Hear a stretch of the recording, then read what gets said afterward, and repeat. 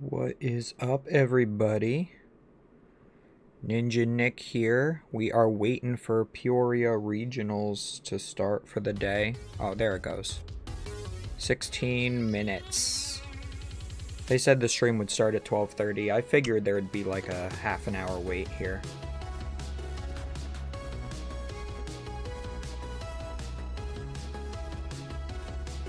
$15 though isn't bad.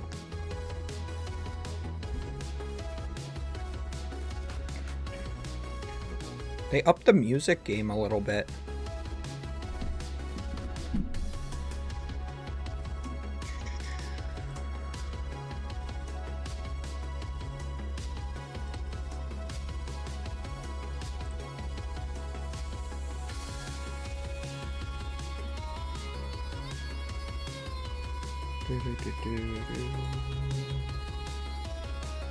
I'm just checking my own stream, making sure everything looks good.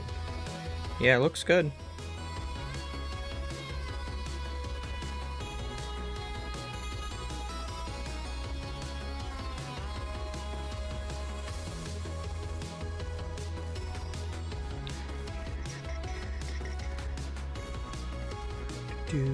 Yeah, this music actually slaps. Turn it up slightly. But we can play some PTCGL while we're waiting to get into it.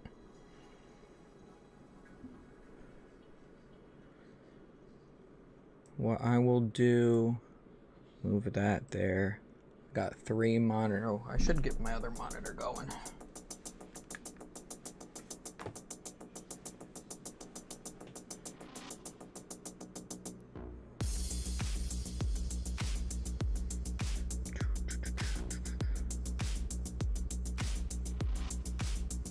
Alexa, turn off TV. I got 2 TVs, and they're both the same brand, so they work off the same remote. So every time I want to turn on what's my fourth computer monitor, it turns both of my TVs on.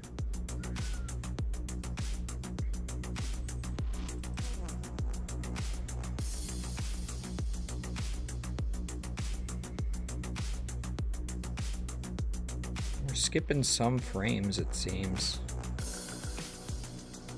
I haven't live streamed at my new place, so... Oh, PTCGL update. Who would have thought?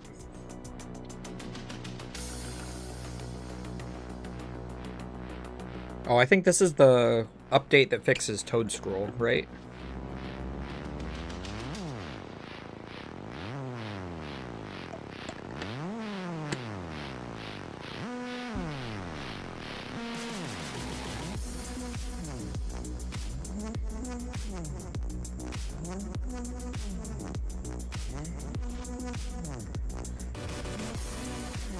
Toad Scroll might actually be good in the next set because it gets the single prizer that shuts down trainer cards that get cards back from the discard pile to your hand.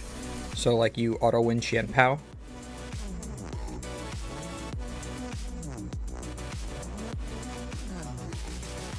I was gonna say I was stuck at like 50% for a while. Okay, now we're at 100%. Open PTCGL, please. Maybe I should make like a window for the regional. That would make sense, right? So let's go bomb, then add window. Aha. And it automatically opened to the right one. Awesome. So shrinky dink this boy here.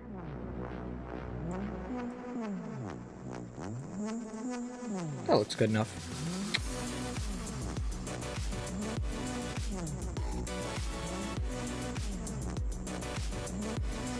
I was trying to get like all my alerts and stuff working on YouTube because I figured that there would be a way that I could do that.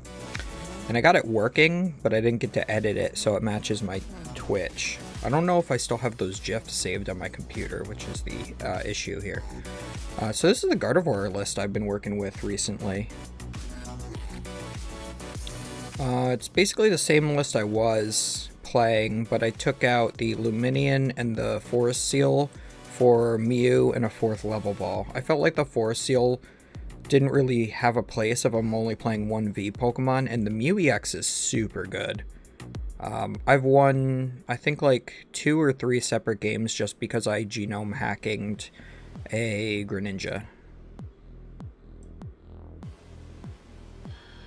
But I really like this list. So let's get some games in while we're waiting for the stream to start.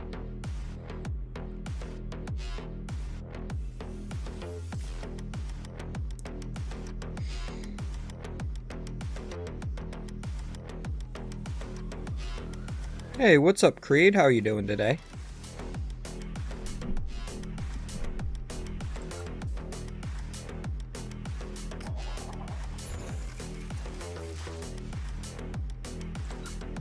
I do want to go first. I always want to go first. That's how this game works. They can take away our turn 1 supporters, our turn 1 attacks, and it's still correct to go first. If I know I'm against Lost Box, I start Zacian, but otherwise I always start Ralts. I guess I could start Manaphy against Lost Box too. Alright, so it looks like this is Miraidon, probably. Path Miraidon.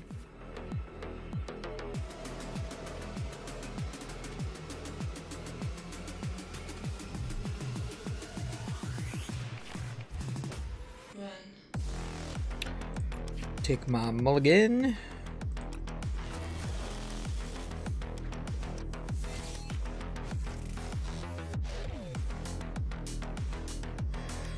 Okay, Cresselia probably not too good in this matchup, neither is Manaphy. Honestly, this is not the best starting hand. I might actually want to put Zacian down. Nah. I'm just gonna level ball for... God, do I want to? Because I can only Mirage Step for 2 Kirlia. I could have gotten Mew retreated into it. No, I definitely have to put the Zacian just so I have an extra Pokemon.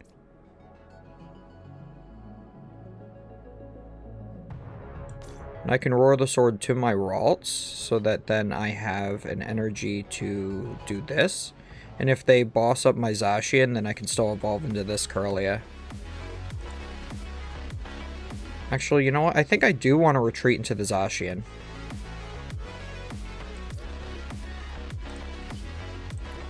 Just force them to have it. I guess I could... No, it would have been better to go for the Cresselia. Just sacrifice the Cresselia. Like, completely forgetting that I have those 2 Pokemon in my hand. I just woke up like an hour ago. Sacrificing the Manaphy here would have been best, actually. Retreat into the Manaphy, then Roar the Sword. I think still keeping the Zacian out is fine. But if I have both Ralts here, I can evolve one of them and then Mirage Step with the other. If I just draw into, like, Gardevoir, either of my Gardevoir, I can Rare Candy one and then Mirage Step the other, get 2 Kirlia out. And then I just have this one dead in my hand.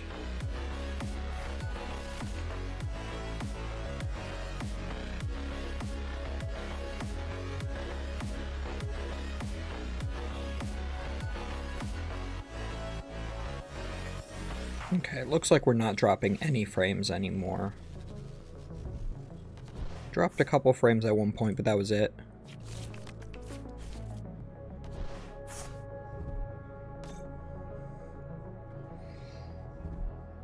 Oh yeah, I forgot, these decks play Hawlucha now sometimes too. I saw, what was it, Aaron Tarbell yesterday during the Peoria Day 1 stream. I managed to catch the entire stream after playing a League Challenge and recording 8 videos for YouTube. I don't know how I managed to fit all that time into my day. But Tarbell was playing Hawlucha so that you can activate your own Zapdos's Snipe. This card is actually cracked. This was very reminiscent of Darkrai with Night Spear. It would do 90 and 30 and give all of your Pokemon with Darkness Energy free retreat, but this not quite as good. Attacks a little bit better, Ability, not quite as good. Yep, just hit all your generators, it's fine. Don't worry about me. Yep, so we forced them into the Miraidon. I'm in a bad spot now. Oh, and we're gonna get Ionode. That it could actually be good for us. Or no. They discarded it. Never mind. Okay.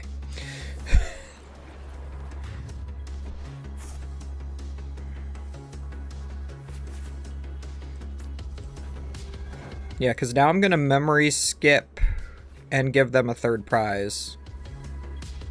Oh, that's actually not bad.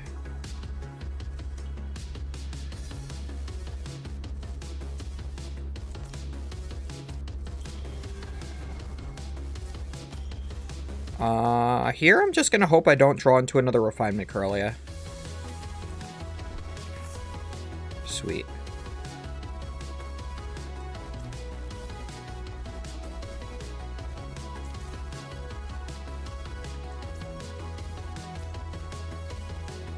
I don't know why I did that. Now I can only Mirage Step for one. I'm like, yeah, I'll put the Cresselia down just in case. Alright, yeah, this is a super warm-up game. I haven't woken up yet. This is so bad. This is probably the worst I've ever played with Gardevoir in my life.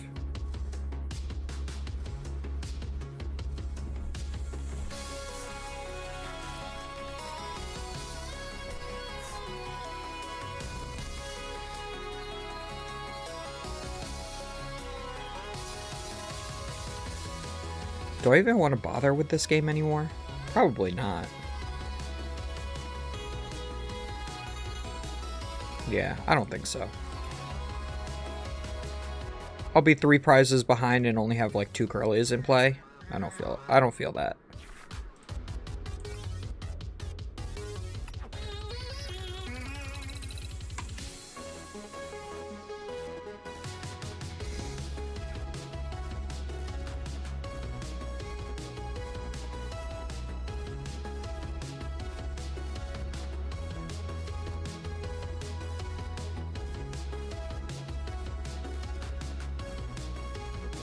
I just ate a whole bottle of ketchup, is what my opponent says there.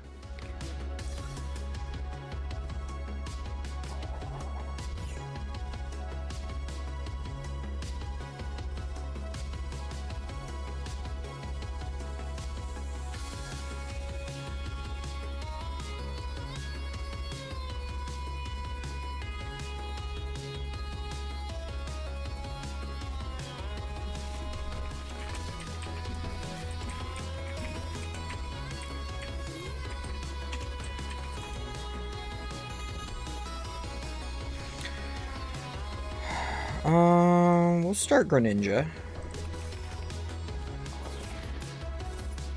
They start Call for Family Pidgey. I haven't seen anybody play this until yesterday. Like, the fact that this is 50 HP negates the fact that your Charmander is 70 HP. Like, it's still 120 between the two of them. Alright, so this should be a really good matchup for me. We'll Battle Pass first. Is this Yu-Gi-Oh! Regionals? Let's go, Kishtar. No, this isn't Yu-Gi-Oh! Regionals. You know, it'd be funny if I actually streamed watching Yu-Gi-Oh! Regionals and just the whole time been like, I don't know what's going on. Because I haven't played Yu-Gi-Oh! in 5 ever, you know?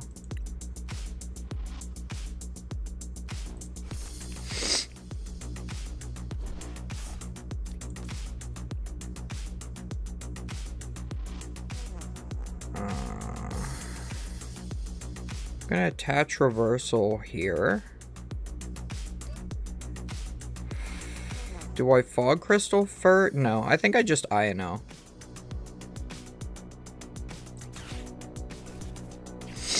I actually did watch a, what was it, when Tier Elements became a thing. I actually did watch a Yu-Gi-Oh! Regional, at least a few rounds of it. And I had no idea what was going on. Like, just at all. I could start setting up energy with the Zacian. But I don't feel like that's correct.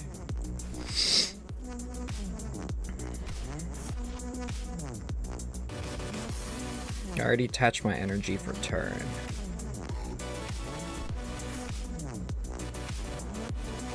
So I can go Curlia, concealed cards. Yeah, this is a pretty good hand. I just need rare candy next turn, and I should be able to have a knockout on the Charmander if they whiff. But they're probably gonna go get rare candy Zard and whap me. But that's still fine. I can take a couple of turns to try to fight a Charizard.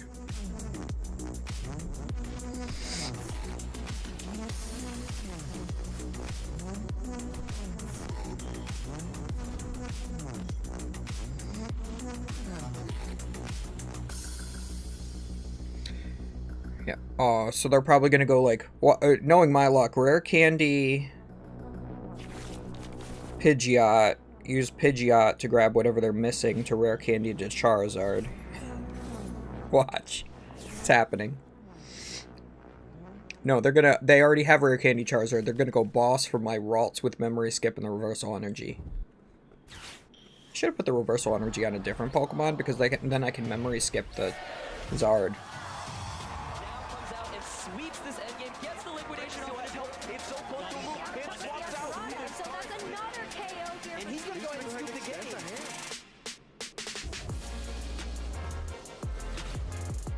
What'd I say? What'd I say? Alright, so I completely wasted my reversal. It's still probably fine.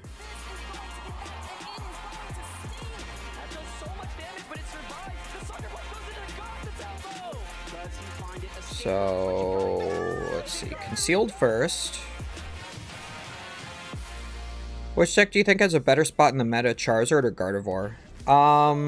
Welcome, Pokemon TCG fans. It is that's a good question. I think Gardevoir is just more consistent. So that would be my answer, but I think Charizard is actually pretty good. Do I work her first? No, I'm gonna get rid of one of my Ultra Balls. For sure. I mean, day 2 is always more fun for me, I think, to cast because I think the intensity levels are there.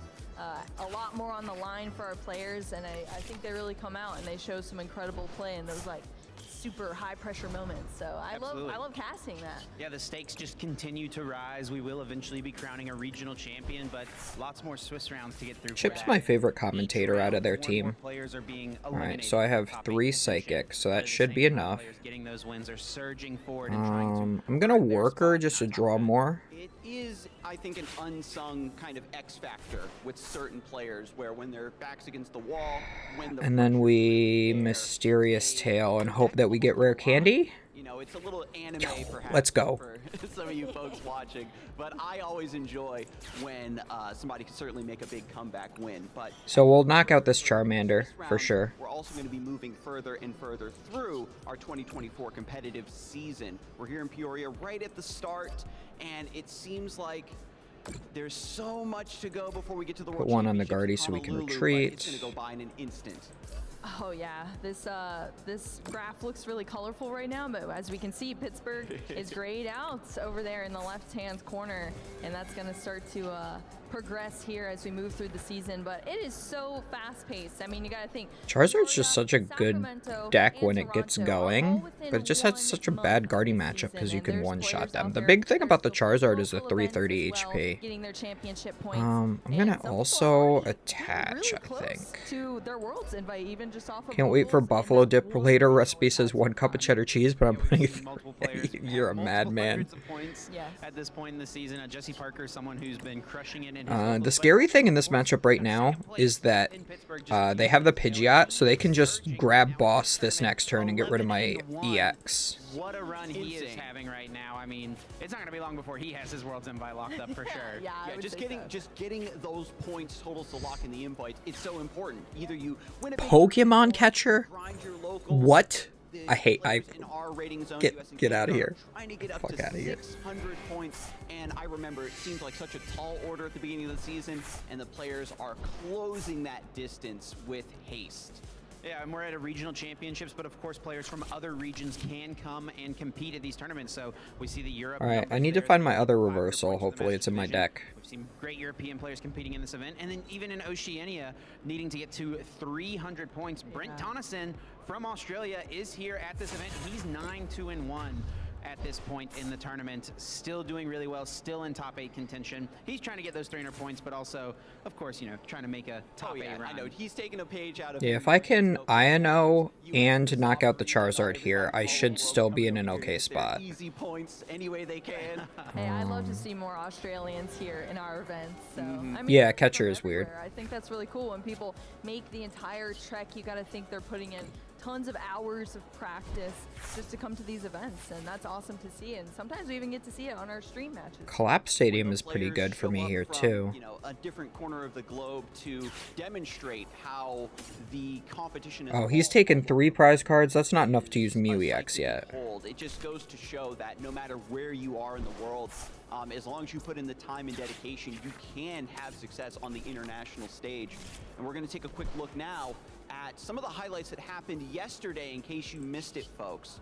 And this is going to be a really awesome reel that we put together. I haven't found INO yet, which is a little concerning.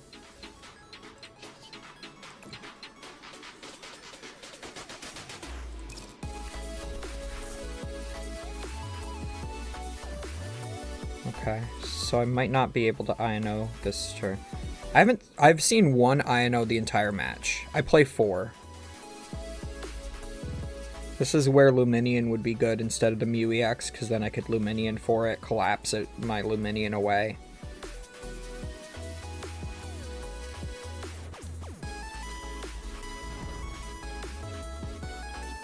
Wait, is there not... There should be 1 Guardy EX in my deck, right? I'll get rid of Lost Vacuum... PEORIA? Get rid of the Artisan, that's fine. Yeah, it's in there. Okay. And so that Shining was a Arcana? beautiful highlight reel of a bunch of different moments from across all 3 games that we've got going here in Peoria Region. There's INO. But now we can dig a little bit deeper into what happened for Pokemon TCG. Hang on, just real quick though, real quick. I've got to show Skarsig a picture of what Palpitoad looks like. From what we just saw, you know, You saw the clip. Where of was me its trying body? to draw Where was its Palpitoad. I body? drew They don't know what the Palpitoad looks like. evolution, and then the final evolution. Alright, I there's didn't reversal. know what Palpitoad You can never looked forget like. it now. I got complete. So this body should by be it. knockout, right? I have Here 4, on 5, out. 6, 7, 8, 9, 10. But I mean, Yes, the I have picks more for than I Pictionary need. were actually godlike, so I got stumped. So I got brought back down to earth and humbled. Alright, so this is everything I could have asked for. What do I have for Pokemon in here? I do have a Guardy EX line. We had a lot of great moments on stream. Some quick clips you might have seen during that little reel. Do I want to go for it now, or do I want to wait for the Shining Arcana? I think I just do it now. I should have 2 Super Rod available to me. Absolutely. He put it on So the we'll do map for this. sure, getting an incredible placement at Worlds. So 1, 2, 3, 4, 5, 6, 7, 8. Yesterday, but it was still a fantastic battle. Even on I need paper, 3 more full energies. of a matchup for Andrew, but he still made it really close in It both really the games was that we close. saw. Yeah, I mean, Colin Early Matthews is the Mew main. Has been Yes. playing this deck. I need 9 energies exclusively, total. And you know, this new version with the DTE and the Judge was also sort of something that Andrew Moan could put on the map. But the Venomoth. And then on my also next gets turn, I'll try to really knock the Charmander out with the have guts Cresselia. to bring this. I thought it was a bit of a jokey deck to just exploit some online events, but Because he would need Boss, Rare Candy, Charizard. 4K. What a thing to witness. Or, I guess, Catcher. This was a crazy moment in this game. John Musto. Oh yeah, this was funny. If he just remembers to use his Forest Seal Stone that before was you This guy forgot to use his Forest Seal Stone yesterday before he used his Lost Vacuum, so he lost the game. Or he had to like play like a 15-minute game or something against Pram instead of just winning on turn 1 with Greninja. Very, very, you know, humble and Like he got 2 Greninja, but he couldn't move his Comfey because he didn't Forest Seal for a Switch cart or a during her match whatever. against Jared Grimes. Has Cresselia, He just like, needed any not switching card in his deck. She was trying to And he restrict didn't use Jared's his ability to V-Star draw cards power. next turn with the Industrious Incisors and gets that knockout. And Grant Shen, a Duraludon look at player, that. right? Actually switching over to Chen Pao to get some work Research, done with Greninja. okay. Yeah, this was the incredible turn to Moonlight Shuriken there. That was absolutely Alright, so with the Charizard, I now Alone devastating. And then when we attack move over to with Ryan Spears, Zacian Aaron Tarbell, next. We got Charizard EX forcing Miraidon to scoop. Yeah, ended up being a tie in that match, and this was That is a little annoying though, because he has a follow-up attack with Charizard. Oh my god, here's the catcher. Oh my, second heads? Alright, yeah, I can't win this. our second game. That's of this ridiculous. set. Tord had one of the most disgusting pop-off turns. No, actually, no, this is fine. Where he just turned to Is it? No, I lose automatically now, because he takes 2 prizes, goes down to 1, and then I'm forced to attack with the Gardevoir, which is my last 1 prizer. I do get the knockout here, but he hits me with Arceus. Okay to play it slow in that matchup, but when the cards fall in your hand, That's unfortunate. Yeah, and Tord said during his Winners interview, he was just going through his proper sequencing, doing his refinements, thinning and playing efficiently the way you should with Gardevoir. Once they actually put a match up, we'll full screen it. Evaluate the resources and the way the board state ended up. He said, I can make this happen, and just went for the throat. Took a big. But until then, we're finisher, playing more to close out our day one split with round PTCGL. nine. Oh, complete 1 match without conceding. Oops, I've conceded twice so far today. Day 2 to have this big name continue to throw a wrench into the bracket here, because we've still got a few more rounds of Swiss before we head into top 8. And we can take a look now, actually, at some of the notable players who are doing well in the Swiss rounds. We've touched on a few of these names before, but making it. Yes, Day give 2, me of course, those Kyle crystals Sablehouse. and We saw a few of gems, these yes. From just at the end of Oh, broadcast. I have a lot of yesterday. these again. Yeah, Kyle did unfortunately take a loss in round 11, I believe. So it's kind of crazy to say, but being at 7. Kyle Sablehouse versus Raymond Long. Does mean you're not going to be able to make it. into Andrew our top Muir. cut. Still, of course, get into that top. Xander versus Tord. I beat Xander at NAIC. Packs, all those great things, but lots of players here on this list are absolutely. Tord actually played fairly fast in his game too, winning it on stream. You'd think he would have slow played his opponent, but he did not. He actually just straight up won in like 3 turns or Another good something. player here we don't have on the list, but he's making a deep run in this tournament so far too. Yeah, and I just got word Aaron we Tarbell don't versus have Jesse the Parker. most recent Grant Manley, the worst standings player from on round earth 13, versus but we Sawyer can Melvin. Look at round 12 just to kind of see where those points might be ending up, just to get a broad strokes look. Jesse Parker way at the top there, 10-1. What do you think of the Venomoth Spidops deck? It's a deck. It's a pretty good concept, honestly. I was a little impressed. I hadn't heard of it before I saw it on there. Yeah, we have multiple names on here that are actually regional champions, so no surprise there that there's. But yeah, it's very reminiscent of Seismitoad, but it has that support of the Spidops to increase the retreat cost, so... That's what and also having the Confusion on top of that is really good. And using the Radiant Alakazam to move the damage counters is pretty sweet. Yesterday, he unfortunately did not make it into day 2. Oh, this is I see 3 unfortunate. names on this list that are people that he works with and tests with. Jesse Parker. Oh, maybe I shouldn't have taken anything because I might All 3 research. in the top 10 at this moment, you know, so even if you don't make it into day 2, it can feel nice to know that, hey, the deck we chose to play for this event was a good call. My teammates are doing really well, and that's the case for these 3 players. Yeah, I can't use Restart. Fantastic to live vicariously through the homies. They're doing well. Absolutely. The Miraidons. Oh, you went to a Pokemon card store and it literally tore up the whole event? Yeah, it's cool. I ordered all the stuff for it. I think on stream yesterday. surprising, yeah. And as these players, you know, Maybe I should have lost Vacuum the Artisan. I felt like that was a little bit greedy. finally join the roster of NA regional champions. We've got a few here from EU, but just one from NA, Andrew Estrada, who won Pittsburgh with the Kyogre Lost Box. And again, Jesse Parker came in second with the Miraidon. Yeah, Was like everybody playing the Spidops deck or what? Difficult deck. I couldn't remember if I even owned Spidops, so I ordered 3 of them because they're like 30 cents on TCG Player. At this NA regional in Pittsburgh. kicking off Nobody got to play the game. That's pretty funny, actually. automatic invite to the World Championship. I know Andrew said he's still going to be playing Pokemon even throughout the season still, but it's nice to have a guarantee. Yeah, that's the thing is once you have a deck like that in the format, then mirror matches occur. So like bringing it to this event gave you a chance to not have mirrors because it's kind of not a known factor. And then once it becomes a known factor, people learn how to play against it, and you have to play mirrors. Just one person was playing it? Oh, well then that's fine. And that immediate invite to the World Championships in Honolulu. But yeah, that person probably just won just based off of nobody knowing how to play against it. Like, I wouldn't have known what the cards did, but as soon as the Venomoth hit the board, I would have known exactly what my game plan is, and in a best of 3, I don't think I would lose to it no matter what I'm playing. Because, like, say I'm playing Lost Box, you just Colress and Colress while starting Cramorant, and you can't lose. Like, I mean, I guess you can hit yourself in confusion, so there's that. But you do play switching cards, so like if you have double Cramorant, that's why I like double Cramorant in Lost Box lists sometimes, because then you can use your switching card to go between the two, but you'd have to break the lock somehow, so your boss would be really important. Yeah, no, Lost Box wouldn't work against it because of all the items. Yeah, it's weird. The fact that you have the item lock and the confusion at the same time is what makes it really killer. Make sure you keep your eyes peeled for your favorite player that you're rooting for. We might be able to get them on stream for you. Nobody you played against played the game. Best of 1, oof. Yeah, especially in best of 1, it's really good. I definitely want to take it to a challenge or a cup or something. This is bad to be in a mirror like this. And of course now I get the Battle VIP pass.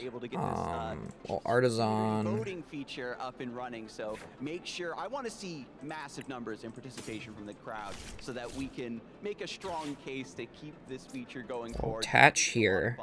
And then I'm gonna Iono so I can save all my other stuff. Always going to be somebody left disappointed, so make your... And then what I'm gonna hope for is exactly Mirage Step Curlia, and of course I get the other one. I'm just gonna hope that I have access to Mirage Step Curlia.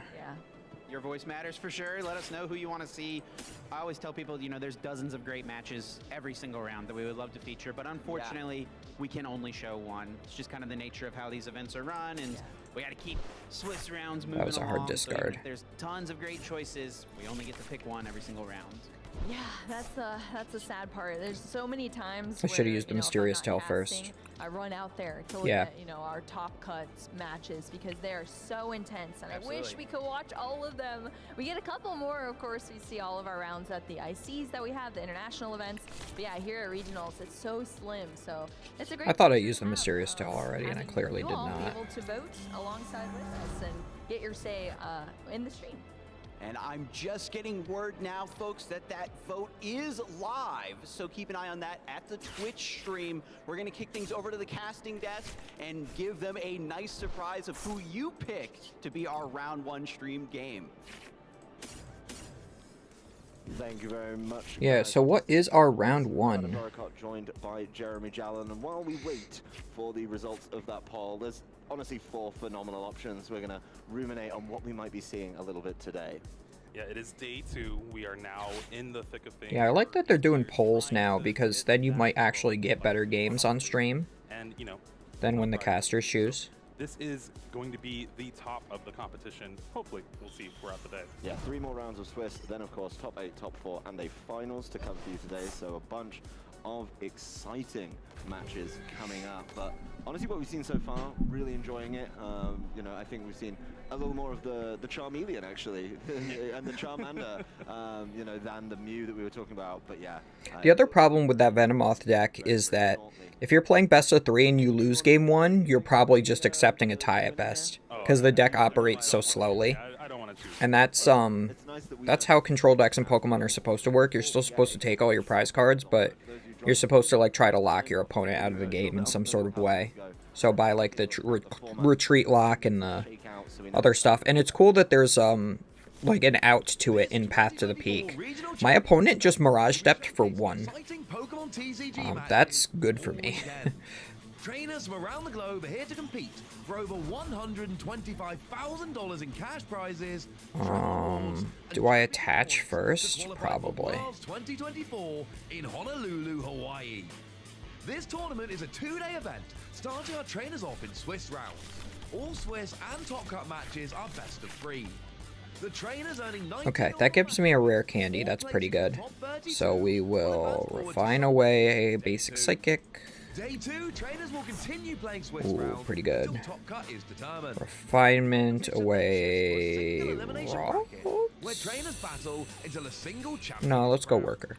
Who will We already take played a home the supporter title this of turn. regional champion this weekend? We can level ball for our mana fee to discard that with refinement. Stay tuned this weekend and watch all the action live. If you want to learn more about upcoming Play Pokemon events, visit pokemon.com/play. So I do have one Gardevoir in here. I should have checked for the other one. Well, these How many? They have 2 energy in their discard pile. I can actually just evolve my active and attack with it. Be really conservative. this tournament. And the results are in. We're going with the very first option. It's table 1, so it's going to be cream of the crop. Jesse Parker versus Jack Carter will be our feature match. Jesse versus Jack. Okay, cool. So Jesse Parker won a regional this or got second at a regional already. In Pittsburgh just a few weeks ago and has been destroying. So this activates their reversal energy, which is the scary thing, but they only have 1 Curlia in play right now.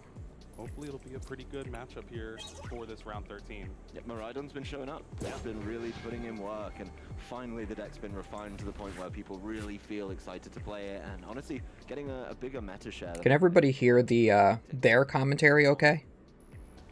It is definitely something that has really shaped the meta going forward. Having Miraidon just be as popular. Because I'm going to leave their commentary on this time. That's been great. If I do my own commentary for the entire day all at once, I am going to kill myself. Metaphorically. Like, my voice will die. And trying to be as fast as possible. This is more disruptive, kind of taking Andrew Mahone's list from Worlds and adapting it to this new format we have. Yeah, let's take a look at how the deck choices have been shaking out over the course of the weekend, though. We'll start, as we traditionally do, on day 1. With Day 1 had, I was very surprised by Charizard being 15% meta share, and that being the top deck. I was definitely thinking Lugia, then Miraidon, then Gardevoir, then Charizard, then Lost Box, is how I thought it was going to be. But Charizard, yeah, I guess that one regional. I will put it full screen when they start playing, yeah. Is definitely going to be for sure Pokemon Catcher. The biggest drop being the Lugia V-Star all the way down. Gardevoir and Lost Zone Box. I'm just trying to kill the dead time in between their games. It's exactly where it was, just bumping up a little bit there. Yeah, the biggest surprise has to be that Lugia. Colorless Lugia was one of the most hyped decks going into this tournament, but we didn't actually see a Lugia on stream yesterday. I don't know if we're going to see one today because I was walking through the top tables. All the way up to table 20, there was 1 Lugia. Up to table 20, there was 1 Lugia? What? That's ridiculous. I think it's kind of a gatekeeper. Oh, wow. Yeah, Lugia dropped hard. Lost Box went up because Lost Box is Lost Box. Chit Pao even went up slightly. That's very surprising. But it's still all the exact same top 6 decks. They just changed. Like, Lost Box moved up and Arceus moved down. Like, otherwise... You know, the numbers are pretty tight because we've cut down a lot of trainers. So definitely some options and some analysis to be done there. But, you know, nice to see the Miraidon sticking around that middle. It's not like only a few of them made it through. A good chunk really did. Lost Zone Box jumping up as well. Of course, there's different varieties of that Lost Zone Box, which people need to consider. Can potentially take something, you know, a little bit different. Also, Lost Zone Box covers a wide range of different types of decks. That number up there again. Total decks 177. Because that could cover Kyogre, it could cover Turbo, it could cover Sablezard, it could cover Zard EX. To try to have a chance to make this top so there could even be more Charizard EX decks technically, but I don't think anybody would play Lost Zard. I don't think it's like it's good, but it's a bit rough. But coming back over to the TCG, the numbers are truly overwhelming. You think, wow, your day 2 is 177. Think we are going to lose 169 of those. Maybe for now, I could probably just put this actually over here. I could make it a little bit bigger, right? To still fight for that crown. So yeah, flawless play, you know, getting I could just do this more than that 6-2-1 is big. until How about we that actually get to the day one, games. where you may get some slightly weaker players. That looks a little Helps when you better. Go into a stacked field in day 2. Yeah, everyone here knows how to play Pokemon. That's basically what it comes down to. Okay, so we got Cresselia. Best Pokemon of your life to try to get that invite to Honolulu, get that $10,000, and really it. For some reason, my Manaphy's still on top of my discard pile, though. Actually gonna accomplish that. So can we knock out their Gardevoir EX is the key question, and probably not. In PEORIA, we've got some social media activity. We've already got some results coming in from some of the younger. Could be possible. Reversal energy. That doesn't work for me right now. That's pretty much all you want in these tournaments. Yeah, I mean, I don't know about you, but I've been in this community since. What, I'm just gonna 15 years take ago, this. So all of my friends are through Pokemon, and anytime I get to go to a tournament, it is always a blast. And Should I have taken the level ball too? you didn't make that top 8, but it's just something to improve on for the next tournament. Yeah, I mean, still goals. Miraidon deck down there as well, so it's not just the Masters picking up. They just collapsed their Manaphy away. Fantastic run. Congratulations to Chops on picking up, you know, share of the prize pool, more points. That's all you really want. I think I could just use my own Cresselia here and feel fine. For quite some time now, and a lot of my friends are through Pokemon. We do have a deck list, you know, playing the Lugia V Star that we were talking about a little bit earlier. So we'll attach here. Still comes in at 977, a position that we probably couldn't think of, but it was colorless Lugia, the second regional ever attended. Owns up, knows there's some room for growth in here as well, and following up with San Antonio, so people are We will desperate to come back and play more Pokemon. retreat into They Cresselia. happen all over the United States, all over North America, and then all over Europe and Latin America as well. So it's going to be a lot of chances for you to try to actually come back and get a good performance. Yeah, well, we've got another one from the Miraidon side of things. 180 out of 1701 at Peoria with Miraidon and friends. The deck feels really good. It's a combo of different lists, and then Little Girl Cammy played the same 59 without the Balloon Shoe, and his boy made top 8 in juniors with the Charizard as well. So I'm gonna get rid of my own Mew. Trying to find ways around. And I'm gonna try to find the Super Rod and re-find the level ball, I guess. Well, I just discarded the level ball, what am I saying? That's 3 spots away from the cutoff for day 2. So very close margins there. I do get rare candy, Point led but last again, point. I can't just Super Rod my dude back Miraidon's in. a duck to do it. It has been showing up and showing out this weekend. So I think it's better to just stay like this. And that's something that I think some trainers, you know, their tournament life is kind of bouncing. 20, off 40, the, you know, ability to hit 60. those generators and do really, really well with them. And so, another fantastic list. And hopefully inspiration for you guys at home, right? If you're thinking, what can I play? You know, maybe you want to make a change. Maybe that flying Pikachu becomes something a little bit different. Then you've got options here as well. We'll go reverse their Curlia. We've INO'd them, so they have one card that lets them draw 2 if they use their Cresselia again. Oh, they have double Cresselia in play. Why do they play double Cresselia? The stage, we have our players starting to get set up for our round. 180th at Peoria. We of course know who they are. It's going to be Jesse Parker. Okay. And Jack Yeah, so Carter. they're There's the they're confirmation up. of the list. We are getting that Miraidon that we've been harping on about for a few minutes, but it's going up against the Lost Zone box Comfey Sableye. This one actually looking to be one of those. I'm gonna cover up my game. I'm not gonna concede, but I will fix it a little bit. Trying to accelerate through very quickly. So I think with both decks trying to accelerate, this game could be a bit of a quick one. Yeah, well, Jesse's fun fact is he likes fast decks, so you only have to expect it from him and both of these competitors today. Now, Jesse's problem is he just starts out too well these past couple tournaments that we haven't been able to feature him until very late in the tournament. I'm actually kind of glad we're getting to see him this round 13, a potential winning in for top 8 for him because he's at 33 points, sitting atop everyone else here in this tournament. And that's what happens when you get a really good day 1 going. Jesse Parker, as you can confirm, he likes fast decks. So, you know, he's playing the Miraidon That's not and is far going to enough be trying down. to get energy going all over the board nice and quickly and taking these knockouts. There we go. Jack's How about that? can do something very similar. Played up against Grant Manley in round 11, Grant Shen in round 12. That is a pretty tough run to be going on through the early part of your morning here. Granted, yeah.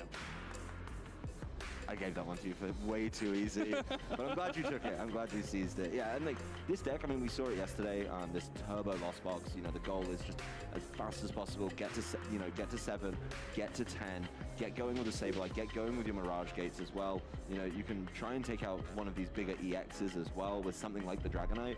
All you got to do is hit 7 in the lost zone. And we've seen people do it on their first turn. If they go second, you've got the Colress, you've got a couple Comphase, that takes you up to 4, you know, and then if you can get your lost vacuums going as well, you may be able to really find some value there. So plenty of options to try and...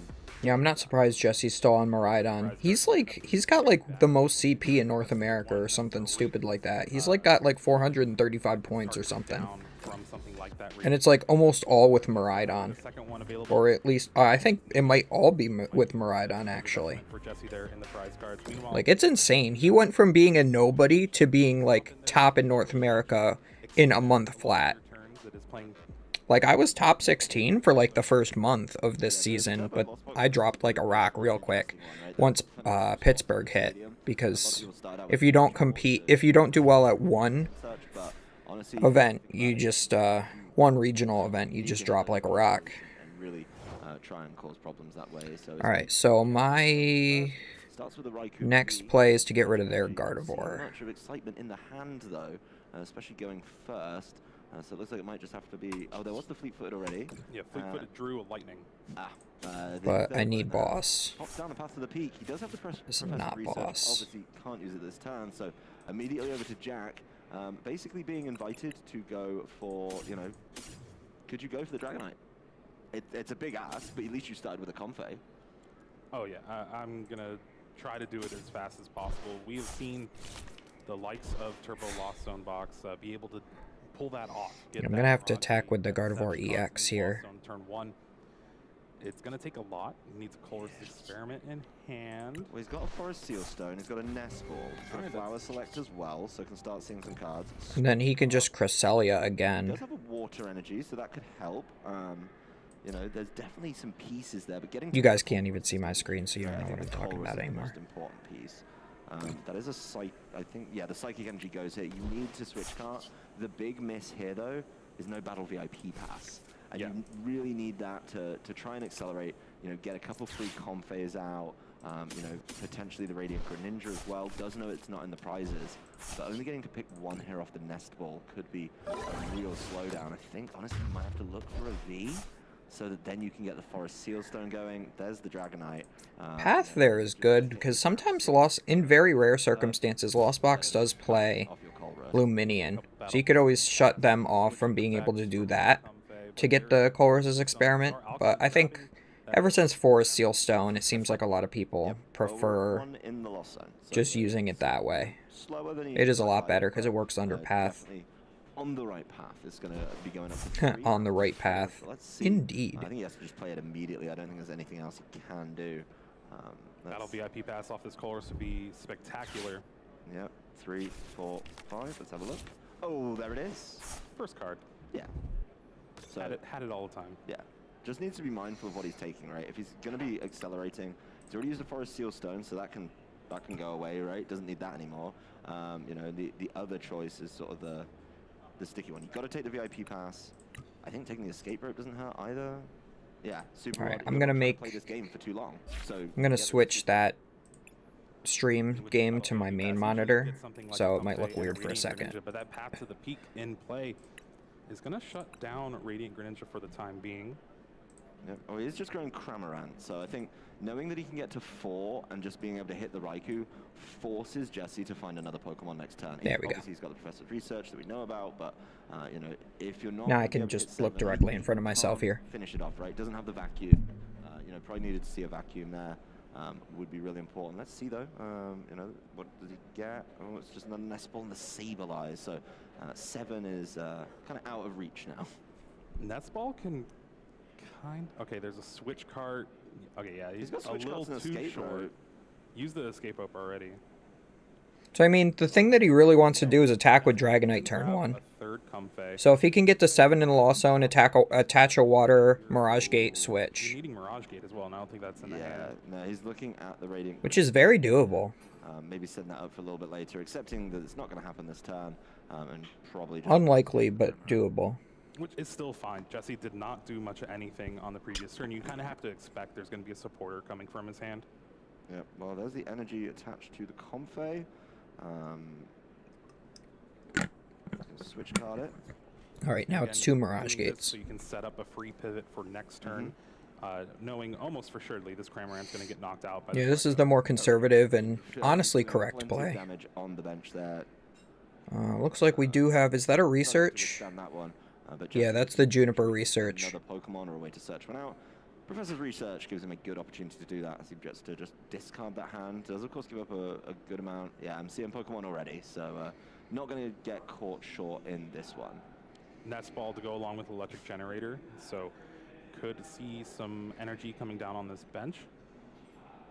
Yeah, we'll see what he's able to do. And my one concern. So is he has that other Dragon Ride, Pokemon. While Jesse ruminates on what order and what Pokemon he wants to get. There's a lot of late game resources. Although he has the path in play already, so that's shutting off his own Miraidon from being able to fill his entire bench very easily. Gain resources, and they're not going to be available. So it's going to be a little lean on something like the Sableye, and may have to rely on Dragonites or Raikus of his own to be able to do that. The one, I guess, good news is about this matchup. Sableye is not as good as some of your Pokemon V or even just Radiant Greninja. You're able to take a prize off of Flaffy and then put 90 damage on something like a Raikou, so you can clean it up with a Spit Innocently later on. Yep. There is 4 Super Odd in the list as well, so losing the 1 isn't too bad, and these lists have kind of adapted. Yeah, so he gets Miraidon, but he'd have to bump his own path to Tandem Unit. A lot of cards that you kind of need to put back. Yep. No, that makes sense. If you go stop, you do need a little bit more wiggle room. But a Miraidon EX making it down onto the field. But if he could go, like, Able to Zapdos... going if he wants. Photon Blaster is going to be more than enough. Setting up another... No, because he already used Research this turn. There's no way he can knock out the Dragonite. I was going to say, knocking out the Dragonite would be really great here. Oh, and that's rough. I saw yesterday Tarbell lost tied a match instead of winning it because he didn't hit a single energy off of his last electric generator he played. Electric Generator giveth and Electric Generator taketh away, says the old saying. It really about 3 does. months ago. But you're able to keep going. Of course, you're going to get the first prize of the game here, just with the manual attachments onto the Raikou. So plenty to do. Yeah, there's the knockout and get a prize. Maybe something a little more useful. He got down paired too. Jesse is 11-1 and Jack's 10-1-1. That happens a lot in day 2.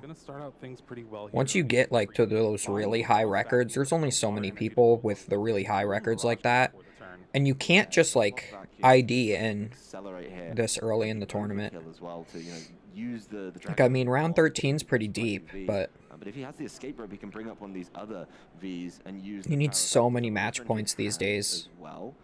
Maybe trying to be mindful of it too, right?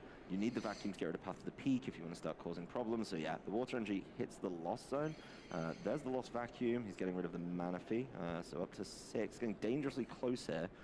But yeah, it does have the switching options. Particularly with the escape rope. Just has to be mindful if he does 2, then he's getting rid of the. So you get rid of the Forest Seal Stone to put you up to 7, because if you got rid of the Path to the Peak, you're still at 6. This way you can use the Mirage Gate right away, and Mirage Gate with the Radiant Greninja. Yeah, and you don't want to get rid of the path if you're the Lost Box player anyway, because it's only helping you. Yeah, he's got the other Water Energy in the hand. Not entirely sure why Jesse decided to play the path. Maybe he didn't quite know what he was against at that point. One of these other, Pokemon up, the V or the EX that he's got waiting on the bench, and then he's leaving that Raikou V with the damage. But usually you can look at Pokestats and find out what your opponent is playing before each round, day 2. Isn't a big deal here. Does of course Clara as well, so being able to grab that Cramorant and can start causing problems that way. He is just pretty good. This time. Reusing the same Cramorant to be able to take the knockout on the Raikou. The only thing is now, if Jesse has Zapdos Boss, able to take the knockout and apply a lot. But I guess promoting that Miraidon shows that that's not a feasible game plan at all. Whatever Jesse throws up here, he's already got the Dragonite ready to go. Yeah, he may take the Cramorant out again, but okay, well, I'm just going to swing back for 2 prizes. And this is where the deck is really, really moving. So just relying on this Dragonite probably needs to find maybe a little bit more. Ooh, that's looking real juicy for a Radiant Greninja as well. If you could find another... For both Radiant Greninja and for Sableye, you're not that far off from Sableye. You need 3 more cards in the Lost Zone. That's 1 Comfey and a Colress. It always feels awkward having to Ultra Ball for your or for your Mareep when you have Miraidon EX and its tandem unit. But the path to the peak is still in. Yeah, Jesse's path to the peak is the thing that's really killing him here. Yeah, and Jack, I mean, I like him getting rid of the Forest Seal Stone, yes, to hit 7, but also to deny Jesse the tandem unit. So he's still kind of struggling a little bit here. Of course, no concealed cards, but I think Jack's fine with that trade, right? He didn't have a spare energy anyway. There's the switch cut into the Mareep. Oh, this could be really interesting with the escape rope potential as well. Jesse throwing up that 1 prizer, but it could just be a real quick swap. Oh, not going to have the escape rope guaranteed as the Iono hits from Jesse. It's going to allow Jesse to draw. Ino gets him a good amount of cards. There's that Zapdos I've been talking about. Needing electric generators. Gets that plus 10. Playing in this game does not find any off those 5 cards though. No electric generators. Does have a Nest Ball, does have the Zapdos in hand. Could be trying to slow the game down by kind of offering the 1 prizes too if he's getting escape roped. So making sure he's got those available. That would slow Jack down significantly, but you know, also they're pretty weak and can just get picked off by Radiant. Like Mareep can get picked off by Radiant Greninja, and then you're putting damage down that, you know, is really hard to shake and could get caught by something like the Spit Innocently, or it certainly starts to add up. And we see the Flying Pikachu V. This card has been included in Miraidon for a while now, just for that free retreat. It also has 190. It's so weird. Why would you want to play a Pokemon like Flying Pikachu V without the VMAX? Like, I don't see a reason why to not have the VMAX. You just get it all powered up, you evolve it, and then you have a better Lost Box matchup. Orders, a Pokestop, Nest Ball. Yeah, I mean, he doesn't have... Like, you play it for the coin flip to paralyze, and because you can put your Forest Seal Stone on it, I guess. Switch car or something of that nature. So I'm pretty sure this Dragonite with the boss's orders too is just guaranteed a knockout of its choosing. I think at this point you just cut Flying Pikachu for the Zapdos EX. I think it's so much better. Can actually be pretty oppressive to being able to boss's orders that Raikou V with the energy on it already. If you ever miss a knockout on something, you can Zapdos. Previously. Yep. And not having take it out to a Flaffy, at least right now, is very bad. Looking at Jesse's hand, 220 from like a Miraidon or a Raikou, and then sniping it for 90 after that is 310. So that's like Mew EX math, or Mew V Max math, sorry. Is spinning the stop. Oh my goodness. Draw 3. It's always good when Pokestop is a draw 3. Switch card able to get the Cramorant out of the active spot, bring up that Dragonite V. Boss's orders is going to bring up that Raikou most likely. Yeah, I was going to say, you definitely don't want to use the Dragonite on the Mareep, for sure.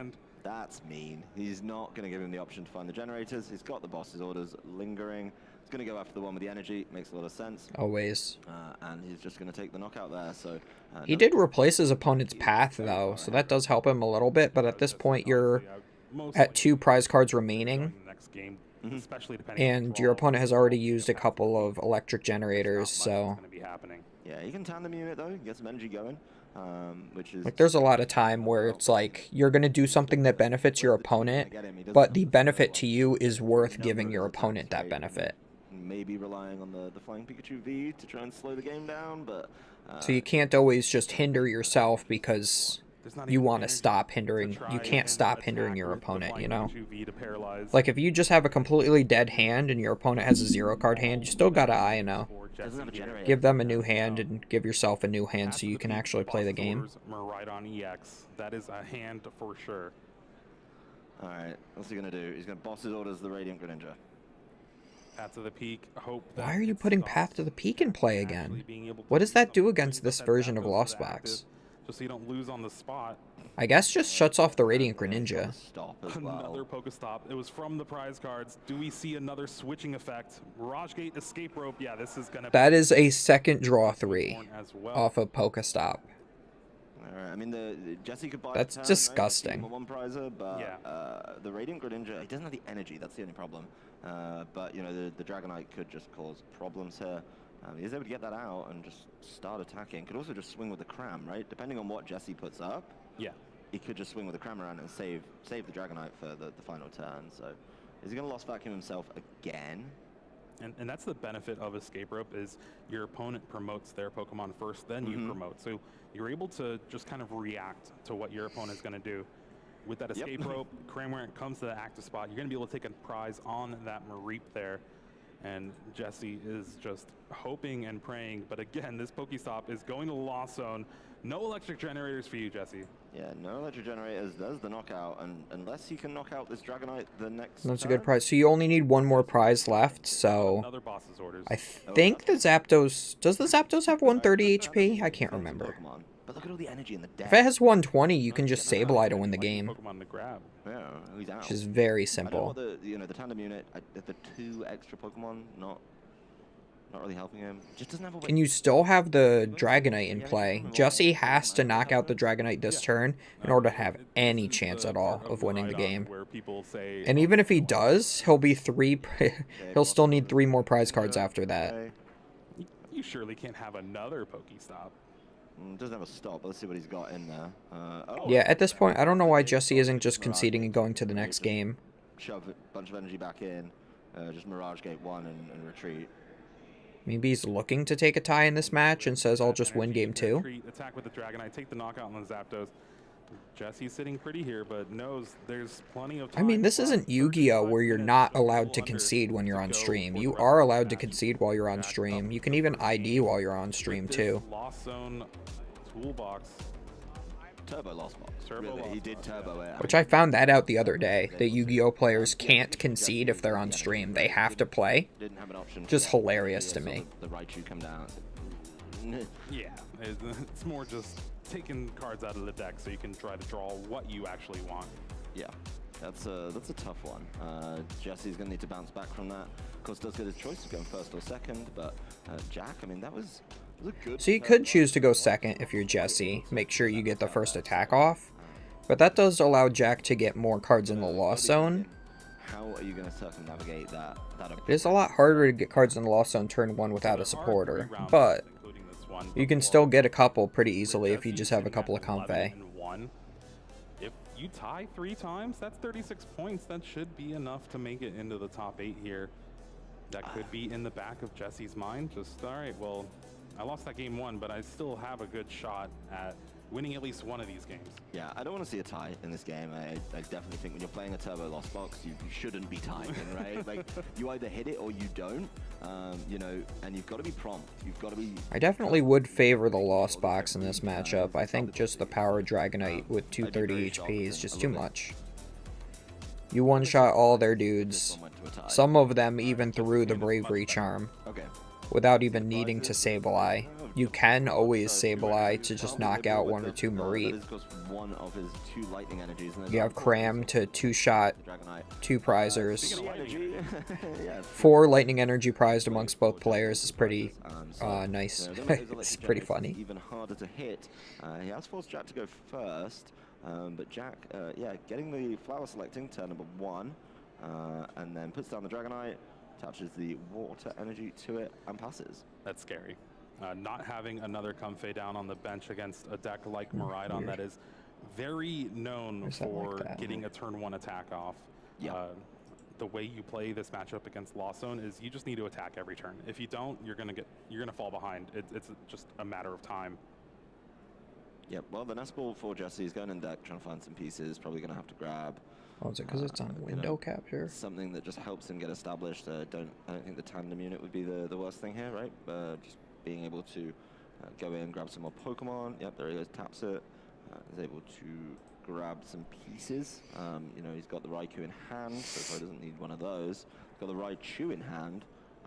Could get another Mareep, maybe. Just try and flesh that out in case it does get taken down. You never get... Alright, so turn 1 with abilities is pretty good. Yeah, but I mean... Yeah, so you flower selected 1 energy into the Lost Zone and just attached an energy, and that was it. So I guess Jesse did choose to go second and is hoping just to get as close to a donk as possible. Gets the Zapdos so that he can one-shot the Dragonite with a Miraidon. That'll buff that damage from 220 to 230 with the Photon Blaster. The Dragonite does have 230 HP. Here. Putting Jack down to 4 cards in hand, no Comfey in play if you hit off the electric generator. that could be Jesse's path to victory. Honestly, true. He that could would play of course Judge. be the early scoop, right? It's just not being able to play this one. So there's the Raikou from the hand. Zapdos, electric generator. Let's see it. 1, 2. Oh, we're actually getting hits now. All right, we got one. One's There's not bad. lightning in the hand though. No, 3 in the prize card. Still missing a lightning energy, and this is going to put the supporter decision on Jesse. Still needs a way to get out of the active too. Escape rope being prized. That means there's only Miraidon's becoming more and more like left in the deck to get out of Darkrai. that active spot. Like the whole deck, how it operates. I don't know. Because of the electric generators are a lot like Max Elixir. It makes me really want to pick the deck up. Another card from Jack's hand. One of You which do have the is Raichu as well. Yeah. You know, and You have the new Zapdos, which is a lot like the Night Spear Darkrai. more cards. More cards, because if you don't attack this turn and take the knockout... It'd be nice if the Zapdos gave everything that had a lightning free retreat, just like the Dark Cloak Darkrai. Yeah. But you could Dark also just Cloak Darkrai. fly a couple turns I if can that even judge speak. does hit, but flower selecting will eventually... Although sometimes actually retreating the lightning energy off is a benefit, because then you can Dynamotor it to something else. Yeah. It looks like we're going for the research. That's that thing where I said just a little bit ago, where it's like, An energy. yeah, the judge could hinder your opponent, but you need stuff, so playing the research is a lot more beneficial to yourself. In hand, I believe, but the bench is full. Yeah, you can't bench Squawkabilly if you have a full bench. This could be devastating for Jesse if he's not able to keep this one going. I mean, yeah, he's committing the energy onto the bench, so that Mareep's going to be stuck there in the active. And honestly, having this Raichu be on the bench, it's not... This is also why I prefer this the matchup, Beach but Court outside of in the deck. Zapdos helping with the Miraidon EX, it's the only way to take a one-hit knockout on Dragonite V. It's a pretty easy choice, getting rid of Battle VIP Pass. It's not turn 1, you can't play it. That turn stalled a little bit. Well, there's the flower selecting, got rid of the Battle VIP Pass, easy call. Chorus's Experiment. Ooh, there's no way to search for Pokemon in that hand. There was, I think there was a switch card. Yeah, there's nothing. He's not getting another Comfey this turn. He'll get to 4, but you know he's not going to be able to get Crown. There's a nest ball. Goes there. See what he gets rid of. Escape rope and Sableye. Okay. So he's got a nest ball. Could just cram into this Mareep. You could. It's not what you want to do, but you might have to. I think it's just, you got to do something, right? You've at least got the Chorus's Experiment for next turn. You can save your Comfey. So you can Yes, Cramorant would be good here, because then you can knock out the Mareep, make sure they can't get more energy in play. Hopefully if that Chorus, you see the remaining pieces. So that's sort of where I think he's going to have to go, particularly because you know... But you still need more than that. I'd like at least one more Comfey in play. There's no way to try and fire back, so he could just... Pokemon 151 is legal, Creed, yeah. Comes up, and then you just return fire with your Mirage Gate, and you just power up the Dragonite and go ha ha ha ha, and cause problems that way. The manual attach this turn does go down, so he's able to use that switch card, get the cram in, and make a lot of sense. With that knockout, Jesse promotes the Flying Pikachu V with the free retreat. So now can pivot easily to that Raikou if you want. Yeah, I mean, you can pivot to it, but, you know, that would be all his energy on the board, probably getting knocked off. Of course, like, you need to go... Let's just assume the Cramorant goes down. Pretty easy knockout. You're going to be able to keep up on the prize race. But then you go, okay, Cramorant's down. I'll just pop the Comfey up, flower selecting, College's Experiment, and all you need at that point, you don't even need a switch card, right? And then you just... All you need to see in those... Yeah, 151 being a small set is nice. Mirage Gate. Which is already in hand. But I always hate when they do like those then holiday you're able to sets swing back for 2 knockouts here. where like you have to buy box product. Like it's not just like a booster box, so I can like win Normally it would in be pretty tournaments. Good here, and it will keep Jack off of the 7 without something like Lost Vacuum. There is a Lost Vacuum. Yeah, that's the Dragonite V. So Jack's gonna need to find. There are, I think, 2 different Dragonite Vs in format, but this is the one that for 2 water and a lightning can do 250 and then 20 to your whole bench. So the point in the Lost Box deck is to usually attach a water energy, use your Mirage Gate when you're at 7 in the Lost Zone. Yeah, there's the top deck announcement. The Forest Seal Stone obviously helping him with any missing pieces. Let's see the Chorus's Experiment. That's a weird animation. Okay, that's new. Ooh, that's Yeah, and you Mirage Gate to it to get the other water and lightning, and then you just hit for 250, which is pretty good. It. If he knows the other one's prized, he has to attach it and Mirage Gate for 1 right here. But the Raikou and the Comfey hitting that side of things. Yeah, he has to attach this one and then just Mirage Gate for the remaining missing water. He does have the Pokestop. So he'll be able to one-shot this Raikou V if he can get this Dragonite attack off. Hisuian Heavy Ball. Double Mirage Gate off of that. Calm down, Jack. This is the third time he's just straight up drawn It's the 3 first- off it's the first round Pokestop. for us today. We're hoping to take it easy here. Yeah, well, there he is going to look at his remaining prizes with the Hisuian Heavy Ball. He does get confirmation as well, if he was maybe missing the count, of the Lightning Energy being in there. So he now knows he's got to attach this one, got a Mirage Gate for 1. Forest Seal Stone is available if there's something he wants. But right now, does he really need it? Pokemon. Yeah. Everforest Seal Stone for a Nest Ball. Pokestop is just crazy, man. Let's see I never do that. I always mill Clara double Colress off of it. Stabilize in there. Every time. Oh, the Radiant Radiant Greninja is a good target for it as well. Yeah, does have the... Or I do like Colress drawing as well, Psychic making it Sableye. can. Something like that. It's always something crazy like that. Psychic, you know, and maybe see some super odds. You can always get them back a little bit later. So yeah, it makes a... Because like in this deck right now, he's Pokestopped 3 different times and gotten 3 different items keep on going. each time. But he doesn't really need the comp phase right now. You know, So imagine if you had a stadium that's just said draw 3. but you know, I mean, I'd play it do a little bit of work in now. everything. And also the thin bench. If Jesse does set up another Raikou, would, you know, be nice and limiting, should we say? All right, so we do see the Lightning getting discarded. This means you're just going to Super Odd before the Mirage Gate here. Yeah, he has to put that back. Yeah, he needs access to the Lightning Energy. He usually only has Maximum use of Mirage Gate. 2 Lightning Energies in the deck, unless you're playing Kyogre, in which case then you might have 3. Yep. Still gonna But be by getting rid of strong that, anyway, might as that's well showing get that you're going to play the value Super for it, Rod. get those 2 free cards in hand thanks to that concealed cards. Yeah, no, I'm good with that. There's the Lost Vacuum, so... Lost Vacuum, you gotta get rid of 1 card from your hand. Probably going to get rid of the Pokestop as well, just to prevent your opponent from using it. The Power Pad makes sense. You know, because I like keeping the Pal Pad for getting double Colress back to the deck. No. I think you could get rid of 1 switching Switch card. card's probably not as good either with no Comfey in play. Oh, he does get rid of his own stop as well, so... you know, Just that's, another Colress will do it. That's up to 8. Yeah, there's the Mirage Gate. He knows. Yeah, now he's 2 away from Sableye. He has 1 Sableye in the Lost Zone, That goes but he down. could still Sableye again later, Is going to be felled. because There's he the should Pal have Pad actually at right least away. 2 in the deck. So to make sure he hits that next Double Colress, Colress back into the deck in case he get judged again. Dragonite fully powered up, knocks out anything in Jesse's deck, sans a Bravery Charm, and Jack is looking to close out these last few prizes with this Dragonite V. yeah, this is going to be big. And I mean, Jack kind of has the same play available next turn, right? He can throw away some energy, just pop it back in with the Super Rod, you know, maybe throw it away with the concealed cards, pop back in the Super Rod, and then go grab it with the Mirage Gate as well. So plenty of plays available here, but there is the Dragonite V just taking a quick 2 prizes at the expense of that Raikou, which has been trying to stick around for quite some time.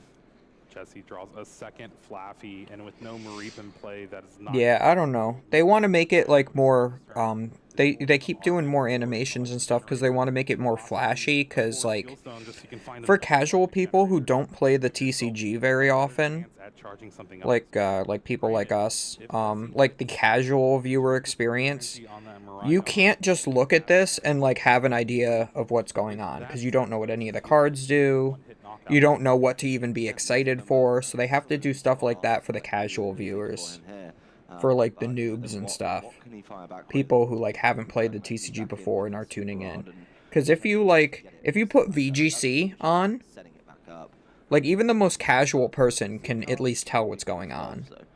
And that's why VGC gets so many more viewers than TCG does on the live streams, even though VGC is about 1/3 of the population that TCG has for players. And it's unfortunate too. Although VGC has grown exponentially, just like TCG has, but it's still like 1/3 of the size of us. Just the one. Really needed to right there. But like I can know nothing about VGC meta, and I can turn the stream on and know everything that's going on. He doesn't even have the energy in hand, so he has to hit like a double here. Yep. And there it is, Electric Generator. This is going to be huge for Jesse, our first seed in this tournament right now. Yeah. It's kind of like putting like a flashy animation up that says like, oh, it's a top deck. Is kind of like how in the video game it's like, oh, it's a crit. Let's see if he's able to pull it off. Of course, this cut could be big in this game. See what he cuts into. Electric generator. 1, 2, 3, 4. Oh, They're trying to like inject some energy into the game. just the one with no energy in hand. This Miraidon is Yeah, it's a little bit able rough to attack this turn unless he has a way. Yeah, if he was able to get one more energy on this Miraidon, he'd be able to retreat, knock out the Dragonite, Okay. and then he'd be in a lot better of a spot than he is now. But not being able to attack is pretty much sealing the game for Jack's side. You can't even bench the Mareep down because it gives that last prize to Jack so easily. Yeah, I mean, we know what's in Jack's hand, right? He does go for that Mareep, so trying to set that up for a little bit later, but you have to imagine the energy is going to start hitting the discard pretty soon. If he's not able to get the attack off, we know that Jack also has that boss's orders in hand. The zooming in is pretty nice when they do it at the right time, because sometimes they just don't. They just don't do it at the right time. But you need the Zapdos to take the knockout on the Dragonite V. You need the Mareep and Dynamotor to charge up the Miraidon. They do it really well in Japan. Like, if you guys are watching, like, the Champions League, either on my channel or on the Pokemon channel, like, Japan does it. They have a camera that's, like, right behind the player looking down. And an escape rope. So, like, on their first turn, you can see them doing their deck search, and you have it so it's, like, as if you were that player with the opponent on the other side. And with that is And yeah, that is the game. Wins against Jesse Parker, going on to 11-1-1 here, trying to finish up the match points to make it into top 8. 34 match points. That's not safe. No, that's not. It needs to go a little bit further, but honestly, that was flawless play from the side of Jack. I mean, he got every card he needed pretty much every time. Maybe a little bit behind early on for a turbo list, but Jesse also had a couple of slower starts. I think both of these players might need, like, at least another win in order to get into top 8. We're on round 13, so that's 4. This is round 4 of day 2. So there should be 2 left. When it comes to Pokemon, Japan does everything better? Yeah, pretty much. They have way better and more plentiful merchandise. They have straight up Pokemon Center stores you could just go to and buy things of all nature. They have the better live streams. Although, at Pokemon here, TPCI does keep improving it. I mean, I really like this blue background that they have here. I don't like that it moves. I find that a little bit distracting. But it looks really clean. And I also don't like that the timer is so small. Because you have to, like, look for it instead of your eye being drawn to it as if it were bigger. But it's still... always an improvement every time they change something on their stream. Like, even little things. Like, I kind of like how here they have the prize cards set up like you would have them set up in the rulebook, as opposed to just being all in a row. You have them like 3 and 3 or 2, 2, 2, like that. There's that boss's orders, brings up the Miraidon EX to take the victory. Although personally, I prefer to actually see the prize cards on the board. Like, I don't need to see what's in the prize cards. I don't need a prize cam. Very useful. I think if he hits, something a little bit more, then he's able to start swinging back. He's able to take the knockout on the Dragonite, and that would be huge in slowing Jack down. But no, the turbo list certainly turboed through that game. Yeah, two games in about 30 minutes. His pin's crooked. Jesse likes fast decks, but when you're playing against a turbo deck that's a little bit faster than you, when you're not really having the best of luck, it's a little rough. I don't think that's what he meant when he said he likes fast decks. I think the caveat is... See, casual viewers watching this are going to be like, oh my god, he has a Mega Beedrill pen. Megas in DLC Part 2 confirmed. But that said, we are going to be able to... That's what casuals will do. 100%. They literally choose their own pins. Dude, I love Sprigatito. He's the best. I usually don't watch the interviews, but since I'm watching this live, might as well.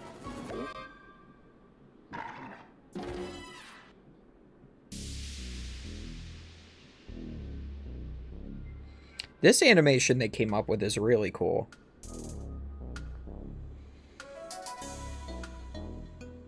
Like the whole, like, the video where they had that background. Oh, I guess maybe that is this. They, like, come to life, basically.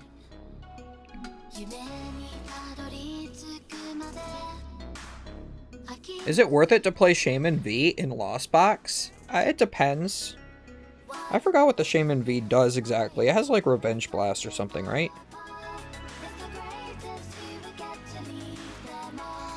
Yeah, 60 plus 40 for each prize card your opponent took. So, if your opponent's taken, like, let's say 2, that's 8, 9, 10, 14, 280. So if your opponent takes 3 prize cards, 12, 180 times 2 is 36. If you're really struggling with the Charizard matchup, then maybe. But the fact that it's a 2-prizer kind of scares me. I saw something on Twitter where it was they had Tropius in the deck and super effective glasses to make weakness times 4. And that seemed really cute, and he said it was absolutely terrible, so I don't know. I feel like you should be able to beat Charizard without having to play any fancy techs like that. Like, you can just spread, like, as long as you can get to your Sableye, like, turn 2 or 3, you can put 8 damage counters on one Charizard, 8 damage counters on another Charizard, and then just, you know, maybe knock out a 1-prizer in between with the remaining damage counters from those 2 Sableye attacks. And then you should just be able to go Dragonite, Dragonite, I win. Tropius has a very similar style attack. It has let's see. I'll bring it up here.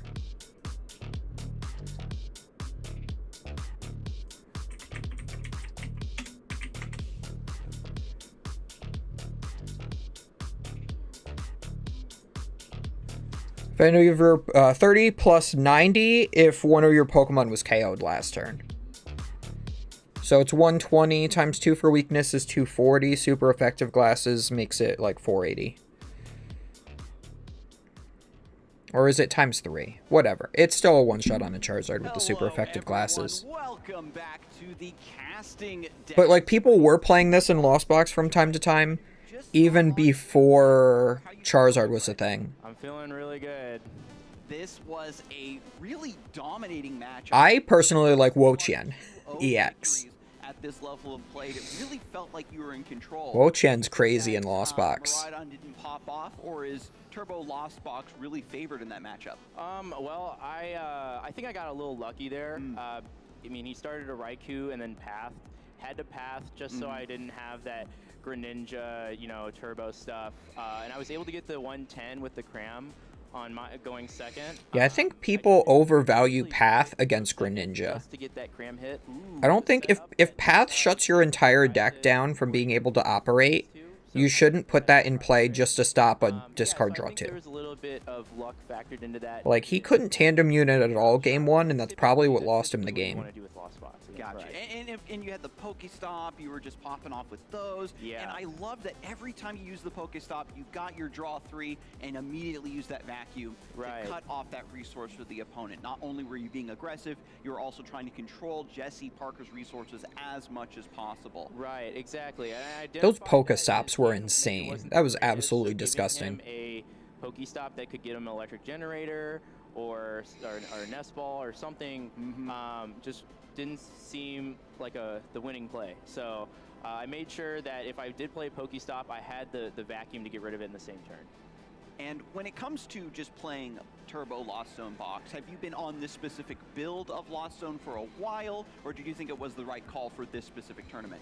So I actually still unbelievable. Two of my friends, Greg Plater and Ryan Simons, part of our testing group, the Dockers. We discussed the Doctors. I actually had a long deliberation with Greg about what's a good play. You know, we were both on Lost Box. I had a cup win a couple weeks ago, and I was pretty confident on the deck. And I was like, oh, I think MewEX is really good. I'm like, well, maybe we need to play Horn. Well, maybe we do this. And Greg came up to me, Ryan came up to me, and they said, Mew's not good.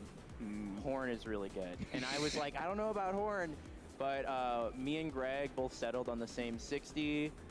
Greg's also Yeah, I'm not sure how I feel about Horn too. Like, it's really good when it's good, Stellar. but I feel like you can win any game without the Horn, so it's worth not playing. So that was kind of deliberation going up to this event. And once you predicted the meta, got your deck locked in, it's great as well you had those testing partners in your corner to help you settle on this deck, and it's popping off. Is there anybody else you want to give a shout out to as well that helped you prepare or just is in your corner right now? Like I said, the Dockers. I also want to give a shout out to Pete Grigsby. He's kind of been like my motivation this whole season and last season. He's just a huge figure in my life. So. That's great to hear. And one other thing as well, you just took down the first seed. We saw it on stream, fantastic play, but your rounds leading up to this match were also pretty difficult. You want to talk about that a little bit? Yeah, I don't think I've played against a bad player this whole entire event. My first round was against Ross Cawthon. If you don't know who Ross Cawthon is, One of the best players of the game. He's qualified for Worlds every single season that Worlds has been. So he's very consistent. He's gotten second at Worlds multiple times. So he's a very good player, and he was my only loss so far. So that was round 1. So I started 0-1, and now I'm, 10-1-1, 11-1-1, I don't know anymore. He lost round 1 and hasn't lost a round since. He tied 1. Played against Alex Szymanski, UIC champion. Wow. Michael Premawat, third at Worlds. And then today I played against like Grant Manley, Raymond Long, Grant Manley, Grant Chen, and then we just had Jesse. So it's been pretty hard. You're running the gauntlet for sure. Yeah, These are some That's the thing, though, is that if you're going to go through a regional championships, especially day 1, you'd rather hit the good players because I personally feel like I'm more likely to beat the good players than the bad players because the good players generally won't tie with you. Like, they'll play fast enough. For me, I've been playing for a while, and I've learned. Like, I played a 20-minute best of 3 against Reagan round 1 of a regional. You're playing against. You just take it game by game. You're gonna find more success. You're not gonna get in your own head. You're just gonna take it. Focus, tunnel vision, play your game, and hope it turns out okay. Yeah, because at the end of the day, these players are also lovers of the game. They've come out here to compete, and they're also taking it game by game. Exactly, yeah. I'm glad that you didn't let that rattle you. I know that a lot of newer players that are going to be joining us, at these big regional championships, they just keep getting bigger and bigger, might be intimidated by some of the players that they're going to get matched up against. And even if you go 0-1, lose that first round, you got to stick with it, stay in the pocket. Do you have any advice maybe for some newer players who might be even looking to pick up Turbo Lost Zone box? So I think the best advice I can give you is decide on a deck and just play that deck. Even if you have a few bad tournaments, it is okay. Just learn how to get better at the deck, and if you play more games, you will get better. Kind of really focus. Yeah, Lost Box takes a lot of practice before you even can think about being okay with it. Get down in the dirty and just think about it. And then don't let anyone intimidate you. Take it game by game. You're never out until you're out of day 2 contention. So if you start 0-2-1, you're still not out of it. You can still go 6-0. I've gone like 10-0. So if I can do it, you guys can do it. That's actually true. Don't let the numbers get. I had a friend who started 0-3 at a regional and did 6-3. What I had to do when I've been playing all my silly decks online, and I think that another point, like, never drop from a tournament until you get your 4th loss, at least. On our great tournament staff that we have here. We have our judges and staff members making sure that everything is running smoothly. If you have any questions about the game or the well, at least for a regional. Don't if you're at a cup and maybe you get your 2nd loss, maybe you go home, depending on the size. Make sure that everything is above board. And it's a great resource for our players, especially as these regionals continue to swell and more fans come to share their love of the game. But again, thank you so much, Jack, for taking the time to share your thoughts especially after such a gargantuan run here. So let's see. Swiss Day 2 throughout Day 1. But with that all being said, I'm going to let you get prepared for your next round, and we're going to kick things to a short break. So don't go anyway. We have our next round. I'm going to have right to after this. fix this. Thank you, guys. Let's delete this. Yes. Add. I want window. I don't want window capture. I want display capture. That was my issue.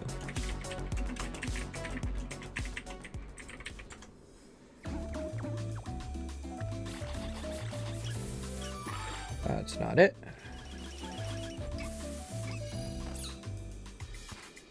That's not everywhere. It's this one.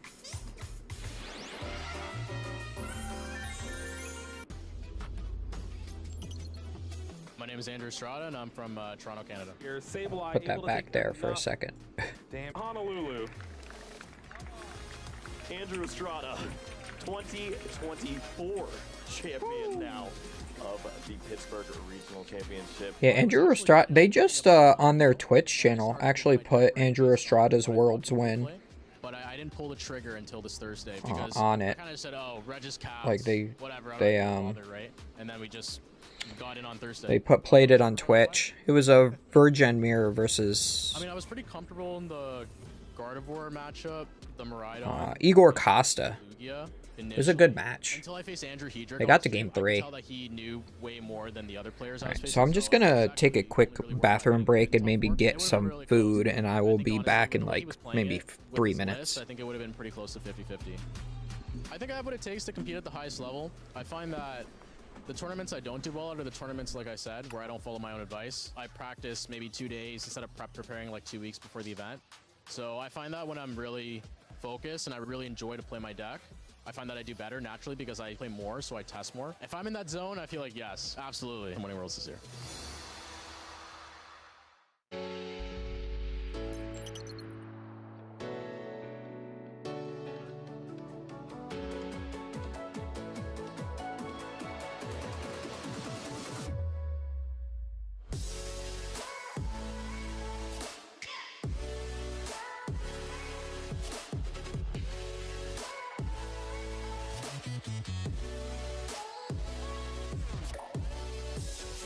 My name is Peyton Bingham, and I'm from Logan, Utah in the US. It is crazy winning Pokemon Worlds, especially here in Japan. The atmosphere, it's unlike any other tournament I've ever been to. I'm just so overwhelmed and so just happy to be here right now.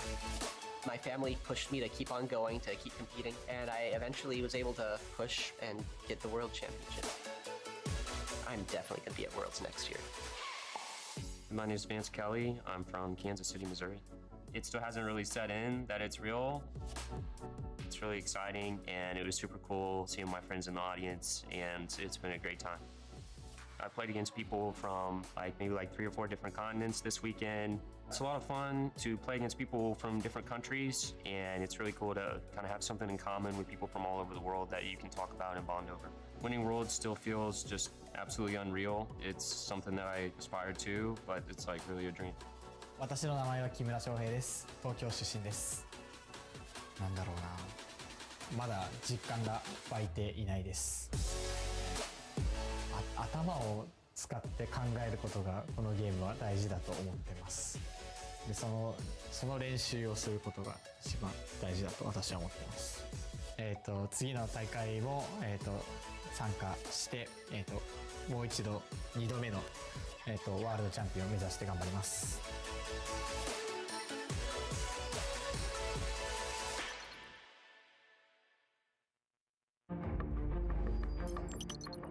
My name is Vance Kelly. I'm from Kansas City, Missouri.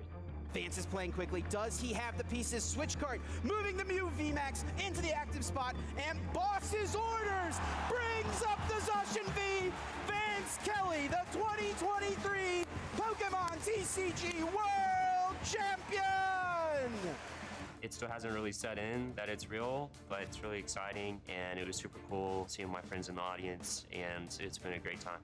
My strategy throughout the tournament was just to use the deck that I'm comfortable with. My favorite card is Mew VMAX. It's a really versatile card. It can use a lot of different attacks, and games unfold in a lot of different ways. I definitely had my moment of doubt between the 2 days of the tournament when you're allowed to switch decks. I thought maybe I'll switch, but my friends told me to just stick with it, and I did, and it paid off.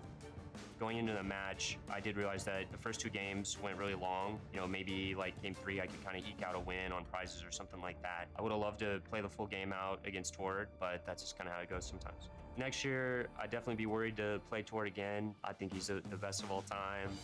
I played against people from maybe 3 or 4 different continents this weekend. It's a lot of fun to play against people from different countries, and it's really cool to kind of have something in common with people from all over the world that you can talk about and bond over. My advice to anybody who's playing is I have returned. To bounce ideas off of and play games with and just practice a lot and go from there. Winning Worlds still feels just absolutely unreal. I had literally never heard of Vaughn until he won Worlds. That's just how it goes sometimes. I'm Gabriel, and I'm from Brazil. Hold on, is there the pieces available? Is there a Pumpkin Pit? Pumpkin Pit can discard the stadium. There's a Lumineon V that can search out boss's orders. Bring up the Arceus V. Gabriel Fernandez is your seniors division world champion here in Yokohama, Japan. I'm feeling good to be a world champion. What is popping up here? Remember for a long time, for sure. Okay, there it we go. means a lot because Let me just continue dropping ranking today. second words as a senior, so Rayquaza. just They don't need luck? Okay. so my I'll strategy show you, buddy. was to be aggressive early on in the game, and then late game, if I was behind on prizes, I would just Yano plus pass. And my favorite card is Weird Ear V, and it's because it can one-shot everything right now in this map. I was feeling very confident in my strategy, so no doubt. My advice to other trainers is just practice a lot and play a lot. That's what I did on my whole vacation. My plan is to compete next season and become a world It's a pretty decent hand.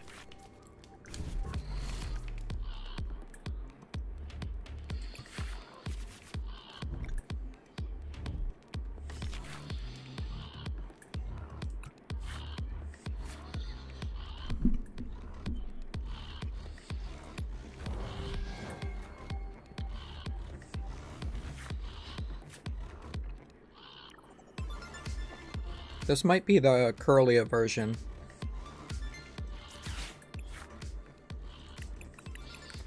Of course, we prize Greninja. That's a little unfortunate. Welcome back in, everyone, to Peoria, Illinois. We're here for our Pokemon Trading Card Game Regional Championship. We left you last night, but we're back here again. I'm Shelby Boo, here with I'm not going to be able to We're excited to be Mirage back, Step for getting the into full some games. effectiveness We just because saw of our this first Curlia. Swiss round on the Plus, I can Iono it back in. today, and I can try for it. Jesse Parker could just not generate enough energy there to take that win, but Yep. still, awesome game to watch. Yeah, it always feels bad when you watch someone play out their game and their deck just doesn't do what it's meant to do. Yeah. You don't really get to see them play to their full potential. You also don't really get to see the deck play to its full potential. But also at the same time, that's part of Pokemon, right? You know, if your deck functioned perfectly, literally every single game, the game would be way easier. The best opportunity for players to express their skill and show how good they are at the game and how much better they can be than their opponent is when things don't go according to Draw another Curlia. play out of awkward Yeah. situations. So I'm going to try to Mirage while Step. It can be at first seem like something that's a little unfortunate, you know, watching all these whiffs.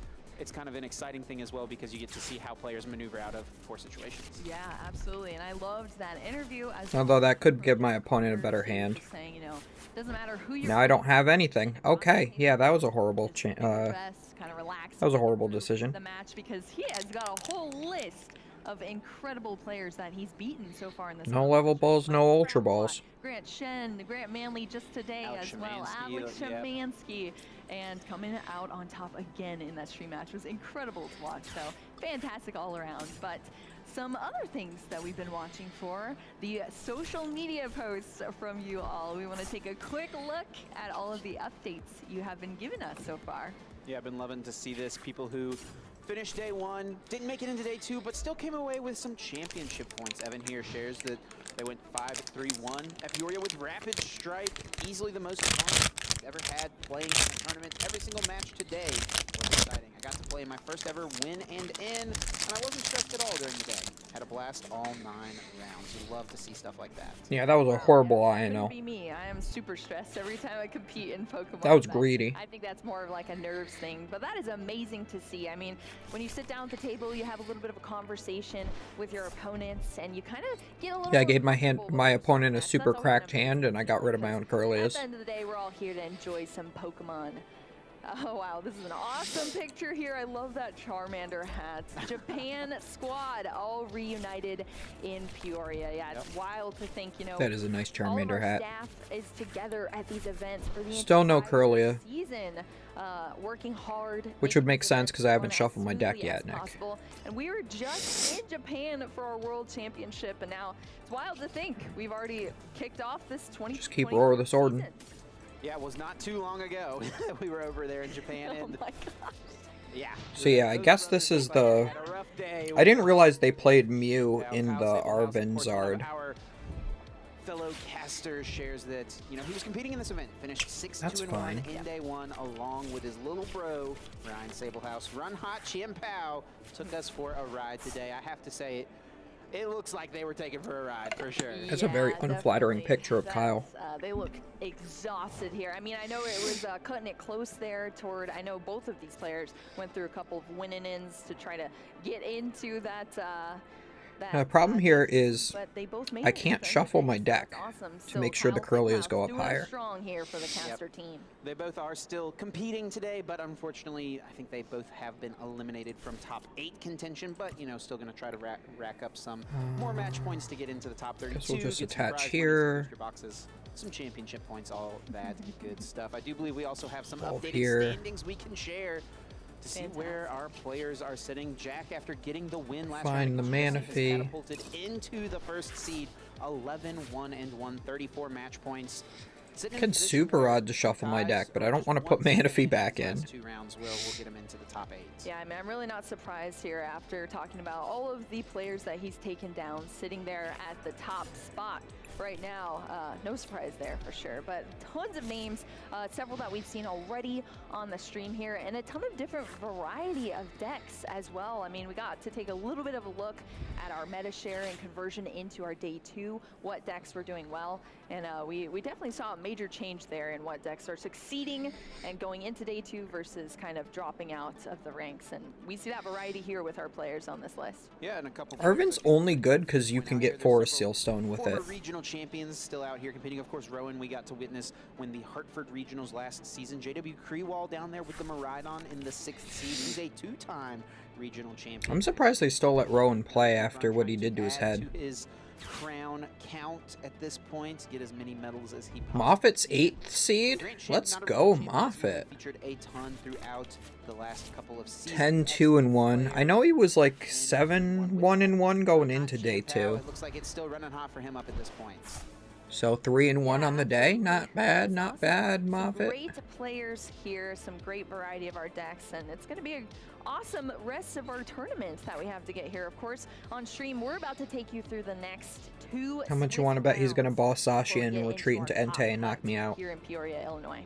Yep, and these players, of course, are playing a wide variety of decks in our day 2. We saw plenty of variety in day 1 and pretty similar numbers for a lot of players into the day 2. Charizard EX had a solid enough conversion rate. It was the most popular deck in day 1. That remains true here in the second day of competition. Now, I'm not even sure if that... No, that's my Twitch. Gardevoir EX, though, that's my Twitch alert box, I'm pretty sure. Our 4th or 5th most popular yesterday, I believe. And now also the 2nd most popular deck. Still remaining a popular choice amongst our players. I haven't figured out how to The biggest surprise here that we do everything for YouTube yet. Heavily Lugia How to set up all the alert boxes. I'm like halfway there. Day 2. We didn't see a single Lugia on stream yesterday, and maybe this is why. Not a lot of them were really... Because if it was YouTube, it wouldn't have popped up with my Greninja. So I'm interested to see how Lugia is performing against these variety of decks that we see here. But no surprise to me that Lost Zone That's why I got so confused. I'm like following. Making its way up there because those are incredibly strong decks. They just take Yeah, a that's very on Twitch. professional pro player sitting behind them to really navigate them. Yeah, it was a to Twitch the bot. best We're of their gonna ability. remove this alert box Yeah, from Maridon kind this of remains view. the same. It was around that 11% yesterday, 11% here today. Chiampao up just a little bit from 8 to 10 between yesterday and today. Maridon's the interesting choice to me here kind of at this point in the event. I think if you really kind of look at how a lot of the matchups go for Maridon, it's got some kind of tough ones. I think Charizard's kind of tough. I think Gardevoir's kind of tough. And Lost Box, honestly. Oh, what's All up, three of Nova those decks are Legend? pretty How are tough you matchups doing? for Maridon, but it can still beat all of those decks because of how aggressive and how consistent. I'm pretty good. Maridon is one of the best decks of the formats at getting off a turn 1 attack when you're going second. You know, just get an electric generator or two and maybe We're a just road, still watching the live stream. that in order to get your They're just filling the air between rounds. They should start the next round soon-ish. Lugia. So But we are if the Maridon players playing some PTCGL in between. in the top 8, we know JW and Jesse are still out there. So they took the first knockout on my one prizer. See how it shakes up, Boo. Yeah, I'm excited to see for sure. That is an interesting deck analysis for our day 2. But, So how do I want to do this? They have double Zard in play. One of them's the bad one. that kind of dropped off a little bit. You have sort of a difference. I wonder if I can boss. I'm gonna promote this Ralts because it has an energy and I can retreat for sure. Whereas kind of those lower tier decks, if you're whiffing cards and slowing down too much, This will allow me to shuffle my deck. on just that brunt force in the early game, it gets really scary. So it's A lot of Lugia players did not make day 2, that is correct. Yeah, Lugia was like the 6th most played deck day 2, but it was the 2nd most played deck day 1, so it did really drop like a rock. couple of turns that kind of overtakes the match, or is it going to be that slow grind into the final pieces of Find me a the Corellia. decks like Yes, Gardevoir and Lost Box are able to piece things together and take it home? Yeah. It's going to be interesting. Yeah, you definitely have more options with decks like Gardevoir and Lost Box, right? Because you're drawing so many cards during your turn. You're using Refinement with Corellia, you're ditching cards, you're using Flower Spin with Comfey, sending cards to the Lost Zone, Colress, you know, you're just doing a bunch of things to add cards to your hand. Yeah. Then you look at decks like Lugia, decks like Maridon, decks like Chiampao even sometimes. You're really only left to play with what you have in your hand, and then So this is the offer correct one play, supporter per is turn. take the knockout with That's what you Zacian. got to work with. With Chiampao, you can get a little bit But of I do extra need work an in there energy with the card. Bibarel to Industrious Incisors. So for maybe I shouldn't have extra cards. discarded the 1 energy earlier. Often than not, though, Yeah, I really like shouldn't we have. saw yesterday in Grant Shin, he really didn't use his Bibarel very much at all in Yeah. games. It really was just kind of Roxanne proofing himself for the end of the game.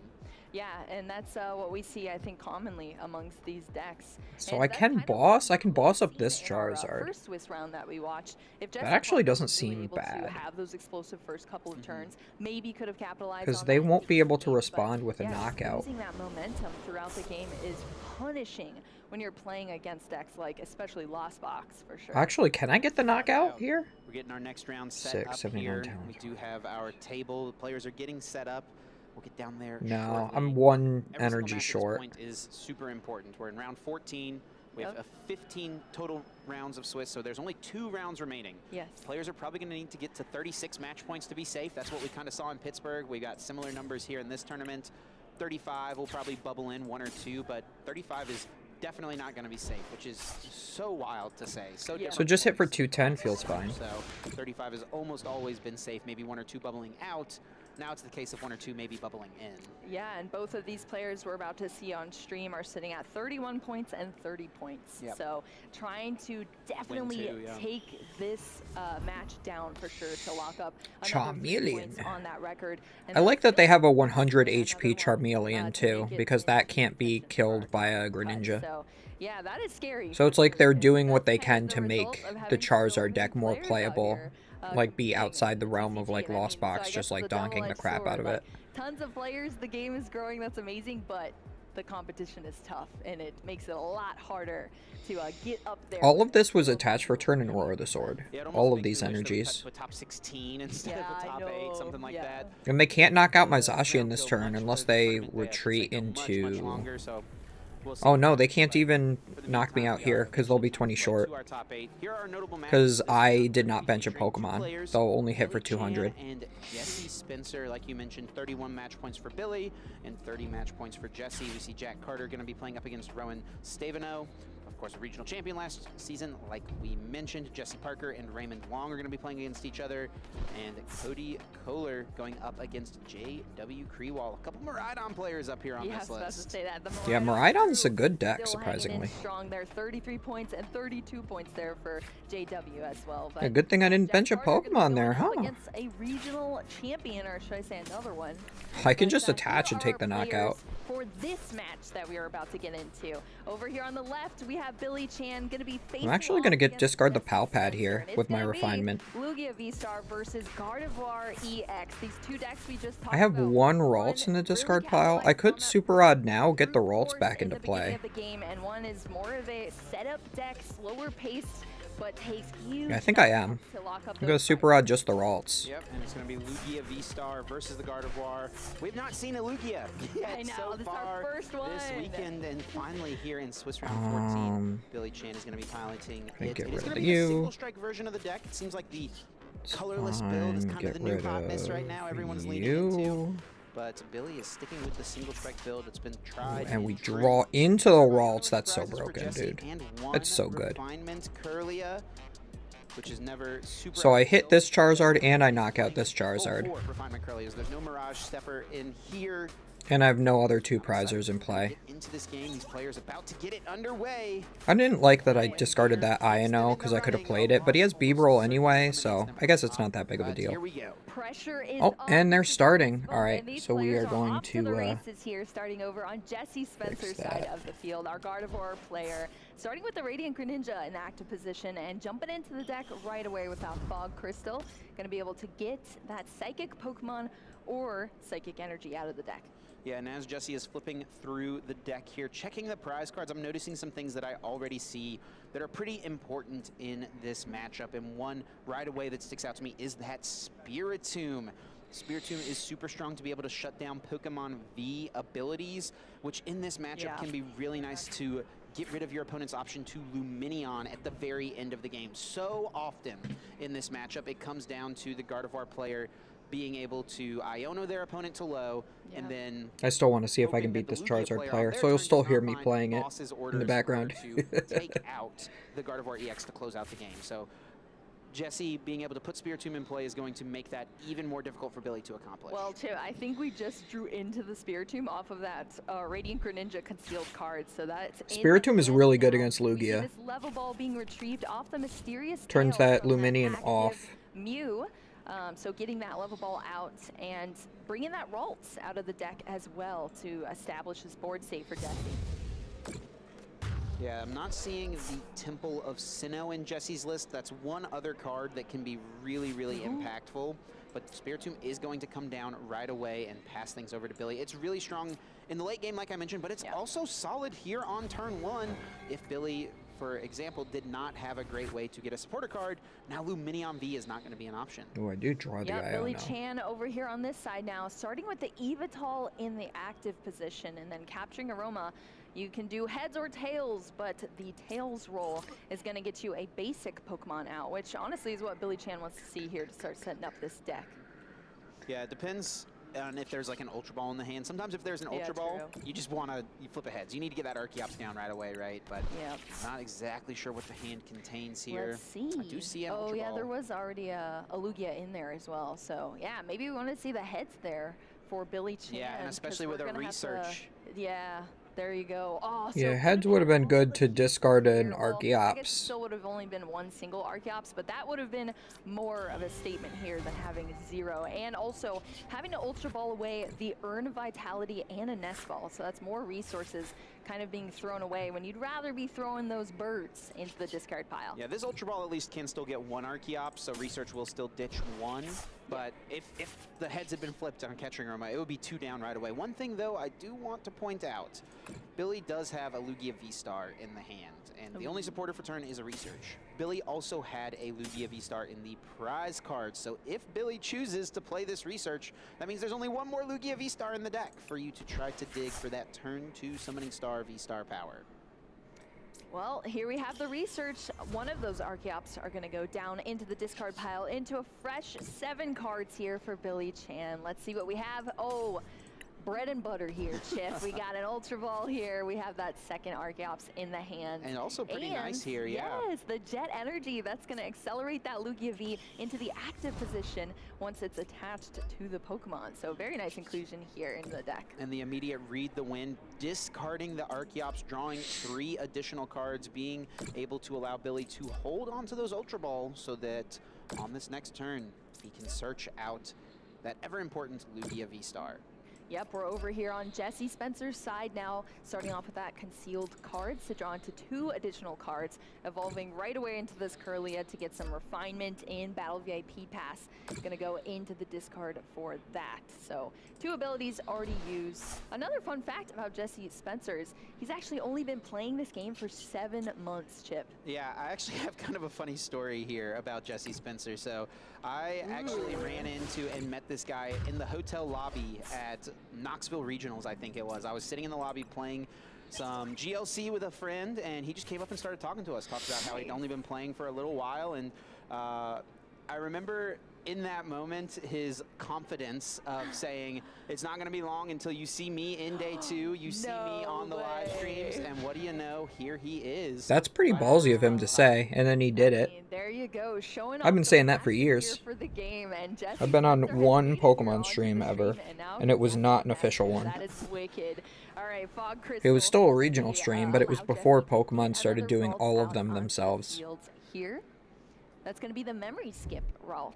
Yeah, It was like Sierra Dawn and missing this in the early some other set. Looks like person were Battle running VIP it. Pass was drawn during this turn, I think off the concealed cards. Would have been a card Jesse definitely would have liked to have had on turn 1. And that dude in the So funny this suits board is looking a little who commentates slim. Go Now Ralts was won't grow commentating now. my Ralts match. obviously not able to evolve, so not a super strong turn 2 play. Jesse is playing the more aggressive build of Gardevoir, I would say. Does have the double Zacian V, does also not have any reversal energy, so kind of the way this deck is meant to be played is try to just be really aggressive and turn to Zacian your opponent, which Jesse just was not able to I do gotta because switch. Turn 1 was not a super strong setup. This is a list that was popularized by Australian players like Brent Tonneson, and looks like Jesse has decided to pick up this version as opposed to what has become more popular, the Tord build with the Lumineon, the Forest Sealstone, and the double reversal.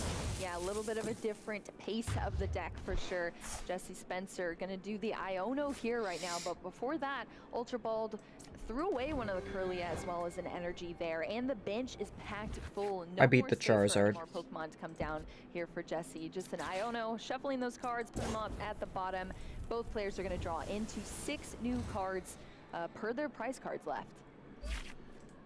Jesse maybe wants to take a moment to build an energy up to make it easier for a Shining Arcana Gardevoir to take a knockout later on. If you can afford to get a couple extra energy attachments throughout the game, it does feel pretty strong later on, so that it's easier to reach for higher damage numbers without, you know, putting as much damage on yourself. Just a pass now, and we're over to Billy's side of the field. Claiming all these Battle Pass Resetting rewards. things. Now we're over to Billy. Ultra Ball going to start with throwing away this Iono and choosing the second card from the hand here. It's going to be that Stone Journer being tossed to the Ultra Ball.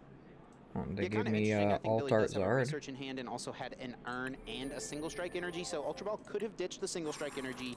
Earn puts it right back into the deck, and then you get to kind of save that resource for later. But what we might be seeing here is actually the Single Strike energy being attached to the Eviltal. We'll have to see exactly how Billy wants to play it out. Of course, we see that flip of the V-Star marker for Summoning Star. Going to summon those Archeops onto the field here to start accelerating these energies. Summoning Star is just such a broken ability. Well, off of that Archeop. I think the reason Lugia did so bad is because of the amount of Charizard.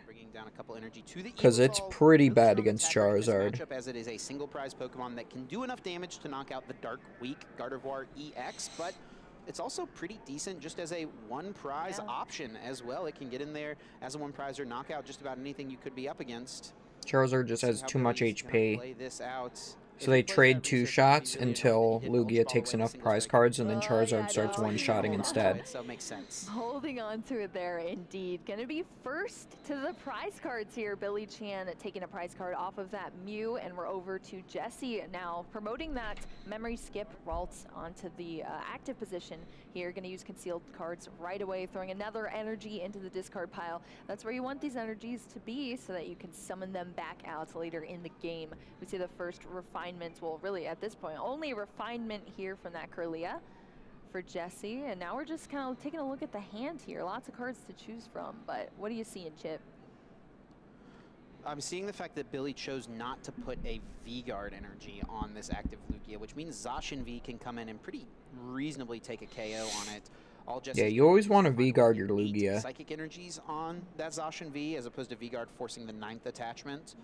So this is going to be pretty nice for Jesse. If he can pull it off, there is a decent amount of cards in hand. I think I see Fog Crystal, Ultra Ball, so there most likely is going to be a way to make this happen. Let's see if he can do it. He also has Forest Sealstone as well. Yeah, honestly, there's been a lot of Psychic Energy already discarded here. We're going to see another one going into the discard pile with that Ultra Ball, and Jesse Spencer going to get out that Gardevoir EX from the deck.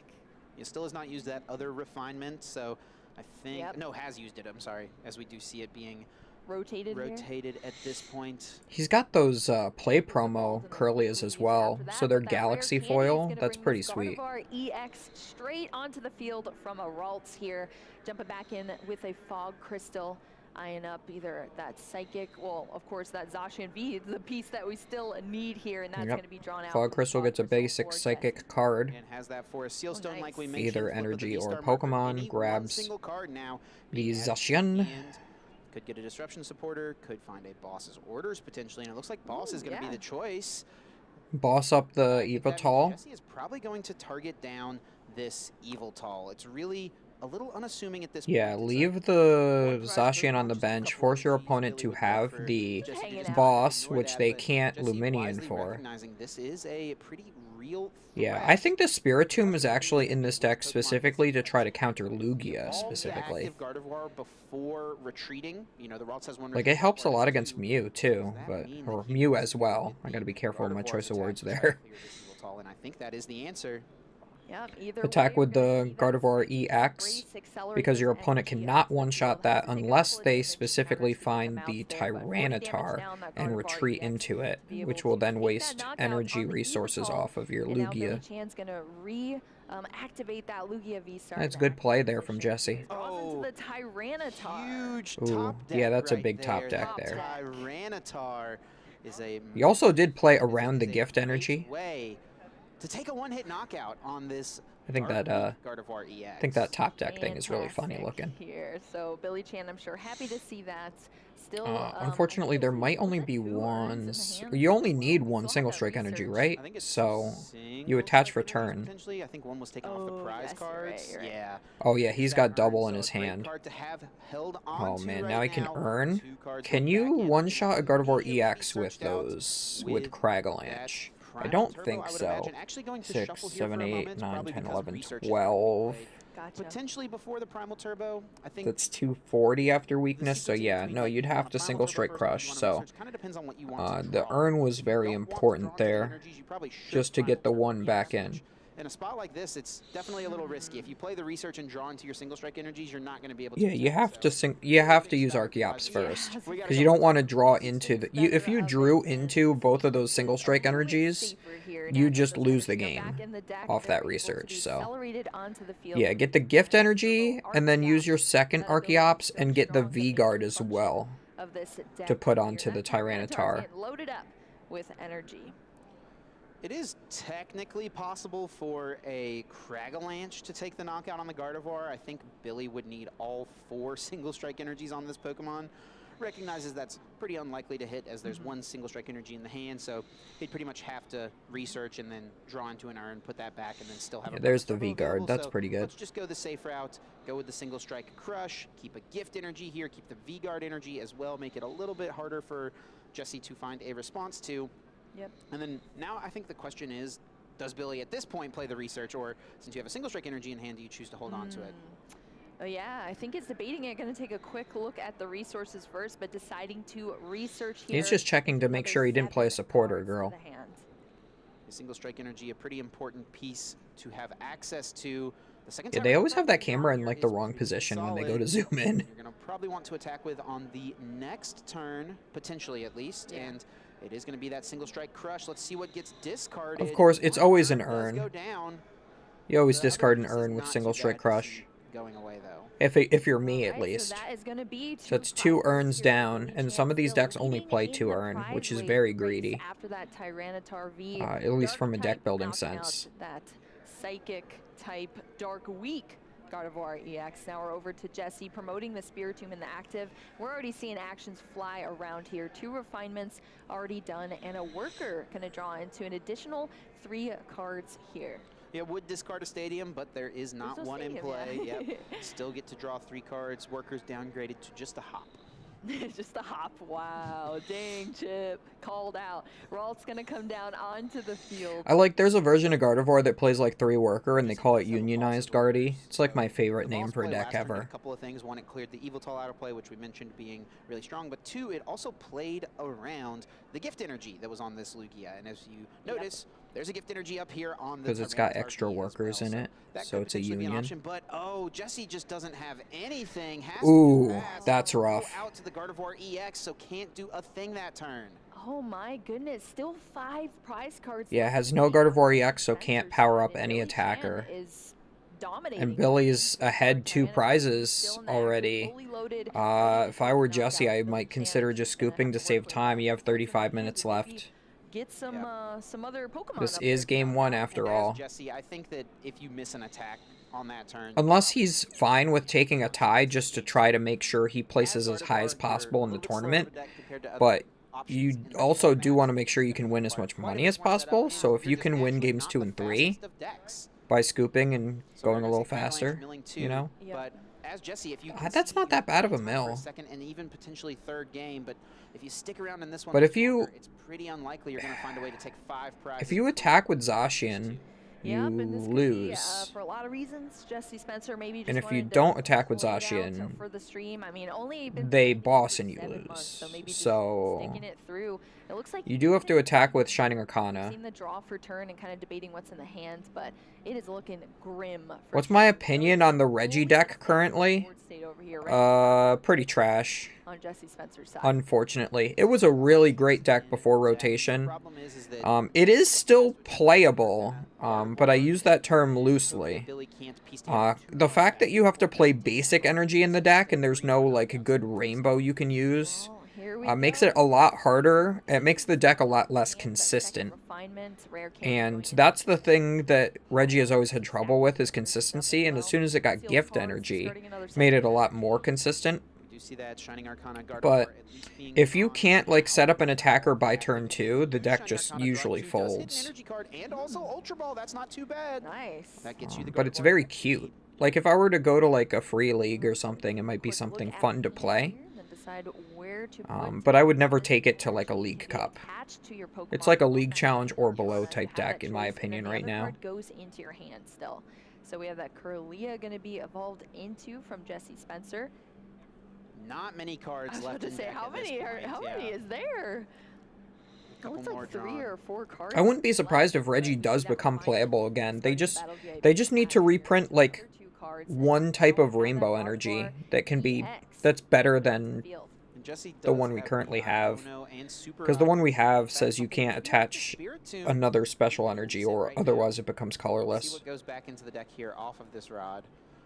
And then Jesse does also have an Iono. And that's where this game can get sketchy. They could also print new Iono Reggies to down, play in the deck and that could then be if better Jesse had the too, Temple which would Stone, be which we mentioned earlier kind on, of hilarious. does not play They could that always card. print new So Iono Reggies is gonna hurt that Billy attack for like initially, one but of their color and then Tyranitar 2 gets there. colorless. Gift energy's gonna add And then to all it. of a sudden the deck works again, just as is, without Great way to having help to you print play any around different potential energies. Iono.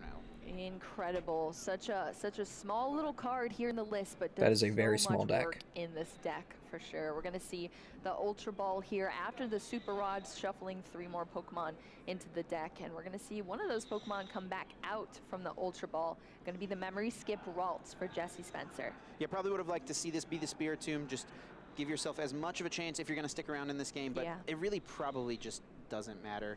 The Collapse Stadium play here does get rid of the Zacian, so that's an easier target for Billy to take Clap out. Stadium's Something good like there. Lugia V. Because now you need to have like another Tyranitar or something in order to knock out the Gardevoir with Boss. Billy can still find something like the Tyranitar potentially to take a knockout on Gardevoir. It does require Billy to find quite a bit more. You're playing Reggie at local tournaments. It's your first tournament. and finished 1-2-1. That's not bad for a first tournament, honestly. Getting any amount of wins Could have also been the last one. and even a tie instead of a loss there too. That's not bad. Especially with a deck like Reggie, where I have absolutely no faith in it currently. Accelerating these energy to the Shining Arcana Gardevoir to take that huge knockout there. On The deck definitely still has legs. It's a much more uphill battle. And be able to respond here. Only 2 prize cards left to take down this game. And that's the thing about this spot is that Billy can close it out with a pair of attacks. Attack with this. So we have another Tyranitar in hand.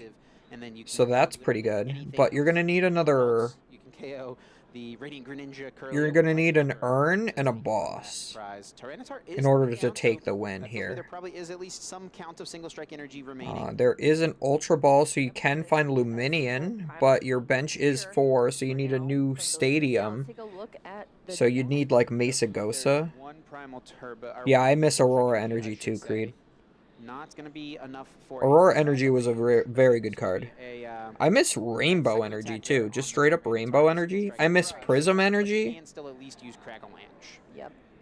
There's been so many different Rainbow Energies that have been printed in my time playing Pokemon that would be fine to reprint in my opinion.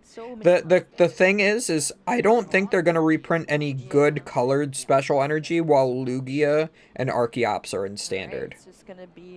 I think as soon as Lugia and Archeops rotate out, we'll see more generic rainbow energies. Thinking about thinning, I think, also realizing Ultra Ball could be a good card to keep around, so decides to hold it for now. So this is why I like Sky Seal Stone sometimes in Guardy, because right now, if you were to Super Rod in the Zacian, put it down, and get this first game 9. Do you need 9? No, you'll need only 8 energies, right? 8. 10. Yeah. Because then you're hitting 300, then you Sky Seal Stone it, V-Star Power, take 3 prizes, and you win. Quite a few, yeah. Maybe as Jesse... But it's only like really good against Lugia and Mew, which are 2 bad matchups. But you need to play the 12 Psychic instead of any amount of reversal. Target this Lugia, maybe your opponent's extra double turbo energies are in the prize cards. They have a I miss energy that counted for one of every energy that allows you to have more than one special energy attached to a Pokemon without it doing nothing. Exactly. That's basically what I said too. Jesse wins by deck out because he's the one with less cards in deck. Yeah, exactly. It's kind of a difficult situation. I miss multicolored special energy that I can have multiple on by Pokemon and them still work correctly. And Jesse Spencer only 3 in hand here now. Like even if we got like blend energies back or unit energies, that wouldn't be that bad. That'd be pretty cool. I could see those coming back, honestly. They would just print different color combinations so that it wouldn't work in Lugia or something. Maybe you could have done a play where you just make a read that Billy only got 1 energy last turn, only pulled the 1 single strike energy out. Yeah. Maybe Billy just had in hand the rest of the energy cards in the deck. So if you don't play the Iono, you bring up the Zacian, you take the knockout. Maybe Billy, for some reason, somehow doesn't have energy left in the deck to accelerate to make that the attacker to close out the game. Yeah, it really does look like Jesse Spencer trying to keep track of the resources that have been used so far. Yeah, that's what you do here if you're Jesse, is you definitely resource track the energy. Player runs out of resources, it's always funny. Counting cards in poker is illegal. Counting cards in Pokemon is encouraged. That's what Jesse Spencer is kind of relying on here. Thinking about where to Psychic Embrace the next energy, it's just going to be the active. And we're going to see the hit with the Gardevoir EX into the Lugia. That's rough. The question here is, does Billy Chan have the boss's orders or an Ultra Ball or a Luminion? I guess Ultra Ball actually won't work here because there's only 1 extra card in hand. You cannot he gets the Ultra Ball, but he's 1 card in hand short because of the Iono. Just going to be that Miracle Force for 190 damage there. Billy Chan going to start. So what do you do now? Do you just retreat into an Archeops and let it get knocked out? Put all of those energy cards into the deck once again for Billy. And I think all this is really doing is just kind of... Bro, that Guardy player literally froze, so I thought the stream went down. This Lugia gets KO'd. Yeah. Just I mean, yeah, what do you do if you're the Scardy player right now? Like, you're too far into this game to just concede it at this point, when there's just such a very small window of opportunity still left. You have to win this game. You have to get really, really lucky. Yep, that's one thing. Your opponent discarded the collapsed stadium, so they have a bench space open again. And it looks like we are going to... Okay, this is the correct play. Gonna Cragalanche, milling 2 cards from your opponent's deck. Yeah, look at that. And Jesse concedes because he knows that he... Wow. I don't think... No, I think what was the last card in deck, boss? If he mills 2, draws for turn, and the draw for turn is the boss, you boss and take the game. No, because you're still 1 prize away. Yeah, Jesse was 1 prize card behind. If he had taken 1 more prize card, this was definitely still a winnable game for him. For sure, or did you think there was some way to kind of carry that out? Fun fact, Billy is older than he looks. Same. That's why I have my beard, because otherwise I look like I'm 18. The day I learned that growing facial hair made me look older, I've never shaved since. Oh, yo, Bidoof TCG, how you doing? You won your cup yesterday, right? 5-0 with Charizard. Was it Arvinzard, right? East Greenbush was fine. I got 2nd, so I earned 0 CP. And I got 9 packs. And out of my 9 packs, this is what I pulled. Game here and was able to take it home. This was my 9 packs of Obsidian Flames. That little fun fact saying that Billy. See, it was great. Younger than I suppose he actually. No, I think it said he. Well, how old is he then? Yeah, no, so he looks young. I would say at least 30. He is if he gets interviewed, so... Oh, well, we're 1 game away from getting that interview. Yes, sir, you did win. That was good, because you, yeah, you said you weren't pre-registered for that cup and just went and hoped to get in. Yeah, let's avoid that one, Chip. All right. Then Luke was at the challenge, and he was, like, hoping that he was going to be the only... Game 1, you get to choose who goes oh, it was Decidueye Gloom. Starting us off here, Ralt's in active Regular art Decidueye and illustration rare Gloom. So much utility. Yeah, Luke was like, oh my god, I hope I'm the only senior. I'm like, bro, East Greenbush only has masters ever. They always have like 6 masters. And that day we had 3 masters and 1 senior, so he went 0-3-1. It was hilarious. I love that. Straight away to get these Pokemon onto the field. And I do like this. By the way, do you know what Lost City exactly does? One of my friends says you have to discard all of your pre-evolutions if knocked out. For instance, if your Gardevoir gets knocked out. So there is so the Lost City says that you put the Pokemon into the Lost Zone and all of the other attached cards still go to the discard pile. The ruling with that is that all of the pre-evolutions stacked on top of each other, per the rules, are considered the Pokemon. So if you had a Ralts, a Kirlia, and a Gardevoir in a pile because you evolved all the way up, all 3 of those would get put to the Lost Zone because they are the Pokemon. There was a card previously called Splash Energy. You would attach to a Greninja Break, and it says if your water Pokemon it's attached to is knocked out, it returns to your hand. So you would return the Froakie, the Frogadier, the Greninja, and the Greninja Break all to your hand. And it was absolutely fantastic, and that's how I learned that ruling. But yeah, all of your like energy and stuff will go to the discard pile, and your entire Pokemon line will be put in the Lost Zone with that. Yeah, and this is setting up nicely for Jesse because Billy, I think, yeah, he was the only senior. Did start this Pumpkaboo. It's a 60 HP Pokemon. It's actually pretty easy to knock out with Pumpkaboo start is not very good. Yeah. Normally because now you have to retreat it or hope they knock it out. And Gardevoir's not knocking that out. That's not the way the deck operates. It usually is not the first deck to take the prize. So Pokemon card wordings are weird. Like there was another one that like kind of conflicted with that ruling, and I lost in the finals of a League Cup because of it. My opponent was playing Lost March. Very similar deck to both Lost Box and Ultra Ball double Archaeopsis. United Wings combined. Like, imagine if United Wings, everything went to the Lost Zone instead. Like, that's the deck. And they were playing a Shedinja, which was a stage 1 evolved from a Ninkata, and it says you could attach it as a tool card, and it did some irrelevant effect. Then the Skiploom puts itself and the Hoppip into the Lost Zone to get the Jump Luff out of your deck. So you could cheat it out a turn early by using that Skiploom ability, and power up your Lost Zone so you could do more damage. Now, the Stage 1 Shedinja says that it attaches as a tool card. It says this Pokemon attaches as a tool card, and the judge said that the Ninkata and the Shedinja, since they are the Pokemon, they attach as the single tool card. But the correct ruling in that instance is that it's no longer a Pokemon, so therefore the cards, like, you can only have one tool card on a Pokemon, and since they are no longer a Pokemon, the two cards combined are no longer the Pokemon. So you attach the Shedinja, and the Ninkata falls off and goes to the discard pile. And my Blacephalon GX got knocked out for exact 180 knockout. It would have lived on 20 if the Ninkata did not go to the Lost Zone by being combined with the Shedinja as a tool card. I asked the judge to check with the judge Discord.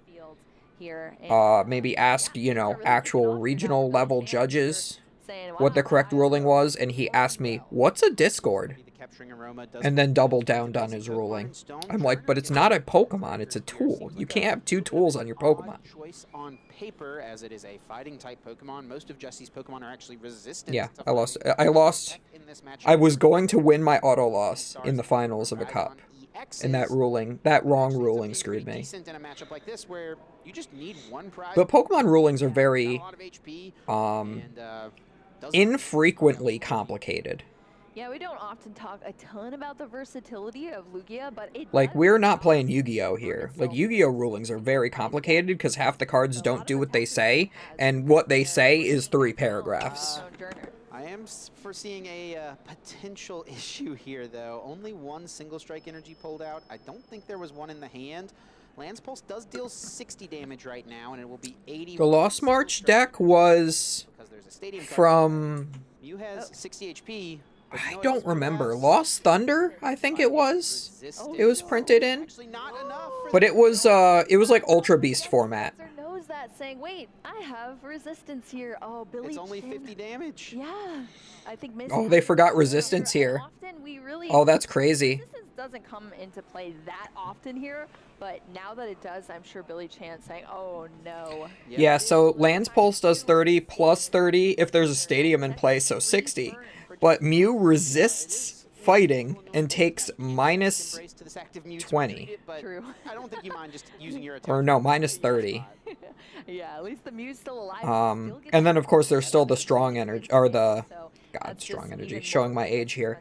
The single strike energy on it too, to do an extra 20. So it actually does live on 10, and that's hilarious. Here you go, everyone watching. Pay attention to your weakness and your resistance. Resistance rarely comes up in this game. Gonna be refined here, I think, for. But when it does, it can be clutch. Refinement, drawing into a couple more cards. Where are we gonna see this go from here? Oh, and also that League Cup where I got second at because of that ruling, that 10 CP difference mattered so much for months. I could have gotten my invite off of a League Cup where all my friends were planning on scooping to me, but I told them it was irrelevant, so they shouldn't do it.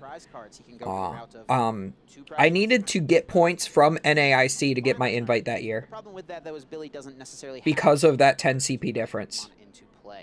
Yeah, and I think our players that are well versed in these matchups do definitely take. I was pissed, dude. I drove 3 hours to Rhode Island to play in that cup also. It was Ian Robb's local, too. Ian didn't even make cut. He's taking those 2 prize card knockouts consistently every turn. So hopefully that's what we get to see here from Jesse Spencer. But we have a lot of actions coming down. That Zacian V coming onto the field, as well as that 4 Seal Stone. Jesse's doing the math, figuring it out, is going to utilize that Star Alchemy now, searching the deck for any single card. Has Ultra Ball in the hand, which can get the Gardevoir. Looks like Shining Arcana Gardevoir is going to be the grab on the And force. Pokemon rules are weird. Like, you can only have Japanese and English cards in the same deck if you have matte black sleeves, even though Yep, so that Shining Arcana. even though there are other colors you can't see through. Yeah, but you also have to have your own language. So, like, if you're a US player, or you can only play English cards. If you are a Canadian player, you can only play English and French. If you're a European player, you can play any European language, so like Spanish, French, or like, is Spanish one of them? I know French, German, English, and Japanese, you can play Japanese and English, but yes, you do have to have a solid colored black back if you're going to play both languages, so that you can't see through. Brings up this Lugia V to take 2 prizes and saves the Zacian for a potential attacker later on. Yeah, delays things even more. That Psychic Embrace, Which makes sense because they're and that's going to be a single prize Pokemon. they're different backs, but Gardevoir taking a knockout on that double prize Lugia V. So I really think that they should just have the same back.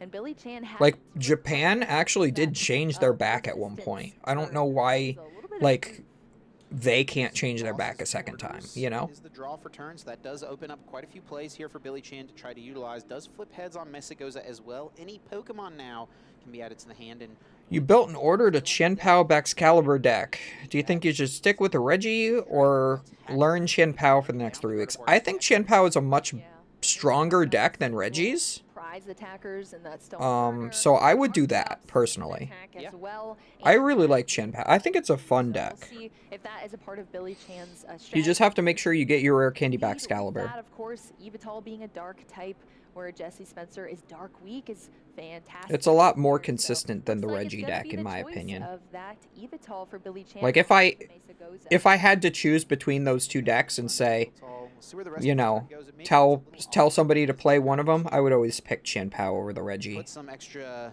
at least in the current format. on your active potentially. I think, yeah, Billy checking the resistance of the Gardevoir. Billy checking Gardevoir's resistance because he doesn't want to make the same mistake twice. Not for a second. Yeah, that is tough here, but making sure that all of the math is going to align to get a knockout here.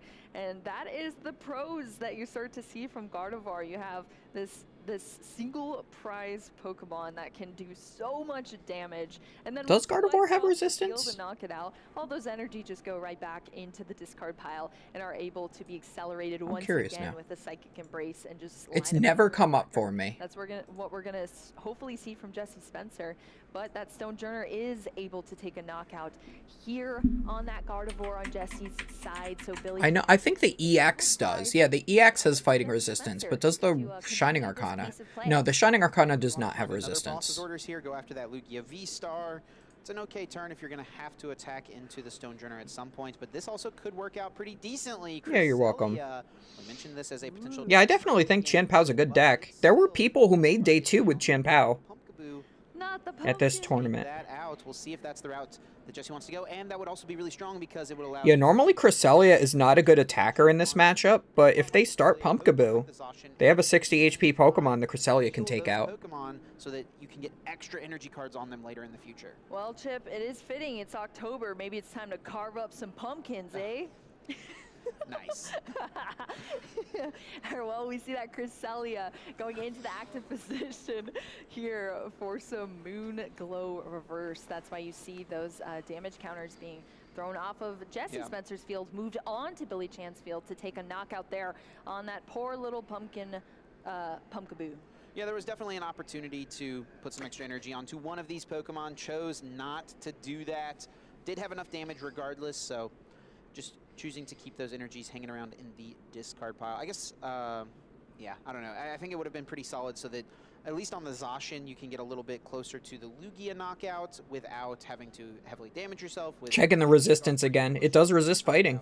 For the same reason, but as it stands, it was just the Moonglow Reverse to the Pumpkaboo. All right, Stonejourner. Yeah, a lot of the Psychic Pokemon have fighting resistance. Here from Billy Chan's side, off of that Primal Turbo. Yep, gonna double check everything out here. Once again, Cresselia is resistant to fighting, but with the pair of single strike energies attached Giga Hammer will be able to get this knockout. Giga Hammer, yeah, just to mention the resistance is minus. Yeah, so you're still doing from that 130, whatever so you type do it's 10 more resistant than you need to. So definitely have to take that into account. After the here, but is resistance going to is get that single prize mathed knockout into here. there. Billy Chan going down another prize card over to Jesse Spencer, who's really taken the opposite of last game's pace and now is able to be leading so far here, and things are going swell. And the thing is here, if you're Jesse, you only have 12 minutes left to win this game and win another one. In the deck any longer, you don't need the level ball anymore either, so just They're at an equivalent. thinning it I know he's 9-1-3, but that's the same amount of match points as 10-2-1. Goza gonna be a free Pokemon. So I think you need to win this one and the next one to make top 8. Yeah, I think Jesse also this turn does probably want to try to establish another Ralts so that it can become a Curlia next turn or even be threatening a rare candy. I do see that Super Rod in the hand, so that'll probably be pretty good to get those pieces back at some point. Still a Ralts in the prizes, but one is in the discard pile. And Fog Crystal is going to actually just grab out the Psychic Energy. Yeah, I definitely want to see Jesse look for the Ralts bench here this turn, I think. Yeah, it was just a quick Mysterious Tail into the Fog Crystal straight away into grabbing that basic Psychic Energy off the Fog Crystal, taking account of these energy that are in the discard pile now for Jesse. But good amount of yeah, energy. Do we see anything else in hand that's going to be played? We at least see a Refinement. Refinement drawing double Psychic. For Jesse Spencer. That's when you wish it was a Shining Arcana instead. But And now he'll hit no energy. Oh no, he hits one. Okay. Still hit one. Let's see where That's still pretty good. Yeah. Debating where to put that energy from the Shining Arcana, as well as I think it was Collapse Stadium. Yeah, you gotta make sure you don't get decked out by the Cragalanche also. One of these 2 prize Pokemon out of play to eliminate Billy's most straightforward way to win of KO2 prizer, KO2 prizer. Yep, some utility potentially down the line here. We're going to see the Super Rod as well from Jesse. We're cycling a couple of Pokemon. Well, not a couple. Could just be that Ralts here back into the deck, because I think that's the Ralts we're aiming for, Chip. Yeah, I think we definitely want the Ralts. You probably should put back the Gardevoir at least, and maybe the Curlia as well, but it actually is going to just be the Ralts at this point. Doesn't want to clog the deck up too much. Ultra Ball now can fetch that Pokemon right back out of the deck. Yep, throwing out a Psychic Energy and that Manaphy that doesn't have any utility here right now for Jesse Spencer. It's going to be the Radiant Greninja off of that Ultra Ball. Yeah, pretty interesting. There's not too many energy cards left hanging Playing a out. 1-1 Palkia V-Star instead of Arceus V, because I like it more, to have a more consistent attacker if I can't get my energy back. It will be the concealed cards. But the V-Star power isn't that great as Arceus's.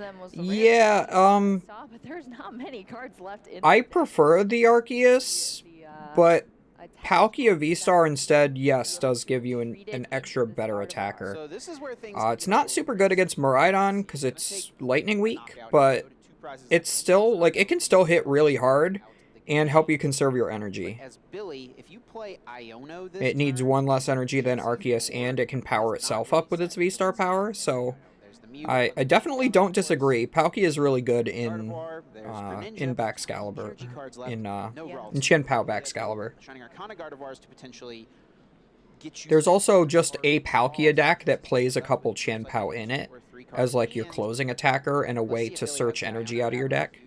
That would definitely be huge, Chip. We'll have to see it. I don't see it in hand. But that deck, in my opinion, is hot trash because Miraidon is such a big deck in the format. Top deck? Oh, I like the Chien-Pao Baxcalibur with the 1-1 Palkia. It's pretty good.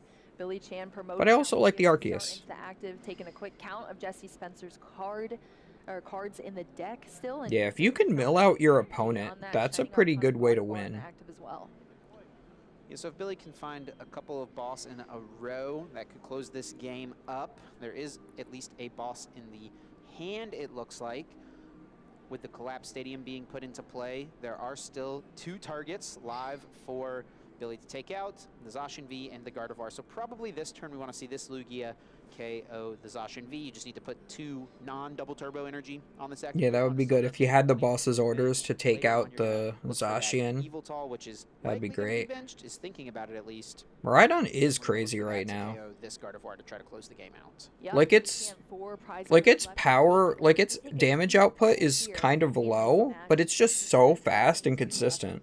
So has to make things happen on this You can make it less consistent playing Path, and Burn of Vitality, gonna in turn make your opponent's decks less consistent.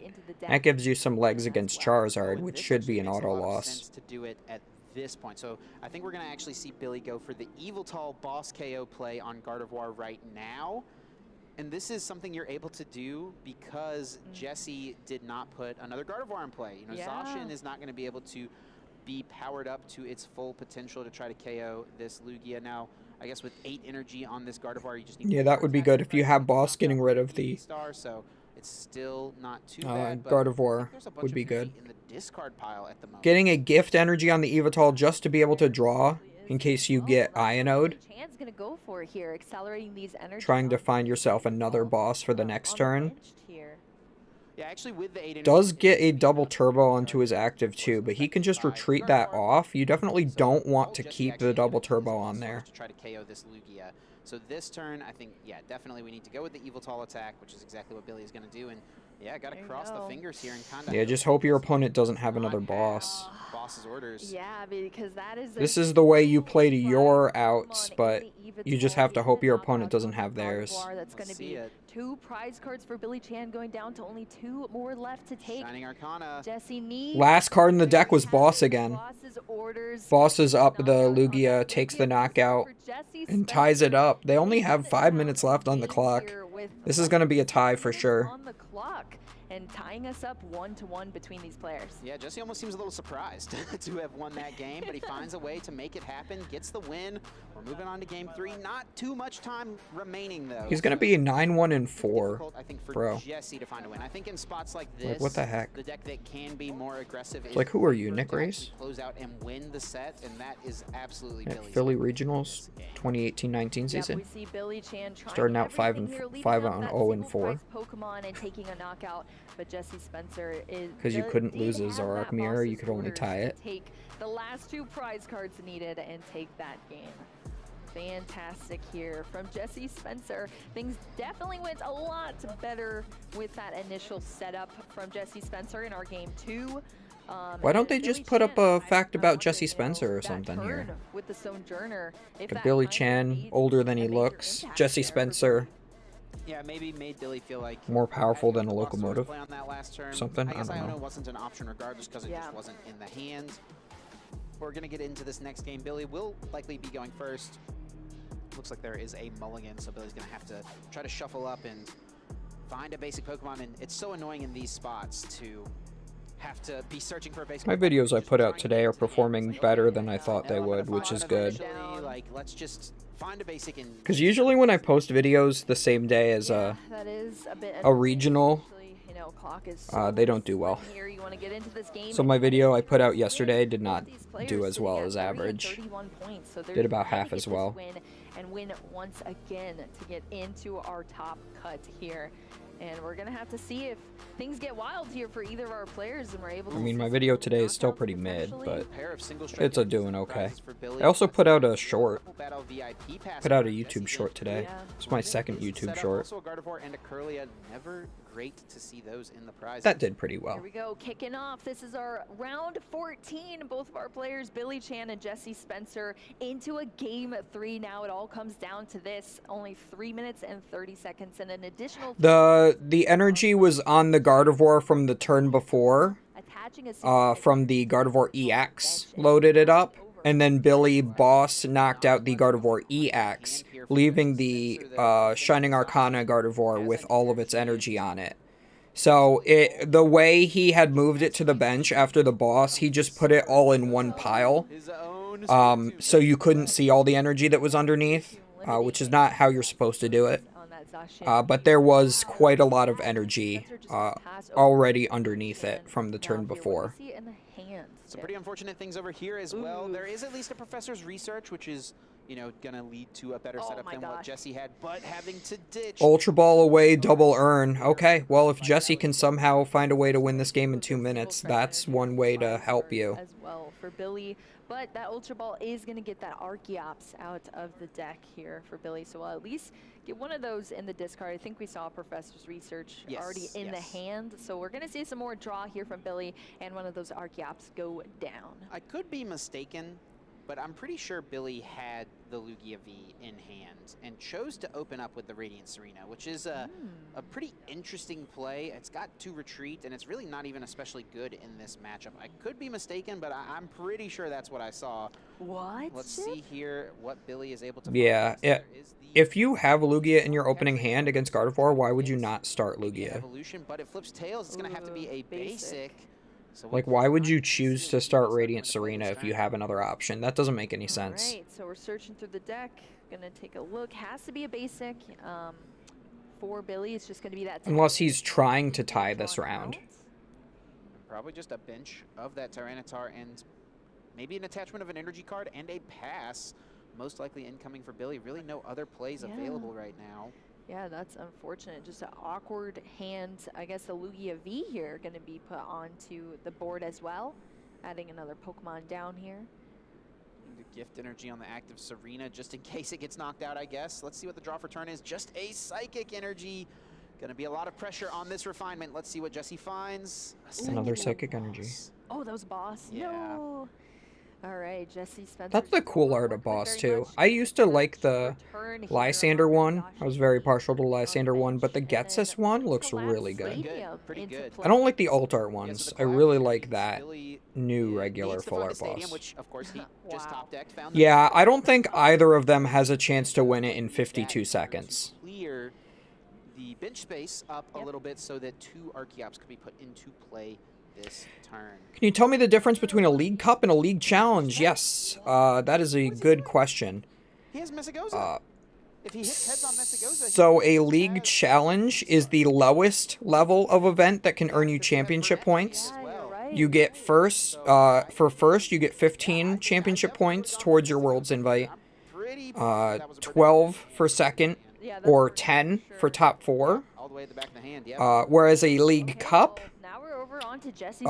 is considered the next step up, and you get 50 points for first place, 5-0, as opposed to 15, 1-5. And then for second, you get 40, and then for top 4, you get 32. And then, of course, depending on the amount of people, there can be more points for lower placements than those. And you get to keep your best 6 finishes from each of those types of events. So you can get 6 different finishes of League Challenges and 6 different finishes of League Cups. And then add the points from both of those all together.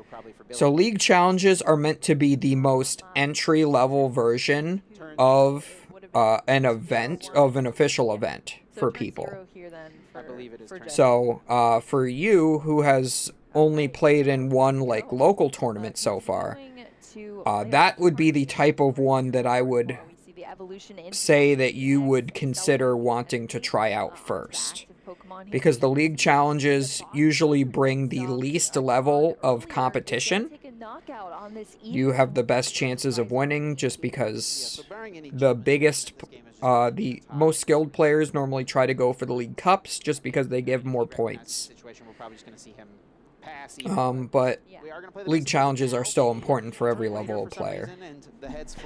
Usually the prizes from stores will be lower for League Challenges as well, and the cost of entry will be lower for League Challenges as well. So I know a lot of places are charging like $10 for League Challenges to enter, and $30 for League Cups to enter. At least one more Archeops, probably the other one if it is in the deck. I know there's one in hand. Sure enough, the 2 most useless cards when they're in your deck. Also, whoever wins a League Cup also gets a playmat, whereas at a League Challenge you don't. You used to get promos for the top 4 of a League Challenge that were stamped. And they did that for League Cups as well, and they would be different promos for each, but they don't do that anymore since COVID, which is pretty sad because I have a ton of older League Cup and Challenge promos. Speaking of which, Counter Catcher was a League Cup promo. I have to have some of those, right? Like, I'll have to check my binders. Wipe some damage off the board and my bulk. Messagoza is gone now. from that Tempest No, Dive. it would be in Jesse my Spencer. What was binders that if I top have deck? them. Looks like it's an Iono, and I think this is going to Yeah, they're in time. correct? So this is Jesse Spencer's last turn. You think he's got a way to take 5 prizes right now, Boo? I'm going to say no on that. I'd put my money on the no chip. I think you'd be winning. Well, we see here that refinement discarding the Good to know, thanks. First one was a league challenge. Oh yeah, well that's cool. $10, yeah, that sounds about right for a league challenge. The playmats are really cool. You see these playmats that are behind me? Some of those are from League Cups. The ones that say champion specifically on them, like say this Greninja here, that's the last League Cup I won. I earned this Greninja playmat. Try to run your opponent over. Then there's this Celebi one was a League Cup. This one I got second at. That was an Evolutions League Cup. But my friend already had a mat, and I gave him the win anyway because I wasn't going for Worlds that year. So he gave me the mat because it would have been a duplicate. I have 3 more above these two. You can't see it right now. After the game, I can change the view and show them off. This will happen in these situations where a tie doesn't really benefit anyone, and these players will just agree to say, hey, if we look like we're going to tie, let's maybe see based on the board state who we think would have won this game if it played out, and that person gets the win. But it looks like it is going to end in a tie. Yeah, I think, honestly, taking a tie here isn't the worst because you're trying to guarantee yourself, like, top 64 or top 32. Top 32 can guarantee you $1,000 at a regional, so I would definitely do that. Oh, and another thing is that League Cups have a top cut. So it's usually a top 4 or a top 8 single elimination playoff after the Swiss rounds are over, whereas League Challenges are just the Swiss rounds. So that's the other difference between them. But yeah, so that's done. Here, let me show you. First games we saw just how powerful Lugia V-Star can So that's my first League Cup mat, my second one, my third one, my fourth one, and my fifth one. And that's the one that I didn't technically earn. I got second at that one. But that's the first mat that I'll own. So I got this one first for a second, and then first for those 3 and those 2. And then this is my team challenge mat from when I won an online tournament at my locals to enter the team challenge for Pokemon. But they gave me the staff one instead of the competitor one, because the staff who ran the event wanted the Zoroark mat, the Hisuian Zoroark mat instead, so he gave me the shiny Gardevoir mat. And I'm like, of course I'll take that.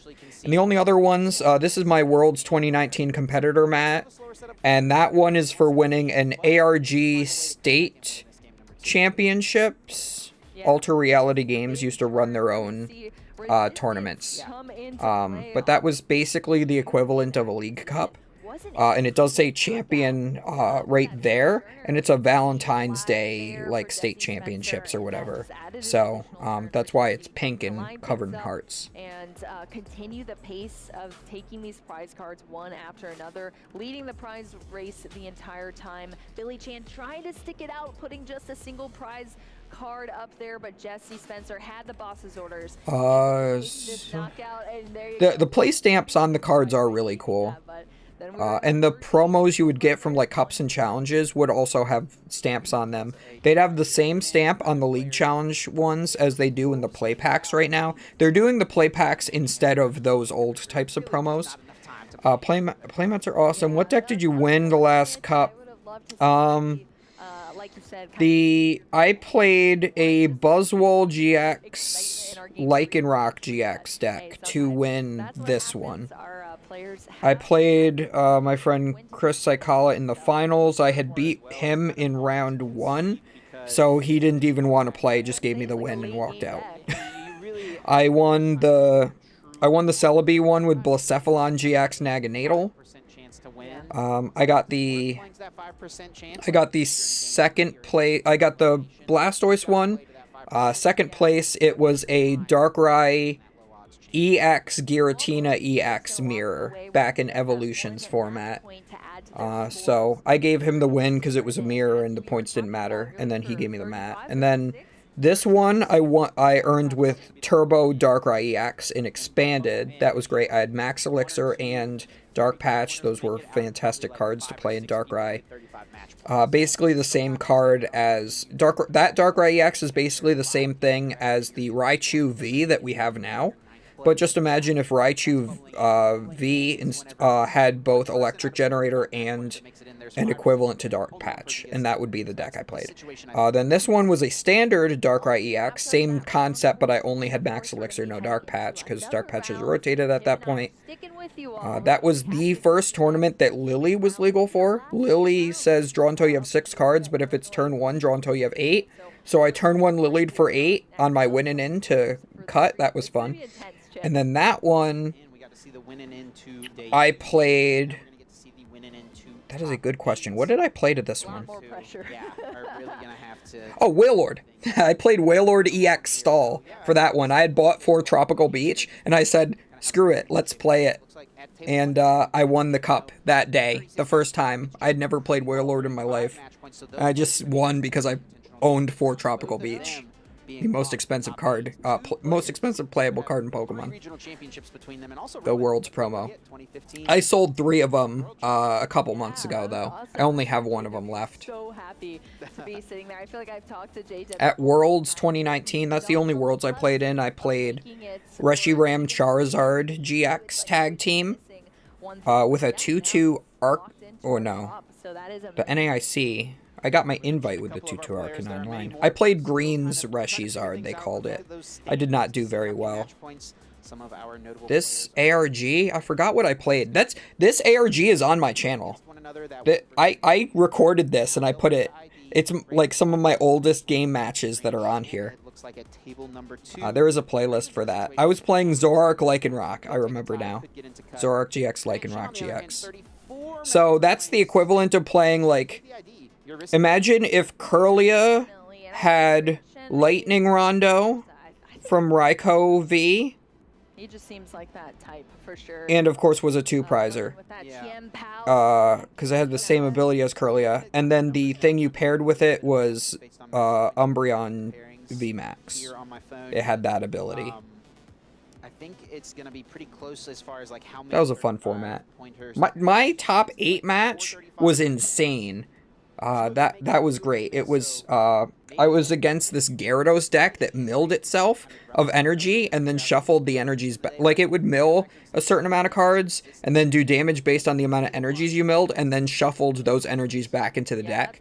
So the more times you attacked with it, the higher the damage output is because your deck eventually gets milled out of all the cards that aren't energies, and then there's just energies in there. There's so much on the line here. And they would take 2 prizes on me, and I would take 1 prize on them, and they could one-shot me.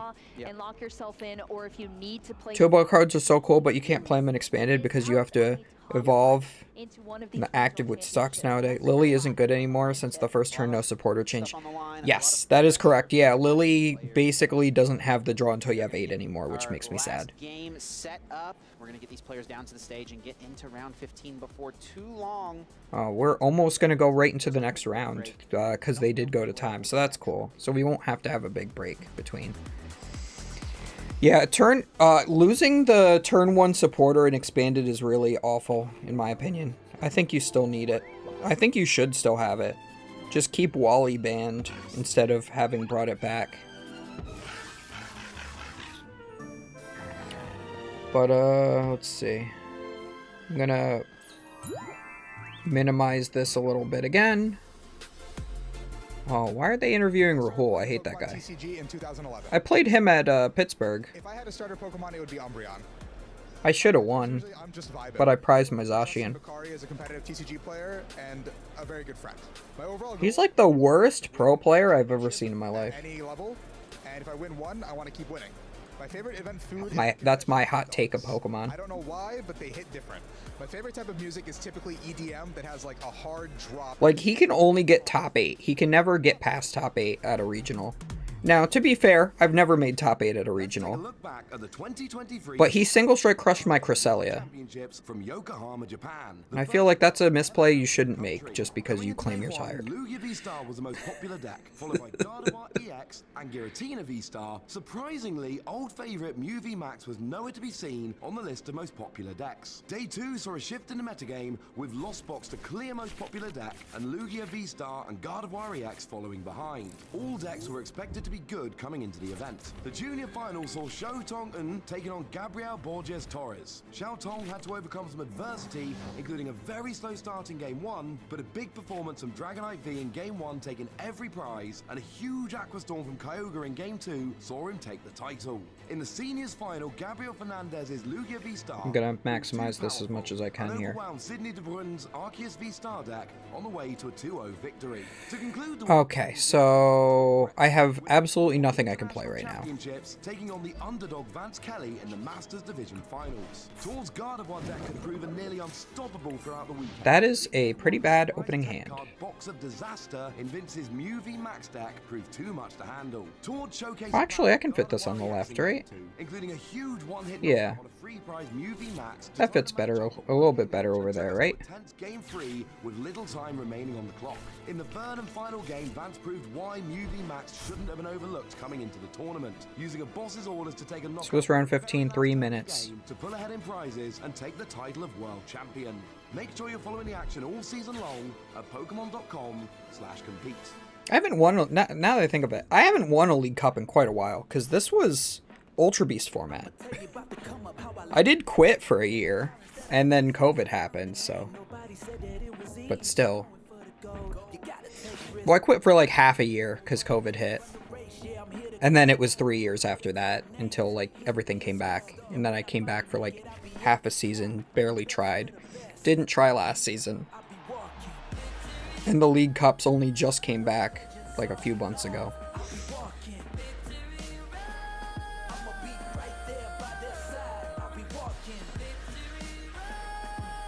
Man, if only I had left my Ralts in the active spot.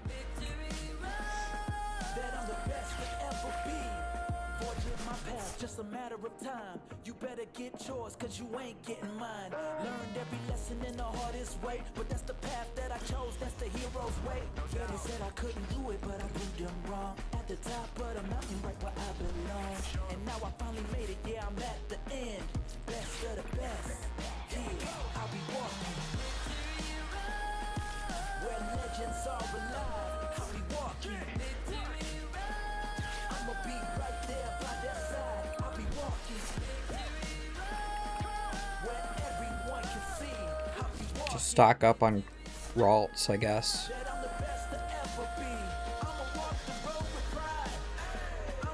And I hope I draw really well off my refinement.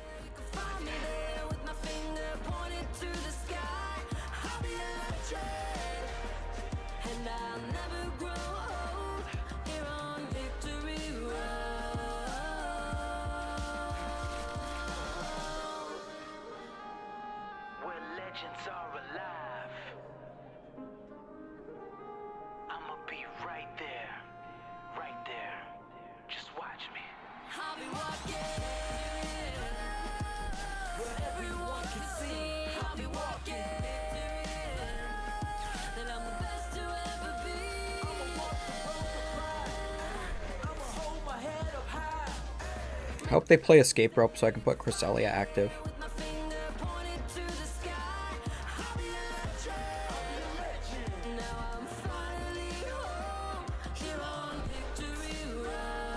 Tor did deserve the World's title. He plays a little too slow though, but I saw he was on stream the last round of day 1 for this tournament, and he actually played really fast game 2, and even won it. He won 2-0.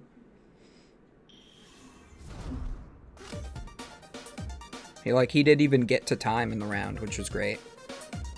But yeah, I was rooting for Tord for the World's title. Like, Vance was like a no-name before that tournament. Like, nobody knew who he was. Welcome back in, everyone, to Peoria, Illinois, here for this trading card game regional championship. You see some of our players here that have been playing throughout this entire event. Of course, we're here in our day 2, about to wrap up our last Swiss round with you all. I'm Boo, here with Chip Ritchie, and I'm excited to get into it. Everything on the line here for our last match. Winning in. You get the win, you get to get into top 8, you get to keep playing, you get to have a shot to become a champion. If you lose, your tournament run is done. You'll collect your winnings for top 32, top 16, wherever you end up. So this isn't the worst start for me ever in this game. Players is able to make it happen. Who is going to be punching their ticket into Top Cut? Yeah, one of our players sitting at 33 match points currently, our other at 32 match points. So of course a win is going to be 3 points, and we've talked about 36 being locked, Guaranteed, but right. 35 could get a little weird here. So It's so crazy because 32 points used to be guaranteed for Top Cut, and now 35 is the bubble. It's going to be awesome. That's what happens when you double your attendance. Intense game outside of course, our Top Cut into our top 4. Like, going 9-0 at a regional used to be unheard of, and now it happens often. Let's go. But I mean, I think making, like, this is the threshold though, where really if you make it into the Top Cut, then things kind of reset and you have the even greater potential to be taking that championship title. And there's so much more there now that we have a straight So they're lock at into gate, the World Championship. 'cause they're at 8. I mean, so much a player could just say, wow, I'm locked in, ready to go. And they can't Greninja me because my Manaphy is still alive, and as soon as this gets knocked out, I super rod it back in. They're locked up, ready. Let's get down to the I don't know why I put this reversal here instead of here. That was really One more dumb. chance to get into our single elimination Top Cut. We're gonna have Caleb Patton there on the left, All right. playing Lost Zone. Zoom back in again. Be up against Lucas Thiel playing. This is like the third time we've seen this matchup We on the just saw stream. Lugia V-Star and the showing it had, but I think it's like second time today, and then I think we saw it yesterday as well. Different version of Lugia V-Star as well. Of course, last round we got to see the single strike version. The Oh, is it colorless? What we're used to seeing really in this format, but Lucas here is choosing to bring the new hotness. That's colorless Lugia V-Star. I am interested to see how the colorless version competes in our metagame, Up to this event, and because I know Japan really likes it. I like that they have the reversal energy. You can play Luxray in the deck for the mirror. over on Caleb Patton's end, and That's 4 energy. Pokemon too, that Raikou V. Double Chorus and Raikou? Yeah. Those are not good prizes from either of these players. Something in the list? Yo, the Ditto being played by Caleb Patton. That's actually... The Ditto is cool. The Ditto, if you start it, you can transform it into any basic Pokemon in your deck. I mean, Comfey is definitely the Pokemon you want to start like every single game, so hey, why not get a 5th one in there later on in the game? If you don't find it turn 1, you get to just Lost Zone it. Doesn't seem too bad to me. Yep, brand new card from 151 in that Ditto being played by Caleb Patton. But our players have started this game now, Swiss round 15, the winning in here. Caleb Winning in. Lucas Thiel starting us off. That Drapion V being the active Pokemon here and capturing Aroma. It was a heads roll for Lucas. A pretty bad starter in this Drapion V. Not very good attacker in this matchup. If you did ever attack with it, it would heavily damage something on your bench. You have to deal 60 damage to something. I guess it could also heavily damage itself, which is never great either. And it's also got 2 retreats, so a little annoying to try to move. Of course, Lucas is playing a full suite of 4 Jet energy, so has a pretty decent chance to get that up into the active spot. The big attackers here in this matchup for Lucas are definitely going to be that Snorlax. Its unfazed fat ability means it cannot be damaged by a Pokemon like Sableye. It can't have damage counters placed on it. And it is also, of course, an excellent attacker with Thumping Snore, and you can combo it with Therapeutic Energy. And look at this, Boo, what a turn 1 start from Lucas. Yup, something that was a lot clunkier from what we saw from Lugia V-Star. That is crazy.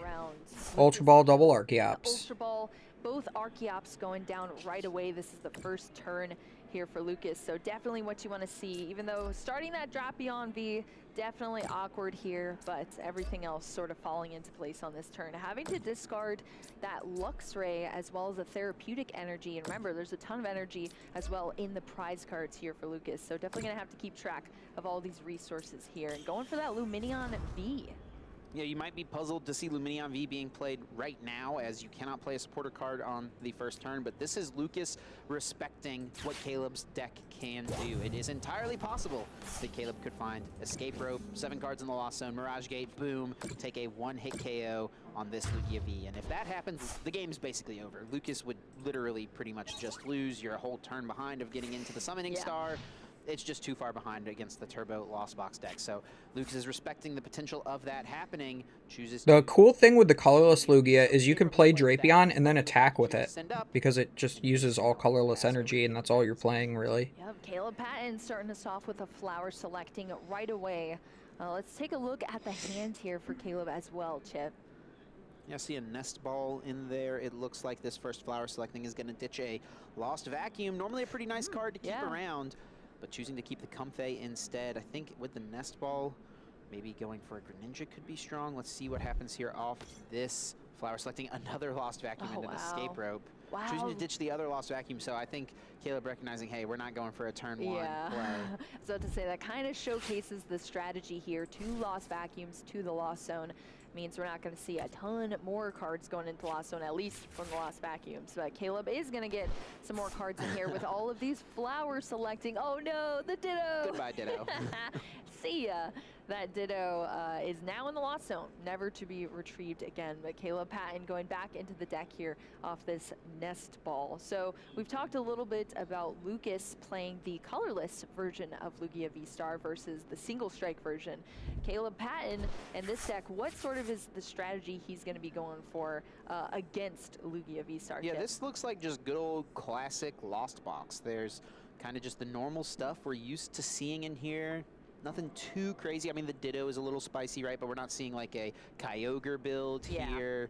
But other than that, it's just like the Pokemon we're really used to. The Dragonite V, the Raikou V. Did choose to play the Drapion V in this list as well. Not going to be good in this matchup, but probably a decent call for the meta. Mew is pretty solid here in day 2 of the tournament. It's not a massive percentage-wise, but there are players playing it and doing pretty decently. So here for Caleb, I think you just really want to get damage in play. Even if you're just using Cramorant to deal 110 to this Luminion, sure, there's a chance Lucas could maybe collapse Stadium, get rid of it, but you're putting that pressure on and you're setting yourself up to be able to potentially clean that up with a Sableye on the next turn. Yeah, I think we're really going to look for that. Just consistent damage. I'm getting destroyed by this Giratina player on live right now. To be able to bring things back home. But I mean, Lucas, having, like you said, you brought up that super important Snorlax. You know, it works so well. I only got triple Gardevoir, not quad so Gardevoir. I'm really interested to and I missed my Manaphy after I super added it back in. I mean, we've only gotten, this is the second one Still we've haven't seen a draw supporter this game. Which is awesome. And we're going to see how well it works in this matchup against Lost Box. We're seeing the concealed cards here from Radiant Greninja, drawing into 2 additional cards in the hand. Still no Culver's Experiment. 2 in the prize cards means it's pretty tough to get that extra cards in the Lost Zone right away, and so Caleb just has to pass. And Lucas, on the other hand, top decks the Snorlax, plays Research right away, draws a fresh hand of 7 cards. That is awesome. Did you get Lugia V? Yeah, you got Lugia V-Star, so you can get double Archeops out here because there's no Collapse Stadium in play or anything from him. Continue to advance the board state here with that Lugia V-Star and go straight into that Summoning Star. Get those Archeops that were discarded to the Ultra Ball, turn 1 right back out here, and we're going to be off to the races for Lucas, accelerating some energy here and getting first to the damage. Yeah, and probably will be attacking with the Snorlax. Most likely you can put a double Turbo Energy on it, plus 1 more energy. Something that is pretty annoying here for Lucas, though, is that he only plays 2 Therapeutic Energy, and Therapeutic Energy is a massive card for the Snorlax because it means the Pokemon that it's attached to cannot be affected by special conditions. So Snorlax does not put itself to sleep like the normal effect of Thumping Snore would do. Lucas discarded the Therapeutic Energy turn 1, and boo, the other one is in the prize cards.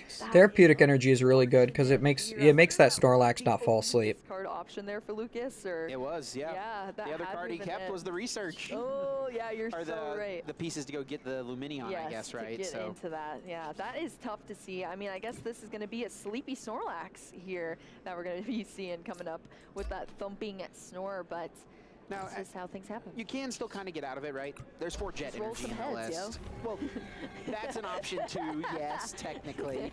You could just flip double heads, but I'm being realistic here. Using jet energy to send up even just an Archeops or Luminion V to the active spot. They all have 1 retreat. You reset that special condition and move back to the bench, send Snorlax back up, and keep your chain of attacks going. But you know what? I'm sure Lucas would probably prefer to go Boo's route of just, you know, flip heads. Flip some heads, you know? Just get good at Pokemon and you're good to go. But here we go, Snorlax with that thumping snore. Wow. What was that? Oh, whoa. Thumping snore that we talked about. Thanks to that double turbo energy, allowing for all the energy there. Oh, so close. 1 heads, but a tails on the other end. Yeah, so without that therapy energy, it makes that Snorlax a lot worse of an attacker. In this race, and now it's up to Caleb Patton. Because now you have to flip double heads to wake up every turn. Every time you attack, you fall asleep. So it's a 25% chance to wake up instead of 100% because of the therapeutic energy. Spot necessarily, and this is where things can get a little awkward because the Snorlax is just so hard and annoying to deal with. You pretty much have to attack with a 2 prize Pokemon in order to deal with it, either your Raikou or your Dragonite. I guess Drapion in this instance works as well, but you know, all of the 1 prize Pokemon in Caleb's end really just don't do much. Sableye obviously can't touch it at all thanks to Unfazed Fat. Cramorant only deals 110. Radiant Greninja can do some damage. Now there is another potential play, as we do see with the rearrangement of the prizes, those Colress moving even farther up. Yeah, that is not good. There is one potential play that we should definitely... Yeah, that's always a rough thing about Heavy Ball. Is like, you know your cards you need are prized, and then you shuffle them and they get further away from you. So what you can do as the Lost Box player is you can target down both the Archeops with your Radiant Greninja. Moonlight Shuriken, deal that damage, 90-90, and then on the next turn, Sableye, Lost Mine, 60-60, adds up to 2 Archeops being KO'd.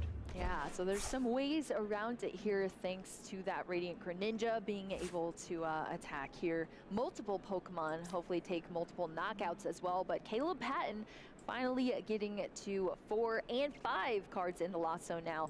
Gonna turn that Cramorant online with that Lost Provisions ability, which allows it to spin innocently. Was it 2 heads? Double heads! Let's go! Lucas Thiel with the double heads. Amazing to see. See, Chip? It's working out. It's working out. Sure.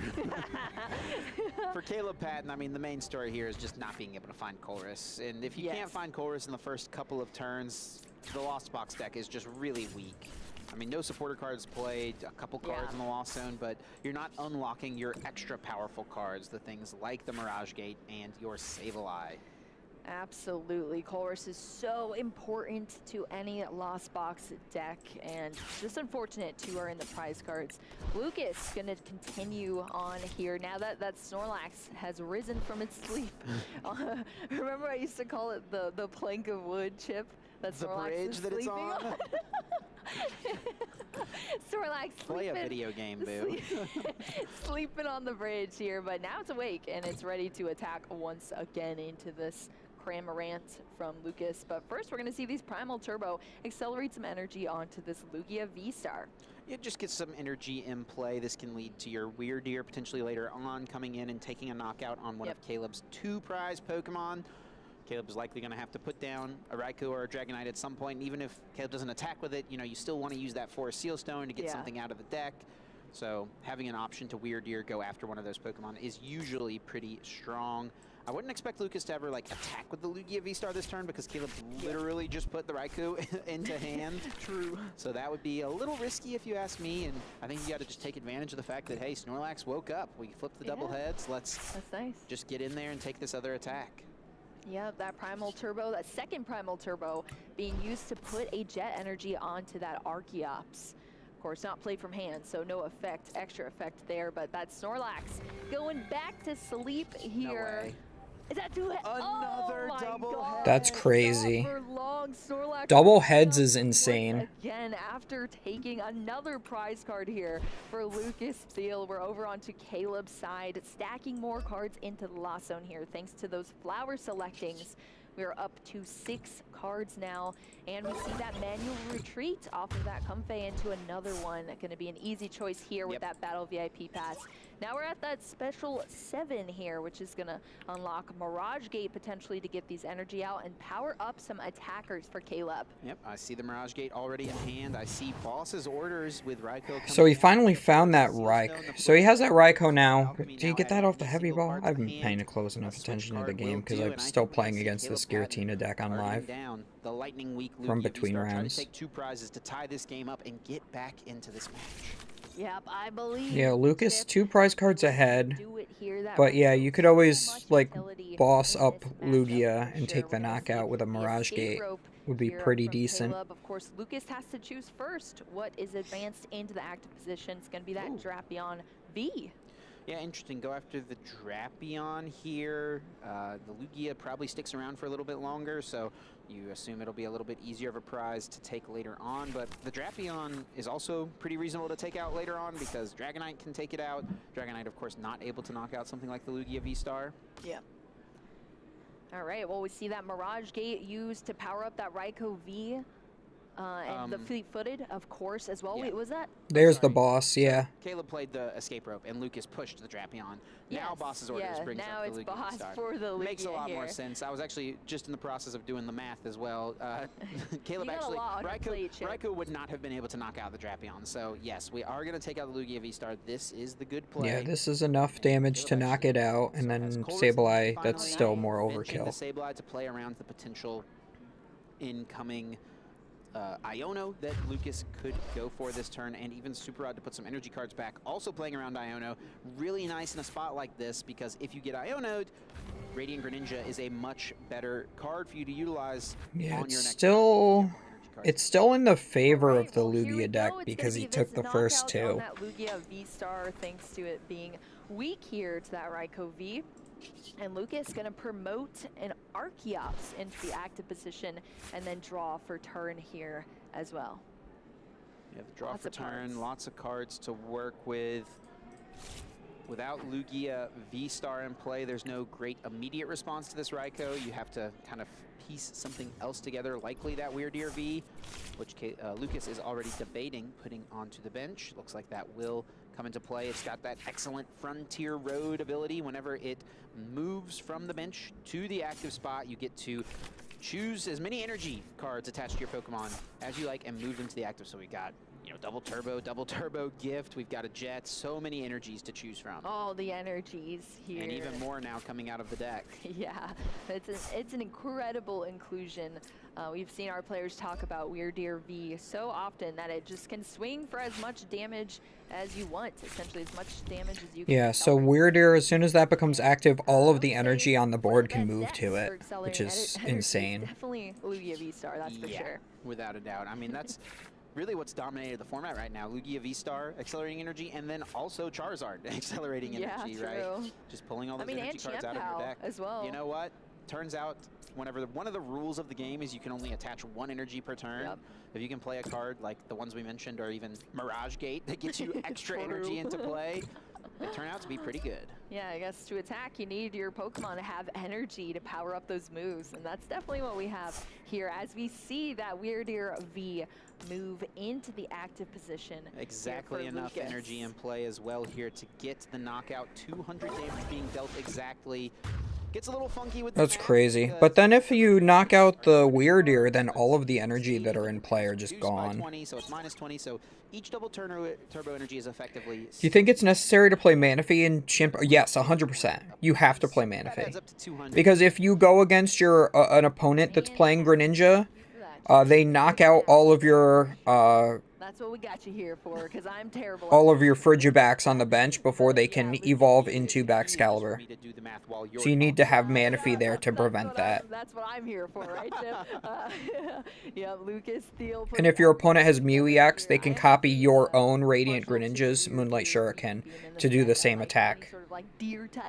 So you need Manaphy against any deck that plays their own Greninja or a Mew-EX. I wonder why that could be. Because if you just don't evolve into Baxcalibur, you usually lose. You could say that. as Weird Ear with the Shy Shield Bash does take the knockout, putting Lucas down to just 2 prize cards remaining. And the thing about this spot is that Caleb's best way to respond to this attack is a 2 prize attacker, Dragonite or getting back the Raikou somehow. Heavy Ball being played once again was drawn off the prizes. Just thinking I beat the Giratina deck. I end them to 1 and knocked out their only Pokemon with energy. And they drew Jet instead of Psychic, so I See won. what happens here. Lucas gonna even take a shot. Now I can pay attention to the full game. Heavy Ball as well. We're gonna reset those prize cards. No Pokemon, but we're gonna reset those Call versus Experiment. 1 on the bottom. Just switch sides there. Yeah, no problem. Nest Ball here from Caleb as well. So, Dragonite V. Yeah, so Lucas is not playing the Radiant Charizard. I try to use like my whole like YouTube channel as like an education platform. So most of the time, like if I'm like reviewing matches that I recorded, I'm like saying, oh, this is the correct play. Oh, this is the wrong play. Oh, it would be nice if they had this card. Stuff like that. Because it helps me learn too, just by like reviewing stuff like that.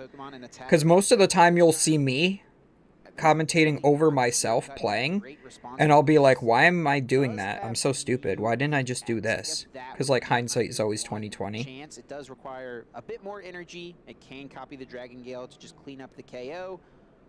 So Lucas is going to have to hope that he can... The V-Guard really helps this Word Ear here by effectively giving it 30 more HP. But is that enough to prevent the Dragonite from taking the knockout? I don't think so. Everything going well for Yeah, that Weird Ear, I don't even think it has 200 HP. Zone is up to 9 cards. Could be hitting for like 250. Cards here off that Radiant Greninja, and we're gonna roll the Pokestop. Here we go. A couple energy cards going down. I do think there is a Super Rod in the hand, which is not too bad. You can get around that play. We do see the Comfey now finding a switching card and losing a Super Rod, definitely signifying that there is a Rod in hand. Yep. And we're going to see this switch cart as well. Caleb debating using it now, taking a quick look through everything in the hand so far, though. 10 in the Lost Zone too, so you can attack with Sableye. But you can't attack the Snorlax because it has that Unfazed Fat ability. It can't be affected by effects of attacks. Get rid of this Pokestop that you just utilized and then play your other Pokestop, because this one has been in play for a little while. Wow, yeah, just conceding. They don't have it. They can't knock out the Weird Ear this turn, so they are just conceding. Makes sense. Also, love that color combination, the red and black. The red shirt with the black hoodie. This matchup is slightly favored for the Lugia player, probably like 60-40, maybe 55-45. Lost Box, of course, has so many options and can be so explosive with a potential turn 1 attack. Yeah, Lugia could always just go Lugia pass, and then you turn 1 Drapion them, or Dragonite them. Lucas's favorite Pokemon is Ice-Q? Nobody's favorite Pokemon is Ice-Q. You're lying to me. No Ice-Q in the list, though. Yeah, no Ice-Q representing this list, but still a Q Pokemon indeed. But yeah, I mean, Caleb Patton really needs to keep up the pace here. Started playing in 2016 with his siblings. That is cool to see. So kind of a long time player here, several years in the game.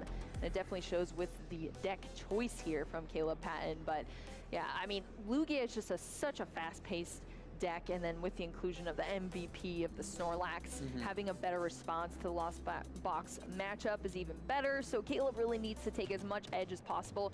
And if you remember, Chip, we only had 3 cards in the Lost Zone on that turn 1 for Caleb. So just didn't have the momentum from the start. Hopefully for Caleb Patton, things can turn around here in this game 2 between these players. Yeah, I'd definitely say Caleb's main strategy in this game compared to game 1 should be to find Colress's Experiment. That I know, that was would be a great start here, as we do see the prize cards going out.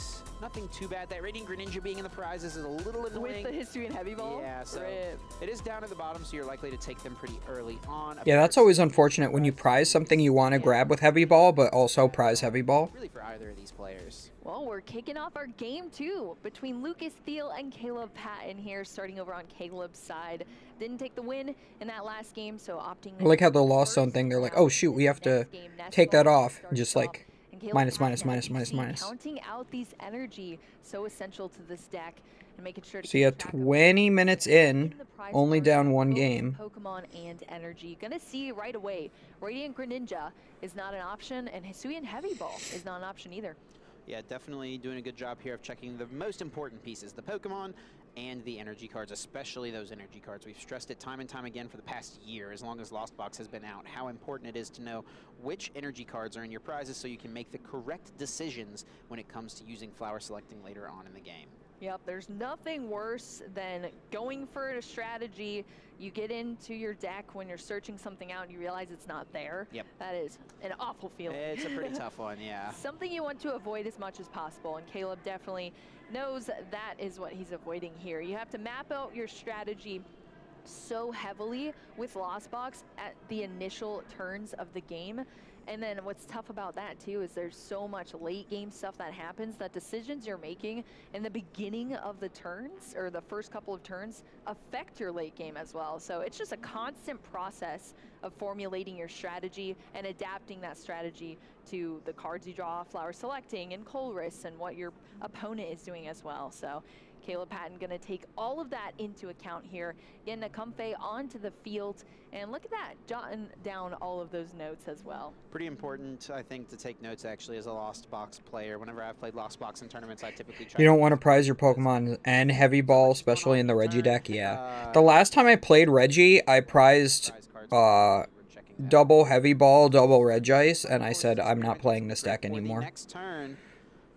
Also, while we're waiting here as Lucas is beginning. And that was back when it still had the Aurora energy. Games in the field. It looks like Raymond Long and Grant Shin actually did choose to ID. So Grant feeling like his resistance is good enough, moving to 35 match points, that he has a decent shot at still making it into top 8 that way. And Jesse Parker was able to take down Charlie Kerr. Maridon, of course, versus the Lugia V-Star of Charlie's end. So nice matchup there. Jesse was definitely probably feeling pretty good to have hit the Lugia, and now he moves to 36 match points, locking up a berth to top 8 alongside fellow Maridon player JW Krewall. 2 Maridon advancing into top cut. That is awesome. That's what I like to hear. Maridon in top cut. That's a deck I really need to try more. He does not want to see being a Lugia V player. But here we go. Lugia You're playing double Heavy Ball for that exact reason. Yeah, Heavy Ball's super important in Reggie. Lugia V out, so it must have been a roll for. Oh wow, we see another capturing room. Let's see what this one is. This one's going to be a heads. And it's like I had increased it to 2 Heavy Ball, and then I played that game where I prized double Heavy Ball, double Regice, and I said I just don't want to do this. I don't want to do it. So Never again. One of my friends played Reggie religiously. For the entire time it was considered a meta deck. Yup, even better here. Yeah, that Burnett's cool. Discard 2 cards from your deck. I miss Battle Compressor, an item card that discarded 3 cards from your deck. Here for Lucas Thiel. So now we have that Lugia V here. We had the second Lugia V that Lucas had. So a supporter that does 2/3 what the item card did. V-Star for preparation. Shows how much power creep we have in the format right now. It's power creeping backwards. Getting everything set up. We're going to see another Lugia V coming into play as well. Attached for the double turbo energy. And it is just a Read the Wind, drawing a few cards. Normally as Lost Box, you feel pretty... Read the Wind is not bad here. Caleb is going to need to do a lot of work if he wants to get to 7 in the Lost Zone. You'd always prefer to attach the V-Guard when you Read the Wind, though. Experiment, a way to start off these cards stacking into Lost Zone. Looks like a difficult decision, though, for Caleb. Yeah, a couple Energy and a couple Comfey is pretty annoying. Has a second Lugia just in case they get the turn 1. 7 cards in the Lost Zone. Mirage Gate to a Raikou, knock you out. That is a tough Colress's experiment. Or, I guess, attack with Dragonite. Energy going to go into the Lost Zone here, bringing us up to 3. Going to be 4 after this flower selecting. Between another energy, going to be the Psychic this time, and that Escape Rope. So only 7 energy remaining, hanging around between the deck, the field, the prizes, and the hand for Caleb Patton. We see flower selecting once again. This is going up to 5 cards, which means just a Lost Vacuum away from pulling off a Mirage Gate play of some sort. And it looks like Forest Sealstone is kept here. Yep, over the Super Rod going into the Lost Zone, bringing us up to 5. Ooh, it's going to be a pretty big Pokestop here. I think he needs to hit a Nest Ball. Mirage Gate is pretty good, but no Nest Ball. Always mills a Colress. That's what I do. Going into the discard as well, counting up the energy that are in the discard pile here for Caleb, also keeping track of the ones in the prize cards as well. And just a pass. That was a pretty decent opening there for Caleb. If he had found a Nest Ball, I think he would have been able to pull off the attack. He was definitely pretty close. Thanks to 4 Sealstone, would have been able to search any one piece of the combo out that he may have needed. Yeah, so now I'll get his double Archeops out. Slams Lugia V-Star. So Lugia's in a good spot here. Time to get some energy cards in play.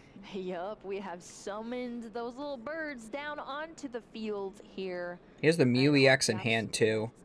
If his opponent didn't have Manaphy and that was Radiant Greninja instead, you could go boss Radiant Greninja, knock out both the Comphase with the Mew, and that would be fantastic. That's why you play the Mew. Card off of this Ultra Ball. And it looks like Snorlax will be the grab. The question is, do you attack with the Lugia V-Star right now, or are you okay expending the energy to retreat into the Snorlax? And I feel like Snorlax is pretty decent. Usually as Lugia, the earlier you attack with your Lugia V-Star, the better, because it's less likely your opponent's going to be able to respond. Yeah. But yeah, you could just retreat the Lugia V-Star into the Snorlax and feel fine with that. Put Therapy Double Turbo on the Snorlax. Looks like Therapeutic. You should be playing 4 Double Turbo, I would assume. Definitely great to see here. Yeah, that Snorlax is just MVP. Oh, he has Double Turbo in hand. I guess he's going to attach for turn. Paired this time around with that Therapeutic energy. Although I will say, Lucas Steele pretty good at rolling double heads, but this time doesn't even have to worry about that. He's being very conservative with his energy placements from the Archeops too, which is always a good sign of a good Lugia player. You don't have to use both of your... You don't have to get 4 energy cards out every turn, you know? You don't have to do it. You can, but it's a real easy way to run out of energy, because then you're powering up things that you might not intend to attack with. That Lugia V-Star to be able to get out of there.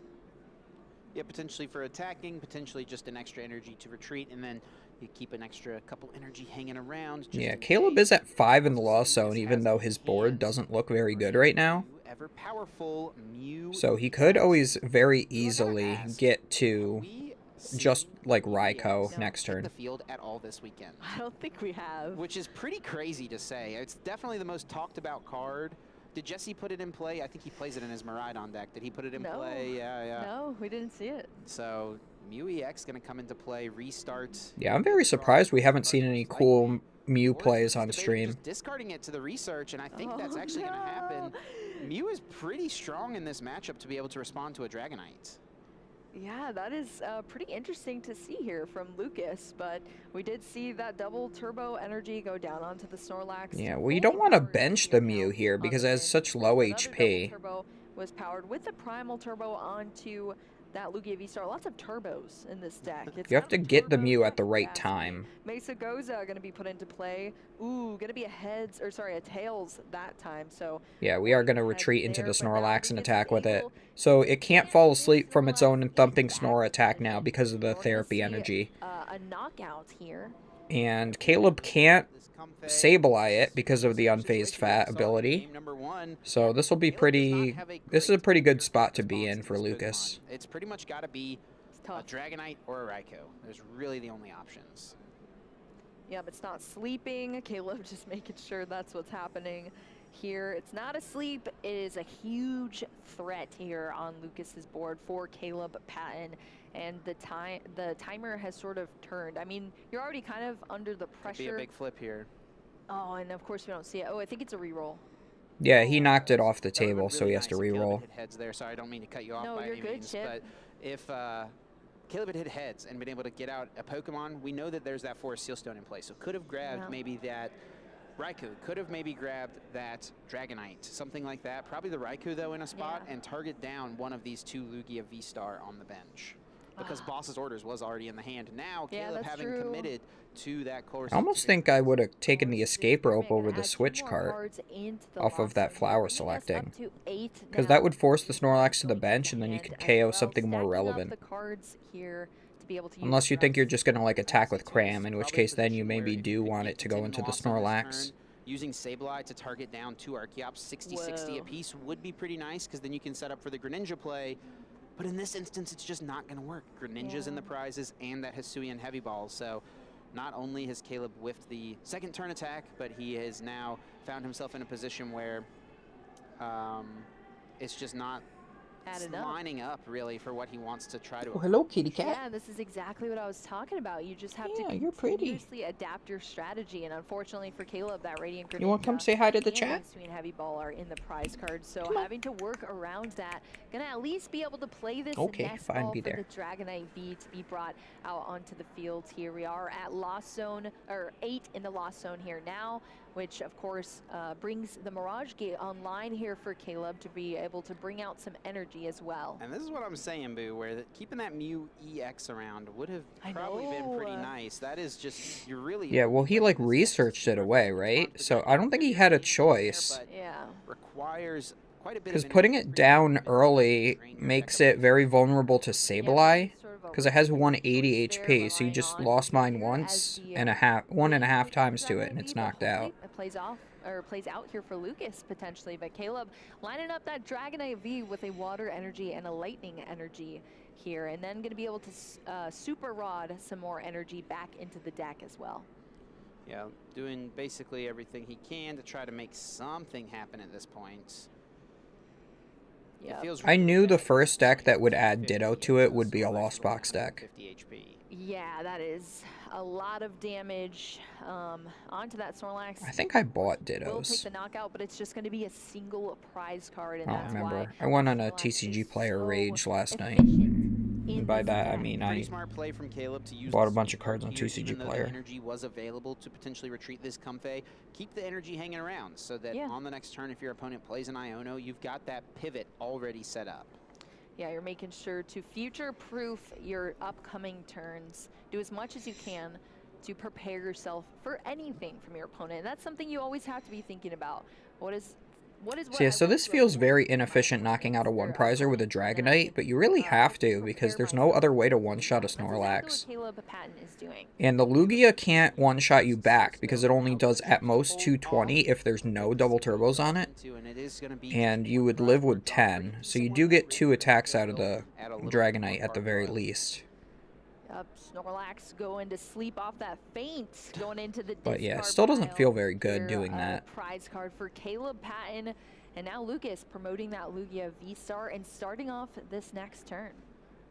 Has a Capturing Aroma in hand, choosing to go for the Mesa Goza first. Maybe wants to save that Capturing Aroma potentially for later on. We'll still go for it. I think the thing you're kind of looking for here is that Weird Deer. Let's see if the Aroma can find it. No, it is a Heads. Which means you have to get an evolution Pokemon. Yeah, that's where Capturing Aroma. You can get Luxray. Luxray is a fun Pokemon. If you have your reversal energy in the deck, which you normally just use as a colorless. Yeah, there is a reversal in there. Pokemon here, Lucas eyeing up what are the options for that. Going to be that Lugia V-Star in the deck coming out. Also has that Luxray hanging around, a pretty cool card that these Lugia V-Star players are playing for the most part. It's got an ability that says if you are behind on prize cards, or if you have more prize cards than your opponent, I should say, with its Swelling Flash, you can put it directly into play. And then it has a really solid attack, Wild Charge, 180 damage for a Lightning and 2 colorless.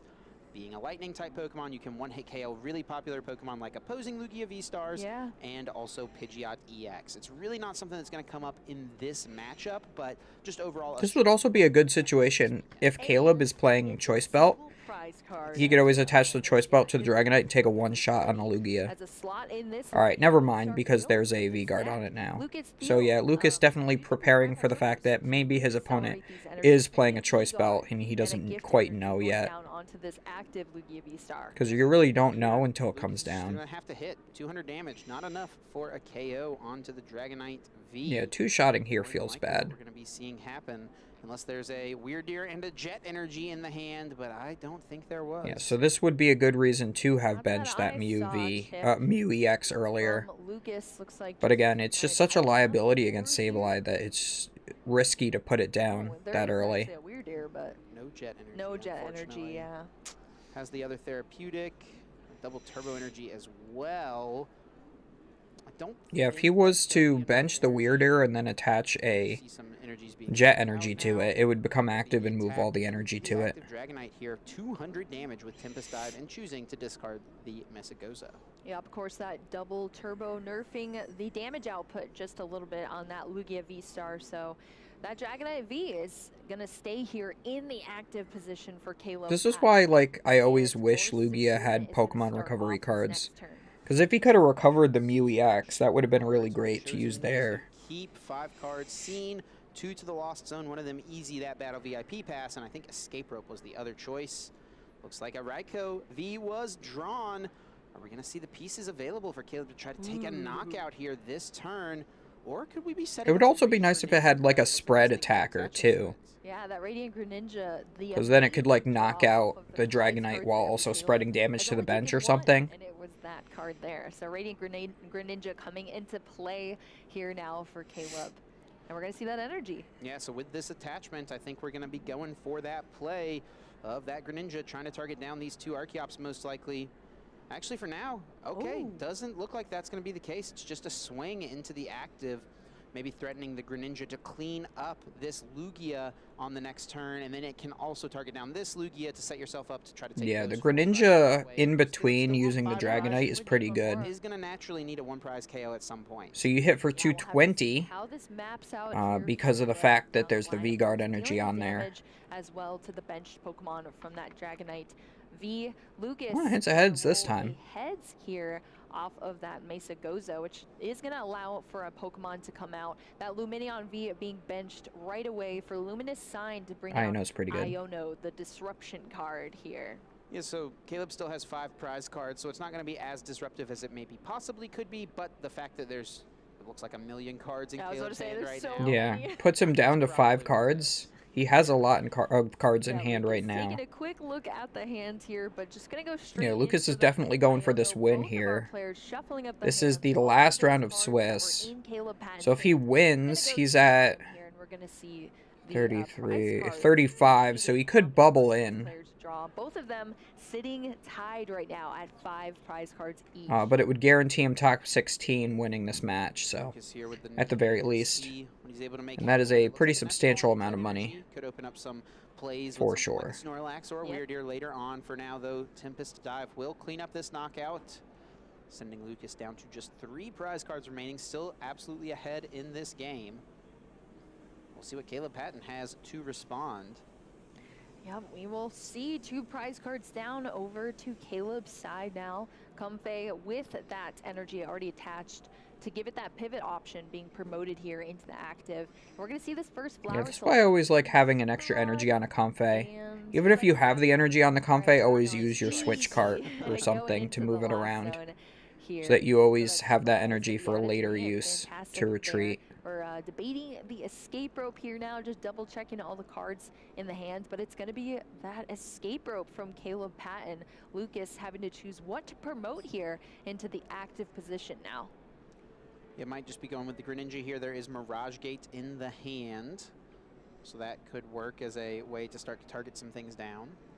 Lucas promoting this Archeops very slowly. Very cautiously. Yeah, very cautiously. But it's I think promoting the Archeops is fine. And of course, that Radiant Greninja that Caleb has been eyeing up here to make some. It's either that or you promote the other Lugia V-Star. Is going to be used as well. Going back in. It's a little awkward, honestly, to super out a bunch of energy back in the exact turn that you're planning to attack with your Radiant Greninja. True. Obviously, in this spot, Caleb needed it in order to be able to pull off an attack. There's too many water energies down on the discard pile, but the water energies being back in the deck are really strong for you to Radiant Greninja away later on in the game. Yeah. Only 1 Mirage Gate still remaining, so with this Greninja, most likely you're expecting it to go down. It doesn't feel as strong to have to fill the deck with cards that effectively aren't going to do too much for you. Absolutely, Chip.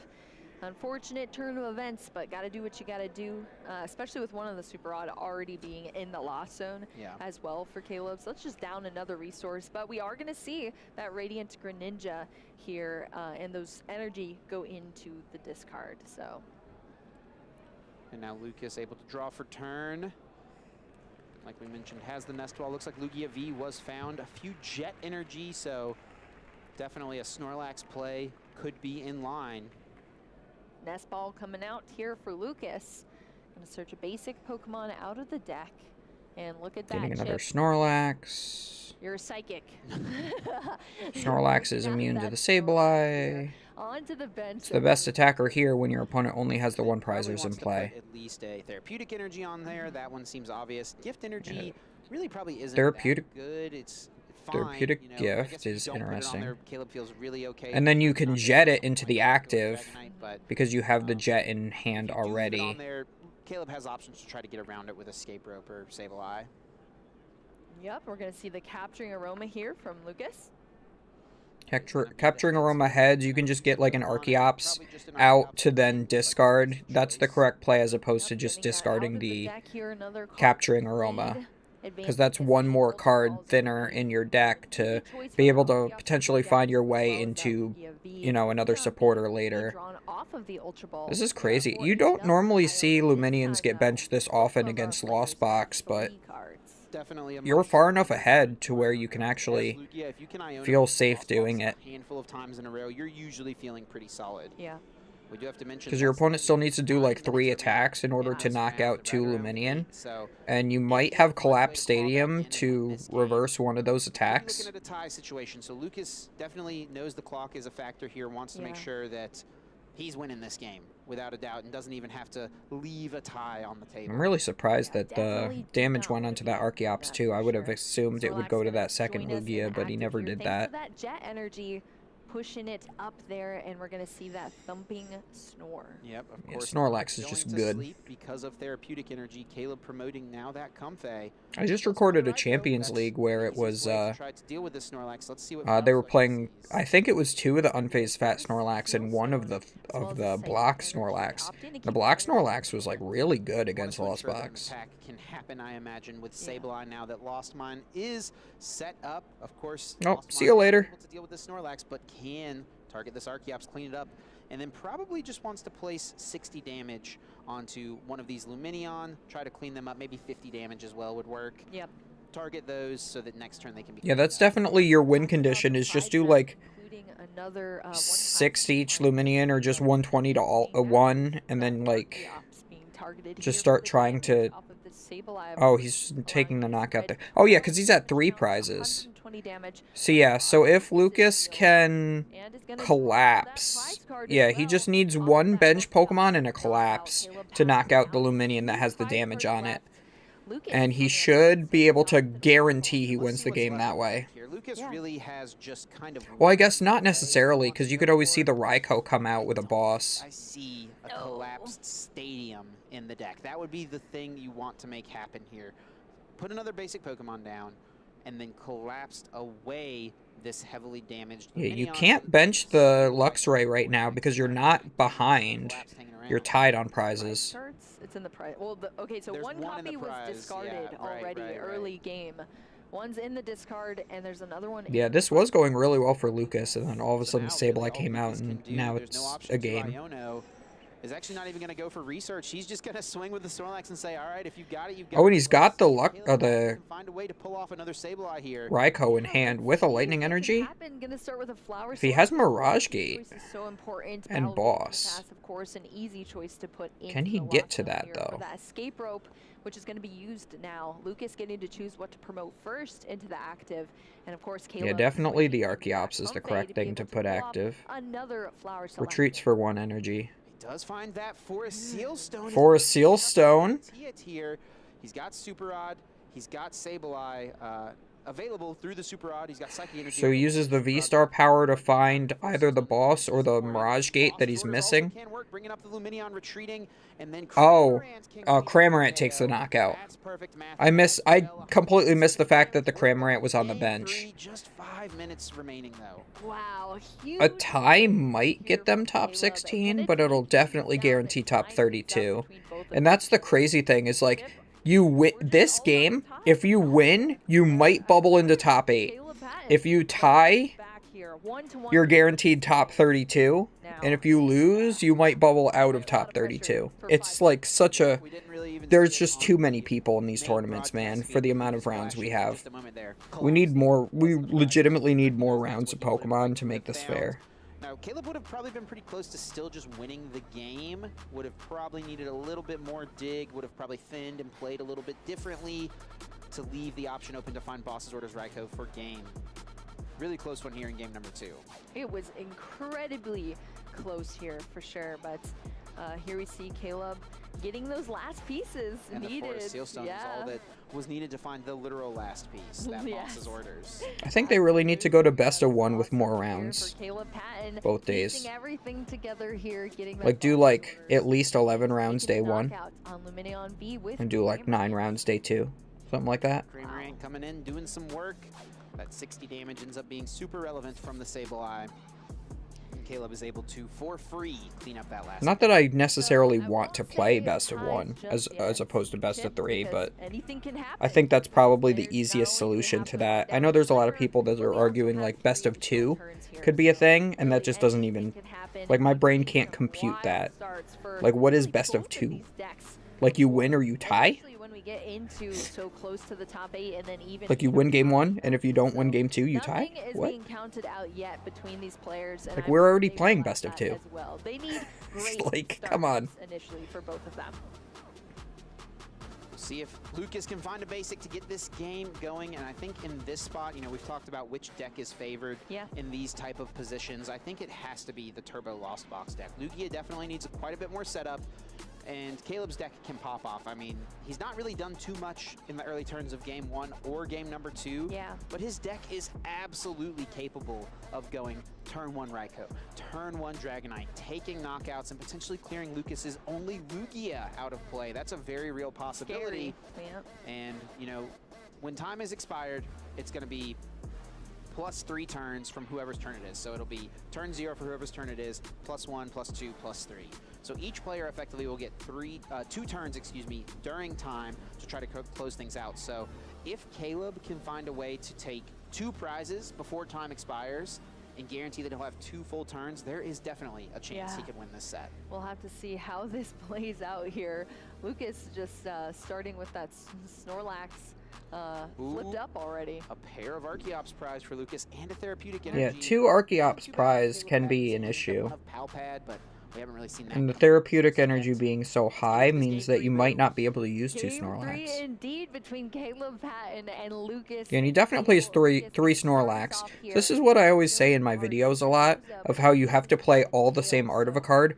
So, in this last game, he used 2 unfazed fat thumping Snorlaxes, right? Don't see an out. And they were both regular arts. And then he starts a full art. So now you know he's playing at least 3 copies. I'm absolutely going to be. Whereas if they were all the same art, you don't necessarily know that he's playing a third. We're not worried about being optimal. We are trying to get through the deck. He's found the Mirage Gate. There's a Battle VIP pass. Oh, this is rough. No Lugia on the bench. Come on, Caleb. Let's see if he can make it happen. He's already moving. If you have the therapy energy to attach for turn, you're still in an okay spot, but this is a bit rough. Oh, Chip, do we see the Ditto coming out here? I guess we do. Is that going to be the choice? Just to Could just be thin, counting the well, Pokemon. it thins an extra card out, is what it does effectively. That's true, yeah. You know, if you get that active, use that Ditto, transformative start, move into a Comfey, you get 1 extra card out of your deck. Really smart, maximum thinning from Caleb. Ditto having full utility here and on That's crazy. Showcase. This is a brand new card for us from the 151 set here for Caleb. Getting rid of Drapion. Yeah, you don't want that in this matchup. Here, Drapion V, easy choice here to stay. Yeah, this just thins 1 extra card. You discard the Ditto from the active spot and then transform it into a Comfey. I don't think we're streaming at 4K. It's true. Sorry, Twitch 1080p, viewers. here we go. We're seeing that at 1080p here, folks. That Comfey coming straight out of that Ditto transformative and Boo, start. I just don't think there's going to be enough time here. It's just not going to happen. Yeah, I mean, while that was the correct play, it takes up Caleb is in like 30 seconds to do that play. strong position, but there's At least 20 seconds to do that play. So yeah, it thinned you an extra card, it was correct, but a little bit unfortunate that it's not quite, like you don't have the amount of time left that you need. Do anything last turn. Obviously, he could have a supporter in hand, but he didn't. Yeah, like Caleb needs to take a knockout on the active this turn, and then on the next turn knock out the Mew and hope that Lucas doesn't play any other Pokemon down. Didn't have a supporter in hand, which Caleb doesn't know. So yeah, Caleb's definitely trying to find Mirage Gate so he can attack with Raikou this turn. Unfortunately, though, Lucas does have or unfortunately for Caleb, I should say, Lucas does have an Iono, so pretty decent odds to at least find one more basic to ensure that this can become a tie. Let's see how it plays out, though. We'll see what happens. We will Yeah, it's see. just a spit innocently. Yeah, that's guaranteeing that it's a tie. An attack this turn. Not even going to be a knockout, I should say, this time. Yeah, not a knockout is going to. Yeah, because this is turn 0 of time. So this is a tie. Hard into the lost zone here. So Kramer going to get that attack. So we're over onto Lucas's side now. That damaged Snorlax in the act. I think I would still be okay with a tie here. Like, the win would have allowed you to potentially bubble into top 8.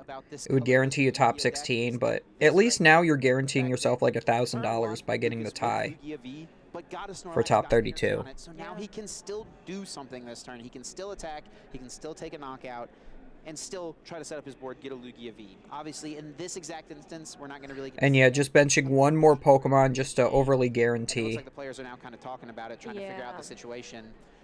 It's kind of unfortunate because I think Caleb definitely feels like he's in a strong position here, but... Yeah, Caleb does definitely feel like he's favored to win this game just by how this is, but it's you're only one turn in. It's too hard to like decide the winner by board state.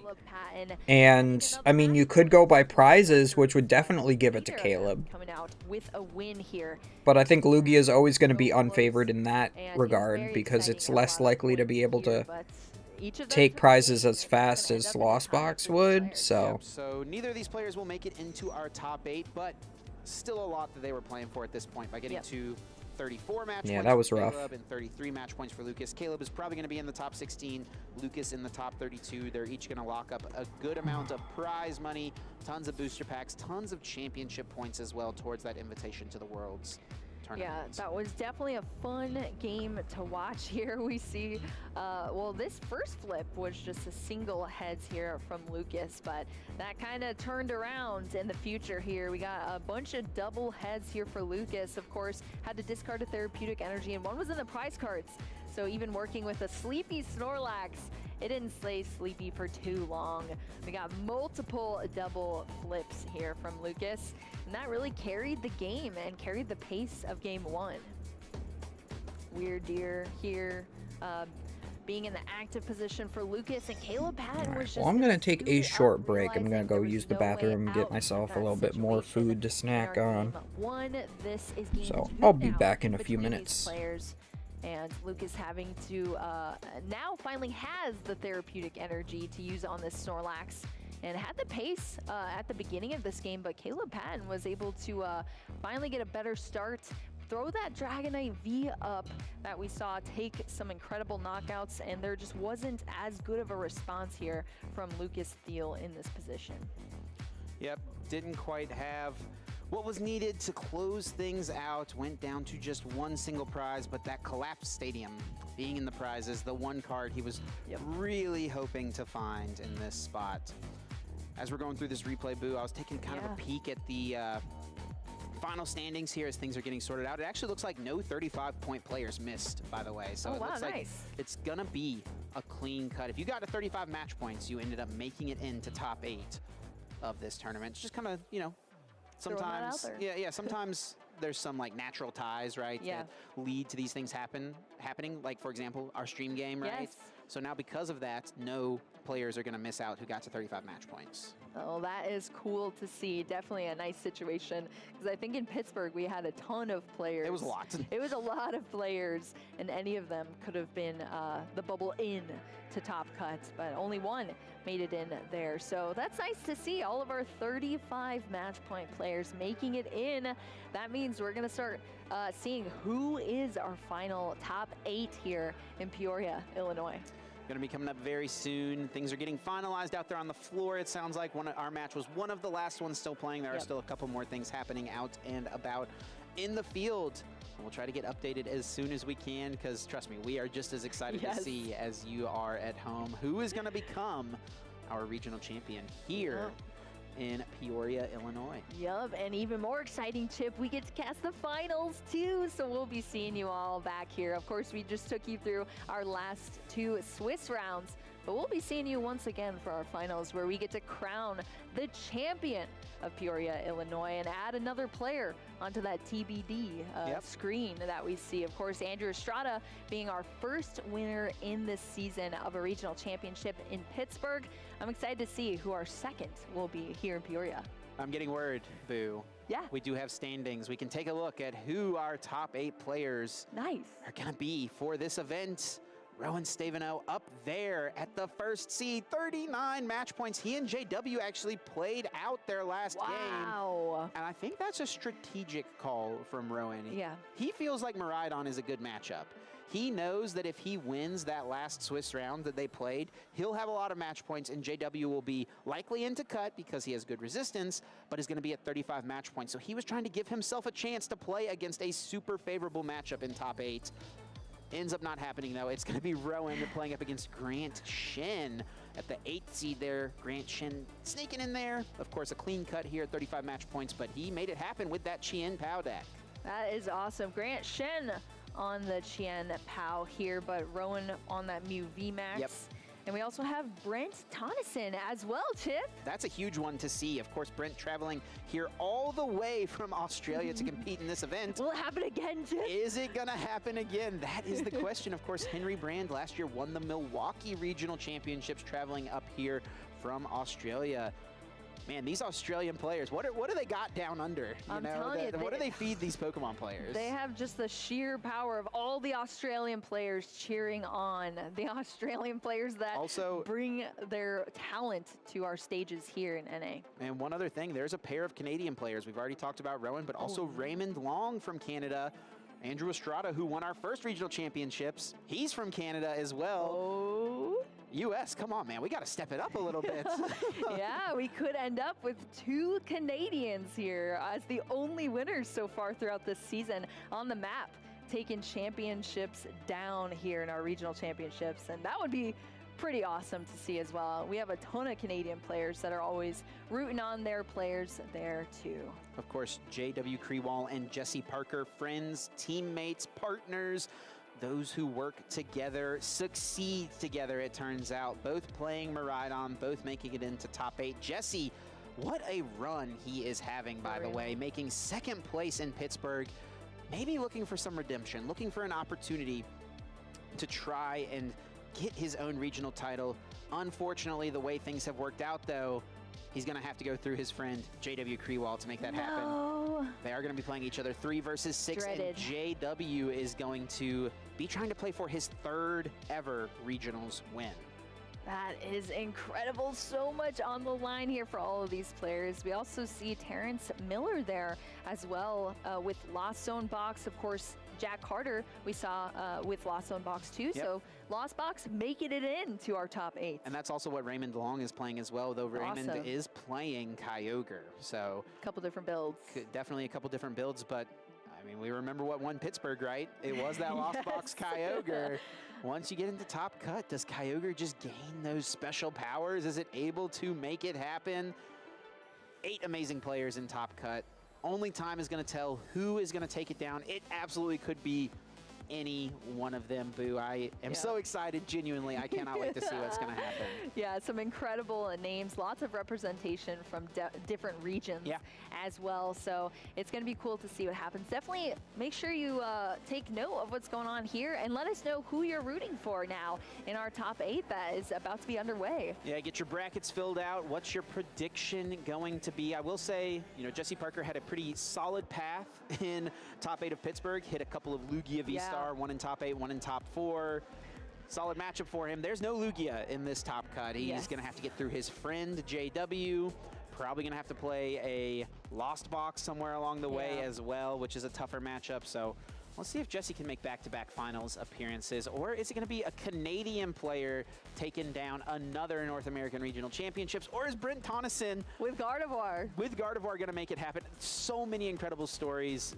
I really am so excited, Boo, to see what's going to happen. Incredible stories, incredible decks as well. If we're talking from a deck perspective, what do you say do you think has the best chance of making it through this top 8 and advancing into a top 4 and potentially into the finals? Well, I'd have to take a good look at kind of what the bracket is going to look like. Gardevoir is decently positioned if it can find a way to get around some of the stuff that Lost Box has. Jack actually has some pretty good cards in his list for the Gardevoir matchup, and that's going to be what happens 2 versus 7, Jack versus Brent. So maybe I would probably give Jack like a slight edge there.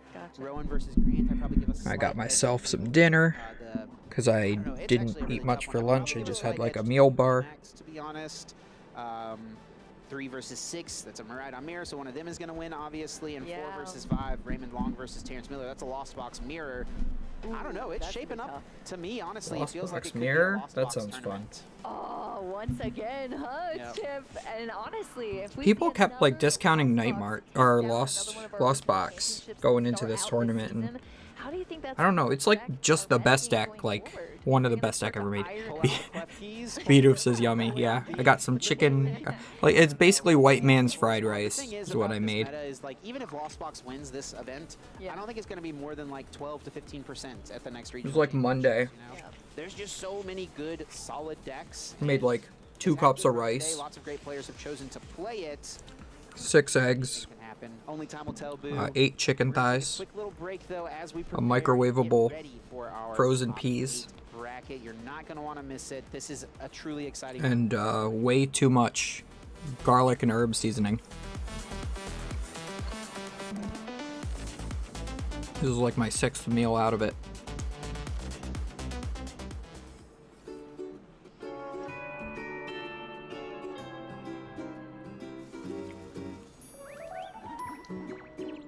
Yeah, I'm surprised there's no Lugia too. I was really expecting Lugia to do pretty well at this event.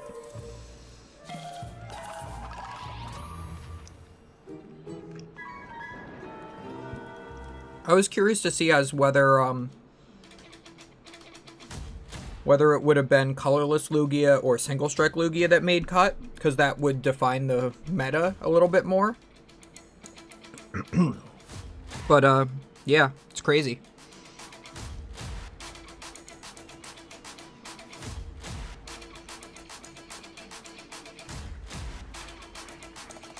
He has done it. He has taken all 4 hemispheres of the globe, and he is the Latin American International Champion. That was the missing piece. It's something I could only dream about. I'm absolutely speechless. We can play some more live while we're waiting for top 8 to start. American International Champion here. It looks like that is a knockout. Yeah, Kovacic is your first ever Oceania International Champion. Wow, what does? He is able to secure victory and become the first player in Pokemon Go history to win a regional and an international championship. This win, I've always wanted to show that I'm one of the best, if not the best, player in North America. Like, honestly, no words to describe it. Like, this experience has just been absolutely amazing. Ainda estou sentindo a sensação de ter vencido. I don't know if there's Mew. I don't think so. Não caiu a ficha. Let me check Twitter real quick. That'll tell me. Or the artist formerly known as Twitter. The 2023 season. Justin Tang winning his second regional championship. The back-to-back champion, Luminion V into boss's orders, brings back up a Crobat V for the knock. Definitely pretty excited. A little bit lucky for sure. Let's hope I'm against Lost Win Box. 2 regionals in the same year, definitely. It feels really good. It feels great. It really does. We're kind of reaching like this culmination of old and new. We're seeing a lot of good players like Paul Chua, Nick Navarre hitting their stride again. It's not coming up on Twitter yet. I'm just scrolling through my feed hoping to find it. Becomes your 2023 European Against International Lugia? Champion. Winning EUIC means a lot. I haven't been able to win an international. Being able to finally get past second place feels pretty good. But we're getting a lot of new players as well, like Justin Tang, who just kind of pop up, and they're incredible. Justin Tang, your Knoxville Regional Champion. First regional competition that he has competed at, and he's taking down the entire thing. I was confident in my skills to do well, but I did not expect to. Oh, this is a funny meme. This is my first play. Someone posts Lugia EX, the plasma one. I take 2 prizes. Winning a regional is undescribable. Of course, there And then, are others I'm more and involved people with. think it's The most inappropriate, and then notorious Iron one Hands. is, Like, it's literally the same card again, it's not overpowered. Alright, so what do I do here? because he's really Level good. ball. Kingsley Prince. Oh no, I can't retreat into that. I didn't face him in this tournament, but Valiant Bish, I have no idea how I'll hold up against him. He's definitely one I'm watching out for. I'm always worried about facing Tord again. That is always an experience and will be always difficult. I'm not really worried about facing anyone. Do I really want to iron on my opponent? I don't, but I feel like I have to. Everyone. I'm definitely worried about facing Gabriel Agati. I'd be nervous about hitting Isaiah Bradner. Isaiah Bradner. Justin Bakari. Probably Luca. Justin Tang. I think I'd be nervous going up against Caleb Gedimer again. I'm confident. This is a really bad start for I know me. there's going to be 100+ of I'm gonna the need to players in the Mirage world, Step. So it's going to be really tough. All the trainers have just scaled up their game. So I'm gonna need to find like exactly Mirage Step Curlia or Level Ball. Excited to get to Worlds. Winning Worlds would mean the absolute world for me. After getting second in 2018, winning would absolutely be amazing. Winning Worlds is everything to me. I really want to be the best player that's ever played this game. I think you have to be a little bit crazy to think that you can win the World Championships, but I am a little crazy. So it would be Wolf really is crazy. win a World Championship. I've won a regional. I've won an I respect it though. Worlds is the last thing I have on my list. Winning Worlds means I can submit myself into the history of Pokemon Go forever. Winning Worlds would mean everything to me, you know? So I'm going to try my best at Yokohama to hopefully maybe win. I just feel like I'm gonna have so much fun.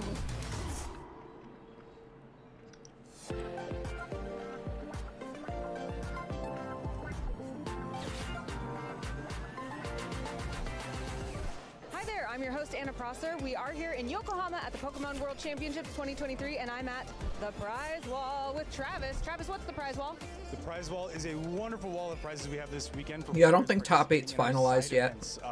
We've got, again, Go, TCG, and VG side events to sign up for. We'll keep an eye on Twitter for it, though. And come redeem even more fun prizes. So tell us exactly how it works. Someone plays, then they get what, and then they... So a player will go, they'll sign up for one of our many side events.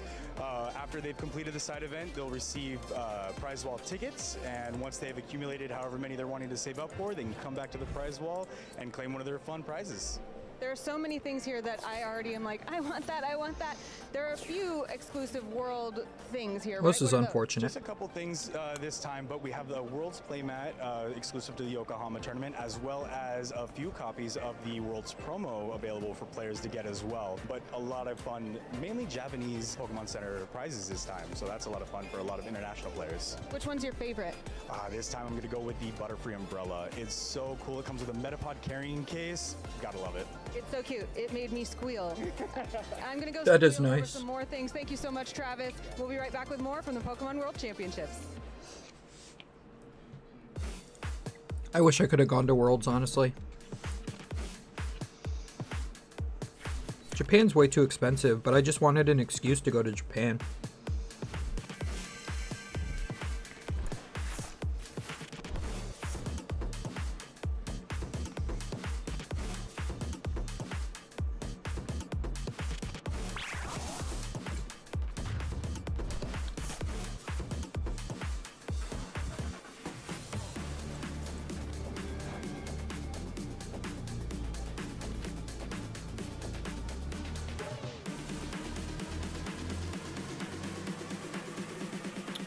Yeah, I didn't get Mirage Step. Yep, I didn't get Mirage Step. Okay, that's a loss. Cool. We were getting a little bit too into the music there. I'm Adam Darkot, joined by Jeremy Jallin, and we'll be guiding you through top 8 and top Hi, Eric. 4 Yeah, today. Japan's This cool. Top 8 is quite to the My dad went to Japan for a semester a ton of great in high school. players, a ton of storylines that we're hoping to run into yet again. It is going to be a tournament for sure. Oh yeah, I'm very excited to see how it all plays out. 8 fantastic players, a nice variety of decks. Like you said, we've got rematches from certain finals that we've had pretty recently. We've got international players, and I don't mean Canada. I mean, you know, a completely different hemisphere. Well, there's making Canada it in too. as well. Yeah, Canada is international, but it's not as international as Australia. Coming all the way over from the other side of the world, able to make the top 8 here. Brent Tonnison's gonna try to put in some work, but has a Yeah, so Australians have to come here because you got rid of their IC. There's just every player in here. I can't even try and pick who might be able to win this one, right? There's just so many fantastic players who, you know, all of them could win it. Maybe there's going to be a couple tougher matchups in there. The variety of decks is nice as well. It's not, you know, one of those cuts where it's like 7 and a rogue choice. There is a really good mix in there. A couple Miraidons really starting to stake their claim, so plenty to look forward to. Yeah, a Lost Zone Radiant Charizard making it into top 8 with Terrence Miller, local player from mine, but he's hoping to kind of put Sablezard back on the map since, you know, it won Peoria last year. Yeah, well, we're going to take a little look back at what's been going on today, and one of our, I believe both of them made it into top 8 as well. We saw the Turbo Lost Box start off the day very, very strong against Jesse Parker, piloted by Jack Carter. Big plays coming through, just being able to pick up those premium knockouts with the Dragonite V, being able to throw down big amounts of damage and get it powered up nice and quickly with the help of the Mirage Gate. This game was really exciting, and it also had some of the craziest Pokestops we've seen of most of my memory watching this. Oh yeah, those Pokestops were absolutely insane. 9 cards off of your Pokestops throughout one game and throughout the entire match. Yeah, you Pokestopped 3 times and got 3 items each time. Them either lost, vacuum them right away, just showing you have what it takes to turbo through your Turbo Lost Box deck and get the cards you need. Bringing up here the Cramorant, taking the knockout on the Mareep to get things started, and it was just all downhill from there. You can see it on Jesse's face. Was not happy for this match. There's the boss's orders to seal things up. No energy left in play for Jesse. Yeah, Jesse knew at that point that, you know, those manual attachments, the electric generators were not as efficient as those Pokestops were for Jack, so plenty to go on with. We of course moved on.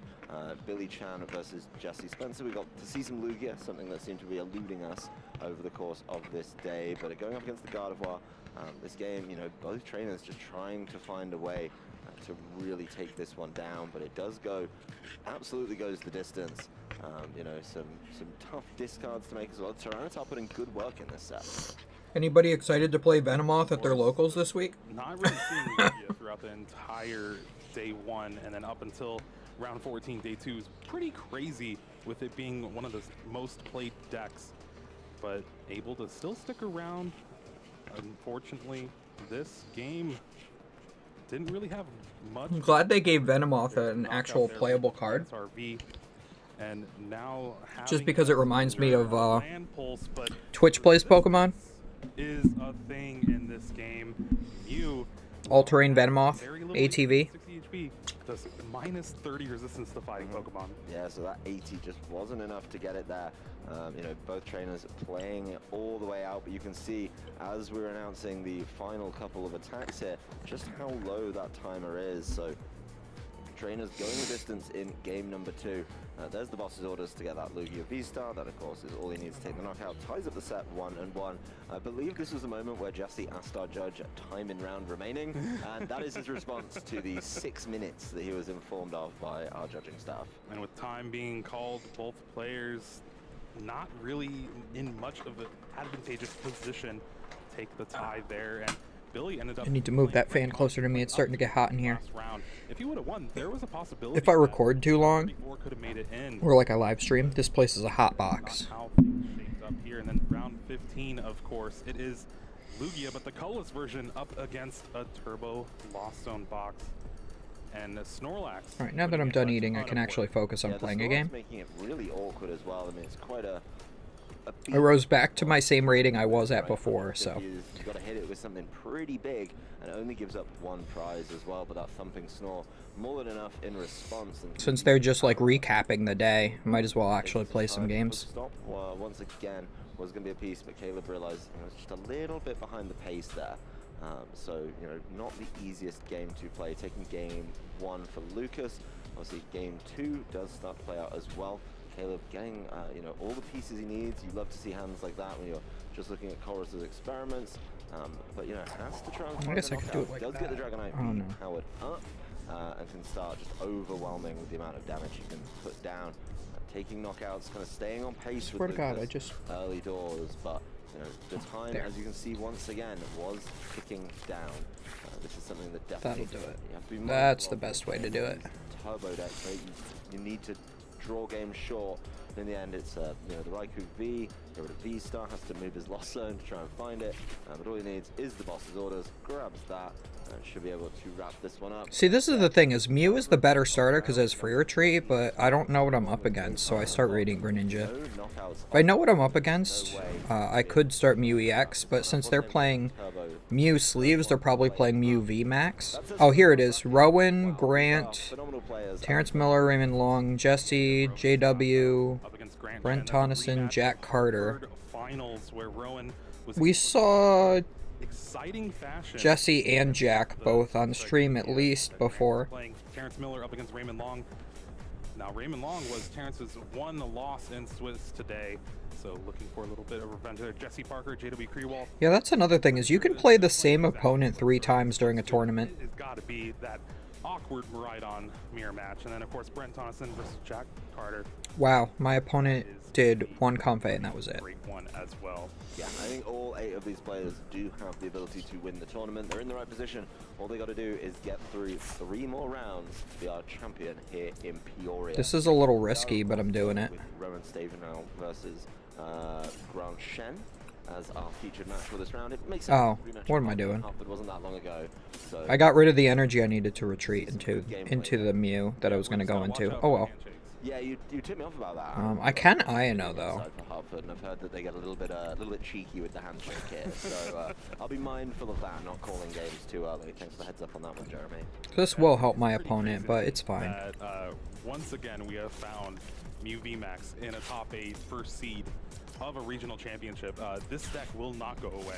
Yeah, it is going to be Rowan Stavenhow on. Oh, there is a Mew VMAX. Up against Grant Shen's Chien Pao, so bring a little bit of variety in there as well. Could be 2 decks just trying to really just swing for big knockouts, right? That's really all they've got going for them, is just swinging for knockouts. Yeah, take knockouts every turn, hope to draw some cards with the likes of Genesec V or Barrel on Grant's side of the board. I have 2 Curly available to me. Honestly, okay. Could be a pretty crazy one. We also get to feature the new card from 151 Grabber. Oh, I this Mew VMAX list. I do want to see a Grabber. See if maybe you could throw away one of those really important pieces. Yeah. Oh. If you set it up and he's got the Grabber, that's definitely one that I know Adam Watson is very excited about. We're going to head on down to the stage and dive right in here in top 8, making sure we get there to we go. Of course, confirmation of the deck. Oh, Rowan's not wearing a hat. Everybody be careful. He might be be able to dive in pretty promptly. He might have a swastika shaved into his head again. Mew VMAX up against Chien Pao EX, and Chien Pao has been a deck that has kind of not really there we go. That's the layer I wanted on. In Pittsburgh just 3 weeks ago. So there's a Chien Pao in top 8. Oh yeah, Grant Shen we saw on stream before too. It's just the one in top 8 yet again, right? Yeah, but Grant Shen is going to be a great pilot of it. Was that today or was that yesterday? I got it all mixed up already. Definitely going to make it for an interesting match. Looks like our judges are just checking everything is good and ready to go. I don't like that I don't like those day 2 shirts. I don't like those. I know Rowan was trying to highlight one of the one-offs in his deck. We'll wait and see if that. Hope you're not playing against Venomoth. I'm playing DTE. Yeah. Especially in combination with that one-off. Right. Yeah, that'll. We'll save it for. They'll bring up your Genesect, confuse you, and make it so you can't retreat. Being able to cause and they'll move damage to your bench all day long. Should be excited. Players in good spirits as well, ready to get underway very shortly. I'm excited to play Venomoth. It seems fun. I don't know if I'll bring it to a cup, but I'll definitely take it to a challenge. We have our 8 players after over 1,700 players in the Masters division here, able to whittle it down, and now we just have 3 more matches, like you said, until we crown our champion. They become a little Canadian National Junior finalist. And get that invite to Honolulu, Hawaii. Here are the accomplishments. In 2015, this man's a child. Regional champion, as a world champion from 2015 in the junior division, playing Mew VMAX with that Genesec V, Grant Shen. Hartford regional finalists. They've been here before. Knoxville regional top 8, OCIC top 8 in 2023, for San Diego regional 2023. Both of these players have been super consistent ever since we came back. Yeah, they've just been really good. I mean, a huge 2023 for Grant there. The players definitely in good spirits. I don't really want to use my research. Even the judges getting in on the action as well. Ready to hear the final. This is, of course, Seed 1 versus Seed 8. You know, Rowan coming in as the first seed, so picking up of match points there. Do I use the Pokestop? 9. Yeah. Do I try to find the rare candy? It is crazy. Do it. Only 2 losses throughout the entire game. Let's go ahead and take a look at the prize cards here. There's that Luxray beam Okay, that we wasn't were that bad. kind of alluding to. Fang Snipe, able to take a trainer from your opponent's hand and get rid of it. But 2 Genesect V in the prize cards. That's not what you want to see for this Mew Max deck. You want to get a good few of those down, being able to keep using the Fusion Strike system, keep replenishing the hand. Obviously, the Luxray V and the Grabber together, getting rid of 2 cards. I feel like I'm always in the beginning of a PTCGL game when they just start the next round. They're doing pretty well, honestly. What cards would you discard with the Luxray V?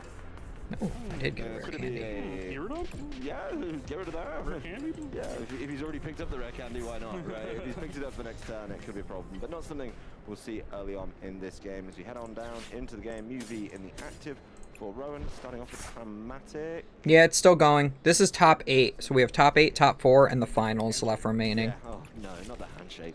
Not this early. They can't get us like this. He does have a follow-up, though. The Battle VIP pass.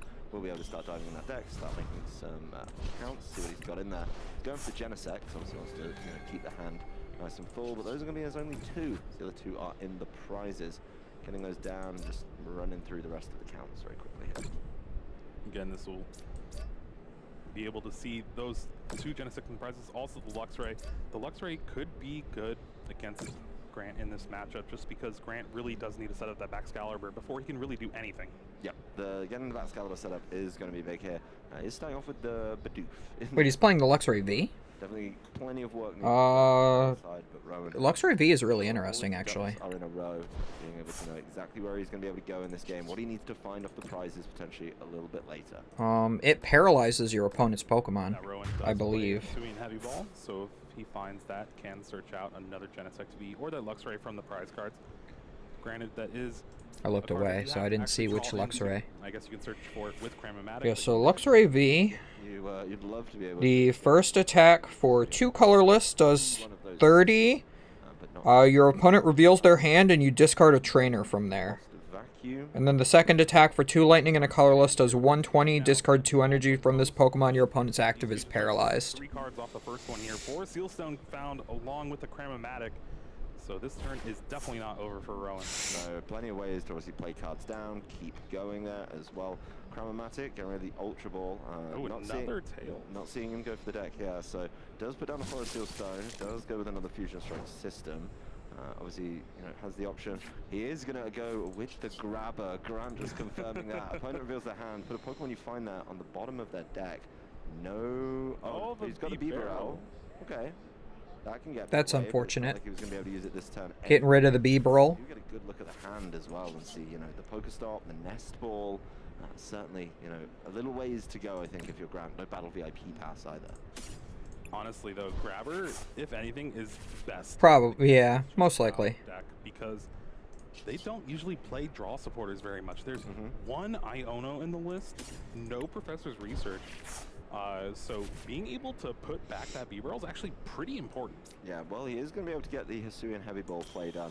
Getting one of those Genesect Vs, just continuing to draw cards, and he's obviously going to get to draw even more now as well, getting another one down. So Power Tablet played first to keep really emptying things out, getting an additional 3 cards.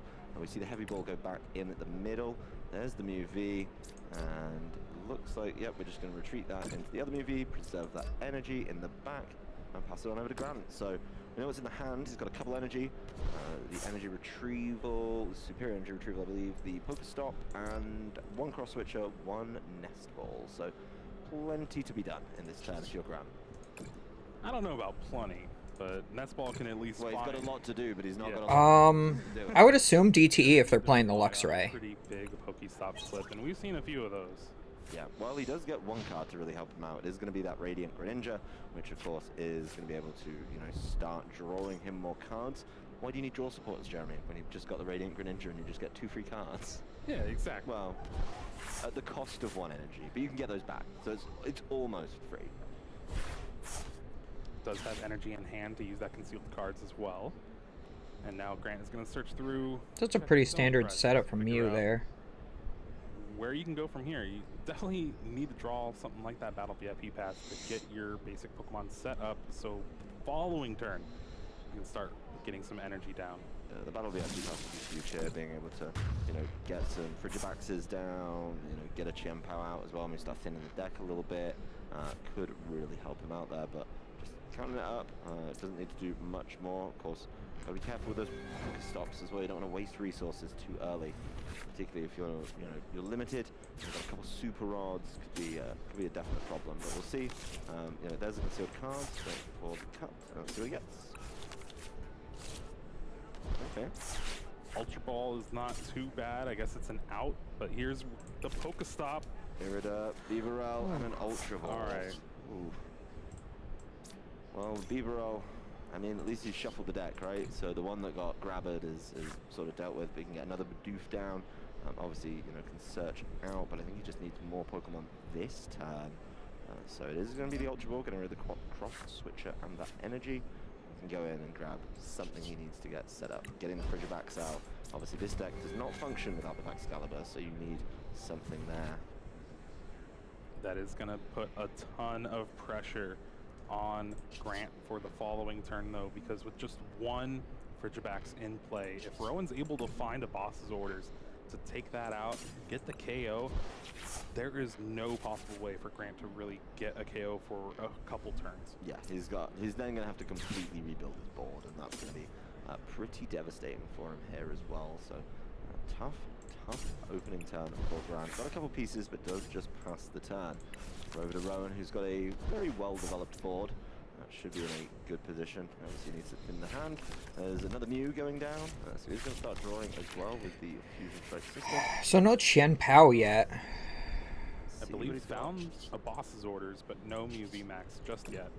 Yeah, that's going to be a bit of a problem. Lost Vacuum, getting rid of the Pokestop, so making sure that it's not an easy out for the side of Rowan. He's going to just keep an eye on what's going on. There's the Power Tablet. Being played down in case he does find something he can start causing problems with. Let's see there. There's the boss's orders on the Frigibax, so this game has gone from slow to arguably worse for the side of... Yeah, at this point, yeah, it doesn't feel like that Chien-Pao will ever set up. And that you can draw extra cards, and off of that second Fusion Strike system, Rowan does find an Ultra Ball. Ultra Ball will be able to find that Mew VMAX, and therefore you can bring it up and then take the knockout on the Frigibax. Chien-Pao EX as a deck, not very good at coming back. Chien-Pao should be favored against Mew, just in the fact that you should just be able to one-shot them twice and win. So there is always that, especially with DTE Mew, they can only attack with the Mew VMAX. So that could give Grant some time to set up, but at this point, Rowan's really in control. Something very helpful, attaching to the Mew there, making sure he can cause problems, and Frigibax is gone. Yeah, Cross Fusion Strike able to copy psychically from the Mew V thanks to that Power Tablet for the knockout. Box of Disasters on the Mew VMAX is not really going to matter too much, but Grant does go for big one-hit knockouts. Yeah, now he can Ultra Ball for the Beaverall and try to draw just a new hand. I would hope to, yeah, definitely evolve the bench one. Spend his whole hand, but he does get the Beaverell, so he's able to draw a full, fresh 5. That is certainly going to help him out here, but those 5 are going to have to be near perfect for him to stand a chance in this game. I'm not sure if it's actually doable, but we've seen some pretty crazy stuff from Grant, especially in that Hartford Finals, winning with a Cragalanche for one of the games. Yep, well, the deck's just getting shuffled up, and Industrious Incisors, 1, 2, 3, 4, 5, got. These are pretty much vital to the game. There's an Energy, Manaphy, an Irida, got some pieces, but I don't know if they're going to be the exact pieces he needs to get back in this game quickly. Oh, and a Chien-Pao. Irida and a Nest Ball, I believe. So with those combination of cards, we'll be able to get multiple Frigibax in play and hopefully have one stick around for the following turn so you can Rare Candy into that Excalibur. Yep, well, there's a Battle VIP pass and a Canceling Cologne. Those are cards that are good right now. Yeah, those are definitely not helping him. But the Nest Ball gets him into the deck right away. He's grabbing a Frigibax. So Frigibax off that. It looks like he's grabbing some additional pieces as well. Just getting those prepped for the follow-up Irida. Just making sure his pathing and mapping is correct in his hand. So there we go. There's the Frigibacks. Just checking the deck, making sure he can, you know, get the right pieces out with the follow-up. I just got hand-delivered Nutter Butters. Well, that'd be something you want to play down and promote, but it's also a liability just sitting on the bench, because if you have 2 Frigibacks in play, that means Rowan's probably going to target the Chen Pao EX. Yeah. Yeah, if you kind of say, I'm going to get a Frigibacks, Rowan then can say, okay, well that's nice, but I'm just going to take your Chen Pao EX, and even if you set up a Baxcalibur the following turn, which, you know, there's relying heavily, I think, on this Industrious Incisors, is certainly going to be tough. So the Irida grabs the second Frigibacks and an Ultra Ball. Obviously he wants to keep that hand thin as well, so he can use Industrious Incisors the next turn, but Grant has a long way to go. I'm not seeing anything threatening this turn from him. What do you think's better in Mew VMAX, Box of Disaster or Vengeful Punch? Definitely Box of Disaster. Vengeful Punch works whenever you're hit, right? But it only does 4. Box of Disaster does 8. So if your opponent is able to use their Cresselia well, or their Zacian V well, they can get stuff powered up without damage on them. So then you're more likely to knock them out in return with a Box of Disaster. Oh, Grant. So he's ready for next turn, but he's still got a lot of pieces missing. And I do believe Rowan has another boss's orders in play, so could be targeting down that E-Barrel, could be targeting down that Chen Pao EX, but we'll just have to see how this turn progresses. Yeah, well, the Featherball goes and gets the Mew VMAX, so he's going to be able to start streaming those pretty efficiently, just throwing out knockouts every single Yeah, turn. then definitely. I still think even if it works if you don't have full HP, I still think that you're more likely to get the value out of the Box of Disaster. System-ing. Battle VIP pass is going in the hand. A Lost Vacuum will get rid of that, so just keeping the hand thin, really nicely done, getting rid of that clunk, which is the Battle VIP pass. Yeah, we can strike system. We can attack with Cramorant now. Oh, good, yeah. If that was the tech that we were talking about at the top of the day, that would have been a choice. I mean, going aggressive with Lost Vacuum, so... it happened in Japan. Yeah. But anyway, there's the Genesect V. You know, just that's the attack that he's copying, of course, the Technoblast, and it's the second knockout of the game. So Chen Pao EX, yeah, he can grab a couple of Water Energy, but you know, he's going to have to exchange those, I think, with the concealed cards, just to see if he can find the pieces he needs to get a Frigibacks going. We do know there's that Ultra Ball in hand, and you can discard cards like Manaphy and that Battle VIP pass to find that Baxcalibur, needing just a rare candy now to be able to actually play the game in this game 1 here. Yeah, but then he's also, you know, got to be able to get energy to... Yeah, 4 Path is really good if you're playing DTE Mew. The second problem is, like, if you spend all your resources developing a Baxcalibur, well, what do you do next? Especially if you're giving up those resources, right, with the Radiant Greninja. This Radiant Greninja is going to have to be flawless for him, and just give him a way back in. Concealed cards here.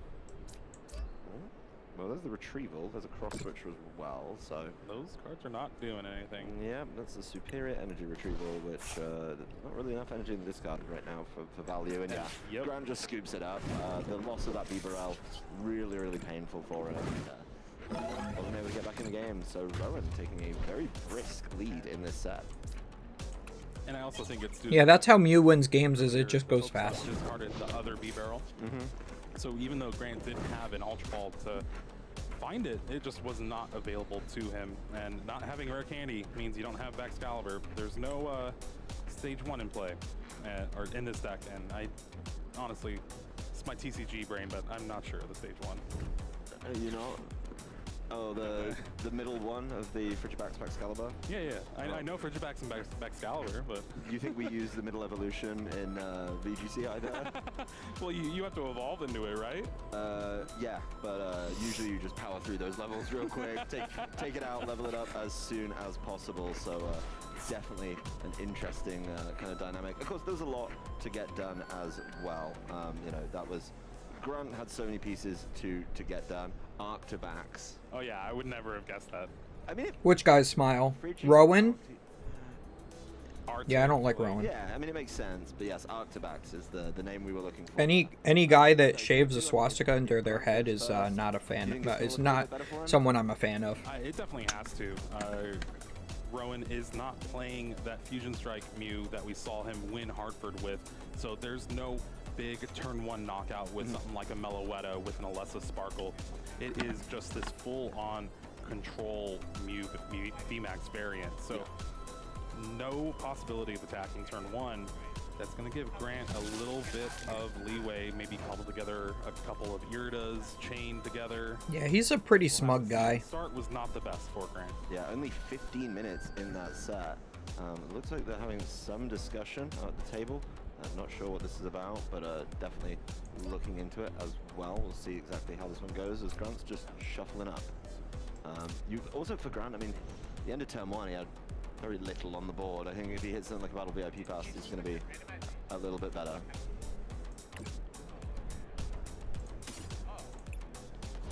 Again, this is our top 8 of our regional championships here in Peoria, Illinois.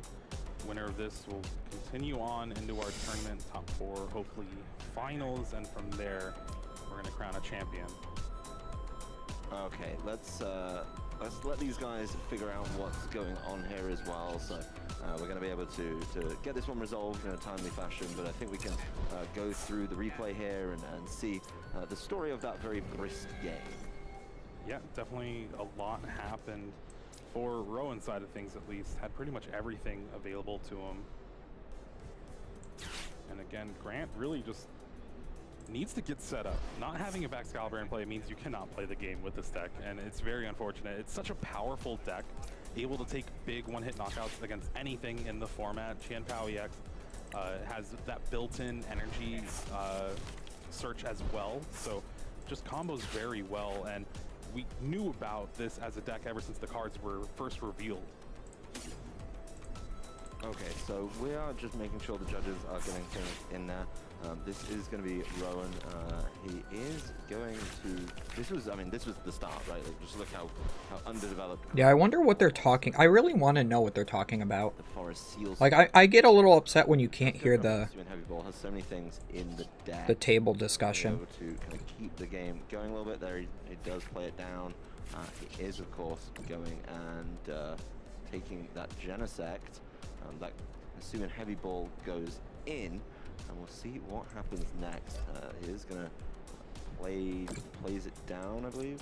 The power tablet plays it down. Yeah, okay. And here's the consternation. There was no shuffle after that Forest Seal Stone, so that is why we're having a judge. Oh, there's no shuffle on the Forest Seal Stone that Rowan played, so he cheated. Still trying to figure out what to do about this, because that is something you cannot do. You got to shuffle the deck. For Rowan would know what the top cards were for that Fusion Strike system. Yeah, obviously you know what they are. You Yeah, kind of feel that's a pretty blatant cheat there. Pull something that you need. So this is going to have to have a little intervention from our judging team. So maybe a small delay. That's absolutely fine. We want everything to be. I'm still in this game against this Lost Box deck, by the way. This high. Yeah, there's a lot of money on the line. Yeah, think times has changed, Jeremy. We esports now. So I've heard. No, times Yeah, have Pokemon changed. is an esport. Back when I was playing, I think you were playing a little bit before me as well, and the scene has really exploded, right? You know, the prize pool this year went absolutely crazy, so you know, this has been a very impressive growth. The numbers have gone mad as well, and we'll be able to see exactly how things are going to shake out in this one. The time is still ticking down though. I'm not sure how they're going to rule it, because if it was like a prize penalty, is it going to go against the last game, or does it go against this game? We got word it is just a warning issued for insufficient randomization, and we are going to continue.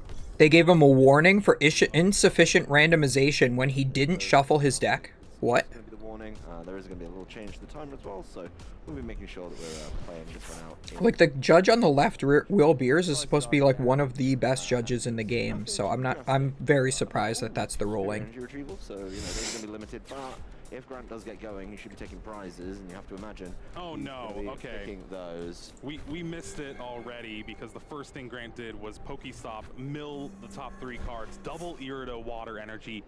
Double Irida Water Energy off Pokestop is exactly how I mill in Qianpao.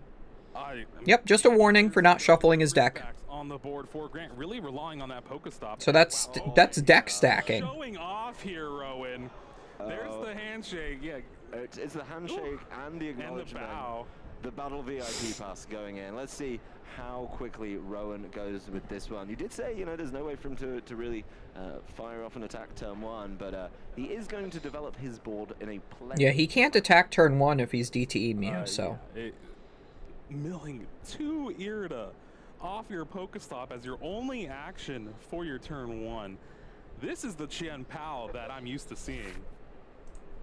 Just milling and not getting going. Yeah. I don't think that's how the deck was designed, Jeremy. But if that's how it goes in your testing, I can assure you that's how it goes in mine too. It's you know, I've been thinking about playing it. I've got a friend who's really, really about it. Pokestop is weird. Our good old Sable House brothers both day 2'd with Qian Pao, and after today, they're like, this is the worst deck I've ever played. Really? They've got to have played something a little bit filthier than that. They've got to have played something... the Sable Houses both played Qian Pao. I don't know, though. Back in the day, they were a powerhouse pair. Anyway, back to they were. Rowan is now looking at a pair of Genesect Vs and a pair of Mew Vs as well. So... plenty going on in this one. Yeah, Grant just losing in top 8 just because he double bricked is pretty rough. Genesect V and Mew, that's going to be... We'll have plenty of time to play PTCGL after this game's over. The Mew into the active, and then of course, it's certainly going to be a curious turn for Grant to see what he can get done. Here is the Crammer. He didn't even see his hand after draw, just passed and knew exactly what he drew. Yeah, that sounds exactly like Rowan. And the not the grabber. This could get really nasty. This is why people like him. There it is.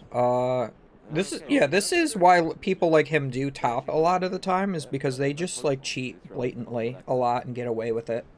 I'm gonna take some notes of like Tord with his slow playing. Honestly, again, one of the best decks to. I mean, Rowan just stacking his deck blatantly there by not shuffling it. He's gonna be working with throughout the entire game. Yeah, and he knows he doesn't have the beeper out either. I mean, he can obviously try and get it there. Box Disaster onto the Mew. Oh, wow. I know what was it? Jay Lesage was recently on Twitter trying to get himself unbanned by creating a riot on the internet. Yeah, definitely. And he and his brother Zach double nickeled against each other in the finals of the Canadian Nationals. Every game. Yeah, there's you know, just kind of setting up everything. There's I didn't see it, but that's what I've been told. So be able to get another Mew down. And that's not what he got banned for, of course. Gone, Jeremy. It's not a legal hand in most games. We're homeless now. Yeah, it's certainly going to be a problem. But let's see. But he's also been banned 3 times from Pokemon, and his third offense was lifetime ban. And he's like, well, it shouldn't be a lifetime ban, because one time I was banned when I was in seniors, and I was a child, so I didn't know better. You think 4 would be excessive? Yeah. Don't worry, we're on 3. Well, that's unfortunate. There's only 3 in deck. Path to the peak along with that. Just gonna path to make sure if a Qian Pao does come out, he can't use Shivery Chill. Still has access to that Star Alchemy, passes the turn back, and all Grant has... I don't remember why he was banned. I just remember it was his 3rd ban, so they made it a lifetime one. Just get another Frigibax, because you know a boss's orders is going to come down from Rowan next turn. Yeah, whatever he sets up is not going to be sticking around for too long, so the Irida comes through from Grant, is able to play that one, even though he discarded 2 earlier, so Frigibax coming to the front. Does need the Baxcalibur, or else this one just doesn't go his way either. Irida now searching the deck, but again, you need to get 2 Frigibax. Mew VMAX, just as a deck in general, once you get set up, it's just trying to boss's orders every turn for those prize cards. Yeah, just making sure that it's consistently taking prizes, while if you can't get the Baxcalibur in play, can't get enough energy down to start causing problems and start taking return knockouts. So there's the Frigibax. Let's just make sure that we go through the sequences. So Irida's going to finally find some stuff. As well, so Frigibax and an Ultra Ball. So maybe he will be able to play this game. Getting rid of a couple cards there. Same as last game? Yeah, he just went double Bidoof pass. He used his own Pokestop and milled double Irida. Discard that Cancel and Clone. It's not going to do much in this matchup. Other than that, a Cross Switcher, which could come in handy later, but Who knows if there's even going to be a later. So game 2 looks almost identical to game 1 here. So yeah, there's the cancelling clone and the cross switch have gone off that Ultra Ball. Is just going and getting the... And Grant really needs Rowan to give some penalties to himself, but if they're just going to give warnings for deck stacking, then it's nothing's going to... Grant's not going to get a cheap win, so... Chance for Grant to stay in this tournament. This has been a quick match so far. Just under... I did see a video on YouTube, and it was top 8. it was about, like, the worst cheaters ever in Magic. And, like, every one of them, like, were understandable cheaters. Okay. Like, oh, they, like, palmed a card, basically. Or, oh, they did this illegal action or that. But then, like, the number 1 player on that list that YouTuber made, I wish I could remember the name of the channel or the video so I could find it again. But the number 1 person was just, like, they didn't do one blatant cheat. They...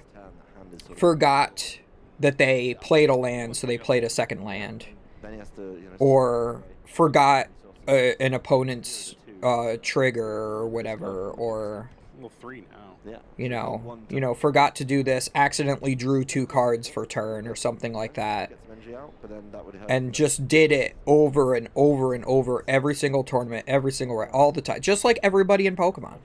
And they banned him for life too.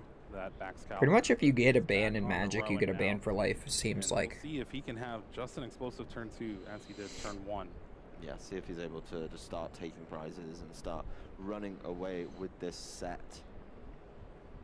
The Paths of the Peak in play is shutting down Fusion Strike system from Rowan as of right now. But with that 4 Seal Stone and that Star Alchemy, you can always get around it. Just depends what is in Rowan's hand. Yeah, the hand is going to be really big here. It does have a Mew VMAX already. Has a second Mew VMAX as well, so able to... And there's a boss's orders. Yeah, the boss's orders on a Frigibax. Start limiting those options. Really, really explosive play. Path of the Peak is slowing him down a little bit, but, you know, pretty important. Oh yeah, can't even get the energy out with the Chian Power. Path of the Peak. Yeah. This is still a lot better than last game, because at least he has a couple of Frigibacks with Chian Pao, but he's got like 3 Irida in the discard pile already, so it's going to be really hard for him to find Rare Candy Baxcalibur. Here we go. Going after the B-Barrel, so taking his time. Yeah, and Rowan is cutting off his ability to draw with these B-Barrel. Copying from the Genesect is what he's indicating here. Yep. And yeah, there's the B-Barrel gone, so, you know, limited to 1 Industrious Incisors too. You thought I was going to draw cards, didn't you? No. This sucks, man. Pokestop off the top. And he can't even use Shivery Chill because of the path. Ooh. Imagine if it's the last Irida. Or, you know, just both Baxcaliburs. Ooh. Oh, no. Oh, this Pokestop, he's going to spin the wheel again. I like this. Well, with the Pokestop now, can use Shivery Chill, be able to thin out the deck a little bit of those water energies. Yeah, abilities are back online for him, but also for Rowan. By attaching it. Anyway. Discard the other one with Ultra Ball, maybe. Yeah. Plenty of options. Does have the Radiant Greninja too, so can see a bunch, you know, a couple more cards.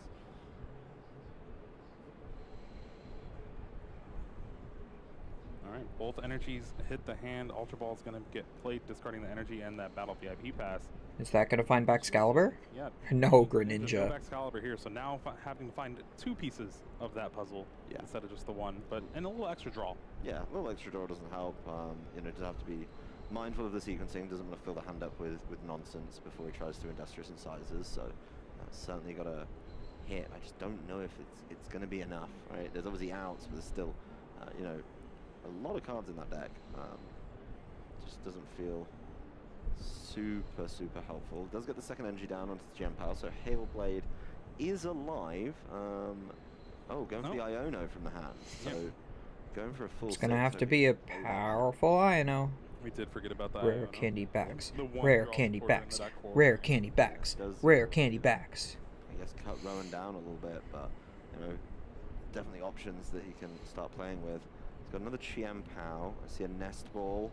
Double Nest Ball. Super Rod. Pieces he needs. There's a Rare Candy. He can put back the B-roll line that was just knocked out and reestablish the Industrious Incisors and Bidoof. sealed cards, but no energy in hand as of right now. It really messes with me that he's got the full art of the Bidoof, but then just the regular pre-release promo B-roll.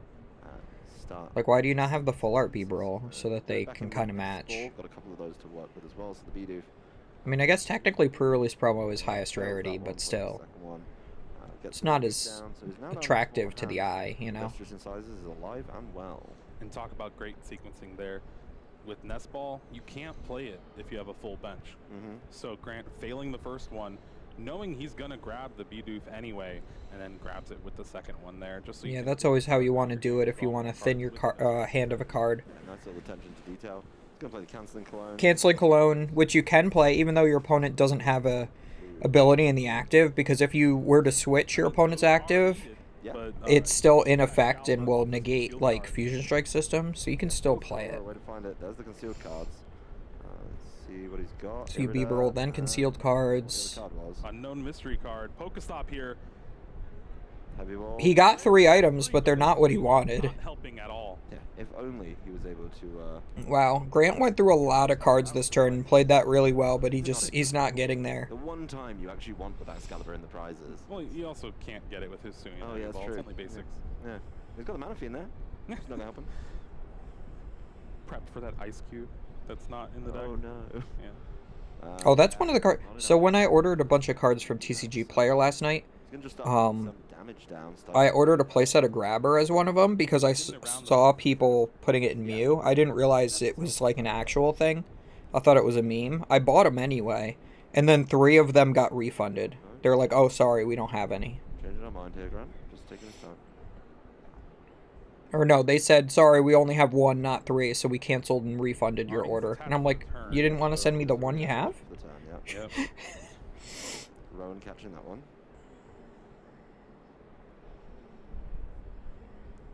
Alright, just making sure, but yep, that energy on the Champao EX was attached before all of the drawing of the cards here. Alright. Again? Oh, sounds like we're having a judge intervention. Oh, Rowan says, "Again? How? He must have not shuffled his deck again." The charge is as follows. This is what they're going to be discussing. Obviously, off the poker stop at the beginning, Rowan catches the Feather Ball and the Battle VIP pass. Yeah. And so, did he kind of sequence them together and then play the Feather Ball? That is the question. And that is what they're investigating. What do they mean, sequence them together, then play the Feather Ball?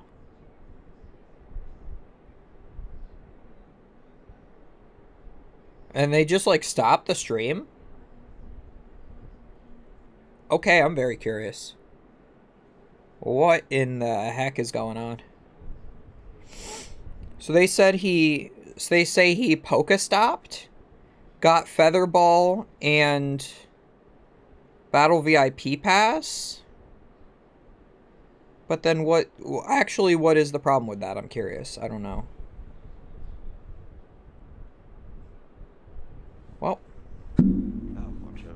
Where is he? Yeah. Well, we have some news. JW wins the mirror match, going into top 4 after winning in 3 games. So we already knew we were going to see him ride on in top 4, but now it is JW's time to win a 3rd regional. Okay, Miraidon won the Miraidon mirror match. Hopefully. You think it's his time? You backing the Miraidon early on? I have no idea. Yeah, just as soon as the first one makes it in, you're like, yep, that's it. First person in, they're winning the whole thing. We are going to take a Okay, back. so here's the replay. Right. Here's Battle VIP Pass, Feather Ball, Escape Rope. There's the Novelty Handshake. But let's see how this one goes for Rowan. Battle VIP Pass goes in the deck. Just watch everything here. So he's going through, he's having a look. There's the Mew. There's the Genesect. And so he keeps looking. Oh yeah, he puts the Mew back and then gets the Genesect instead. You know, has to be mindful as well of the use of the Feather Ball. So taps it there. Sees the Feather Ball in the hand. But of course, we are just going to keep on playing through, making sure we're all in the right boat. There's the Genesect, you know, which does have a retreat cost. Oh, is he going to get 3? Is he gonna get 3? Oh, he got 3 Pokemon off the Battle VIP pass. Goes back in. So yeah. Oh yeah. One out there, just skipping a step, right? Yeah. You know, Why would you cheat in this situation? again, Right after, yeah. yeah, that is going to have to be assessed by our judges to see exactly what. Oh, come on, please, I want Grant to win. Please.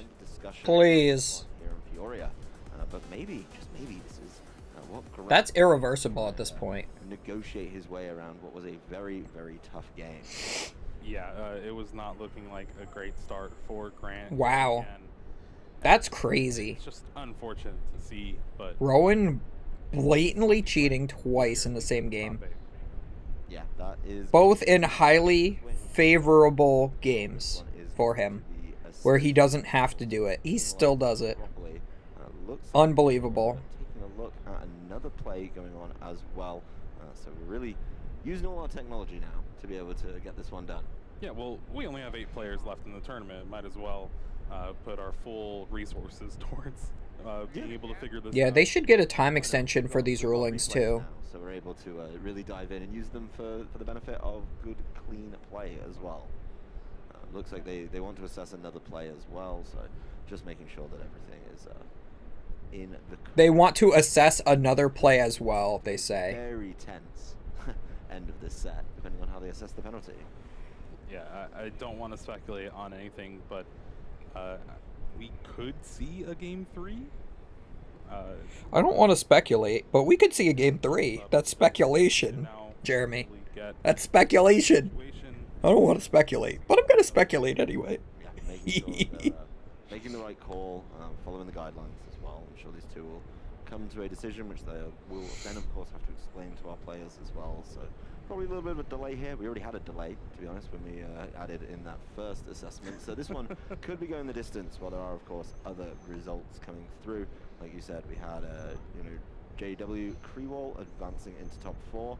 In our other 2 games, last up they had was Raymond Long was up 1 against Terrence Miller, and then they ended up, they're still playing.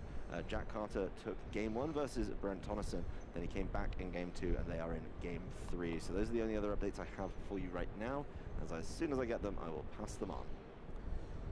Again, we only have 8 players left in this tournament. A ton of money on the line. That invite to the World Championships, and you really need to.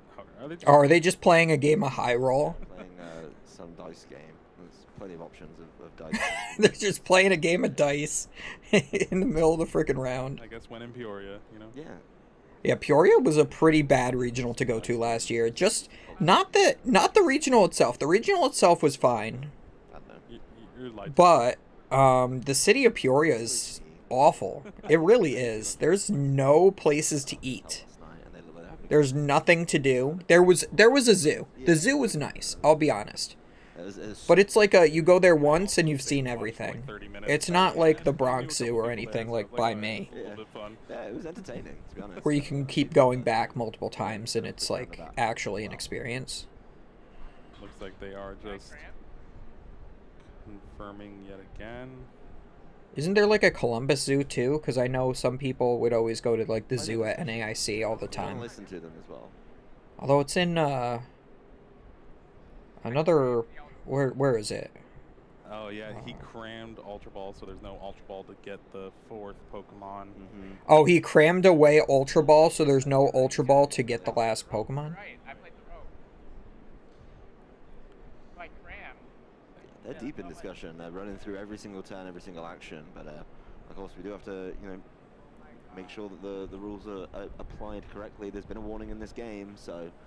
Yeah, there's already been a warning. If he does the same type of mistake that the warning was for, it escalates to a double prize penalty. But this isn't the same ruling, though. Again, just trying to get through everything that you can. I like that. They put a little thing on the bottom. Game currently under review. What's going on? So the player on the left, Rowan, who is a player who shaved the symbol of the Nazi Party previously into his head. It currently, game 1, used a card that let him search his deck, and then did not shuffle the deck. Drew cards out of that, knowing exactly what was on the top of the deck. and was not caught in time, got a warning. Now, in the second game, he played a card that got him 2 Pokemon from his deck. He got 3. When there's so much on the line prize-wise, it's definitely... And they caught it, again, not in time. I think it'd be even more. It was unintentional for sure. But now it's like... I mean, I'd like to agree with you just because this was his game to win, but Qianpao is kind of an unfavored matchup, so I don't know. I'm feeling a little better. Bro thinks he's Torg? You mean Tord with a D? Tord Reklev? Prize penalty can... No, Tord plays slowly so that game 2 doesn't finish and he can win just off of game 1. I think although I think he might have fixed it because I did see his last round game from yesterday, his winning in, and he did play game 2 very fast and actually won it. Puts a damper into things here, then actually taking the knockout, getting a prize card. Iono was played, so then any... Yeah, this game is... You can't reverse it at this state, so... this is probably going to be like a game loss, and they might go to game 3. Giving Grant a chance, because Grant has actually just bricked 2 games in a row. Sure, whatever. You know, really causing those problems. So yeah, we're just gonna go over it. Yeah, they're just gonna show it again. So this is what he did. So Mothra, you don't play TCG a lot, but he can get 2 Pokemon off of the Battle VIP pass. He's still searching his deck. He can choose to change his mind, which he is doing on this Mew. He's going to get a second Genesect instead. He's really thinking about it, continuing to search his deck. At Worlds, everyone was calling him a cheater. Well, yeah. It's a very gray area. He doesn't do... So those are the 2 Pokemon he got off the Battle VIP pass, right? And here's a third. And that's the problem. In the words of Willy Wonka, it's all there, black and white. Clear as crystal. Rowan's like, I did? Quote I get to use often, Jeremy. His sleeves were literally transparent? No, I don't believe that. He always plays yellow sleeves, like yellow Dragon Shields or something. Toward. Pokemon TCG, but these things still do happen. Yeah. Especially after. No, he doesn't play clear sleeves.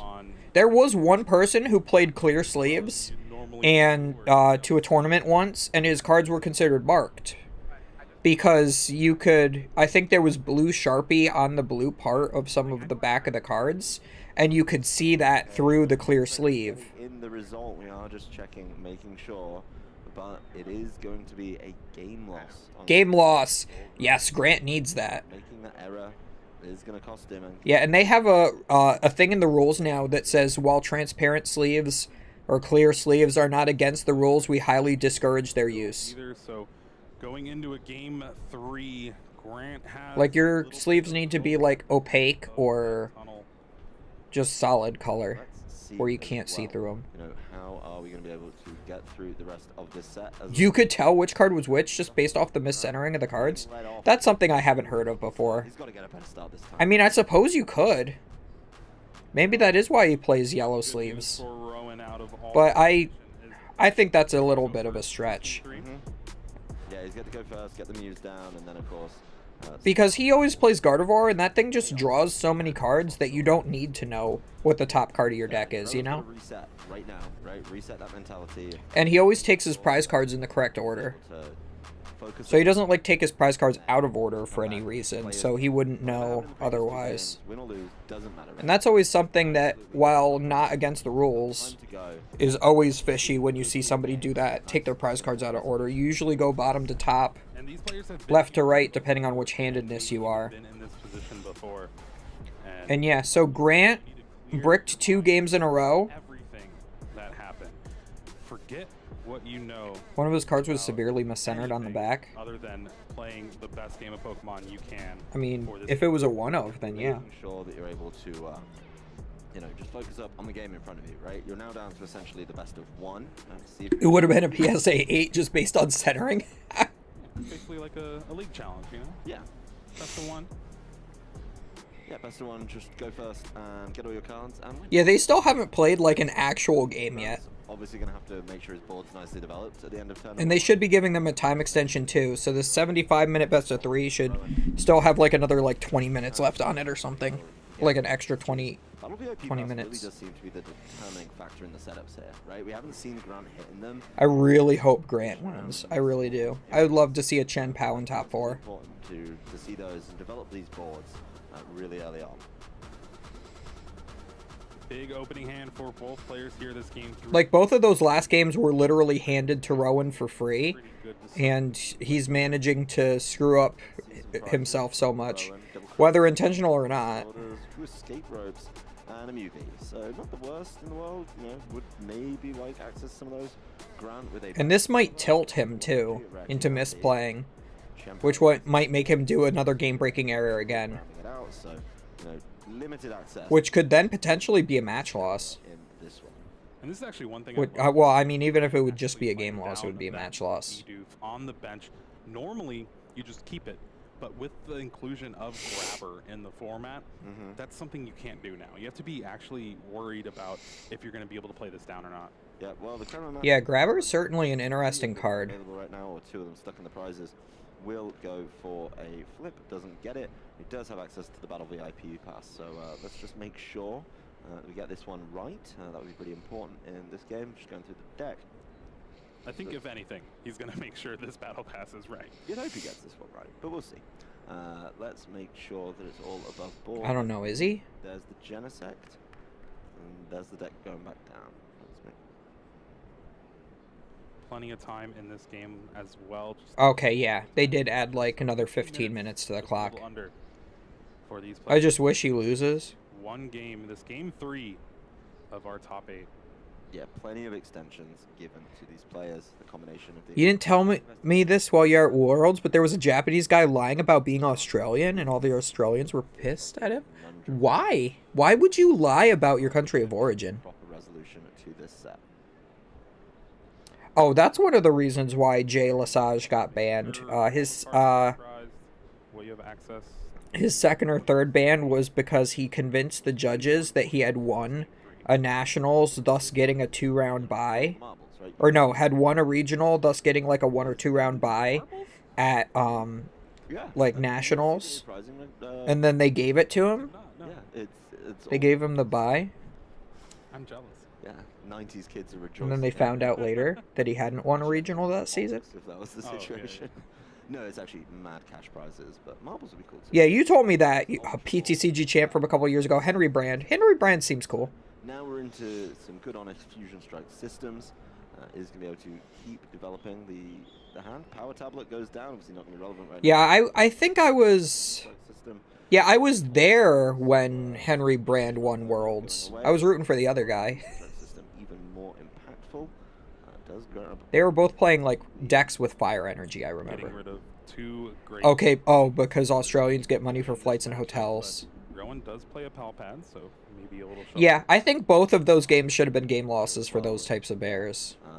In any other card game, any type of gameplay error that you make is just a game loss. In Yu-Gi-Oh! Or Magic, anytime you make any type of mistake, like drawing an extra card or something, immediate game loss.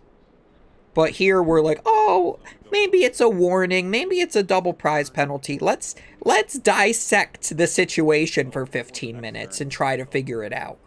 Can help with not really much anything. Your Facebook friends now? I don't think he really needs it, but the Forest Seal Stone down as well.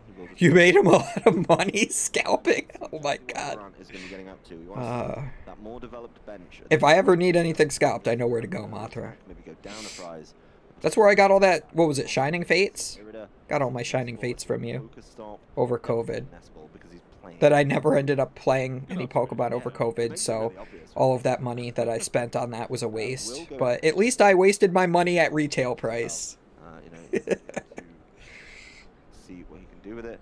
He is going to get the Chen-Pao into the active. Yeah, this is a much better start from Grant. He's already cycling energy. He has an Irida in hand instead of in his discard pile. You know, into the hand. Then we'll be able to conceal cards, so nicely done, not just, you know, using that first thing. Shivery Chill being able to help him grab those energy. Thinning is winning. Mothra, I wish that I had gotten my PS5 from you instead of from Walmart. Because that night was rough. I got 1 hour of sleep, and I camped outside at that Walmart that my friend told me about. That was awful. I should have just gave you, like, You want at least extra money for shipping and made you get me almost one. guarantee that Baxcalibur.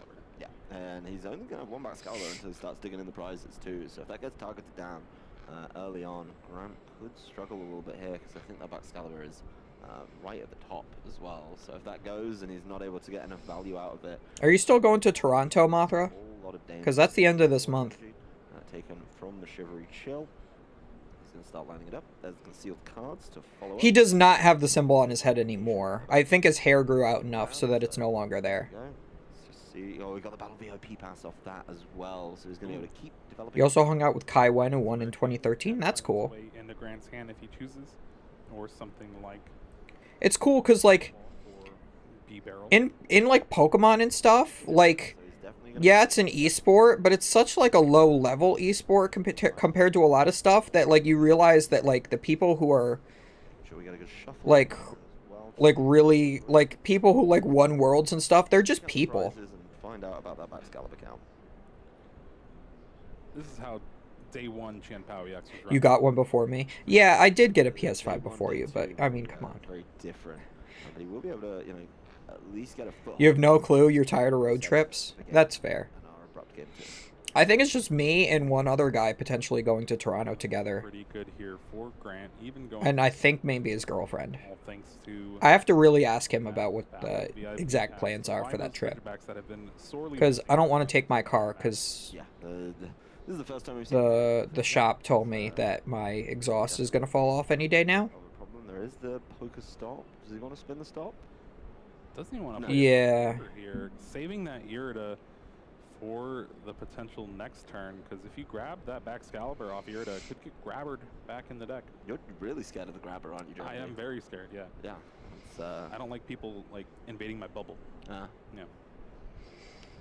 The grabber sounds like a really lazily named villain from just like a B movie. Like The grabber, a villain from a B movie. Okay, that's funny. Yeah, that's really cool. Sometimes their commentary is on point. Board set up. Ooh. He's going to use the penny. Pretty good. Able to use that Fusion Strike system, put it back into your hand. Now you can use it yet again, and already having that double turbo energy with that Mew VMAX. Gonna be able to take a knockout if he finds a power tablet. Yeah, let's see the Hisuian Heavy Ball. Depends on your class load. Are you still in farmer school? There that he wants to try and grab.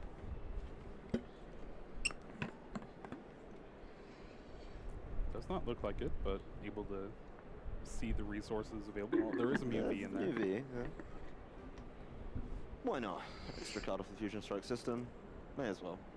And hey, Hisuian Heavy Ball in the prize cards. If you take that with a Chromatic, you can just discard it right away. Yeah. So laying them back down. Oh, the double rope in the middle. So it's going to be Chromatic and Hisuian Heavy Ball onto the bottom. That should be the pair if he just goes for the knockout on to this Chen Pao. Lost Vacuum away the Choice Belt and that Battle VIP Pass just to get cards thinned out of the hand yet again. That is what this Mew VMAX deck is so good at doing. Yep, drawing up. Now got a full bench. Oh, it's your last year of farmer school? Well, that is going to start to cause problems. Have you learned how to plant a tree yet? Got in there. But yeah, plenty. Grow corn? It's available. Looks like we're going for a Pal Pad. Genetically manipulate tomatoes? Yeah, there's the Pal Pad. Has the option for the Penny or the Judge as well, but just chooses the Iono. Yep. Doesn't want to breed a goat. Doesn't want to, really add too much to it. Just being able to play through. Let's see. He's got one more Fusion Strike system. It's just going to be the one. Is it what he needed, or does he have to go with the Forest Seal Stone? Yep. Yeah, it looks like it's the Forest Seal Stone. Always had it, but you'd like to save that resource if you can. Yeah, you always want to make sure Forest Seal is your last thing that you do for the turn. If you're missing just a specific card, that way you maximize your outs of just drawing into it with your Genesect, so that then maybe you can save it for something else. But then if you have to use it, you made sure you used every out before that. Paths of the Peak to go along with it. You can't wait for me to come to Charlotte. From Greninja, but we know Yeah, that's true. I am going to go to Charlotte, or at least I'm going to try to. Isn't going to stick there.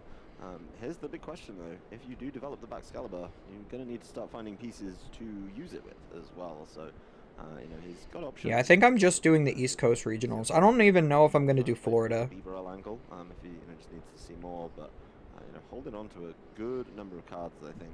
Unless he uses that Ultra Ball, he's just not going to be able to get rid of. So let's see what he starts with. Pokestop, spinning the wheels. Huh, it's not bad. The rare candy.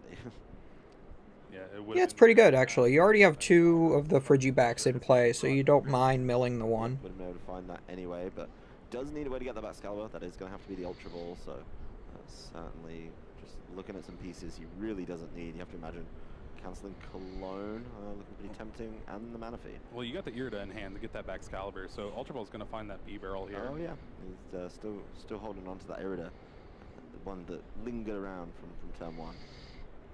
Ultra Ball away, one of the cards you Pokestopped for is not bad. Oh, my hand's really bad. You probably shouldn't judge me. Yeah. Leave me alone, man. Doesn't have all the pieces in. The problem is as well, though, if you get the B-barrel, you get the Baxcalibur, what are you charging up to attack with? Radiant Greninja. We're gonna Moonlight Shuriken soften up a couple Pokemon, maybe? I don't know. But we're gonna... I would love to see a knockout on this Mew VMAX this turn. That would be hilarious. Something useful here. I guess Irida can find Qianpao. Really want to compete at Worlds, just got to drop out of school? I mean, you do you, bud. Would you do TCG or VGC? Right now, here is Irida for the turn, so finally playing a supporter. You already have the experience in VGC. Although TCG, I think, is easier to wrap your head around. As long as you have another Ultra Ball, or I guess Nest Ball, yeah. So you can get Nest Ball. I'm not going to say it's any more or less skill intensive, but waste your resources in your hand. Definitely, Rare candy it's easier to get into. You can retreat with the energy in hand. You got the superior energy retrieval to go along with it as well. Baxcalibur. Energy. All right, let's go. His name is Baxcalibur. Yeah, it's gonna be because he's a burr. He goes burr. Because he's cold. Not the concealed cards. It is gonna I'll be hard all week, folks. So just look TCG. Yeah, boy. Yeah, boy. In the discard. Puts the Qianpao back in. Mainly just has to play the Super Rod to make this Industrious Incisors more valuable. VGC is really hard. I have a friend who's pretty good at it. He started around COVID with Sword and Shield. Then get it back out. And he consistently goes 6-3 at regionals. Can start loading up the hand and taking the first knockout of the game here. Which is almost day 2. Find 1 water energy off this Industrious Incisors. From there you can Shivery Chill and then get the other 3. Nicky D energy retrieval. Yeah. TV, I think is his name now on Twitch. Plenty of options. Of course 60 times is going to need to shoot for... Can you create a bot for me like the one you have in your Discord? Oh, for the League Cups and stuff? No. I don't know how to do that. And the guy who made it quit Pokemon. That's not a water. That's not a water. That's not a water. Never in my life have hoped Qianpao to win. That is the face of a man. I'm hoping Qianpao wins here. And an Ultra Ball too. Ooh. That is... He definitely has to knock this Mew VMAX out this turn, though. In order to still have a chance to win. If Grant gets another Qianpao, you can Shivery Chill. Oh, he already retreated for the turn. Yeah, but if he has a switching card, like if he has double cross switcher, he could switch into the next Qianpao, Shivery Chill a second time. And then he can just knock out a 2-prizer, but then he's too far behind in the prizes, so he'd have to do that and boss. And has he played a supporter yet? Oh, yeah, you can concealed cards. The bot isn't... I don't even use the bot, honestly. I've been thinking about deleting that entirely from my channel. From my Discord channel. Because, yeah, I never even look at it. It gives me too much information. And a lot of it's too far away from me. So I just always use the Pokemon event locator. Like the actual Pokemon website to find events. So I've been thinking about just deleting it. I don't think there's a single person in my Discord that uses it at all. It's going to be... there's the Nest Ball. So I was able to grab another... I shut off the notifications so that I don't get notified of that channel in my Discord, from my own Discord. 1 card closer. All you need is 1 card. 1 water energy. Yeah, if you can't take the knockout here, you want to switch into a 1-prizer. Feed him the Bidoof or the Greninja or the 1 Frigibacks, I suppose. So that you still have the potential to have 2 more turns of Qianpaos to win. Here is the concealed card. Concealed so cards. Huge for Grant here. Does he get it? doesn't look like he's hit He it. found an Irida. Expect to see a little more. Has he played his supporter yet already? This turn's been really long. I can't keep track of everything. One in the hand. That's not enough. That is not. No, not when you need 6. And no way to buff the damage either. That's the other big issue here. Is it's not. Every time I go against Qian Pao, they always have the 6. That's why I had to stop playing Rapid Strike. Ultra Ball could discard a few things. Spirit Energy Retrieval here, getting back to 4. I entered the wrong birthday for my Pokemon account. So it says I'm in Masters when I should be in Juniors. That's rough. Yeah, it's rough. That's hard to change. Could be an option. You're going to need to work in a 1 prize attacker since you missed the knockout here. So that could. You have to put in a support ticket on the Pokemon website and hope that they can fix it. And there is all the energy coming down on that. So what he can do here is load as many energies onto this as he can and hit the Mew and hope his opponent doesn't Psychic Leap. Big number to try and hit. And then on the next turn, you can attack with Greninja. Nothing to help him push it over the edge. To soften up the next Mew and then take that as the knockout. All right, Hail Blade. 240. So that's 240. So it'll be at 330 if it gets hit by the Greninja. So yeah, there's still a chance that Grant can win. Now I have to make a new one.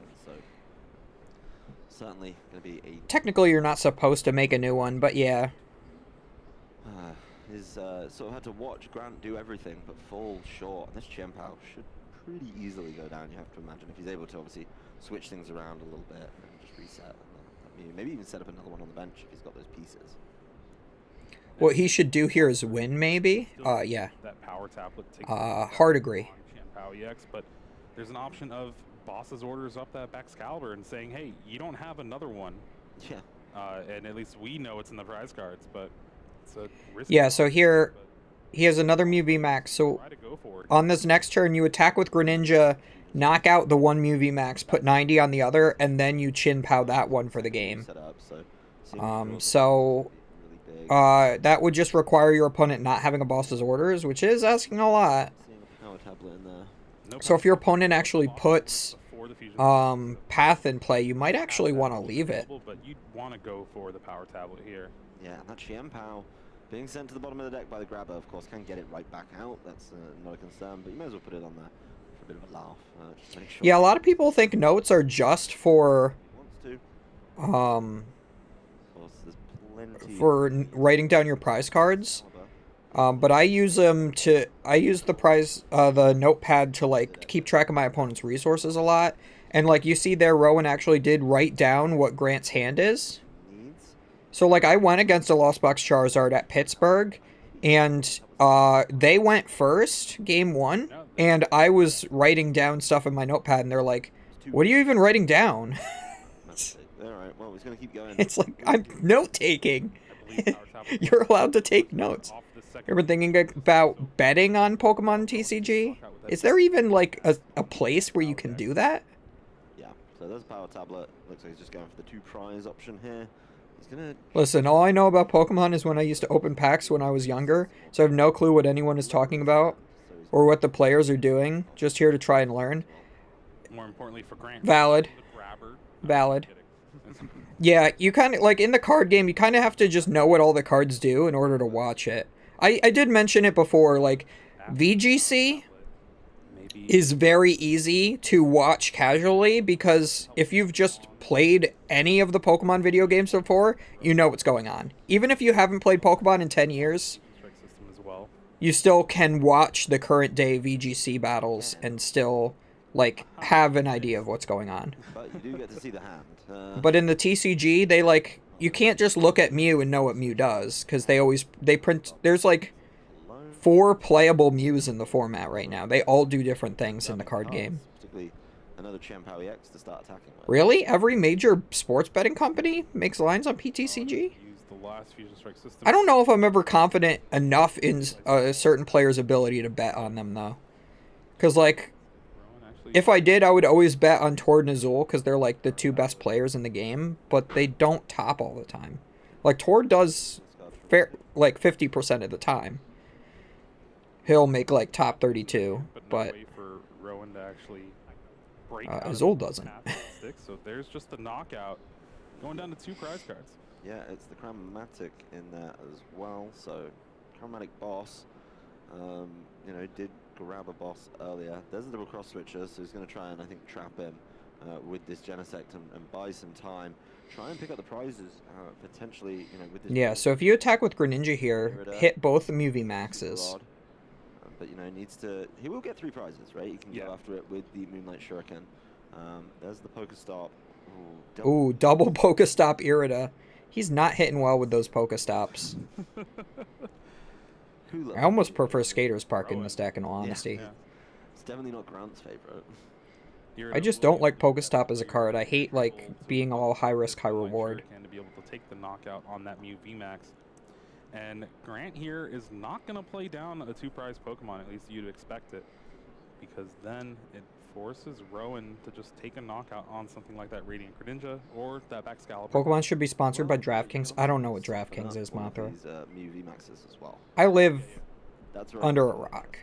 You know, can you use this Moonlight Shuriken to apply enough pressure? Is that like a sports betting thing? Battle VIP pass on the Superior Energy Retrieval. Pokemon would hate that. Plenty of options in the hand, but it's going to be... Pokemon would hate that people are, like, gambling on it. The Chiampao in there. But the big thing... Because they're supposed to be, like, so kid-friendly. They think gambling is, like, a sin or whatever. I don't know. So you can just Moonlight Shuriken. There's going to be the concealed cards. 1, 2. Looks like another Chiampao and an Ultra Ball.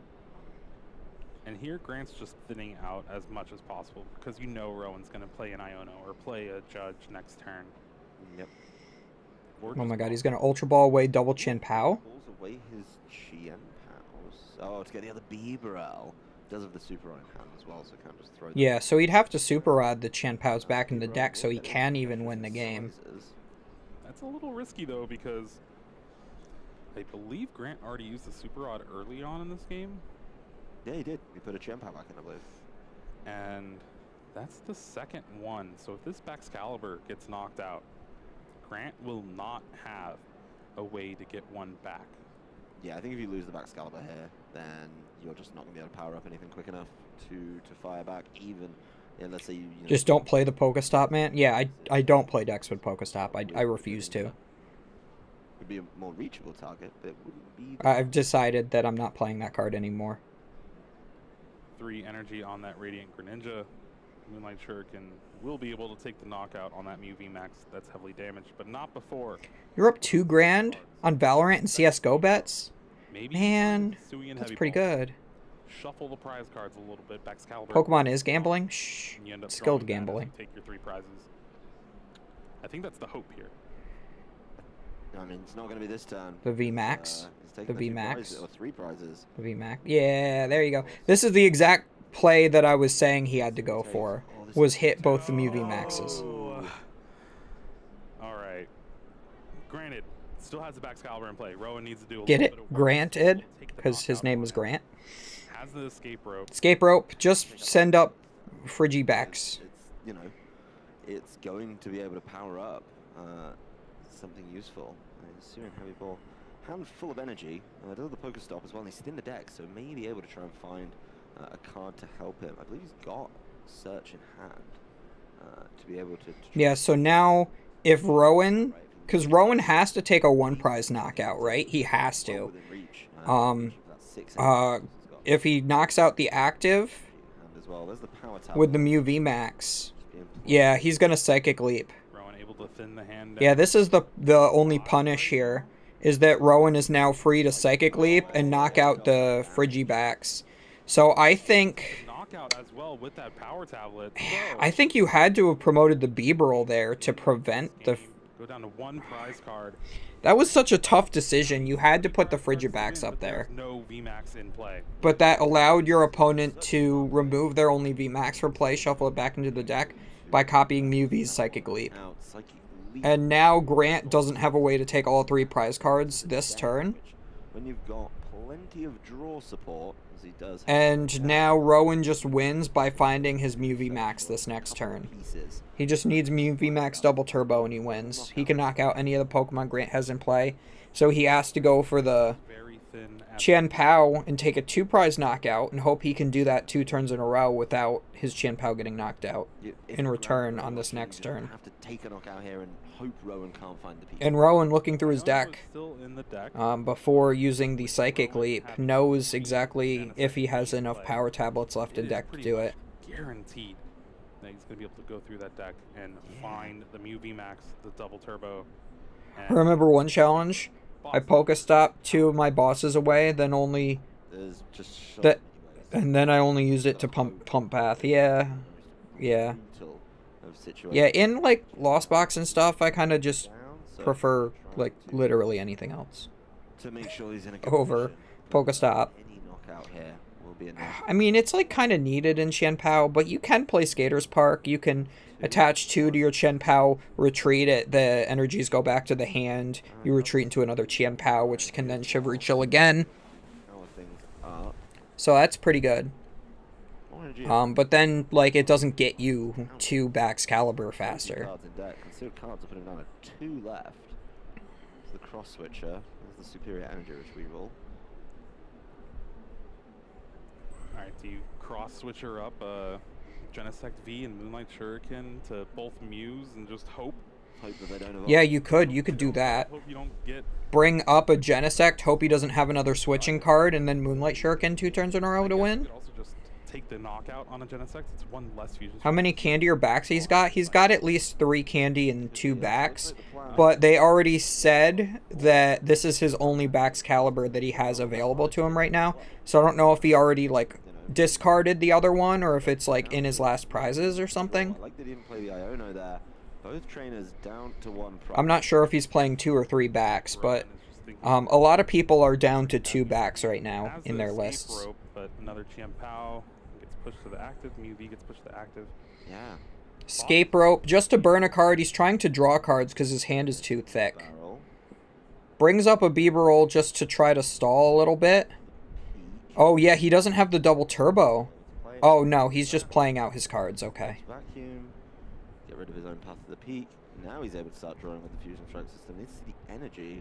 And the second card off of the first Genesect is the double turbo, and he is able to win. That was a really close game. Top 4, and what a crazy... I hope that his match isn't the one they show in top 4. I'd rather see the Maridon match. To unpack in that set, to be honest. A little bit of drama in there. Usually they go from one side of the single limb bracket to the other.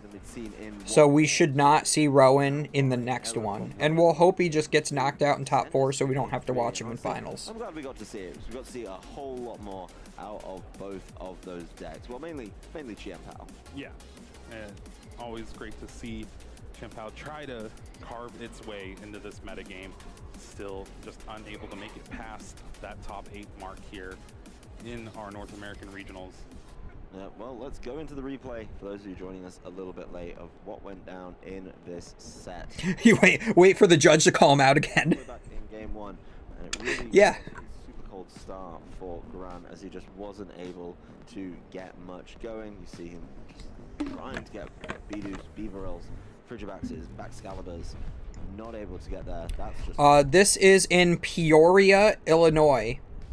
It used to be in Collinsville, Illinois, which was technically Salt Lake Regionals, I believe, right?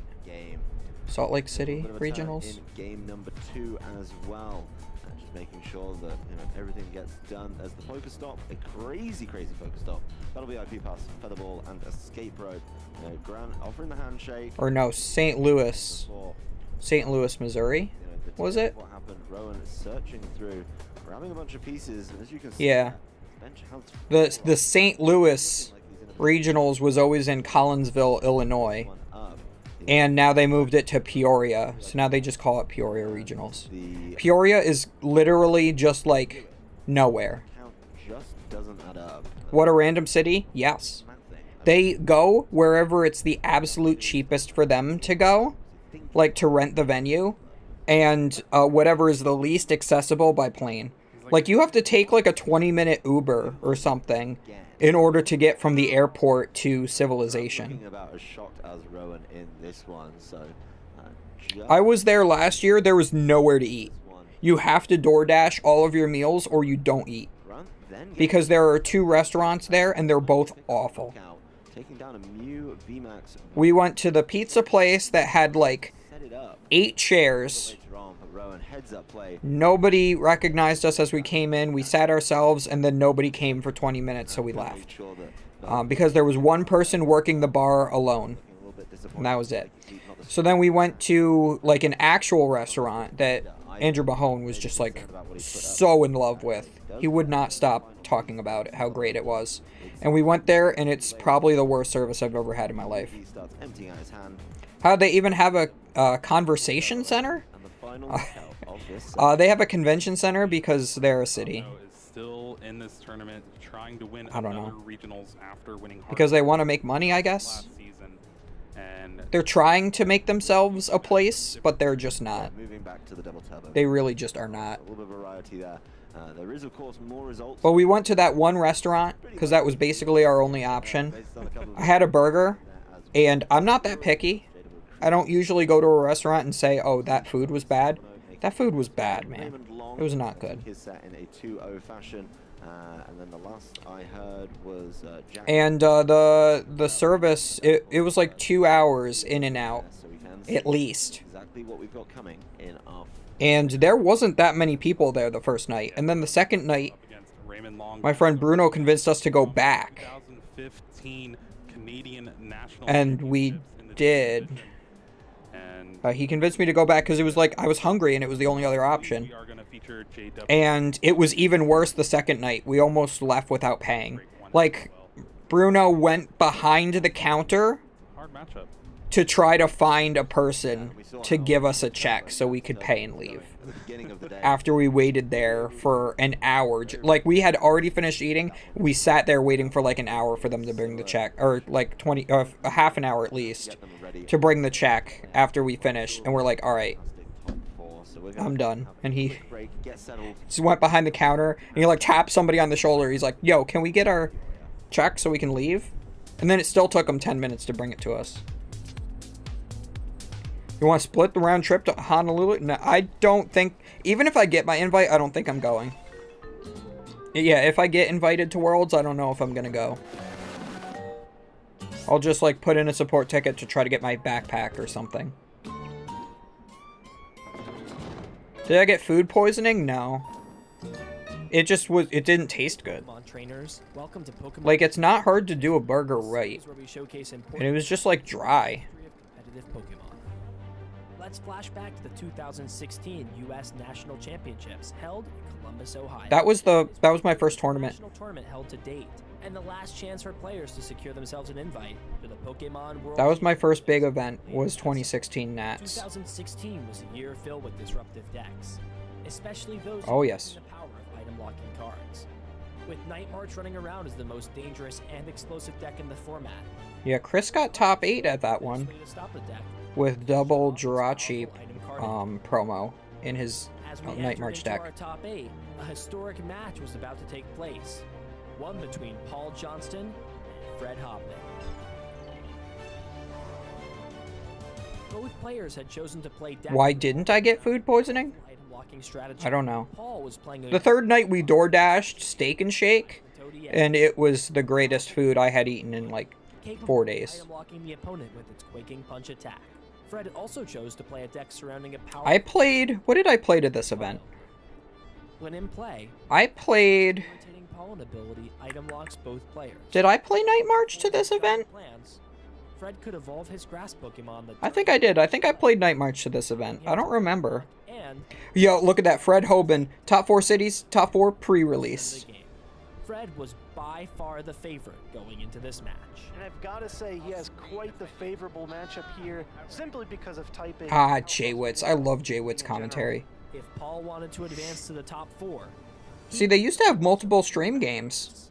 As game 1 was they don't do that anymore. Fred began developing his board, utilizing several Shaymin EX's setup abilities to draw tons of cards.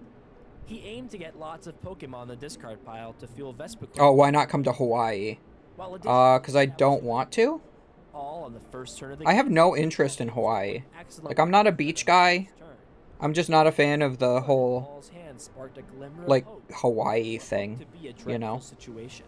Like, locals hate you Flares for being a tourist.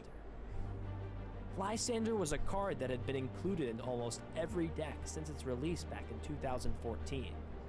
Yo, Inactive Darkrai was a EX, my powerful favorite busting card. Able to bring up a benched Pokemon into the active spot to be attacked. While Paul understood he was under item lock, and since it was the first turn had no attackers available, he looked to utilize Lysander in a different way. God, those tournaments were so small compared to these days. Where a player wins the game if their opponent has no card to draw. I just, like, don't like the idea of Hawaii. Like, I just don't want to go to an island and more importantly, that's not Japan. Amount of resources to establish his powerful board. Like, it went from Japan to Hawaii. Fred was like, unable to find an attached floatstone to his vial. Like, why would I want to pay Japan flight prices to go to some place that's not Japan? Had a free retreat cost to retreat for free when attached. With Fred having very few cards left in deck, Vespiquen Vileplume was such a deck. and pounced at the opportunity by using the I don't know why I didn't play that to this event. Uh-oh. Bring a ball back. That's the whole game. What? Fred concedes immediately. What? Wow. Fred instantly conceded Why track CP if you're not going? So I can get invited. a minute turn and set up a near perfect board. But being unable to find So I can say I did it. item locking both players, Because it's the only thing to work for in the Pokemon trading card game. losing Fred the game. The only accomplishments are winning a tournament Started almost and getting into Worlds. And the easier of the two is getting into Worlds. with a floatstone to make sure history wouldn't repeat itself. And like, if you don't get into Worlds every year, you look down on. You're looked down on. And honestly, I might even quit going for an invite, like, partway through the season. Like, it really just depends on how my regional finishes go. I just don't have anything better to do with my time. Players passed their turns back and forth until eventually Paul You wanted Milwaukee bad? Pokemon to put into play. Fred finally They do a Milwaukee regionals every year. needed to allow I don't think they've announced the last month of regionals yet. one final trick up his sleeve. 3 Lysander was all it took for They announced most of the regionals really early this year, bizarre top 8 matches compared to normal. in the Pokemon trading card game. Paul didn't use a single attack the entire set. With the help of Lysander, capitalized on Fred missing just a single card both games to secure himself a win in top. Yeah, you submit a support ticket on the website and they mail you your stuff. Thank you for watching. Nick Moffat did that one year because he had to go to a wedding. TCG history by using the hashtag #PlayPokemon.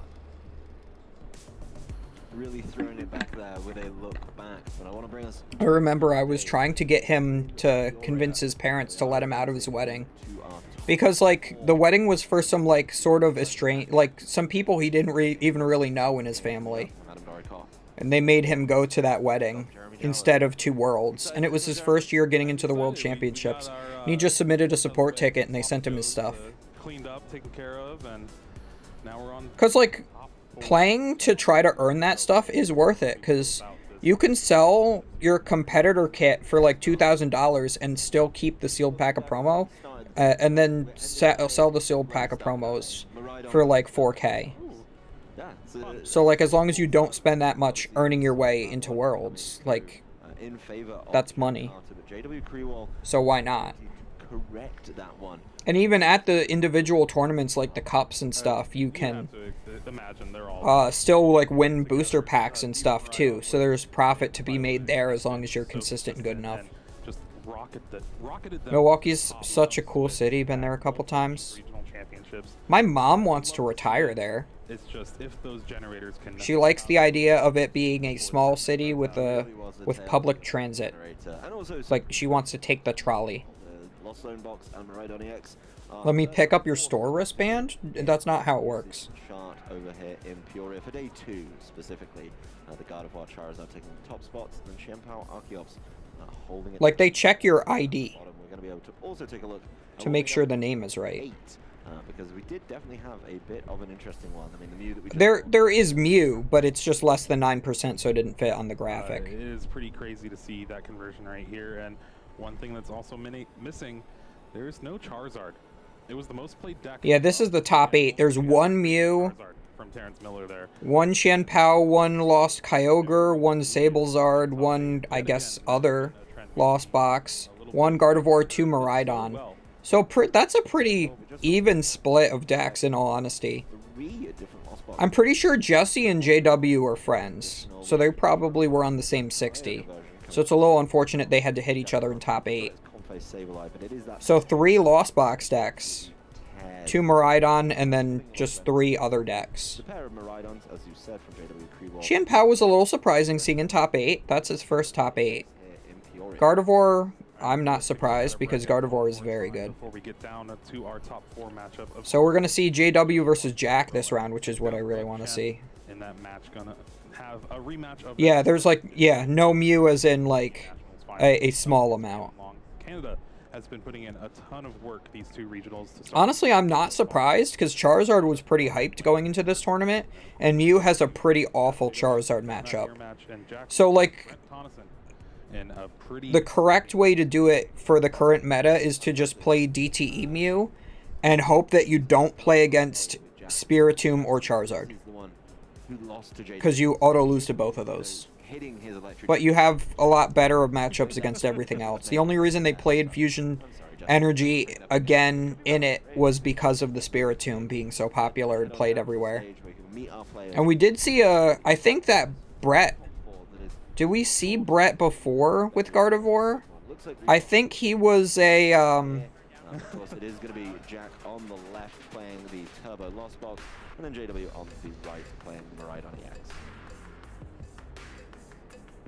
Yeah, I believe. But yeah, I think he was playing a Spiritomb, so he might have a chance against that Mew deck. If he was the one we saw earlier. Doesn't really matter, but you can see them shuffling up and getting. And we saw JW was like, "Can you turn down the white noise? It's too loud." From the side of Jack. No, they have it that loud to distract you. That's the point. They do it so that you can't hear anybody else in the venue besides anybody with the headset on. And it is very distracting. Try and set up a Fluffy early on, but also hit your DT is better against Charizard? with the Miraidon. You can never one-shot a Charizard. And they one-shot you without you having to take a prize card. Yeah, the way like the Fusion Strike and the Fusion Energies allow you to potentially one-shot a Charizard. And there's no way you can get through 2 Charizards with Mew. Doing that, you're able to keep pace with Jack and his Turbo Lost Zone. Now, the things to help you do that is cards like Bravery Charm to increase your HP a little bit, kind of force those lost vacuums to come out a little earlier than or on your cards instead of Jack's cards to boost that Lost Zone. I did hear Jack declare, "I'll go second," which means you know exactly what he's looking for. Trapping something in the active, maybe something like the Raikou, the Raichu, you know, just not able to get the hand going and play this one. But we can take a look at Jack's achievements. 2023 top 64 in Fresno and top 32 in Knoxville. Throwing it all the way back to 2017 where he top 8'd in Fort Wayne. 2010 Missouri State finalist when those tournaments were still Missouri State finalist. Yeah, that's a while ago. I miss cities and states. Those were fun. Cities were just league cups that only happened 3 months out of the year. Not going away for a while. That one is going to be And places in like Jersey would just do a whole week where every single night was a cities. JW pre-wall top 64 at Worlds 20. Just don't let them set up for Path 4 Grabber. Yeah, for sure. Won a regional in Fort Wayne back in 2013 and all the way back in 2011. Top 8 in Fort Wayne as well, so a pretty storied history in the game there as well. Of course, confirmation of those of you wondering, it's Miraidon EX and Fluffy. Yeah, this is a deck that, again, has just been doing extremely well in these past few tournaments that we've had to start the season, and even at the World Championships with Andrew Mahone getting top 16, I believe, with the first iteration of this list. There were some Miraidon believers back at Worlds, and that seems to be carrying on already.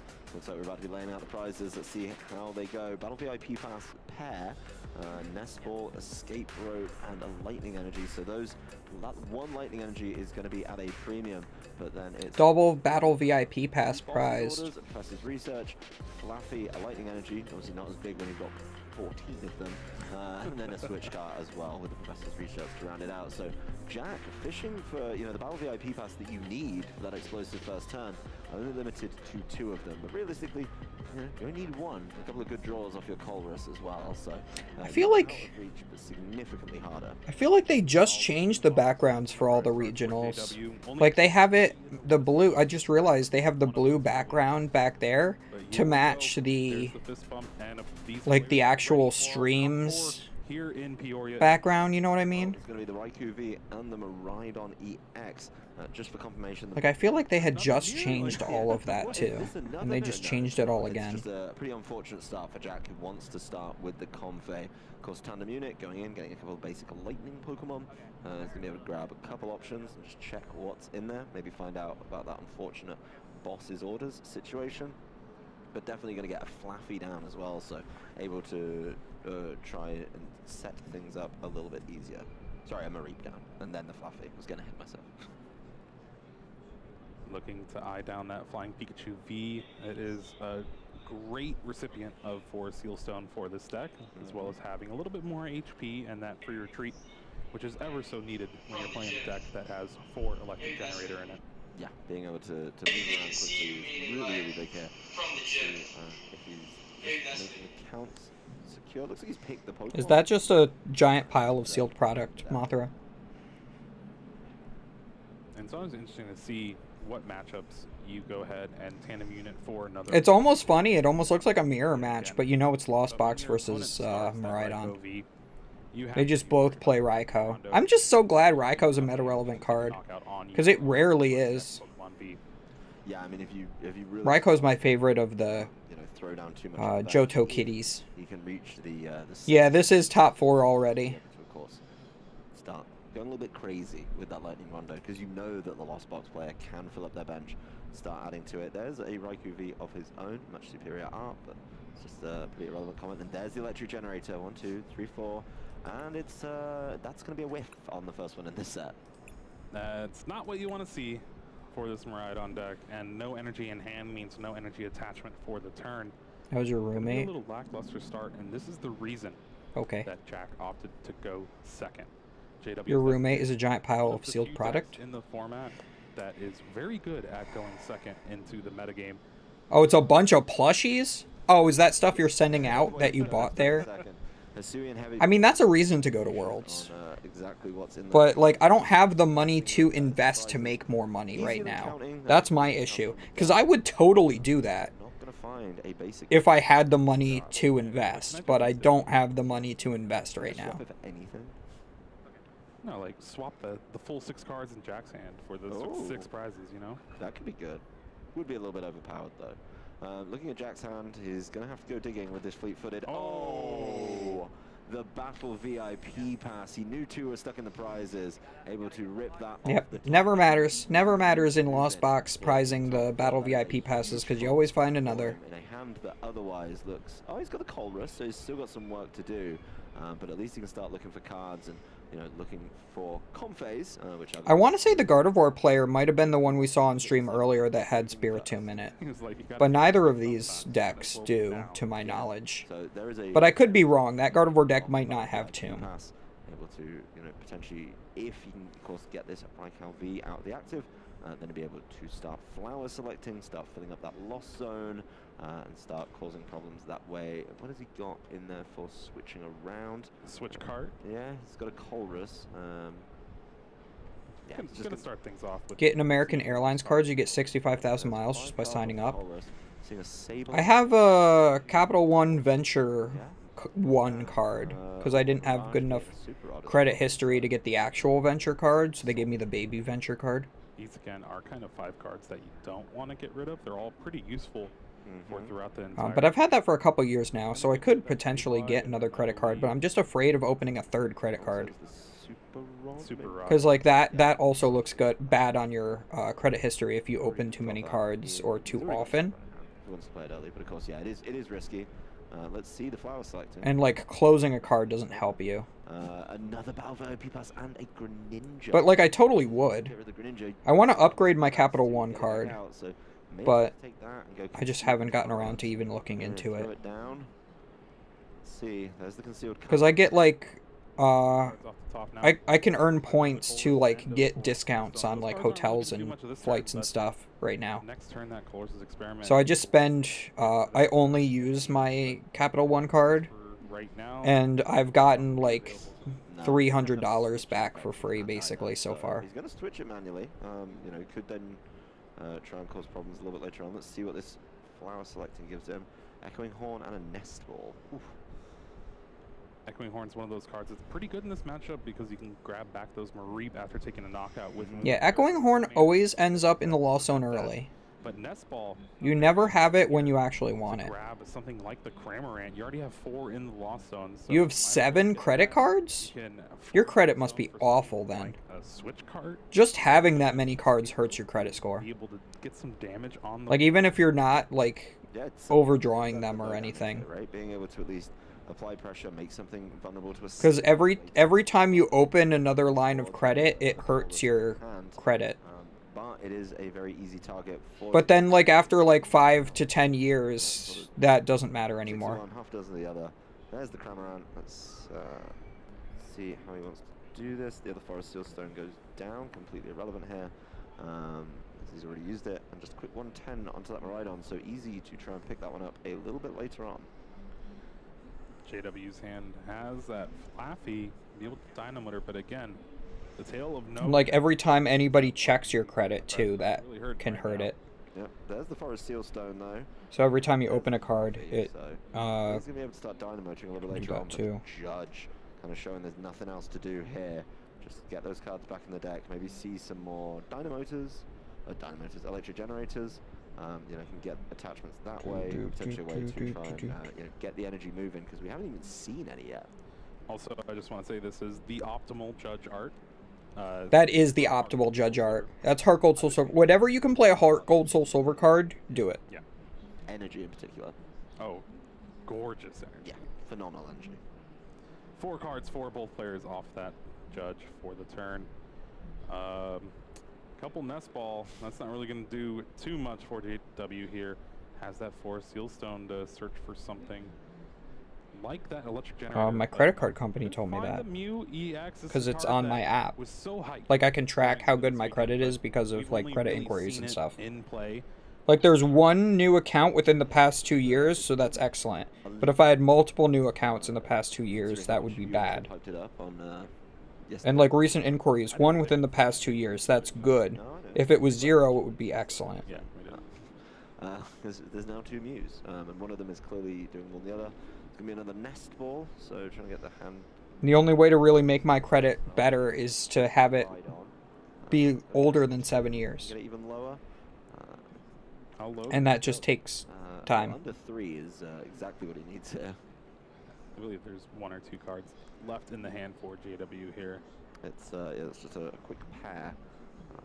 You know, maybe able to try and get rid of it. Does other Forest Sealstone attach to the Flying Pikachu if he really wants to go crazy? Does get to attach the energy, so he's down to 1. And there's the restart for 2. Let's see. There's an energy. What's your credit score, Mothra? Not gonna be helpful right now. No, that is this is a slow start. Having the Mew EX out already is a little bit scary because it only has 180 HP. Doesn't have any in the discard either, so not able to start pulling those back with the Flaffy. There was a route for JW to take where you would 760. All right, yours is slightly better than mine.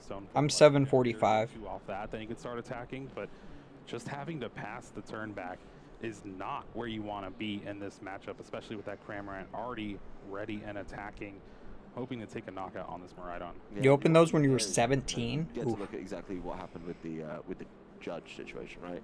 There's the Lost Vacuum, there's the energy, oh, and the Dragonite as well, one of your big attackers heading in there. Credit score is just like doesn't have it's like I don't even know how to describe it. Like 800 is like fantastic. A little bit with this Lost Vacuum. And the better you are at paying off your credit cards and stuff, the higher you get to that, the easier it is to get to that number. Cause problems that way. Can of course. Oh yeah, he's got the Clara as well to get those Pokemon back. It's complicated and I don't even understand it. You do get the energy for concealed cards though, so seeing 2 extra cards here off of that Clara. The Escape Rope energy, I think, is the cards found. Yep. This is definitely Oh, the judge? awkward way around, right? You want to do The judges aren't that much. The reverses probably are. And they do have league promo ones. But he's got plenty of options. just the regular Heart Gold Soul Silver ones are not that much, I don't believe. Maybe like $5 each, if I had to guess. Not 100% sure right now. I could look it up. Let me look it up. It's up to 5 in the lost zone, so not like a Mirage Gate, but he's going to get a couple of prizes for his troubles as Cramoran with the second swing in to that Miraidon. Nice 2 prizes for him there. The Switch Car and the Lightning Energy, the prizes that he took there as well. TCG player in the hand, market price copy of Forest Seal Stone in the deck is so, $6. Against a deck like Turbo Lost Zone, I would have loved to just use it anyway. Yep.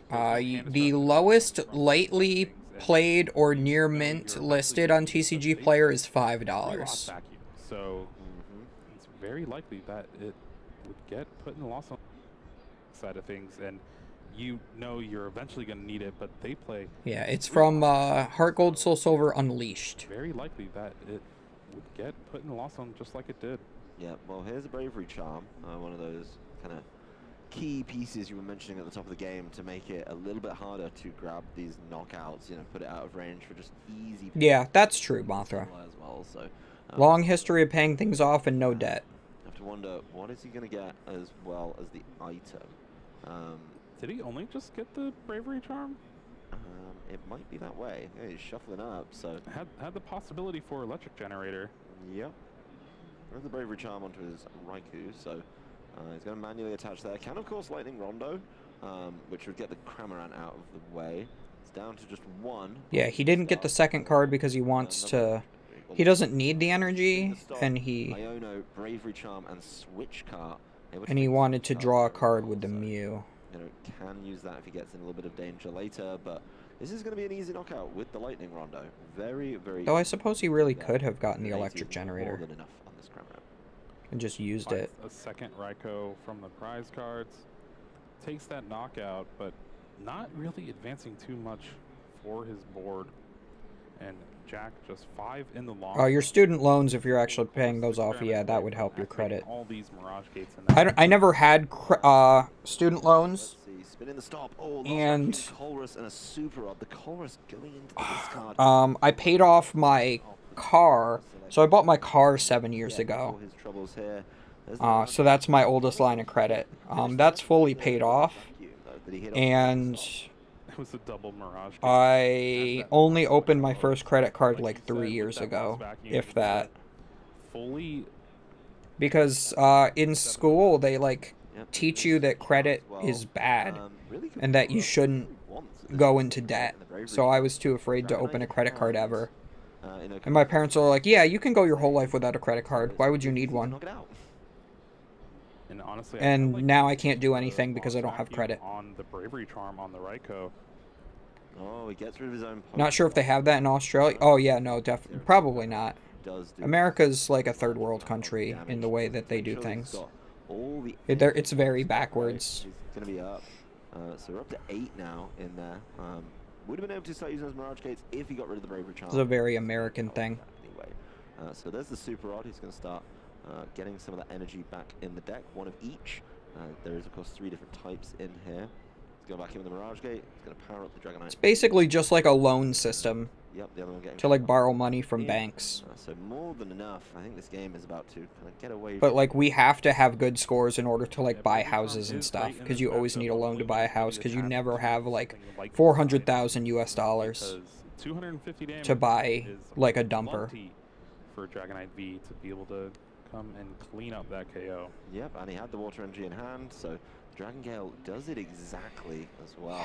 Yeah, so this is really good for Jack here. He's probably just going to move on to the next game because he's taking 2 prize cards here.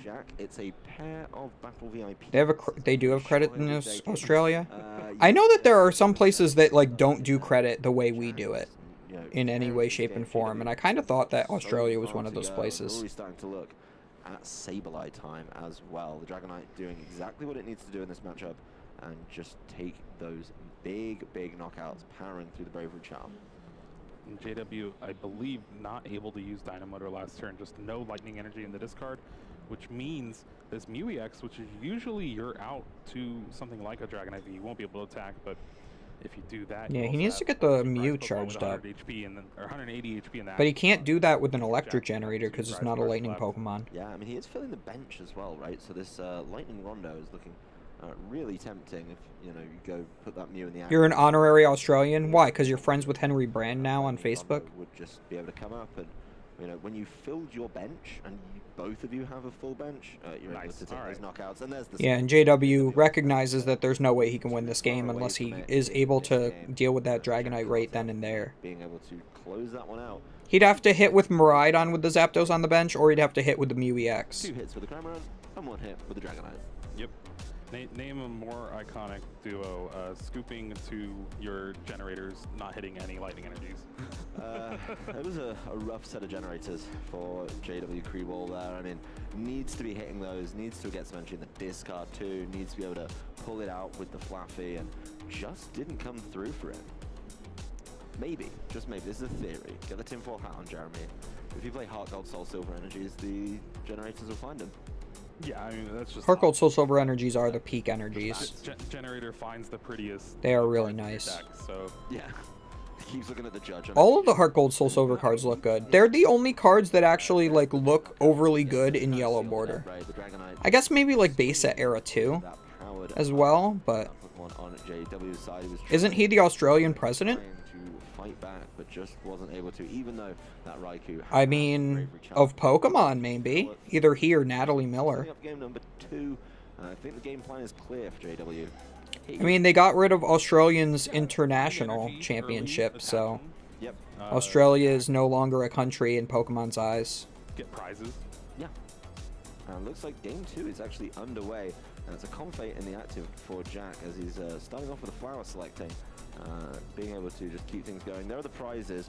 Raikou, Miraidon, Iono, Lightning Energy, Switch Card, Presses Research, Battle VIP Pass, Mirage Gate, Pokestop, Forest Steel Stone. Double Mirage Gate in the prizes is a little weird. Battle VIP Pass, double, I think it was Mirage Gate in there as well. But, you know, you only need 1 or 2 to really accelerate through this game. This is going to be a slower start. There's no Colress's experiment to be had on this first turn, but I think the flower selecting got the Comfey, if I identified that flash of purple correctly, and the Nest Ball has got the Radiant Greninja. He's got an energy in hand, so he can really keep things going here. There's the concealed cards. 1, 2, and he's got so many pieces in here. Switch card and a Colress for next turn too, so he's got an escape rope as well.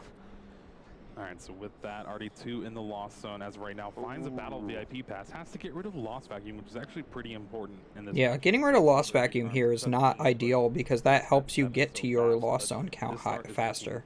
Mighty fine. Isn't it if you win Worlds, you just become president? Yeah, the Mew EX. Yeah, but like, what if he had lost? Then would the guy have become Japan president or Australian president? Because he was a Japanese player. So what happened in that case if Henry Brand lost? To get him a repow, and all of a sudden you're ticking that damage higher. Would the world be run by Japan in that scenario? Is the world run by Australia right now? These are the hard-hitting questions we come for here at the Ninja Nick 333. He's got the third flower selecting, and just keep seeing pieces. Let's see what he's got off this one. Ooh, Mirage Gate, Echoing Horn. Again, Echoing Horn to the Lost. This is why I don't play Echoing Horn, because it always goes to Lost Zone turn 1. He's at a Lost Zone of 3. Bench is full. Dragonite down with the Forest Seal Stone. And he passes. The Mew start's not bad because it has free retreat. You can go into whatever you want. Maybe banking on this research, as that is all he's got. Research getting rid of 3 energy and some trainers. I believe it was a boss's orders in there as well. But now he's got energy in the discard, which is exactly where he wants it to be. This is a slow start. He's going to get the... 2 stadiums? Oof. He's going to be able to... that means Pokestop might stay in play this game. We'll never know since Henry won. Yeah, but... at best, Jeremy. Yeah, this is not looking good at all. Did the U.S.? I mean, it was U.S. versus Sweden in the finals of this past Worlds. Active spot just for that Dragonite V to get knocked out. The path to the peak could stop that Radiant Greninja, but that's pretty much it. And oh, you lost to Natalie last league challenge? She's a good player? Yeah. So good right Natalie is really good. Really needed to judge last turn. Yeah, it is going to be... I think she's won like an Australian regional before, at least. You know, a good number, 6, so close. With I know at least one. She might have won more than that, honestly. Energy, a pair of vacuum. I think it's a pair of vacuums. I believe so. Yeah. Oh no, it's a vacuum and a super rod. My apologies. Well, I think there's one in hand. Yeah. Oh no, it was a super rod as well. They just look the same. The vacuum and the super rod. The Clara and the Psychic Energy head on into that lost zone as well. So, believe he's up to 6 now, right? Yep. So he's 1 away. Obviously, the vacuum is going to help him get there. Does need to get a water energy if he wants to use the Forest Seal Stone here. You know, he doesn't have room to try and play it. Is he finding Mirage Gate? Yeah. Looks like he's trying to get Mirage Gate. The one. Yeah, he might just want to get this turn 2 attack with Dragonite. Just knock out the Mew. The Raikou can't hit into it. I think JW might have wanted to actually retreat into the Raikou. I think that might have been more correct. To fire back with it. The lost vacuum, of course, will help him out, making sure he hits the 7. Because then the Mew can still potentially... Well, no, because I guess if you don't have any Flaffy, how are you ever going to get the Mew set up? But it needs to be mindful. We are at 8 in the Lost Zone, it says here, because that's what the dice say. Because the Lost Zone counter they put on screen isn't always right. Lightning. The other one's in his hand, of course. I have to imagine he's going back in. There's the second Mirage Gate, so doesn't need the water in hand. Does just go and grab it that way. Is going to have to use a basic energy to retreat here, I believe. I don't think he's got any other switching options. Yeah, he could have dug a little bit further by switch cart into a Comfey. Had hit the Sigma grind set in Japan. If you find the escape rope off there, it's amazing. Yep. But like I said, it's still, you're grabbing 2 prize cards. This Dragonite V is most for surely not getting knocked out, especially with the way JW started. Having that path to the peak in play is not able to use. Yeah, JW just like lost here. So we basically just saw 2 games where a player bricked to lose. Like 2 rounds in a row, top 8 and top 4. He's not even able to fleet-footed for the extra cards. The path to the peak could be absolutely brutal. I can't let Jack leaving it in. You know, yes, you've used the Forest Seal Stone, so you may as well just lost vacuum it away. Keep your count going up as well, all the way up to 8. So another couple fast selectings or another Colrus, and we're talking about Sableye in this one. Let's see what JW gets off this. It's going to be an electric generator, an Arven, a Nest Ball. He needs another Pokemon. Yeah, that keeps him alive in this top 4. Grabbing another Pokemon, and you can generator to it as well. Yeah, I mean, there's going to be the Miraidon, but no tandem unit. Bricks are, in fact, part of the game. Beach Court. I know we discarded 1 with that first turn, but... Yeah, you gotta live with it sometimes. Out to getting this path of the peak out of the way. There's just an Arven along with that electric generator, and... Oh, he does hit. That's like the pain of playing a deck like Miraidon is like, it can just go really, really hot, but then it can go really, really not. Lightning Rondo, but it's just not going to be that monstrous hit that you expect. 140 damage. Being able to use the full bench over on that side. So 1, 2, 3, 5, 6. Yep. There we go. 140. I was about to call you out for getting it. Yeah, I was actually getting nervous. I was like, but no, 140. Obviously, that makes that very easy to knock out. This is going to be the Hisuian Heavy Ball. Jack is going to get confirmation that there are no Pokemon, or no basic Pokemon in there either, so not able to play around that one. Does have a little bit of work to do, right, if he wants to try and find those pieces. Is that... I mean, he's just going to get the knockout here. He's got the Colrus as well. He can hit 10 at his leisure. So yeah, there's Colrus's Experiment. Can't see what he's got off it. A Lost Vacuum. Yeah, so I mean, the Raikou goes down guaranteed this turn, and then that forces the Miraidon up, and it still can't attack. It needs 2 more energy. Knock out this turn on the Raikou. With only the 1 energy on this Miraidon on the bench, I don't... JW did, the Miraidon player. He's trying to shut off the Greninja. Deal with another electric generator. But by having the path in play, that made it so the Miraidon couldn't use its ability. So, like, that's twice I've seen on stream where Miraidon put path to the peak in play to stop a Greninja, but really just stopped its own Miraidon. Because they started by bricking and just put path in play. And then they draw the out to that, and then they're like, oh, well. Like, the out to set up, and they're like, well, I guess I don't. I guess I don't set up now. Finally in play here. So able to start using Tandem Unit, setting up some more Pokemon, but is he going to set himself up enough to stay in this game as he's currently down? I mean, your first Tandem Unit is when you're 4 prize cards behind. At least at this point in time right now, able to You'd never play Path before having a full bench? Yeah, I mean, I disagree. I think I would, but like, I don't think I'd do it in these situations where I'm bricking. Like, I don't think I'd ever put Path down when I know that my out to setting up is a Tandem Unit, which gets shut off by the Path. Really have a difficult. Like, shutting off concealed cards, like, that's just 2 cards my opponent gets. Like, you're hindering yourself way more than you're hindering your opponent. Especially since, like... Well, I guess he put the Path down before the Dragonite got set up, but the Dragonite still got set up under the Path, so... Bravery Charm on a Miraidon. So let's see. There's the Arven. Does go in. Oh, gets Forest. Yeah, for sure. So can definitely start playing a little bit in this game. I just don't know if it's going to slow him down enough, right? I think that's going to be the big problem here. Before Sealstone can find its way on to one of those Pokemon V, but for right now, Electric Generator does not hit anything. Yeah, he did have a real bad start in research. And you hate to see it for all y'all Miraidon fans at home and in the crowd here today. Has to find another Electric Generator. He might actually try to go for the Paralysis this turn with the... That means you need both. With the Flying Pikachu V. I guess with the Lightning Energy in hand, this Raichu V can take the knockout, which we do see. There's that Lightning Energy. Electric Generator. 5 cards. Oh, don't do this. No! Are we the problem, Jeremy? There's the scoop from JW Creewall, not able... Well, at least he made top 4. And Jack Carter runs... He gets a medal and a top 8 playmat. So he gets the top 4 medal. Listen, it was and he gets money. So, I mean, that's still really respectable. But it's just so unfortunate that you just lost due to bricking super hard. A quick exit out of this top 4, and Jack moving on to our finals to face down one of the Canadians. Yeah, they've been putting on... One of the Canadians. It's a Canadian mirror match in the finals. It's funny. Canadians have been actually doing pretty good this season. Alright, I'm gonna hit the bathroom and refill my water while we're on break for a moment. You live and die by the generators. That is 100% factual information.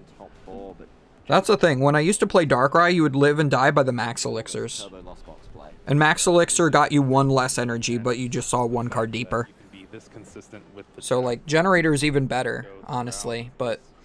Game 1, yeah. The Pokestop, drawing the cards he needs to get everything. There's the knockout with the Cramorant. Free as free can be. Being able to get those prize cards, and then Dragonite V, of course, dealing exact damage with Dragon Gale to take the knockout on that Bravery Charmed Raikou V. And with that, there's just no way for JW to really cobble together an attack this game 1 here. It's a tough one. I mean, he's trying to fire back, but you know, another Electric Generator into 5 non-lightning energy cards just means he scoops it up and moves on. He is going to keep on trying, though, in game number 2, but he already loses one of those Pokemon early on to that Dragonite V. Does try and fire back with the Lightning Rondo from this Raikou. It's not enough, though, as it just gets knocked out. And does manage to cobble together some pieces, right? Gets rid of the Path of the Peak, gets the Beach Court going, fills his bench. 1, 2, 3, 4, and 5. Nope, not there. And right back to the scoop. So a very brisk set between both of these trainers, but Turbo Lost Box, piloted by Jack Carter, will be moving on into our finals here in Peoria. I got deja vu watching both of those scoops. It looked the exact same. Just unfortunate to see, but we have one of our finalists already set up, ready to go for that last match of the day. I don't know if Rowan or Raymond are finished with their games yet, so we'll have to see how things are shaping up, but it could be a pretty exciting one. Raymond's deck, we have not featured him on stream, but I've seen a few of his games out in the play area. It's Lasso and Kyogre with Zamazenta. It is very cool, and we could see Kyogre take down a regional back-to-back. That'd be impressive, because I think a lot of people have decided to kind of ignore that deck a little bit. They're not as big of fans of it. It's definitely a different play style. Not as turbo as what we're seeing Jack play. You have to play through a little bit more methodically, so certainly a tough one to pilot, but that game still going on, so Jack gets to sit and wait for his opponent a little bit. yeah, get some food, maybe go to the bathroom, recharge, and prepare for one of the biggest matches of your Pokemon career. Yeah, just a regional final. No big deal. With what, 1,700 players going in at the beginning of the day? Over. Yeah, so you're in the top 2. Already got his fair share of the prizing, but if it goes as well for him as that one, you got to imagine he's going to be feeling pretty confident. He's not going to have juicy 2 prize targets to go after this time. Or if he gets the Lost Box Mirror, at least. Yeah, or up against Mew VMAX, that could be a whole nother thing in itself. We have seen that matchup plenty of times. Yeah, that one's been around for a little bit, so still plenty more action. One more game, but lots more action guaranteed in Peoria.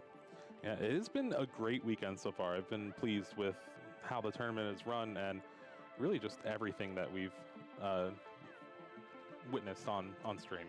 Yeah, I think it's been a fantastic weekend. Nice to join you over here on the TCG desk for a little bit, see what you guys have been getting up to, and just, really dive into some games. I feel like we may have to take the blame for the electric generators because it's 2 games that we've casted of Miraidon and 2 shocking electric generator performances. So it might be us. It could be Jack as well, who puts the curse on his opponent. I'm just going to take the heat because I think that's the bigger move of us. Now, you're VGC, so how does curse work with non-ghost types? That's what I'm trying to figure it out. Boost up defense. Oh, okay. So there wasn't much defense boosting either because those benches were looking pretty thin when they didn't have much energy on them. That's Pokemon TCG. Anything can really happen, and a deck like Miraidon, you really rely on those electric generators, and when they don't hit, as you can see, there's not much gameplay. No, there's not. I mean, when you don't get the Mareep to the Flaffy out either, yes. I mean, that Professor's research at the start, I was like, oh, he's got 3 energy in the discard. Nice. And then just wasn't able to kind of convert that, getting out of the discard because he never got to that next phase of the game. So certainly a tricky one. But top 4 with Miraidon, I mean, you got to say, this deck is creeping up. People are starting to look at it and consider it a whole lot more. Oh, yeah. Definitely 2 great performances back-to-back. And we'll have to see how the format shapes up. But for right now, we're going to take a quick break, so don't go anywhere. We'll be back soon with the rest of the tournament.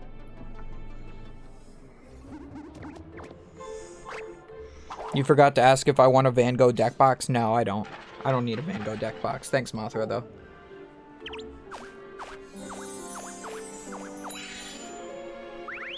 I'm not a classic artist person. Hello and welcome to Yokohama, where we are at the Pokemon World Championships 2020. I know that and I'm standing in front of the Poke Center. Professor Snorlax there Please introduce yourself. wants the Can you top that? what's it? The Eye on the Sky on Eos Island. Now we are going to find. He wants the Snorlax playmat. accessories. What are you looking for in there? I'm looking for a Pokemon themed thing. I've heard there are some of those in there. What about you? Looking for anything in particular? Heard there was a jean jacket. I'm finna sporting that. We are super excited to do some shopping. Let's go.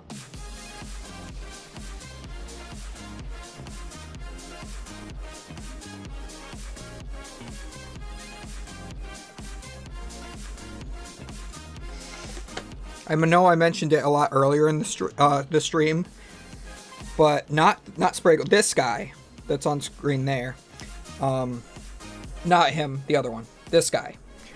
He was the one who commentated my stream match.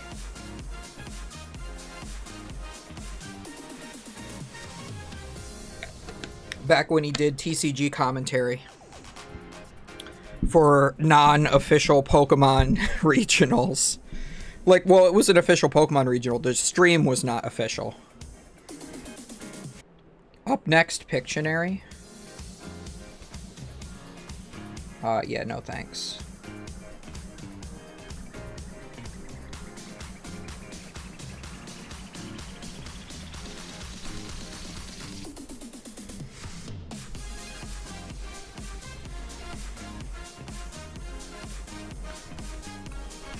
They're trying to fill in time before the next one. You made so much money in this store? I bet you did. That's the only reason why I would want to go to Hawaii, but like I'd have to afford to go there too.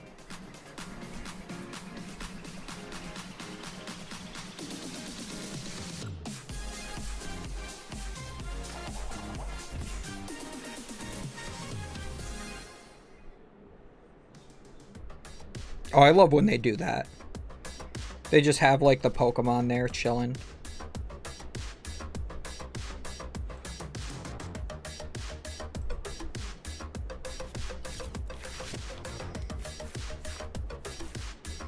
Have a mulligan.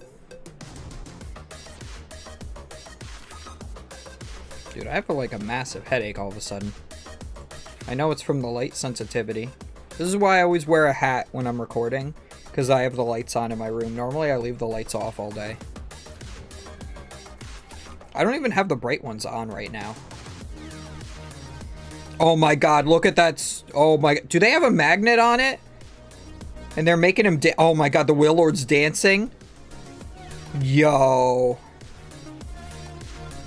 He's got his own little caster microphone. Look at that right there. Oh my god. I actually have that Whale Lord plushie. That mini Whale Lord plushie.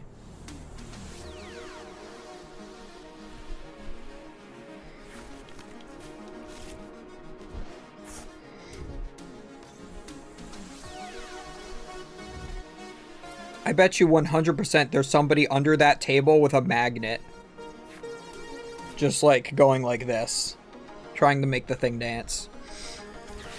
Alright, we check my Curlias here. So I have all my Ralts and all but one of my Curlias.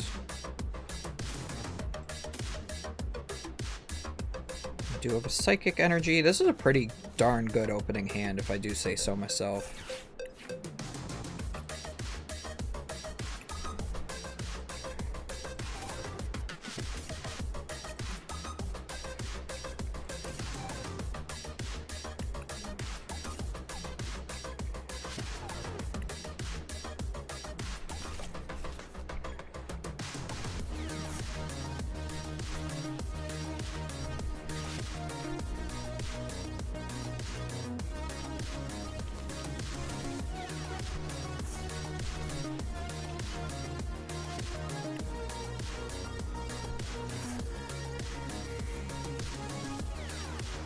Oh, I have one Curlia in my hand already. So do we just hope my Ralts in the active doesn't get knocked out? Maybe I should have retreated into the Mew.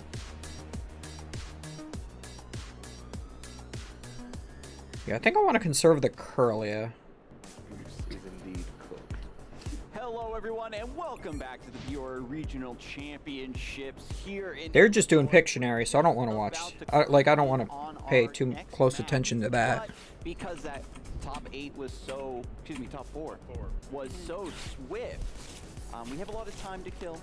And so, I'm here in the lounge with some of our casters. We got Jeremy Jalen, Adam Doricott, and Sierra joining us from VG side as a special guest. This isn't VG over here? Not anymore.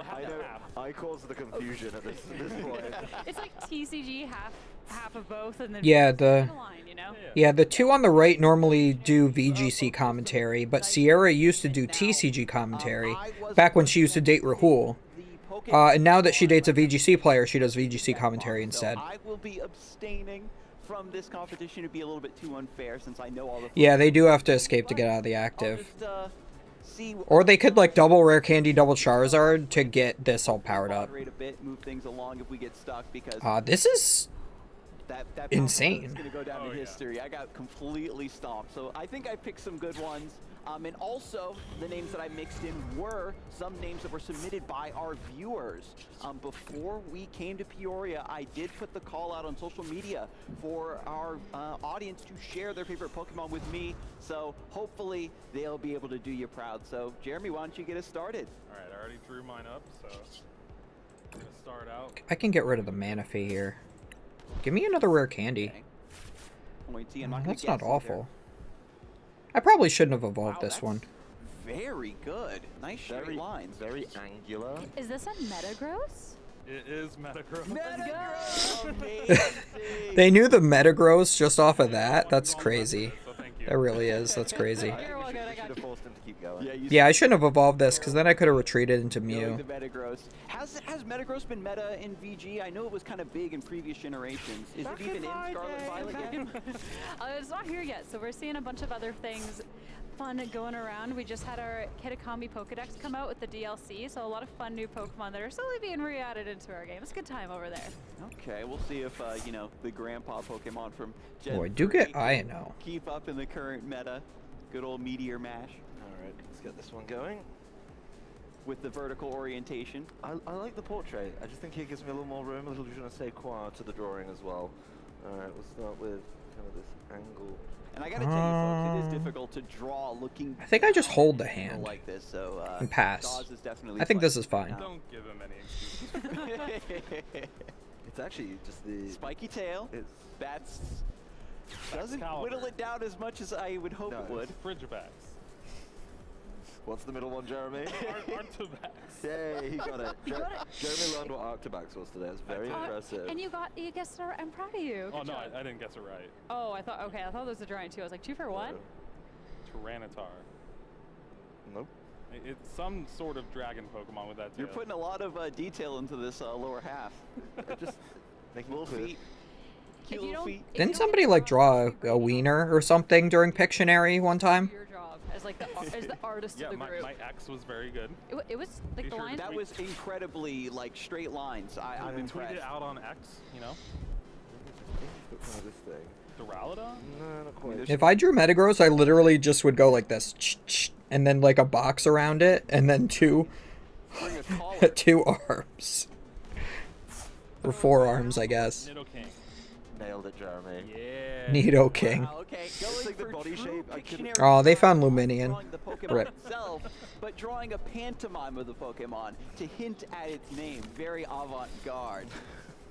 That's the first time I've heard my artwork described as avant-garde. Probably the last. Yeah, by anyone around here. I need the list of names. Oh, yeah, Please. Yeah, getting a supporter and having the Force Seal here is probably going to get them something good. Hopefully you can read my Nope. handwriting. Okay, guess not. It's very neat. I don't know. I had to try really hard It's because very my neat. handwriting is normally not very neat, folks. All right. So for this one, Oh, somebody's copying You're me with a gonna portrait. go all the way from top down. Well, I guess I can retreat now. See, no. All right, it's a circle, wavy circle. This is really hard to draw upside down, I'm not gonna lie. What do we got? Okay, this looks like a lot of different Pokemon. It's a very Geodude. concerned. Golem. Graveler. I actually All right, there's little dots all around it. don't think this is bad. It's a Pokemon with a lot of speckles, a lot of polka dots. If I evolve this, and then they just boss Gardevoir, I lose. Darmanitan? It's like stuff. Garbutter. Yeah, let's go. So we're going to Artisan just to get rid of their Lost City. I think the dots really added a lot. And I'm going to retreat into Crest. Evolve one of these. I don't need to use concealed cards with the reversal. Because I'm going to be ahead. Before I realized And then I'm going to go the 1, official pronunciation. Garbodor, 2, as Boo would say. Well, odor because it smells. 'cause 3. Yeah, it makes perfect sense now. garbage, yeah. It's self-conscious, all right? It's just like when I saw Oh, I only need 3 energies. Golden Go. I thought it was Goldengo. You're not the only one. You're not the only Why are they not playing 70 HP? Golden. That makes it easier for me. I don't know. Macaroni and cheese. The did you get it piece reversed on yourself. How does that feel? All right. We got. I'm getting shown up here. Lost Vacuum would have been fun here to get rid of their lost, to get rid of their Forest Seal. All right, it's something tall. Beartic. Yeah. Wow. How did you get Beartic from that? I was thinking Abominable Snowman, and I was like, wait, it's got to be Beartic. Amazing. You're casting. This Pictionary is stupid. I never watch this. I always watch the live streams afterwards. Anticipated this, folks. Yeah, because Jeremy. And I cut through all of this stuff. I just watch the games. Your favorite. Oh, look, they found Switch. Ball from again? Cubchoo. Okay, very nice. They were waiting for me to put the EX in play before they attacked. Keeping it little slimy boy. Okay. Dorcon. Oh, but they had to Arven to get the setup, so... Another nice rounded shape. The first like 3 seconds of any Snow Pokemon drawing can be any Pokemon. Triangular. All right, we've got a rice ball going here. I'm glad I'm not the only one who thought that. Erasing? That goes against the spirit of the Pictionary, I think. Deducting points. Just gonna head in. Alamola? The angle's probably a bit funny. Like this. I've got like a face. So now we're tied on prizes, so I can't use my reversal energy, so that's a little annoying. Okay, this is shaping up. Bam. Wow. I can see Togekiss, but I wouldn't have been able to guess it. Probably ever. Specifically the top-down Togekiss. That is some art. Like, this is like... as seen from above. This is like poster material. This needs to be hung up at the back of the lounge here. They have the other stage set up for video game. If it ends early, they should set it up for TCG. I agree. A stealth jet? But they will never do that. I think I really captured the fairy type in there as well. Oh, 100%. Yes, I sense the whimsy. All right. I'm going to Mysterious Tail first. Good. Thank you. Let's grab Oh, this is a good the rod. So we have, oh, I guess we had both. I'm always so excited to see everyone else's I'm going art, and even if you to aren't that good of an artist, Shining put yourself out Arcana. there, take a chance, and just draw a Pokemon. Put one there. Ice Cube. It is. Just one Then we square, not even will the face and the body. Wow. Perfect. You're on fire. get rid of a level ball. We don't need that. Of the Pokemon, just with a few lines, we can already tell what it is. It's because we're amazing artists like you. Yeah. This is true. And then we'll, what, boss Luminion and knockout? Skill. Being able to capture your subject accurately is, you know, part of the magic. And capturing and Pokemon, they go hand in hand. Hey, I like that one. But you've got... Oh, this one's dangerous. Oh no, Jeremy. It's okay, Jeremy. Just maybe you just draw it all at once and then go for a big reveal if it is truly dangerous. Oh no. All right. Maybe we'll just start from the bottom. No, that's the dangerous part. Let's start with the face. I do need one more. Okay. One day it's gonna be right. One day it's gonna be right. One day it will be right. There's no penalty for just calling out the name of a Pokemon. Hurricane. Chien Pao? Alright, something stripey. There's a lot of legs. It's not a Chien Pao? No? Although by knocking out the Luminion, that gives him the option to go even by taking the Gardevoir EX knockout. So maybe it would have been more correct to boss up the Radzard and knock it out, or the Charmander. Oh, Furret. Or I could have just Super Rodded and then found the Cresselia again. Furret, very well done, very well done. Don't patronize me. It's important to encourage budding artists so they don't lose faith in their talent, right? Yeah, I haven't used my Pal Pad yet, so hopefully that's in the deck and not in the prize cards. Can't argue with that one. Geo, dude. Hey, if I can't guess it, you gotta guess it. Okay, just gonna get the...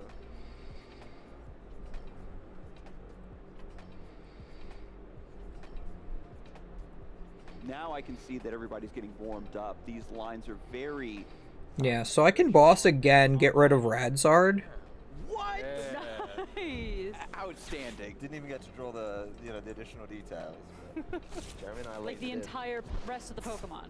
Yeah. I'm impressed. I hope I'm chat's very guessing impressed. these as fast as like we are. You mean as fast They're as just I like, am?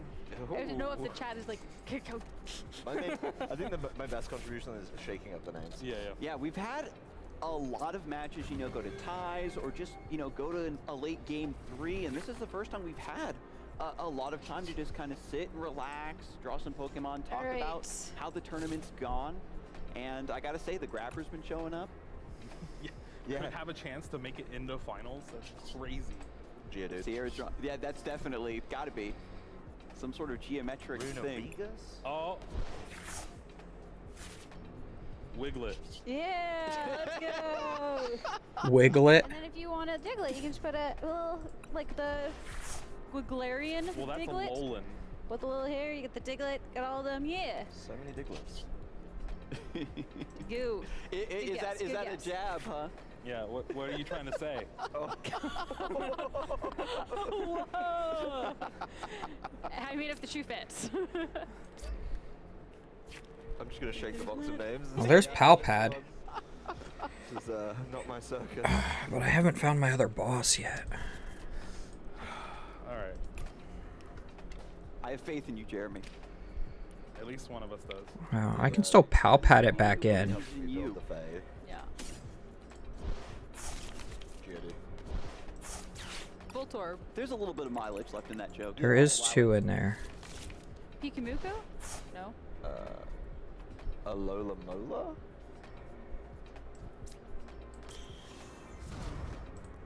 And I can draw 4 more I only have a cards. vague recollection of all the names that I drew. Good job. Outstanding. That's The a hair. chunky boy. The hair really makes it for that one. See, I was thinking of the anime where he's just riding on top of Pidgeot. Has to be a big Pokemon, you know? Yeah. It's true, it's true. Then what we do is we go Being considerate this, of the this. environment that your subject will be living in. Also, mark of a great artist. Artisan. Ooh. The I Ralts. feel like the glances that y'all are exchanging beforehand is literally just giving the answer to each other. This is why I'm losing, frankly. Mm-hmm. We aren't keeping score. We're all winners here. I'm keeping score. Especially you in the audience. I see you so valiantly guessing every single Pokemon. Congratulations. I see you. And then we just Brainwave. And if they Iono me, that's a little annoying, but I still have at least draw 4. Cube. It's a triangle. Okay, now I'm lost. Chip here. Porygon. Not sure how these particularly attach. Dragapult. Yeah. No, I was saying it the same. I got Sierra definitely got that one. We'll These give it to are her. these are little droopy launchers. Yeah, Very Dreepy launcher. This is. You're good at drawing chips. Yeah, as long as the dragon I'm good at drawing chips. Down to its bare minimum components. Truly spectacular. This is like minimalism Pokemon edition over here. Yeah. Minimalism. Yeah, my opponent has to Iono me. Oh, I should have vacuumed the Artisan. Alright. I could have gotten rid of an Iono. I could have Ultra Balled away the other Iono. Yeah. Who knows how And long maybe the top 4 research. match is going to take to decide our remaining finalists here in Peoria. But this is Golden wow. Glow. This is really good. Well, thank you. I wouldn't say that. I think this is. Actually, there's literally nothing more to this. Hitmonchan? Yeah, they're gonna quick search for That's Iono a now. really good guess. It's like, oh, that's But by holding the Ultra Balls, now I can Ultra Ball for Guardi EX if I have to. Nice. Let's go. He's blending into his environment. And also gives me ways where I can shuffle my deck. Please, I don't see what's going on. Oh no, he went for Lost City. That's the wrong move, bro. In a forest. Touche. I got to give it up. So I have how many in the discard? I have 8. That's 9. How about other top 4 matches? So I have the knockout just with Zacian. I mean, Jack, you know, had a chance now. Plenty of time to rest. Is going to be spectating that other match. Maybe see how his opponent's feeling, and that's his prerogative. All right. I gotta go landscape for this one. Oh. Classic. They're gonna make me do it. Okay. Conkeldurr. Conkeldurr. Let's go. What? Absolutely ridiculous. It's like I'm floored. You just know every Pokemon. It just with a few lines. Conkeldurr? We're getting too good at this game. You're way too good at the game. You were not expecting this when you invited us on this segment, were you? I thought we were gonna see some more struggle. I've seen how the Pictionary has gone down on the TCG side. Yeah, don't worry. Ethan's still in Japan, and Sable House was playing this weekend. So. Yeah, they can't hurt us anymore. Have to be careful where we start on this one. It's better that we get the Pokemon fast rather than not at all. We're just on the struggle bus. Pretty embarrassing when nobody gets your Pokemon. So. Yeah, so I could have played that a little better, but I still got it. More triangles. I know my way around the triangle, okay? So He really does know his way around the triangle. I'm a fan of Isosceles. Okay. Krabby? Gyarados. yes. No. Gyarados? They knew Gyarados off of that? Gyarados loves to bite stuff. Yeah. Those are fangs. It's Gyarados. This is Unbelievable. ultimate minimalism Pokemon. For those of you at home. You want to get that tattooed? The Gyarados? Yeah. Just that? I've had sillier ideas. Yeah, you have. Hey! The Gyarados, absolutely inspired. That was a Pokemon that I think would have been easy to get, but not that easy. Yeah. Certainly more difficult to draw, but you started from its most iconic feature.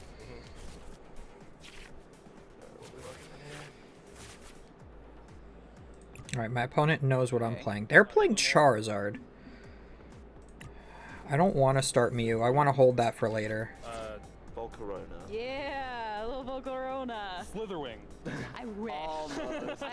All you have to do is like add some feet and like a little fluffier, and it is a Slithering, but it's close enough. Close Yeah, enough. except we don't see that one.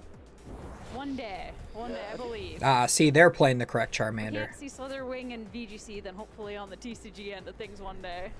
Yeah, it is so interesting, you know, to be a few sets behind VG. We get a preview of like all the new Pokemon releasing Scarlet and Violet DLC. That will eventually come to the TCG, because I know Ogerpon really popped off this weekend over on the VG side, and I wonder how they might handle the different masks for TCG. That's very exciting to always speculate about. But now Jeremy dropping another masterpiece on the canvas here at the whiteboard with his confident straight lines. Amoonguss. Got the tell. Gardevoir? Gallade? Hell yeah. Ralts. Yo! We're just going down the line. Let's freaking go, man. If I've ever seen one. That's certainly a roll. I can't deny that one. Still gonna have to get something hot off my Mysterious Tail next turn, or my top deck. I mean, that's... Well enough. Top well eight. enough. Okay. Yeah, that's good. well. Yeah, yeah. Like how many people competed in TCG this weekend? Like Over 1,700. It was crazy. yeah, so I mean, that's pretty nice. That's pretty good. Yeah. Keep this one traditional. Dive in.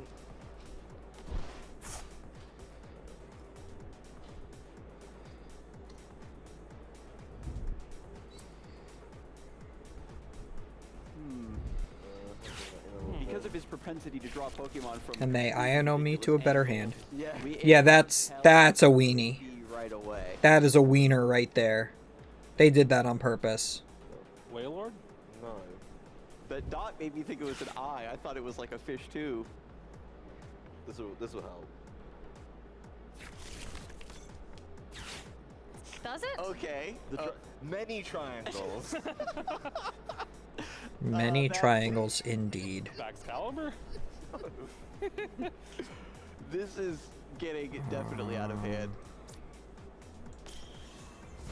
A chunky boy with tiny little feet. Cyndaquil? Yep. Let's go. That's not flames. Got that one and it's very pleased with himself. You guys did. Yeah, he's got the fat little belly. At least someone's pleased with themselves. Yeah. Because you shouldn't be. I mean, that looks like the shaman I drew that one time. Channeling my inner Adam Watson. That was not one of my proudest moments. But hey, if you're an artist, sometimes you'll have an off day. Now I could have kept the research. God Artist damn it. block.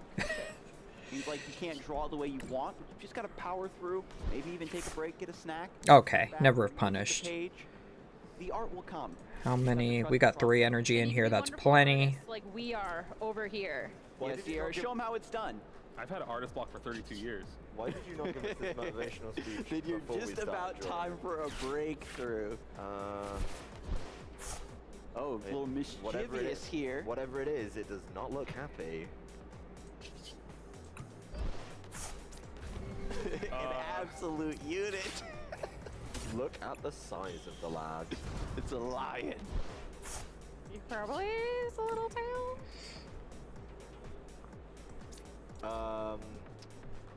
Solgaleo. Solgaleo? Saluna? I thought it was. Yes. Yep. The VG knowledge coming through. No, I was Wait, waiting. what is it? Isn't there a Saluna? Oh, okay, yeah, I don't know that one yet. Yeah, we're talking about the new Pokemon that we got. Even colored this one in a little bit.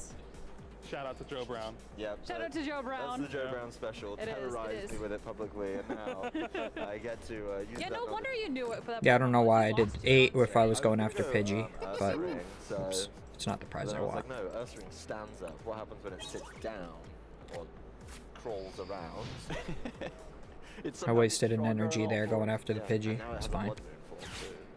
There's we got another Saluna form, so see that on the horizon. All right. I'm not sure about this one. Yeah, of course. They always have the Arceus. Candela? Song in my head where it's like little circle, big. What the frig am I against? Draw 2 cards, flip a coin if it's tails. So you draw a pig, right? Torracat. Xian Pao. Okay, there's ears. Zacian.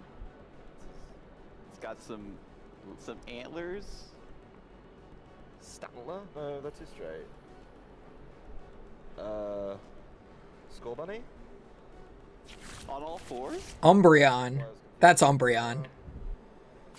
Because it's got the rings on its ears. Shaman? No. Oh, So are those ears? No, the ears are right there. Okay. Alright, then I have no idea. Here's the eyes. I've got to go out on a limb. Sylveon. It's the ribbons over the top. Impressive. Impressive. When we confirm This is awful to watch. I'm sorry, guys. The secret. I feel like considering the other ones that we've guessed right away, the fact that we couldn't get Sylveon right away is kind of like... They had the Char boss play. Alright, kind of bad about ourselves yeah, now. I'm disappointed in you. Well... The evolutions kind of all look the same until you add the Yeah, I was drawing it, I was like, oh, this looks like Umbreon.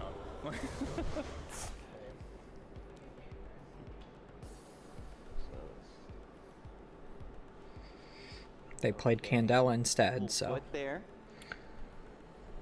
Separates the men from the boys here. It's Pikachu! It's Jigglypuff from above. Just gonna take that out. That's fine. I kind of want to take out the Pidgeot, honestly. Can I do that?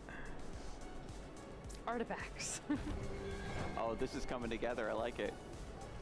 I think how the eyes go. Probably not, because I used the Cresselia the last turn. I might just go for a Charmander again. Gengar. Sweet. Yeah. Yes!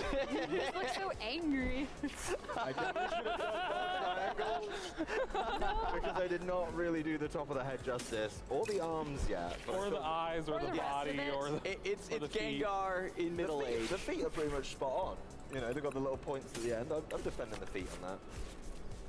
I didn't know that's how you liked it.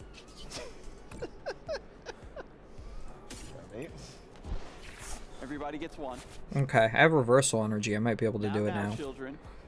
4, 5, 6, 7, 8, 9, 10. I need one more energy, which I can attach for turn. No, because that's the reversal energy. Fuck. I'll have to Fog Crystal for it, but I'll have it. No, I have it on here already. Yeah, we have it. Ursa Ring. No, I just forgot what I was drawing. Oh no, I don't have reversal because we're even on prize cards. You haven't whittled down to Pokemon yet. No, but I can see why you thought it was Ditto.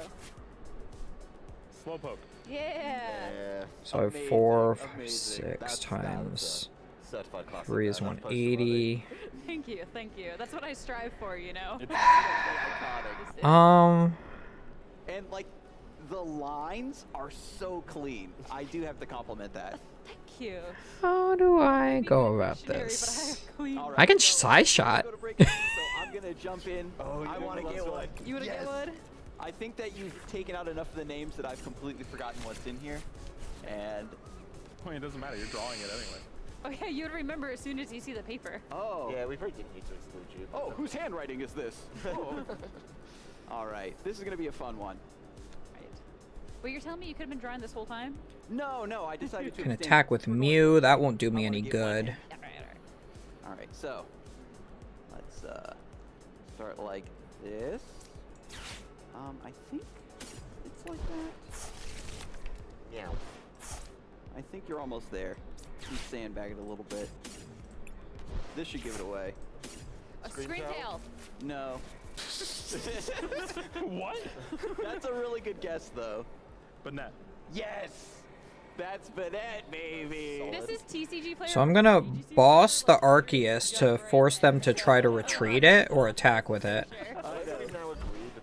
That's what we call, you know, a mix-up there. Is it Screamtail? Is it Bayonet? Did you get it? But that is going to be it from us, folks. Thank you so much for your patience and for laughing along with us. I hope you were able to guess the Pokemon in the chat as well. We're going to go to a quick break, and when we get back, we've got our finals match here in Peoria.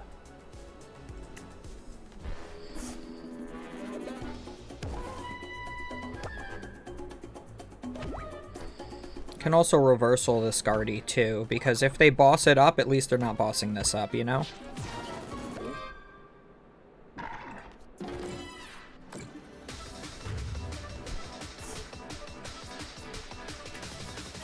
Probably should have held it, but I feel fine attaching it anyway.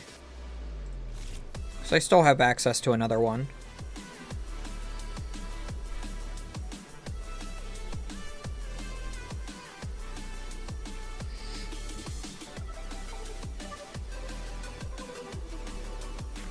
I do have the POW pad too, so I can always shuffle the boss back in.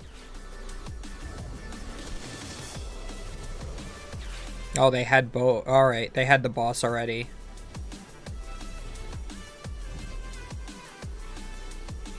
Why are you attaching an extra energy there? Why don't you just attach it to the Charmander or to the Pidgeot? You'd get more value out of it.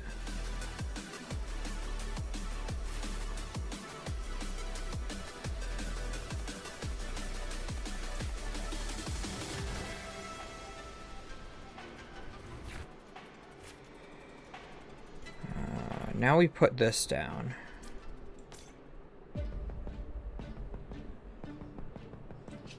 Shining Arcana. Okay.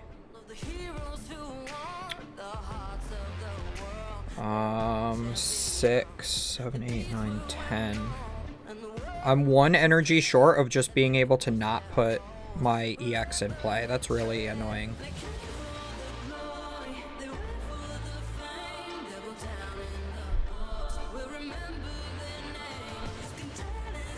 So we will refinement.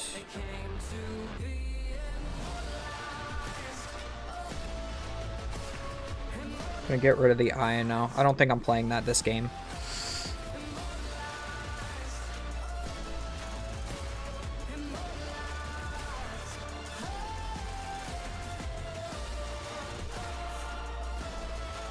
I do have Collapse Stadium. What does that do for me? Gets rid of my own Cresselia, I suppose? Or my Mew? Welcome back, everyone. We are here in Peoria, Illinois for our finals this weekend. We are about to immortalize another player into Pokemon TCG history. I'm Boo, here with Tip Ritchie. We're about to take I think I could just boss again. Right. One single game separates one of these players from so much. Becoming a regional champion, a ton of championship points, 200 championship points, $10,000 for first place, and of course an automatic invite to the World Championships in Honolulu, Hawaii later on next year. Absolutely. So much on the line here in this single match, but these players have been playing through tons of matches throughout the weekend. 2 whole days of competition leading up to this very game. Let's take a look at our bracket to how these 2 players got into this position here now in the finals. Yeah, I'll get rid of my own Cresselia. Raymond, you know, had a 2-0 victory over Terrence Miller, and then a 2-0 victory over Rowan Stavino. That was a super favorable matchup for Raymond, definitely in that top 4.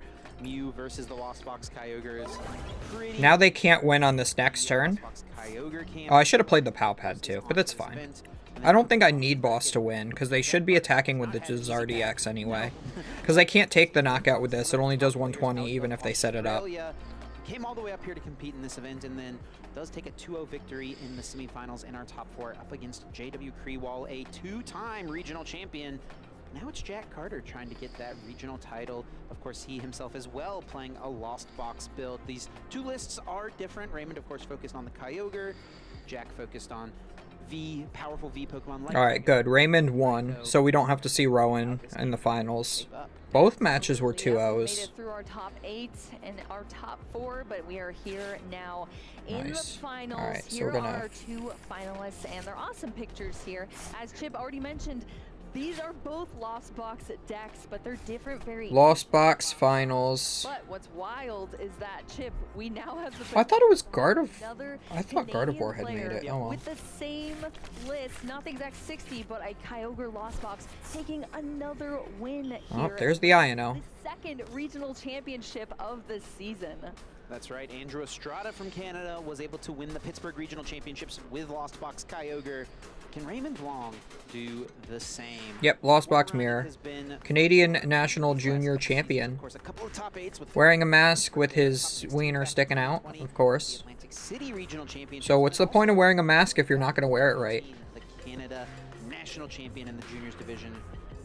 And it's cool to feature the Kyogre here. I do have to say, though, in this matchup, not going to be as impactful as a card as it may be in some others. Well, of course, facing off against Jack Carter from the United States here, an impressive portfolio of his own right here. Fresno Regional top 64, top 32, top 8, and a Missouri State finalist in 2010 as well. Long-time player since 2009, I believe. And of course, another one. I still have one more turn if I do whiff. Yep, playing that Comfey, that Sableye, Cramorant, and of course those V Pokemon Dragonite, Raikou. Level Ball will shuffle my deck. Come to know and love when it comes to the Lost Zone toolbox. So many options available to both of these players through this game. We'll talk about some of the differences and what some of the key cards are. So will Mysterious Tail, actually. First off, prize cards going out. Fog Crystal gets me there. That's the win. Main attackers in this version of the deck is in the prize cards. A pair of Colress Experiment for Jack, a Colress for Raymond, and that Radiant Greninja. Kind of awkward prizes, honestly, for both of these players. Definitely. These are all resources that we see pretty heavily used for both. I just want to make sure I don't screw up. I do have 10 energy in my discard pile. This match, but this is what we've been waiting for here, Chip. Both of these players have prepared for this moment here, and one of them is about to be crowned our champion here in Peoria, Illinois. I am so ready to kick things off. We have the fist bump, and we are underway in this grand finals. Do the Mew EX one? I'm one prize short of being able to do that. Pass from Jack Carter. Is that what I just saw? I think that is what he only has 4, so I'm doing 300 with Mew EX. So if I want to win this turn, I have to go Zacian. Now, but I believe this is the second turn of the game. So Raymond going second. Raymond is able to attack this turn. It is technically possible for Raymond to win, but this is a more slow build of Lost Box, you know, focusing on the Kyogre, right, and most other matchups. So we're not going to really see too much of a pop-off with something like a Raikou or a Dragonite coming in to take the knockout on Greninja turn 1. So Jack can at least breathe a sigh of relief there, but yeah, this setup not ideal. Now Battle VIP Pass is not going to be live for Jack moving forward. Yep. You're going to have to hope to find some Colress, some I almost messed up. to get things rolling next turn. Absolutely. It's a race to the prize cards here. So the fact that Jack Carter just had to draw, pass, nothing here that he could do in the hand is detrimental. You lose an entire turn here, and you need absolutely every edge that you can get, especially in a sort of mirror match. So Raymond Long is going to be able to kind of take this turn. We're starting with that Battle VIP pass, so taking a look through the deck here. Yeah, I definitely messed up to, in this game. also keeping oh well. track of prize cards as well. Yeah, so we should take a moment to kind of mention some key cards for both of these players in this matchup. So Raymond isn't really teched for the mirror, so to say. Does have one copy of Roxanne in the deck that absolutely could come up at the end of the game, try to disrupt Jack, leave him with just one couple cards in hand, 2 cards in hand, and then try to clear the board with something like a Sableye. And also does have an Echoing Horn, which is just kind of natural in Kyogre. Just turns out it can be pretty... Yeah, I messed up. I attached an extra energy to my Mew on accident. Yourself in a situation where you can board lock your opponent, keep them off of Sableye. So I didn't have enough energy to Is win. the big attacker for both of these players in this I would have matchup won if I is didn't do that, Sableye. so You want that to was be my lost bad. mining as quickly Okay, as I'm possible. paying You attention want now. to be lost mining as often as possible. Spread those damage counters, take multiple prizes in a turn. And it's going to be a little easier for Jack Carter to stream Sableyes because he's actually playing one copy of Clara in the list and also one copy of Powpad. So that makes it a lot easier to keep those Sableyes rolling turn. I hate when they do it like that, where it's like they confuse the Pokemon. Even if you need to, you can Powpad back that Clara once again. So a lot of consistency Ooh. options there. That's Is that double energy recycler gone in a Kyogre? Because, yeah, don't be The Kyogre mistaken. deck? Even though we could see multi-prize knockouts from either of these players, this is going to be a long game. Wow, this hand is just, wow, this hand has nothing going on for Jack. No energy, no nest ball, and the draw for turn was possibly the worst one he could have gotten. Was it Battle VIP? It was a Battle VIP. No. Oh my goodness, no playable cards from Jack Carter, not a single card in the discard pile here. We're over back to Raymond Long's turn. This is definitely not panning out how I thought it would be. Almost an unbelievable sequence of cards from Jack. Yeah. I mean, it has to be the perfect combination of just unplayable card after unplayable card. Raymond gonna happily send this Pokestop. Come on, not another you don't wanna brick. Put that in play and No give your way. opponent a chance to make something happen. 3 cards in the lost zone now. And one more thing too, Yeah, this is crazy. Jack just draw pass? Normally such an important piece And that's it? for the Kyogre. Yeah, that's just all of our top 8 matches just being Isn't brick really gonna Try to fests. go for the Kyogre more than likely. I think actually it's more likely to see a Surf from Kyogre than it is to see an Aqua Storm in this matchup. True. I have actually surfed in the mirror match before. Are you serious? Wow. Hey, listen, Kyogre's got 130 hit points. It's pretty annoying to KO. And Surf KOs basically everything else in your opponent's deck. That is very true, Chip. Well, I would be interested to see that. But yeah, it's funny. I was talking about how slow of a grind this matchup can be, but honestly, it is not looking like that at this point in time. Raymond Long is just ages ahead here with so many cards already stacked up into the lost zone, and Jack have not even played a card yet. So this is wild to see. We see 2 Comfeys have already been used here. I'm gonna, since this is the last match, I'm gonna move it back to my main monitor, so cards give to me. go in the hand. And the thing is, though, with the way Raymond's deck is built, there's no Dragonite, there's no Raikou, so even if Raymond gets to 7 in the lost zone, which we see right now, Just make it a little easier on myself. if there's anything Raymond can do to take the knockout, the only attacker that could possibly swing for enough to knock out the Radiant Greninja would be Pidgeot V, which does require Who plays Pokemon like that? do that extra damage. Well, Them, apparently. Top deck here of a nest ball, so this is at least something Jack can do, playing this nest ball and going through the deck. But I mean, you can just see it on Jack's face right now. This is absolutely horrible to see. Did you hear him? What did he say? I'm a little behind. I would say so, Yeah. Jack. Yep, and sometimes that's just how it happens. For some reason, I feel like this always seems to happen in our finals or like our top 4 matches, but hey, that's Pokemon TCG. We have Escape Rope here for Jack at least, so we're gonna get a flower selecting, and it's gonna be easy choice battle VIP And pass. for the Pokestop, okay, let's Very see what this nice. hits. A boss goes down. Only an escape rope. Remember when tools used to be items? Yep, Good just times. An escape rope there, of course. The items and the tool cards are separated now into their own categories. So, yep, Pokestop played, but just a little bit of utility there for Jack Carter. It's just going to be a pass over. 1 Comfey pass. Wow. Back in the And that's driver's turn seat 2. here for You have this 1 in the lost zone. Your opponent has 7. peek at it, Chip. Yeah, it looks like there's a couple nest ball, a few. Raymond empty. Long I is think probably feeling really great right now. Could, if he could pick out what he wants to try to do this turn. It's definitely to try to use Sableye. Try to get to 10 in the lost zone. You need 3 more, and try to get that lost mine off. Yes, Comfey is going to get lost mind. Yeah, I've seen it once before where they, like, put their Pokemon upside down to, or a couple of times before, where they put their Pokemon upside down to show they've used the ability. I prefer just the tap. I think that they should make it so Asleep and Paralysis have markers. So that, and Confuse, have like markers like Poison and Burn, so that then we can just tap our cards to show we've used abilities.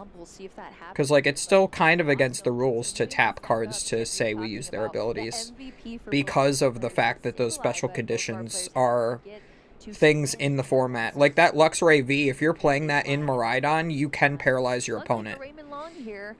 Got a nice fresh sheet of paper here. Utility to get that Radiant Greninja out of the prize cards. Yeah, the thing I worry about though is if you put this Greninja down, you don't have bench space for a Sableye, and that's kind of a position you don't want to find yourself in as a Lost Box player in the mirror match. Now, you do have Radiant Greninja and you do have Cramorant, and you are so far ahead. It's like basically impossible for Jack to get off a Lost Mine this turn. Technically possible, but based on the hand, you know your opponent's done nothing. And I like that, like, Raymond is also, like, taking the time to make sure that he's playing this game correctly. Even though it's, like, basically, like, it's near guaranteed at this point that he's going to win. Don't give your opponent any sort of opening. It's still nice that he's like, okay, I heavy balled, I'm going to write down all my prize cards, just in case we get to that point where it's relevant. He's going to switch out the Radiant Greninja, so at least it's out of the prize cards to be used later on if Raymond wants to.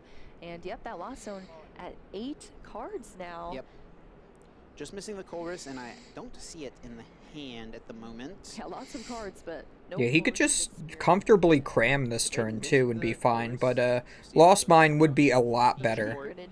Because you can Lost Mine, knock out the active, put the rest of the damage onto the bench, and then if your opponent doesn't get another Pokemon, you just win off of the Lost Mine a second time. But Beach Court is going to be the stadium bump here, so retreat cost of basic Pokemon is 1 colorless. Because if you attack with Cram here, you have 130 HP on that Greninja.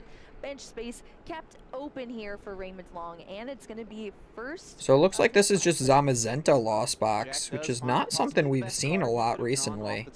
This is basically Goodra without the Goodra. So we'll see if it's got to be like the perfect 5 cards. There are so many switch cards in the hand.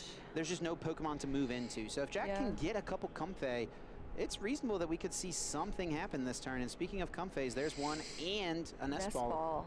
Yeah, honestly, I'm just shocked, Chip, looking at this board state. We're several turns into this game, and this is just something I've never seen from a Lost Box deck. Normally so consistent. Yeah, it's so consistent. There's so many cards and outs to things, but Jack Carter is just now stumbling into those. So we have that Colress's Experiment. That's going to bring our Lost Zone on Jack's side up to 3 here now, and at least 1 Comfey on the field. We're going to have that switch card, bring that Comfey into the active for a flower selecting first. And this will now be 4 cards in the Lost Zone, so Jack will be able to now use his own Cramorant to go after Raymond's Cramorant. Yeah, it's a good thing Raymond got that first knockout, because otherwise, like, Jack could still get the first knockout even being so far behind, and then be ahead because he took the first prize. Yep, we're going to have some more cram on cram action here, Chip. We see it. You played that deck before? Yeah. This mirror match, and yep. Yeah, all single prizers. That's one of the strengths of Lost Box, is even if you play the 2 prize version, like the Turbo, you can still just play it as a single prize deck and like never put down your 2 prizers too. So, and that's like always a strength of, like, single prize decks are always like one of the best decks in the format if there's a decent one. Raymond wasn't able to do that, and now things are tied up. Jack is starting to stabilize a little bit. Does have 4 cards now in that Lost Zone, able to use that Spit Innocently for free thanks to Lost Provisions. Yep, so Raymond Long first to the prize cards, but Jack Carter not far behind there, taking a prize card here in that turn. And we're back over to Raymond. Gonna bench that Radiant Greninja now that Cramorant is wiped off the field here. So we'll be able to utilize that potentially for some... So you could attack with Greninja here. That's what we're gonna see first here from Raymond. Draw into... It would soften up either the Cramorant or the Greninja, and then knock out the Comfey. And then on the next turn, you could Lost Mine, like, the next Comfey, and then whatever is the other Pokemon you hit. And there is a Comfey. If you go after the Cramorant, you can do Comfey knockout, Cramorant knockout, and then put more damage on yet another Comfey. But at this point, Jack might recognize that those are lines of plays. So Extremely you might want to not put any more Comfeys in play, in all honesty. now for Raymond Long. Is going to play a super odd, it looks like, putting back Cramorant and a couple energy. That's what this looks like it's being prepped for. Yeah, just looking through the discard pile to see what is there, and then we are going to see that super rod to shuffle those cards back into the deck. So it's going to be the psychic energy and the water energy in that Pokemon. Looks like Raymond does have the Mirage Gate. Probably going to see a couple energy coming down to Radiant Greninja. If there's a water energy in the hand, we know Yeah, I like this. Echoing Horn is already available, and thanks, of course, Yeah, attacking with the Greninja here is better than Sableye. can move to the bench. Very nice. Even though you're not taking 2 knockouts. Sir, you got a flip for confusion? So much farther ahead with the prize trade, but also will take the Comfey out of play for Jack. Yeah, that is huge here, Chip. You could also, I think he has Artisan in his hand. That Beach Court is from last turn, so he could always play the Artisan to try to bait your opponent into finding another Comfey. The ability was used there. Yep, that's what Raymond's been doing. So that then you don't need your Echoing Horn. So you like try to bait your opponent into a bad play. The Echoing Horn here, pretty interesting. Just setting up some damage on this Cramorant. Maybe wants to save that Echoing Horn play for a little later in the game. I think cashing in on that as soon as you can is pretty strong.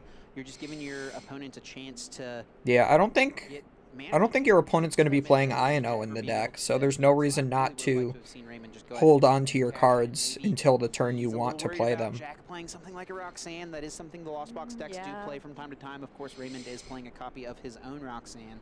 So Yeah, like, they can't Roxanne yet because you're not at 3 prize cards. Wouldn't want to take that KO. Yeah, I guess choosing to go a different route here. Yeah, so that would be the reason not taking the KO now. Does not take the knockout. We're over on Jack. But I think either way, hitting the Cramorant is more correct. And we're going into a Colress's experiment now, making a choice, and there's a lot of energy drawn into that Colress. Because it like guarantees you can take a 2 prize turn next turn. Important piece of this matchup. Of course, Jack is still a little far away from getting to the 10 in the Lost Zone necessary to utilize it. But Manaphy is the This Chorus is bad too. That's 3 energy off a Chorus, and you need to keep the Manaphy. So you're probably going to have to get rid of 2 energy here. Like double water? There for Jack Carter, it is extremely Double water or water psychic? I think water psychic is probably the right choice, but that feels bad. He's having to make this difficult decision here, but we'll have to see what he chooses to put into the Lost Zone here, bringing it up another 2 cards. Yeah, I think you do have to get rid of the Sableye. Manaphy just really needs to be kept around, especially since your opponent kind of has this damage just waiting in play on the Cramorant. Of course, they can take it out with a Sableye. The only reason he's still playing this out as opposed to scooping to save time is because the top 8 cut is 75 minutes best of 3. So you actually do have the time to play out all 3 games. So if there's even a sliver of a chance where you can win this game, you try to go for it. There's that Radiant Greninja. Until you know that there's no shot. And it will be a retreat and a hit with Cramorant. Jack now going down to just 2 prizes. Yeah, so Escape Rope forcing up an easily knockoutable Pokemon, I suppose you could say. And then you free retreat with your opponent's Beach Court into it. So Jack's definitely playing it well, but he just doesn't have any setup going. Play is an easy target for the Sableye to chase after. Yep, not wanting to put those liabilities down. We are tied up here in the prize cards, 4 for each of our players, but we're on Raymond Long's side of the field now. We have our first flower selecting. Looks like it's a difficult decision here because things are being measured up in the discard pile. Yeah, the one card I definitely saw was the Pidgeot V, the single Pokemon V that Raymond plays in the list alongside 2 Forest Sealstone, and I think the other card... Oh, Raymond plays 1 2-prizer, it's Pidgeot. If it's okay to lose a So that's so you can use the Forest Seal, and then just shuffle it back in the deck, so you still don't have any 2-prizers in play. 3, 6, 9, 10. Ditched into the discard pile here. Sableye is down on the fields now as well with that psychic energy attached. That means Sableye Gonna retreat for free into Sableye. To and then he's gonna play the Echoing Horn. Gonna be able to take out the Cramorant and probably. The damage on nope. He's not going to because he wants his opponent to run out of Pokemon so he can win a turn earlier. Decide to take the knockout on the Cramorant, and it actually looks like he is not. He is scared of Roxanne.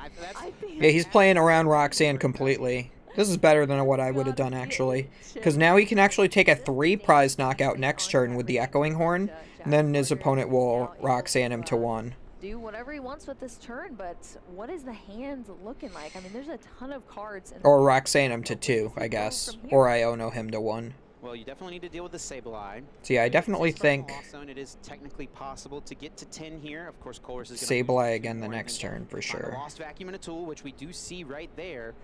He could get to 10 and then utilize his... Yeah, very well played by Raymond there. And there's another way you can kind of punish your opponent for leaving too much damage in play, and that's if you play a bunch of switching carts in a turn. We see one... Yeah, it is pretty much a GG, fizzle whizzle. Should still be a couple switch cart hanging around that could get some healing going. A surprisingly relevant card, the healing factor of switch cart in the mirror match.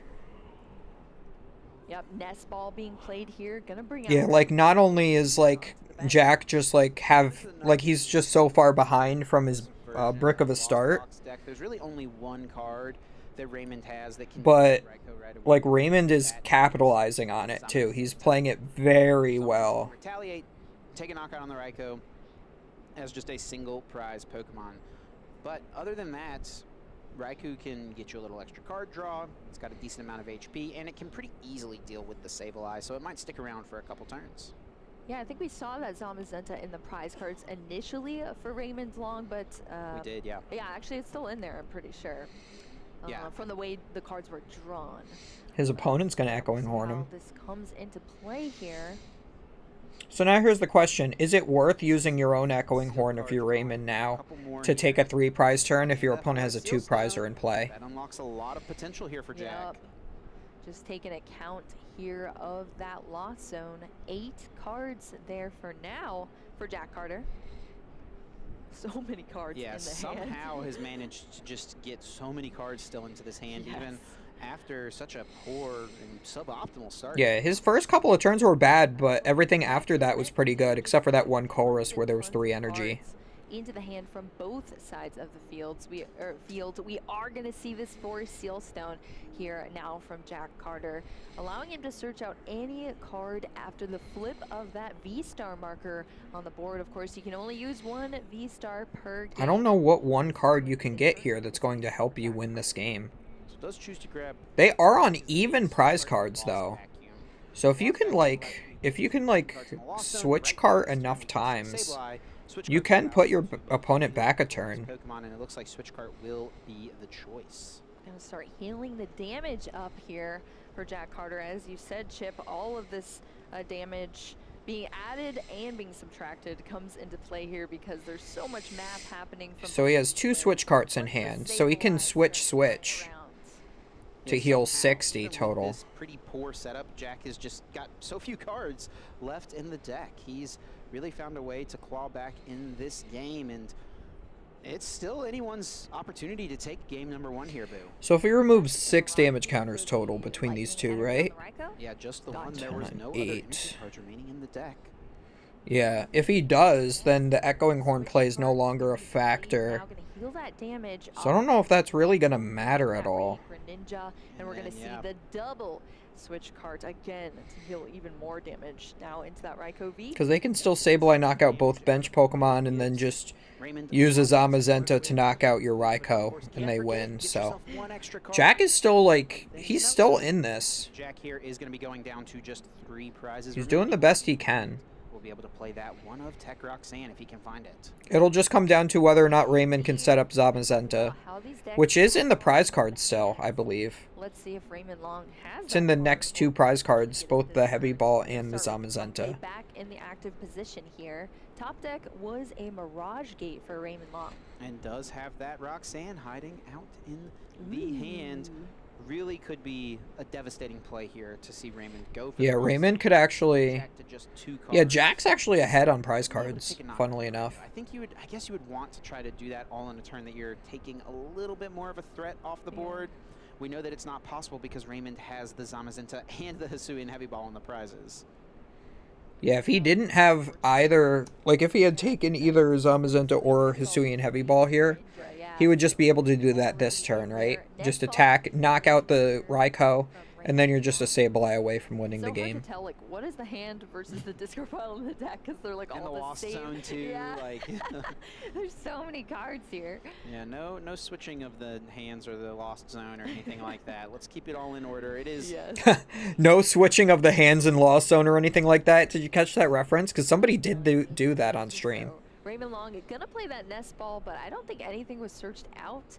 They're just gonna fail the search. I don't think it was on an official Pokemon stream. I think it was on like a locals stream.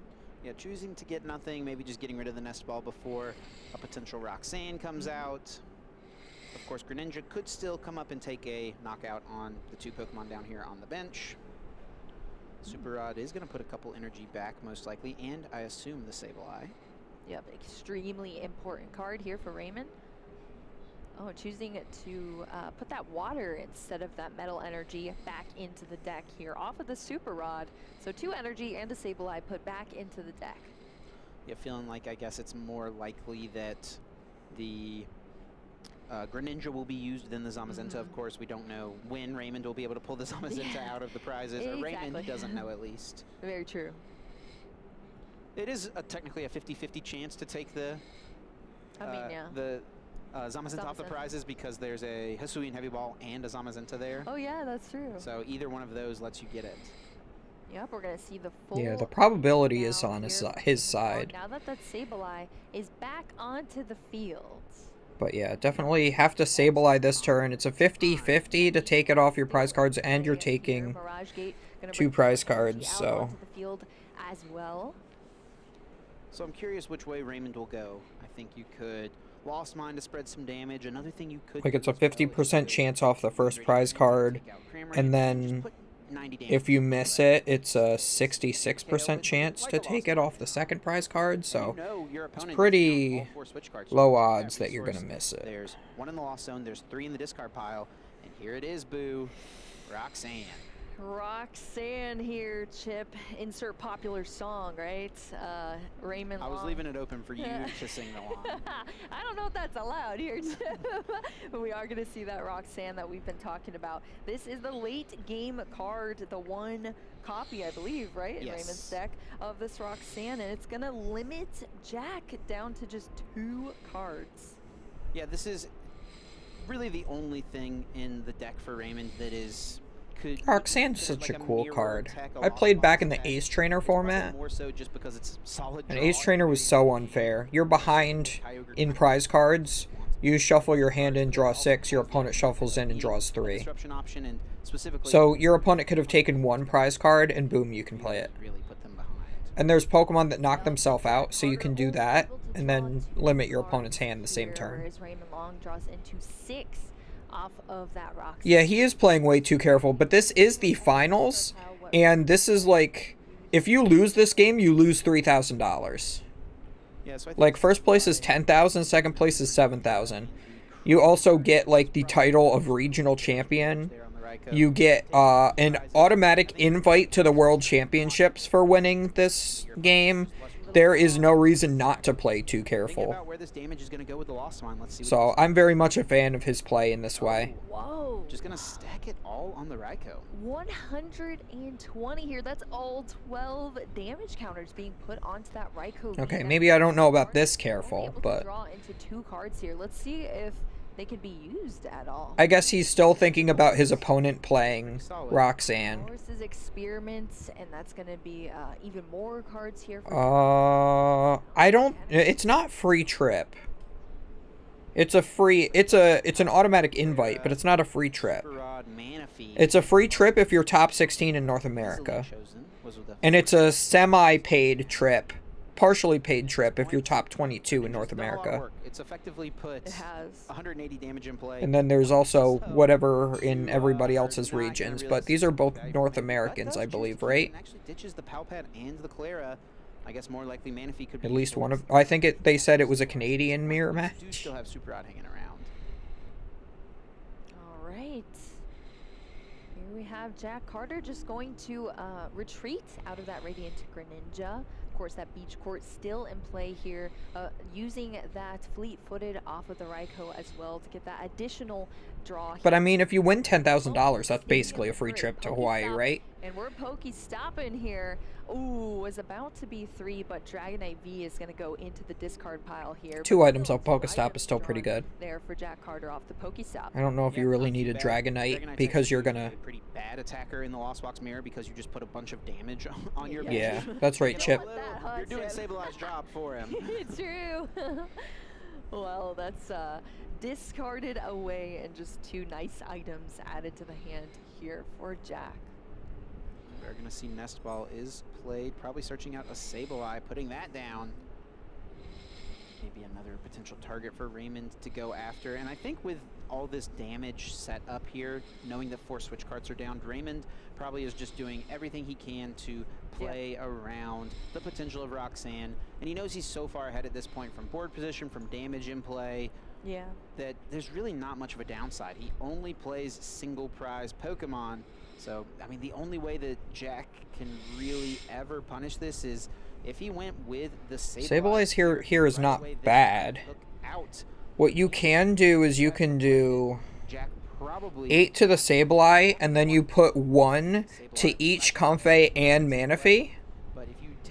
And then on the next turn, you Sableye again. To win the game next turn, force Raymond to find a way to get the Manaphy back. So Jack is actually pulling this back. So yeah, maybe Raymond did play a little bit too passively. What happens here, Chip? It's just an escape rope. Raymond switching into that Comfey here, and Jack bringing up that Sableye that is so crucial to this final game plan. Yeah, I definitely believe here in this situation, you just need to take 1 prize card this turn, 2 prize cards next turn.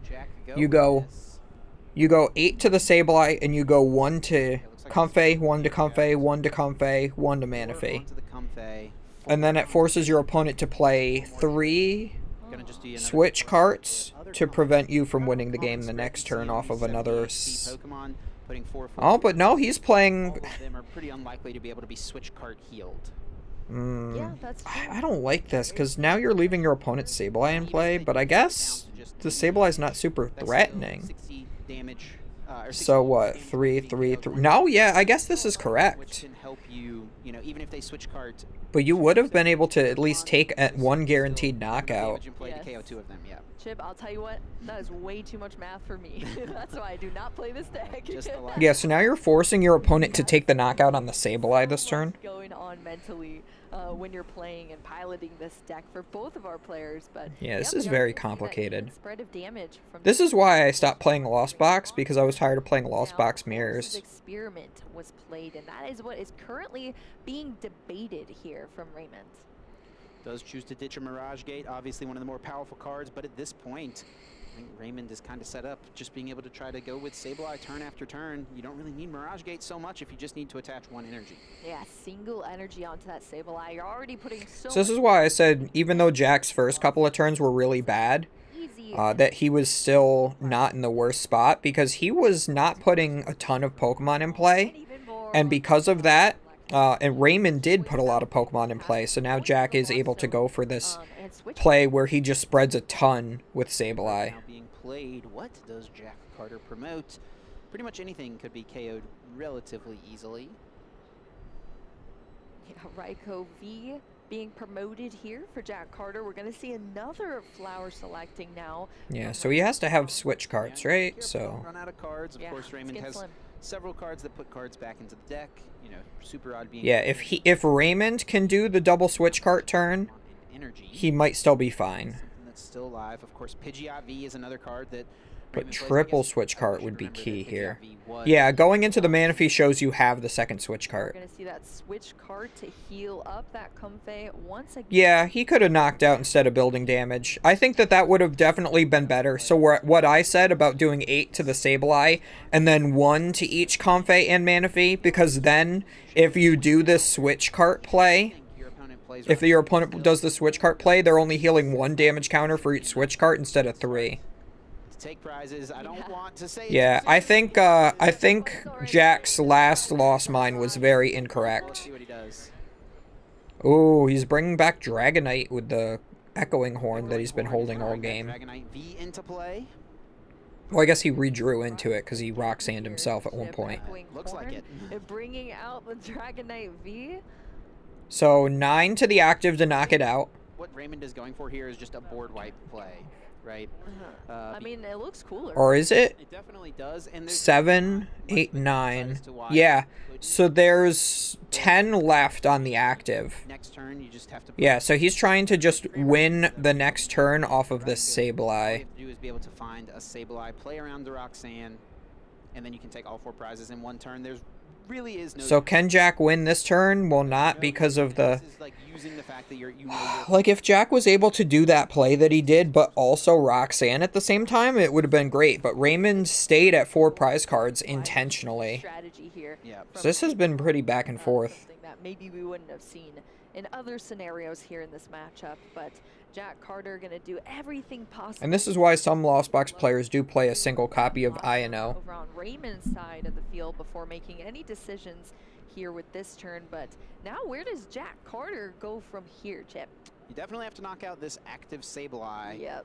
And you got to just cross your fingers that somehow your opponent misstepped something along the way, doesn't have access to Sableye. Or Yeah, Raymond definitely earned Game 1's win for sure. Hope for the best. That's going to be Double super odds pretty good. 3 item cards there for Jack Carter. No more switch cards? Yep. Times on our stream now, and once again Out of switch cards. So can't heal any damage here. So he has to knock out the Sableye here and hope that Raymond can't establish another one to win the game. Recovery here from Jack Carter, getting those energy back out of the discard pile. Hi, Sonny. Rod. They're going to be shuffled back. Who's a good kitty? Yep, just putting 3 energy cards back No, in. no lap time. Something Okay. to work for. Jack could go maybe for the honorable play of trying to Dragonite V this turn and KO his own Pokemon, go out on his own terms, right? Unfortunately, though, it doesn't quite work. Radiant Greninja has 100 damage on it, not 110. That would also be wild to see here. I don't think we're going to see that here in the finals now.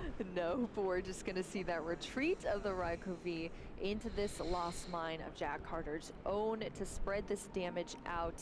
And another 2 prize cards now being taken from Jack Carter. Jack has set the game up to be able to win on the next turn, but let's see if Raymond Long has the pieces. Yeah, he just needs to be able to recycle Sableye. Super Rod, Sableye. Putting it back into the deck, and I already see Nest Ball for Sableye, Attach Psychic, Retreat, and then Lost Mine for 4 prize cards to win the game. A 4 prize card knockout. And that was a very long Game 1, too. In this set in our finals of Peoria Regionals. Yeah, that's huge. I mean, the fact that that game took a long time, and let's remember how that game started for Jack Carter, right? Yeah. I mean, I thought the game was going to be over on turn 3. And that's true, I did drug too. Out. We got to this Yeah, Jack played it Jack played it very well to get to that point, but he did fumble by not taking a knockout and just spreading all the damage, whereas Raymond won by just spreading all the damage. But it turns out that the Roxanne for Raymond maybe helped him out a little bit more than we would have expected. Yeah, absolutely. Well, let's see what Jack Carter, I don't want to speak too soon, but hopefully let's see what Jack can do with a favorable startup here going in. Yeah, so Raymond was playing around the Roxanne, but which is the reason why you would spread wide like that. But Jack already being able to be Roxanne left him no reason to not just take a knockout. Making sure that he's leaving enough damage on that Raikou that it doesn't get KO'd, that it's hanging around with just a little bit of HP. So that This game-winning play could happen. Nest Ball. Yeah, as I said a couple of times now, yeah, I definitely would have taken the knockout on Sableye and then used the 4 remaining damage counters to put on all 3 Comfeys, 1 each, plus the plus 1 on the Manaphy. That way, if Raymond did play 2 switch cards and you reestablish your Sableye after it gets knocked out, you still have 2 prize cards by going 6 and 6 on like 2 Comfeys or a Comfey and a Manaphy. A little painful to watch. At the hand from Jack Carter, but I know there's at least a Sableye. I think it was still like, I think it was like very well played like up until that exact one play. And, you know, normally, like, if you're not in Roxanne range, that's the correct play to do. But I think what he should have done before... Yeah, what he should have done before spreading 4, 4, and 4 with Sableye was check how many of the switch carts Raymond had played. Because if he knew Raymond had 2 switch carts left, I think you take a knockout instead. But if he's used all of his switch carts, then spreading completely wide is more correct. Over on Raymond Long's side. So Jack did choose to go second here. Of course, you get to choose after losing game 1 if you want to go first or second in game 2. And Jack has chosen to go second. Yeah, Cram Greninja prize is not ideal for sure. Box players, there's kind of 2 schools of thought. If you go first, you're more likely to be the first person to attack with Sableye. Yeah, always going first is correct, even in a Lost Box mirror. And get ahead in the prize trade right away. And as we saw in the prize cards for Jack Carter, there was that one copy of. I mean, he could always find Heavy Ball. Jack does play Hisuian Heavy Ball. And there's possibility. Has those Pokemon V, has those 4 Seal Stones, so there is a decent amount of possibility that we could still see the Cramorant attack, but we'll see how these prize cards get laid out here for I was so scared for a second, Chip. I was like, wait, did Raymond Long not put out prize cards? But they're just being reshuffled here for that Hisuian Heavy Ball on Raymond Long's side. Yeah, a couple energy cards in the prizes for Raymond, but nothing really too bad. Watch this be like a quad battle VIP pass turn. That would be pretty good, right? All right, well, if it's the Radiant Greninja, it's going. Sometimes with Lost Box, I get so many battle VIP passes that I just lost zone them. Definitely something turn 1. to keep track of. We're going to see the Pokestop, but just one card. That's rough. Here, I hate that. You get Super Rod and 2 Pokemon in the discard pile, and then use the Super Rod to put those 2 Pokemon back in. Not very strong in the beginning. You just use the Super Rod now to shuffle those Pokemon back in, right? We're the combos are unbelievable. So Raymond's playing like 2 Energy Recycler, right? I think he had his first 2 cards last game were both Energy Recycler, which made me think he was playing Kyogre. Well, I guess he is playing Kyogre. We saw that in the Lost Zone too. But like it's more of like a Zamazenta deck, really. Gives you so much dig for the Battle VIP pass, for the Nest Ball. Use that Lost Vacuum. Get it out of there. Your opponent doesn't get to utilize it, and of course you fuel your own Lost Zone.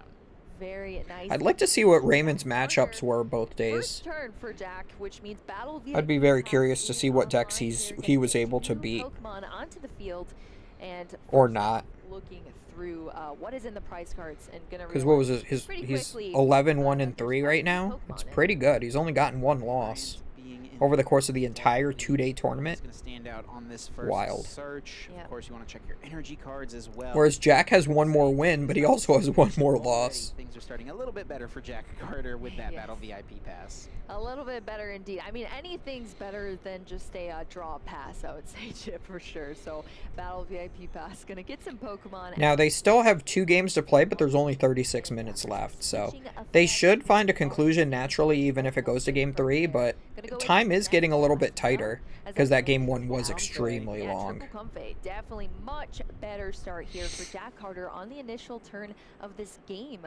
On this side, of course, going second, so you still have the ability to play a supporter as well. Always looking for. Yeah, they'd only have 10.5 minutes left on the clock if it was regular Swiss rounds. With cards, but we'll see if that is something Jack Carter can do this turn. Jack's hand is honestly super good. There's switch cards and Comfey's, of course, in play. There's a Colress Experiment in the hand as well, a Pokestop even. Oh my goodness. And this is how you know the hand is good when their first card they lost zone is Colress's Experiment off of Flower Selecting. In the lost zone immediately, you know he's. Although I always play Colress before I Flower Selecting. Going to the lost zone and the switch card going to the hand off of that first Flower Selecting. We're also going to see a Pokestop and a Super Rod from going to the lost zone as well. Did you see what Jack found? A pretty important card here, that Hisuian Heavy Ball. Oh, absolutely amazing. Honestly, Jack might have a strong enough hand where you leave the Cramorant and the prizes and you go get Radiant Greninja.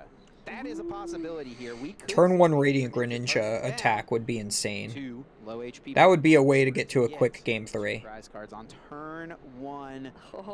We'll see if he can pull it off. Let's see which Pokemon he grabs here off the Heavy Ball. He's playing it right now. This game 2 already. Jack is in fact cooking. Exciting, but no, he didn't take the Greninja. That makes me sad. Coming out of the prize card. I mean, this is a much more conservative play. You don't have to waste resources going for it. Sometimes attacking with the Greninja is wrong just because you make your hand pretty crippled. Especially since he already lost zoned 1 Colress's Experiment and played another. He only has 2 more left for the rest of the game. Take out this Comfey and just get ahead in the game. Yep, get ahead in the game. Heavy ball being that high is a little sad, but at least the Greninja's low. Flower selecting, and of course stacking those cards into the lost zone. First to the prize cards for Jack Carter. We're over to Raymond's side of the Yeah, field. so Jack was able to take the second prize card just barely. What's the hand looking like? The last game, but yeah, this is looking like a complete opposite of the first game where Raymond just has the bad start. Card that Raymond plays, a strong attacker into opposing 2 prize decks. It is decent in the Lost Box matchup, but Just a bench of Zamazenta and pass. Yeah, that's awful. and pass. Not a single card added into the lost zone. No energy at all. So if there's like a boss's orders from Jack, he could just take the knockout on the Sableye. But yeah, Colress is much better. Because you can just hit with the Cramorant and still be ahead. Found in the first couple of turns, of course, one in the discard, one in play, and I don't think you have to think about that Battle VIP pass for sure. It probably makes sense that Jack was a little more willing to let go of that first Colress's experiment into the Lost Zone because he does play the POW pad, a way to That get is a couple indeed an Colress oof. back, so that even if he gets Roxanne later in the game. Oh, see, I don't know how... Oh my god. 3 item card. I was about to say, I don't know how I feel about putting the Pokestop in play when your opponent is bricking like that, but he immediately gets a Lost Vacuum to get rid of it. Jack Carter is a Pogo gamer indeed. We have Pogo gamer indeed. Pogo confirmed. Rides a Pogo stick. Totally doesn't refer to Pokemon Go at all. Nah. As well, bringing our Lost Zone now up to 7. Mirage Gate 7. Mirage Gate is absolutely active. My question here, though, is can we get to 10? Yes. And I think we probably can. Switch cart into this other Comfey. That'll add 1 more, put you to 8, and then now you just need Lost Vacuum in order to get rid of your own Stadium card. That puts you to 10. We're going to see a turn 1 Cramorant from Jack and a turn 2 Sableye. Wow, yeah, that is exactly how you want this deck to function indeed. Super Rod joining the Lost Zone here. So we're at 8, it says? 1, 2, 3, 4, 5, 6, 7. Yes, we are at indeed 8. Be able to make it happen. Here comes the Manaphy, protecting from the opposing Radiant Greninja. I already see it. Lost Vacuum is in the hand. We're gonna do this. Yep, Lost Vacuum we got off the Pokestop, so I almost said Pokestop. That's not entirely correct. Here for Jack, everything you want to see, especially after that game 1. Yeah, Sableye, you knock out your opponent's Sableye and then maybe spread evenly between the other 2. Kind of experiencing just do like 2 and 2. That way the Radiant Greninja and the Zamazenta are both within cram range. Lost Vacuum's going to do a few things. Of course, gets you to 10 cards in the Lost Zone, but maybe more importantly, takes the Pokestop out of play, so your opponent isn't able to utilize it. Yeah, this is going to be a fast game too. To save Raymond's long, as we've seen it on Jack Carter's side. Sableye in the active now. This is great. This damage out. Night and day difference from from the previous game. In the Lost Zone. Yeah, we'll see where this damage goes. He's just going all to the Radiant Greninja. I think he's trying to play the spread wide game. To me, maybe taking a little book out, a page out of Raymond's book. I should. Yeah, because Raymond's so far away from the Sableye attacking. I guess it's fine not knocking it out right now, especially since the other one is in the discard pile. You want to do what you can to play around it. I love how Raymond Long took the dice from the. What was keeping track of the Lost Zone and just put it on Doesn't matter anymore. Yeah, we're at 10. These dice could be reutilized here on the field. So Raymond Long playing that escape rope.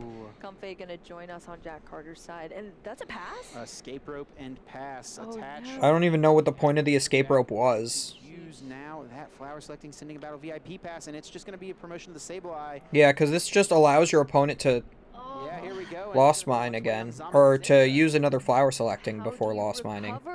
Yeah, 120 there. Absolutely running away with this. Yeah, so now he wins on the next turn if the Sableye doesn't get knocked out. For Raymond. He does need to scoot, but he also has 30 minutes left, and they just get to play one more game. So, I mean, if it was regular best of 3, if it was 50 minutes, I would say 100% he should have scooped like before the previous turn even. 8 damage counters on the Sableye. But he does have the time to try to pull this together a little bit. But the switch card does add a little bit more healing, and that would put Jack just 10 HP, 10 damage away from winning the game with Sableye. So Yeah, Raymond would technically be still in it. Why is he just playing escape rope? Like, what does that even do for you? Not looking good. I guess he's just hoping there isn't a way for Jack to retreat back into the Sableye to, like, try to buy himself a turn. That makes sense, I guess. Over here on the left side of the field. On the right side, though, Jack Carter very happy, I'm sure, to be in this incredibly strong position here. Yeah, this is kind of what you hope to see in the finals from time to time. You know, it's a little unfortunate. You usually want to have good, solid, competitive games, but in this spot, you know, with so much on the line, $10,000 to first place, you absolutely take it whenever your opponent has. All right, so he can't. Jack can't win this turn anymore because of the switch cart. We've upped everything. I think he's short 1 damage counter. Competitors, and yeah, $10,000. Makes it a little weird. Players as well as I mean, I guess you can just knock out the Sableye and then just end of the season. Well, I guess you'd have to take 2 prizes. Closer to that. And it would put them in Roxanne range. Yeah, so just taking 1 prize with the Cramorant. Taking out that Sableye, going down to just 2 prize cards remaining, and let's see what you can do, Raymond DeLong. Let's see what Raymond can do indeed. Gonna use Drew an energy so he can use Greninja. The game's over. Yeah, Raymond has. And yeah, he knows he loses the next turn, so now he's gonna scoop. See, he only spent like 2 more minutes in that game, so that was fine not scooping there. There should be plenty of time for a game 3. Their game 1 was very long, but too much of a setup to work with there. It should still be fine. Definitely swung back in that game 1. There should be a conclusion to game 3. For Raymond Long in that game 2, there was just nothing to work with, Chip. There really wasn't, and Jack wisely playing around the potential of the Roxanne, doesn't want to give Raymond any sort of comeback potential in this game. Just took the knockout with Cramorant here. $3,000 money match. Would have been tempted myself. 1 player walks away with 10K. 1 player walks away with 7K. What Raymond's one chance was this concealed cards. Could he find a basic Pokemon or a nest ball? And nothing. He could not. Nothing at all. Just gonna have to scoop things up for Jack Carter to tie things up. So before everything ends up ending, make sure you guys are following me on Twitch also, because I'm trying to stream like 5 times a week right now. Not really sure. So I will be streaming on Twitch the next couple days. Not Pokemon stuff, just other stuff. I'm doing F-Zero tomorrow, F-Zero 99. Then I'm doing like a Platinum Trophy playthrough of Jedi Fallen Order on Tuesday. And then Wednesday I'll be back on here doing TCG Live. And then Thursday I'll be on Twitch doing TCG Live. Let's see what Raymond chooses. Well, So make sure you guys are following me on both platforms. The description box of every one of my YouTube videos, not the description box on this one because something got messed up, but on all my YouTube videos has links to all of my different socials like the Discord and everything. But I mean, it's at the NinjaNick333 on everything, the Twitter, the Facebook, all that. In case you guys are new here and just came from for the live stream, I do appreciate it. I gotta do some more configuring to make my setup for YouTube a little bit better, because I normally have chat on screen when I do it on Twitch, but I haven't gotten that fully set up for YouTube yet, because it's a little bit harder to set all that kind of stuff up. Same with alerts. I gotta play with my alerts too. But I got my Streamlabs account to link correctly to YouTube finally, so we'll be there eventually soon.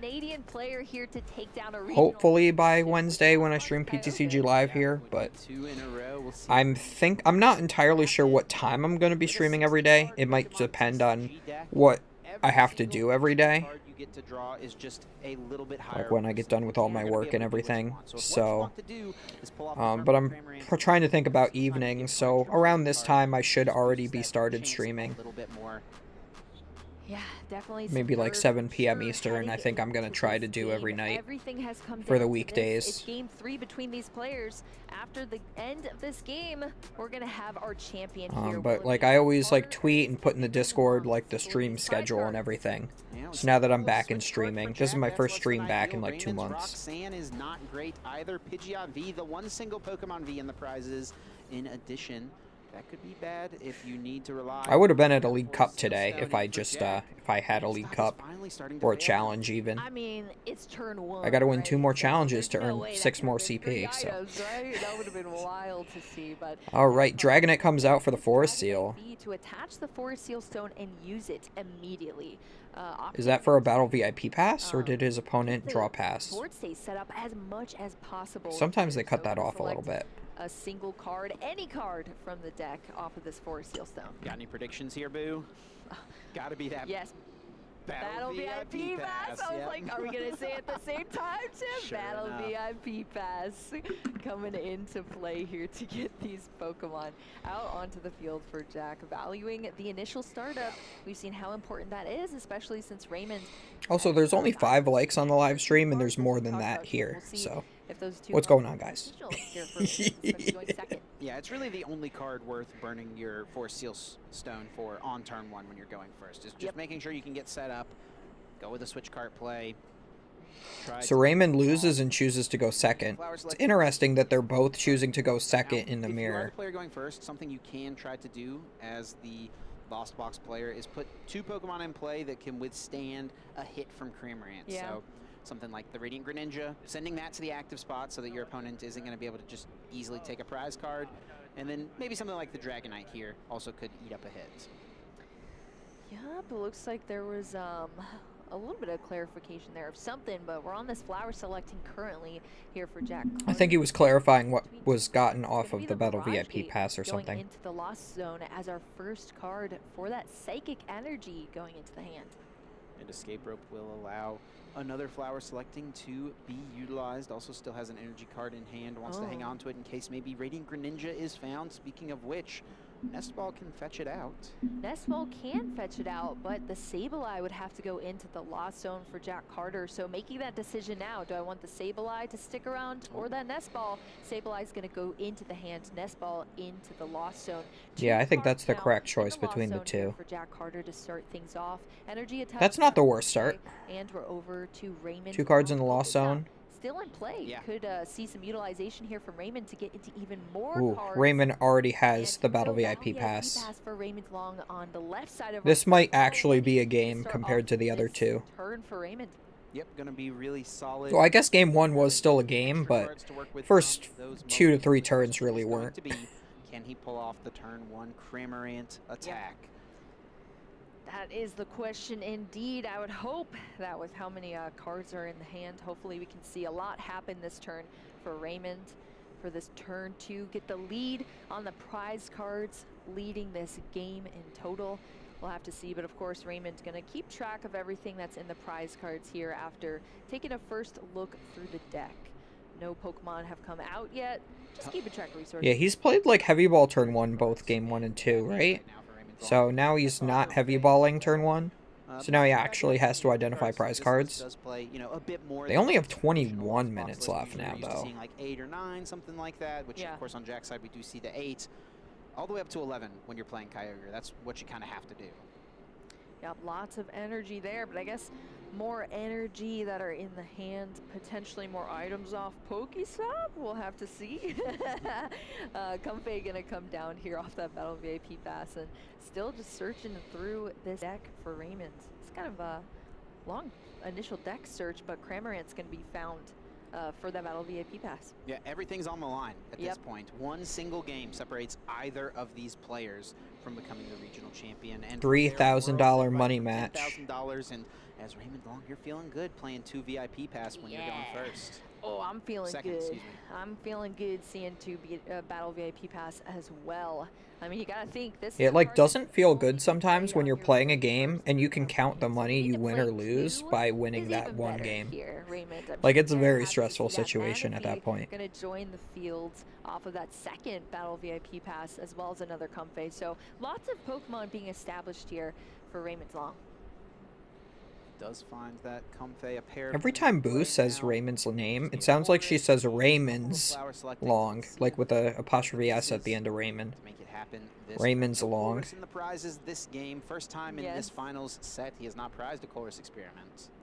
Yeah, which is great. You want to see that card as much as you possibly can in this game, or really any game that you play. It's so pivotal. So this is a lot better of a setup than Jack See has. how Raymond chooses to play the rest of this turn. But Jack's still not that bad. Cards here to draw into 2 additional cards. Didn't quite catch what they were. I think one may have been a like nest ball. Some items for sure. Yeah. Could have actually even been the kite. Raymond needs to start getting cards in the Lost Zone. He needs to find a Chorus as well. And he, once he gets to 4, he needs to move that Cramorant in the active and take a knockout. Being up, the reason to go second in the mirror is to spit innocently turn 1. And if he doesn't do that, you gave your opponent the benefit of going first for no reason. So it is a very high risk, high reward thing going second in the mirror. Going to join us there now, and a Mirage Gate going to go into the Lost Zone. That is 1 card here in the Lost Zone. We're trying to get to 4 for that. That's another Battle VIP pass. This next flower selecting is going to bring us up 1 more. I don't see the Chorus experiment. He hasn't found Chorus. No. He also hasn't found Pidgeot. There it is. The next card was a Chorus, man. You want to see it? It's being discarded off of So if he had used Pokestop earlier, and then used the flower selecting, then that might have been a thing. But so now he's going to have to use a 3rd flower selecting to try to find a Chorus, and there's 1 less in deck. This escape rope. Sheesh. We needed it, but not in that way, Chip. Not in that way for sure. Looks like Jack is content sending up that the was Sableye, rough to watch. letting it go down to a Cramorant hit. Now he finds the 4 Sealstone, but he has 5 Pokemon on his bench. Pidgeot in the prizes, choosing to ditch the energy recycler instead, though, keeping this piece around in case the Pidgeot is... We also haven't seen the Kyogre come up in any of the games so far. The whole reason Raymond chose to go second was to try to be the first one to attack, and he's unable to make it happen. Pokestop now being used on Jack's end. Yeah, I was about to say, is this about to be 3 here? But honestly, 2 items to the hand here for Jack Carter. This is rough. Incredible, as well as a Chorus's experiment, something Raymond wanted so bad on that turn. And Jack Carter's going to get double Battle VIP pass going to the Lost Zone from the Chorus is insane. Chucked into that Lost Zone, bringing us up to 4 cards now here for Jack, which means Jack's Cramorant, or future Cramorant, is online if he chooses to go that way. Yeah, and I wonder if Jack, it would have to be like a double vacuum play, which is pretty hard to do since you've already used for his Sealstone. I'm trying to think if he could get to Sableye this turn. It's pretty unlikely. I think it is technically possible. You would need to burn a lot of switch cards, which may not be worth it. Maybe content trying to just be able to take that first knockout with Cramorant. Yeah, we'll see though. Who knows? We're not going to see it until Jack Carter chooses what route to go. Nest Ball going to bring out Manaphy onto the field. 4 Pokemon on this bench. 1 more slot open. Escape Rope going to be played now. Raymond Long easily just bringing up another Comfey into the active, but this is going to allow for Jack to switch into a Comfey as well and get this flower selecting. I think there could definitely be an argument for Raymond to have sent up the Radiant Greninja there, something that can withstand a hit from the potential... Yeah, I would always promote the Greninja there. Switch card now being utilized. That's going to be 1 less heal option later on. 1 less heal option down. We'll definitely have to keep track of these cards that are going yeah, Raikou in the Lost Zone over the Mirage Gate is for sure correct feeling there. It's unfortunate having that Dragonite V in play as well, because you definitely don't want to attack with it. He's bench locked himself. Uh-oh. There's no space for Sableye. So that's another thing, is that if you get into this space, you have the Manaphy in play. If you can get to Sableye this turn, you could actually just spread wide the entire game, and your opponent can never put Sableye in play. So Jack's actually fine not taking a knockout here, because he knows that he can just Sableye and win, spread and pray. How many switch cards your opponent has down and how quickly they are able to pull off the attack themselves. We'll see what Raymond can do here. Chorus's experiment being started off. Yeah, that is definitely risky. I mean, we talked about that in game 1, Chip, how you always want to have that slot open for your Sableye, and that is currently not an option here for Raymond's Long.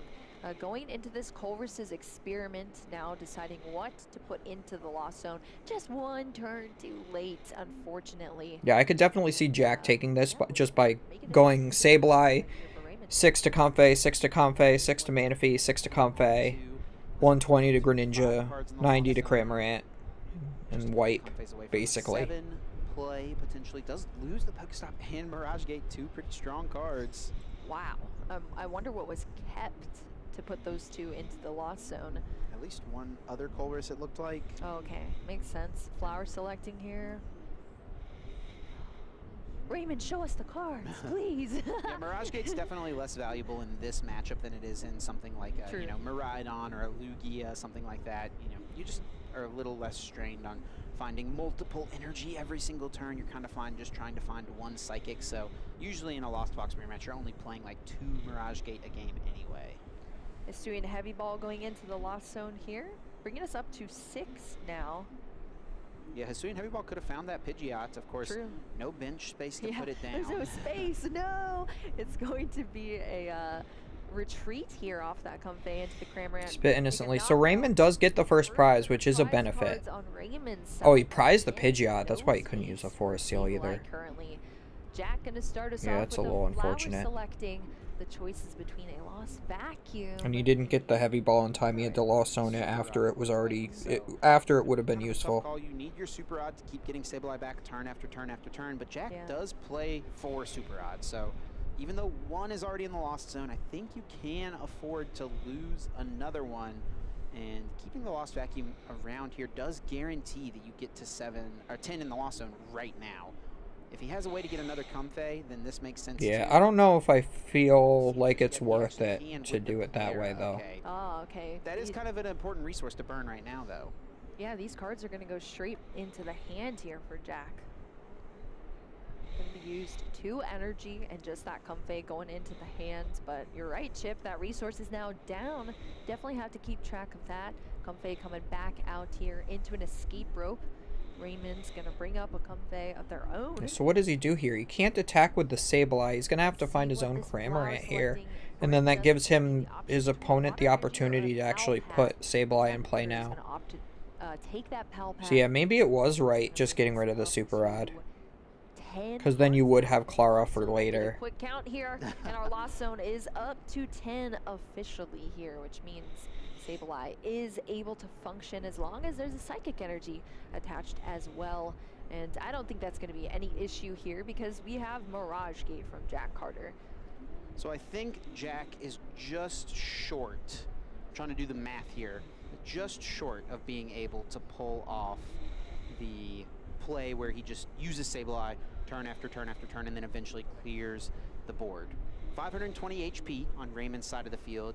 And oh my gosh. Potentially. Yeah, he's at 10 in the lost zone now, too. Now, he managed to get there. Burned a switch card. That does change things quite a bit if there is the need to. Because if there's 520 HP in play and then 120 HP that can be healed from switch card, that means you need to do 640 damage. Mirage Gate and an attached return to have 2 Sableye set up. Spread that much damage. That's crazy. So you definitely know this is what he's going for. To accomplish, but if there's the need to do 610 damage, and there's so he's spreading wide. He's going 4, 4, and 4. Closer, it's just still barely. This is correct to do 4, 4, and 4 here. It didn't work for him in the previous, in the first game, but it's definitely going to work for him here, because now he's bench locking his opponent out of Sableye. Because this deck doesn't play Collapse Stadium, it doesn't play Volo. There's no way to get these Pokemon out of play once they're in it. Think about all of that. So now Raymond's going to have to attack exclusively with Cramorant and Radiant Greninja. And Jack's just going to keep spreading with Sableye until he wins in one turn. Or at least takes 5 prizes simultaneously, and then Echoing Horns and wins the next turn, or something like that. Are available, plenty of cards in hand, lots to work with. Yeah, I mean, both of these players, honestly, building up pretty large hands. Not quite there for Jack, as similar as it is to Raymond, who is going to draw. Yeah, so if I had to bet money on this right now, I would say Jack will win. 2 cards, it feels like there's just it's always possible that there could be a mistake somewhere. Raymond could get like super lucky somehow. As of now, what route to take? But like even if he attacks with Cramorant here, there's another Sableye already to follow up. Without even having to work towards setting up another Sableye. And we could always see I think the Palpad could have put the Clara back in too. Looks like Metal Energy's going to go down instead, though. Could have been something else, not the Artisan. Yeah, potentially. It's so hard to see these cards, so we're keeping 9 track in the of that lost zone. No, looks like it's up to 9 now here for Raymond. It actually may have been the beach court, which is maybe a little better to keep around. Oh, yes. Give yourself that pivot. And especially if you are at 9 cards. Of course, getting to 10 here, not super relevant. Can't get Sableye in play. Yeah, exactly. Bench is full currently. This is the mission right now for Raymond, is put the pressure on, take a knockout with Cramorant every single turn. If Raymond ever misses a knockout, then that gives Jack pretty much the guaranteed win to go with this Sableye play. So if there's ever an escape rope played and Jack just pushes up like the Dragonite, you don't really care about the damage on Dragonite. Yeah. Your opponent's not going to be able to bench Sableye to capitalize on that. And then they've missed a knockout, and then you can pull off That's that true. Sableye. What Chip's saying is entirely true.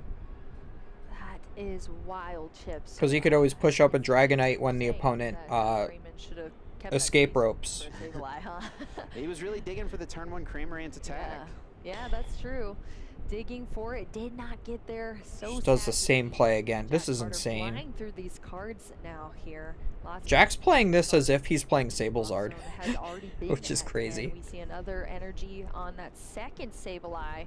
Tons of resources here for Jack Carter already on the field, and we even have that pivot option on that I card. remember the first time I bench locked myself out of playing my own Sableye, and my opponent played like this against me. I was completely dumbfounded. Damage goes, Chip.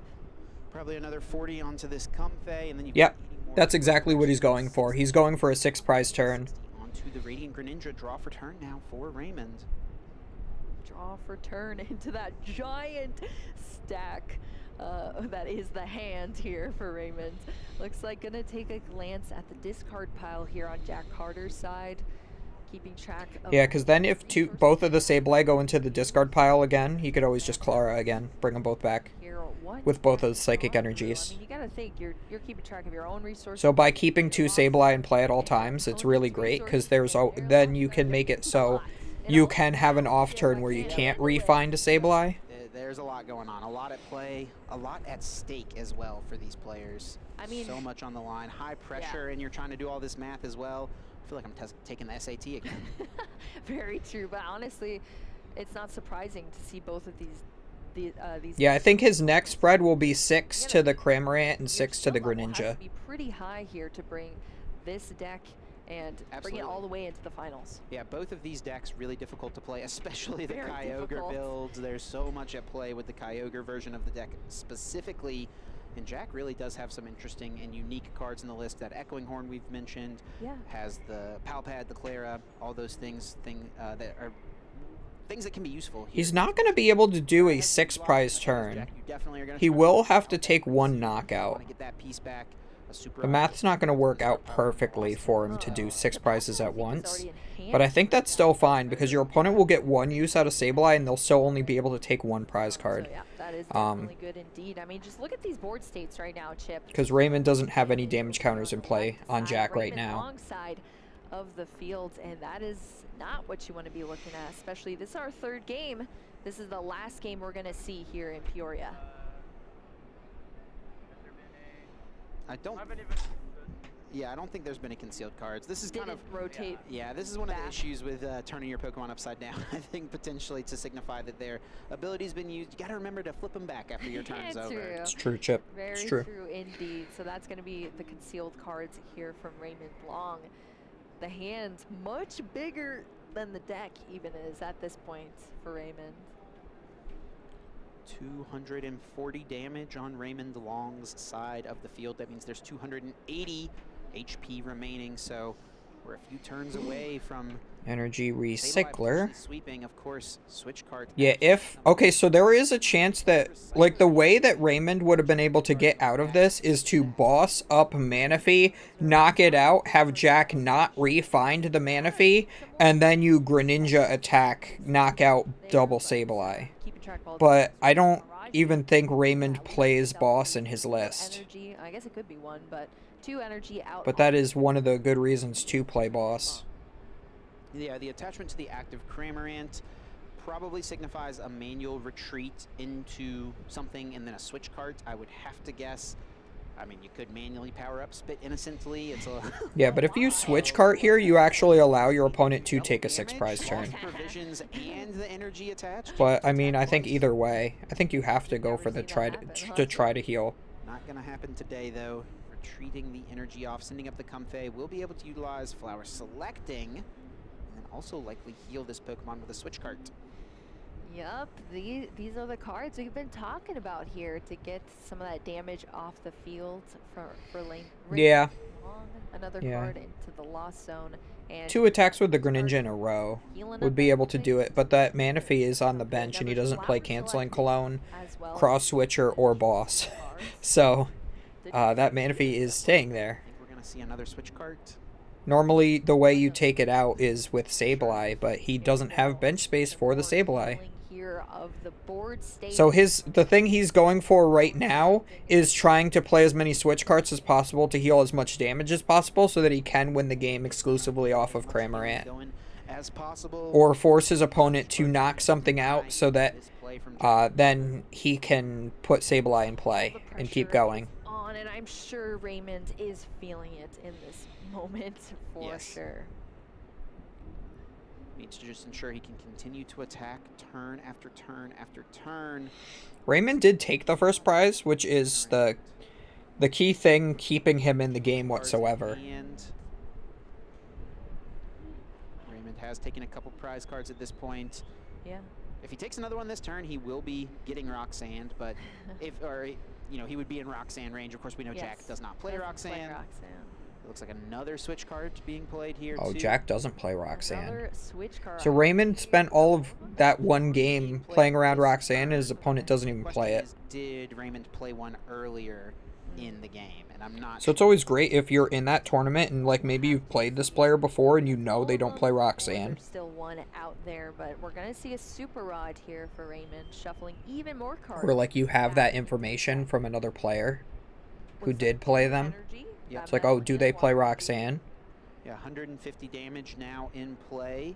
Raymond effectively erased 75% of one of those lost mines by playing 3 switch cart all at once. But you can only do that so much. Yeah, I'm pretty sure he's not playing boss because I haven't seen it at all this match. Healing effects of Raymond Long's Pokemon, and there's only Also, his deck is getting very small.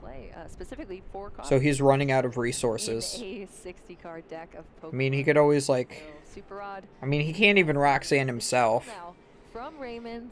So Raymond could just lose by deck out.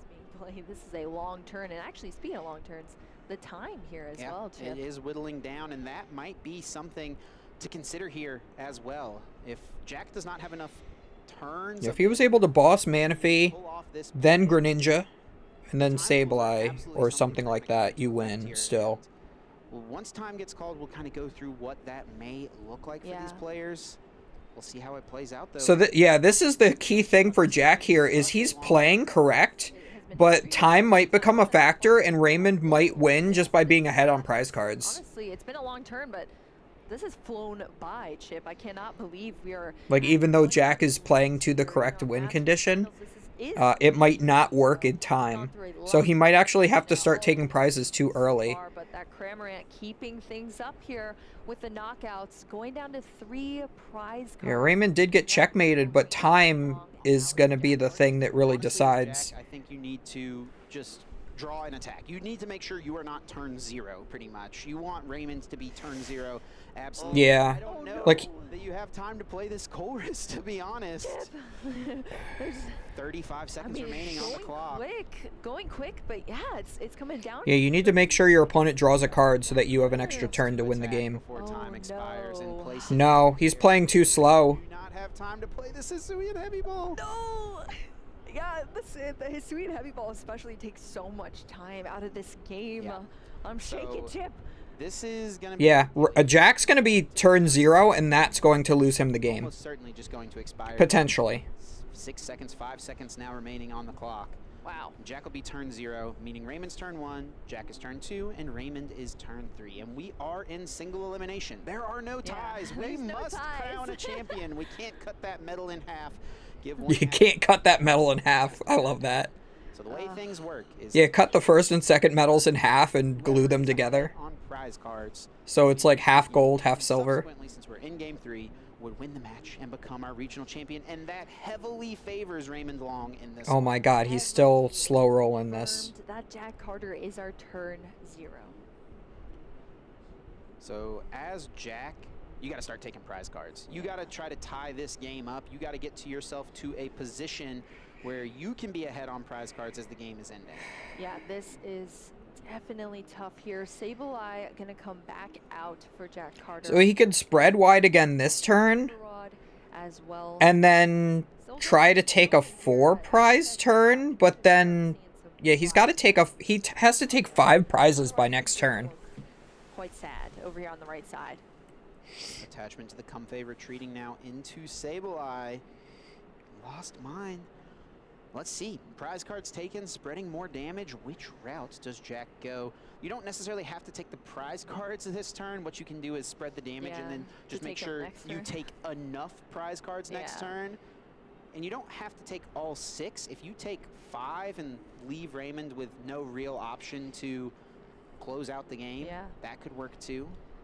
I don't think there's any way he can take 5 prize cards, though. To execute this perfectly here to be able to carry out this game. This is turn 0 in our Masters Finals. We've gone to time. This is the turn where Jack needs to really calculate everything as carefully as possible to lock up this win and be crowned a regional champion here. So Jack is going to make sure. I think Jack fumbled by playing game 1. This match. He made that one mistake game 1. That one very small mistake game 1. And then game 3 he didn't play fast enough. Oh no. Yeah, we're going to see 60 being placed on the active and 60 on the Radiant Greninja. I don't think where the damage goes matters too much. You just want to make sure that, you know, you wouldn't want to put just like 2 damage counters on these Comfey that have 1 apiece, because that would lead to your opponent being able to switch card all the damage off of one of those Pokemon, something like that. Yeah, completely negates that damage. I think I wouldn't have put any damage on the Cramorant. That way I can take 5 prize cards on the next turn. Really thinking through it. Yeah, really thinking. I mean, honestly, this is turn 1 now in our timed match. Because if Jack ties it up and goes to 4 prize cards taken, then Raymond actually gets an overtime turn. This is turn 1. Then Jack goes, or no, because Raymond's going to be turn 3. Not too many cards left in the deck either here for Raymond Long. So yeah, I think Raymond's favored to win this game now just because he's up on prizes. Switch card there in the hand. Let me see if I can. 1, 2, 3. I know, we gotta add these up too. This is the one element we're missing currently. I may have seen it in the lower part of his discard pile, so I don't think there is a switch card left. So Jack needs to take 5 prizes next turn, and the way the damage is placed, I'm not sure he'll be able to do that. 10 on the Radiant Greninja, then 3 onto the Manaphy. You've got 4 left to work with. You put 4 onto that Comfey. That's 1. Is he going to try to gentleman's agreement the finals? That would be kind of funny. 3 next turn. It's not enough. And then if you just finish the turn by not going down to at least, I guess you need. Yeah, he could have taken 4 next turn if he didn't put the damage on the Cramorant. Exactly. So you really need to take 5 as Jack. You can't do it. So that turn where Raymond played those switch cards was really important. Heavy ball was played like that would be wild. It would have been one more turn for Jack to work with. It would have been, but in this circumstance, Raymond gets that turn here. So this is honestly coming down to the wire here, Chip, for both of our players. Artisan going to be played here from Raymond. Yeah, and I think really that there was just too much HP in play on Raymond's side of the field. Jack went for this Sableye line, but even if there was just 1 switch card down, the fact that there was 3 remaining, Raymond had already taken 1 prize card, and Jack was going to take 5 turns to pull off, over 5 turns I should say, to pull off the Yeah, Cram definitely didn't make sense to put the damage counters on there, but I don't think it ends up mattering. I think Jack's going to lose this game either way. Very true, Chip. Because Jack could have tied up the game, and then Raymond wins on the next turn by going down to 2 remaining to 1 remaining prize card. The only Pokemon that has been attacking here after Raymond Long locked. Yeah, Raymond's taken 4 prize cards with this 1 Cramorant. Turn after turn, and once again gonna take another prize card. Raymond's Long, 2 prize cards left, and Jack Carter. Yep. How does it turn out, Chip? Like Jack's got to take 4 prizes this turn, otherwise Raymond just has to draw and pass. Literally, Raymond can just draw and pass. And win. And then we'll be past 3 turns. Raymond's ahead on prizes. He becomes the regional champion here in Yeah, Peoria. that's exactly it, Chip. Down to the wire here, Boo. And Jack's thinking anything he can do. All the noises any play Boo he can makes make is happen. weird. Yeah. At this point, it doesn't even matter if you send up Dragonite and like attack with that for, you know, knockout on the Cramorant or anything like that. It's got high HP, but Yeah, Raymond can pass and win the game in this state. But if Jack were to have... Down to this, Chip. So what Jack can do, The fact that we've Jack's win condition is to attack with Sableye again, right? Knock out the Cramorant. Closer to seeing who that is. And then spread, and then... Pull something together here. And then knock out... No, I mean, he'll still be behind on prize cards. Psychic energy being attached back to the Sableye. I was going to say he has to remove the Cramorant so Raymond can't take a prize. So I think putting the damage on the Cramorant was right. I think maybe putting the damage on the Greninja was wrong. And then can't retreat it. But, I mean, Raymond's not going to mess that up at this point. And honestly, what am I saying? It just doesn't even matter because Raymond's already taken 4 prize cards. Like, I'm digging deep to try to find the lines here, Boo. And after Jack attacks, Yeah, this is turn all 2. he has to do is pass. And the game is over. Raymond will be our Peoria regional champion. All right, let's see. Jack Carter trying to add things up here. I mean, granted, it is a ton of math. So yes. This is a lot. And you have to think, too, like, the mental fortitude you have to go through 2 So you could do games of competition. That's going to be it. He needs Bravery Charm. See the extension of the fist bump. Raymond That would be Long hilarious. is our champion here in Peoria. Another Canadian taking down this championship. Yeah, Jack lost to time, just like Tord did at Worlds.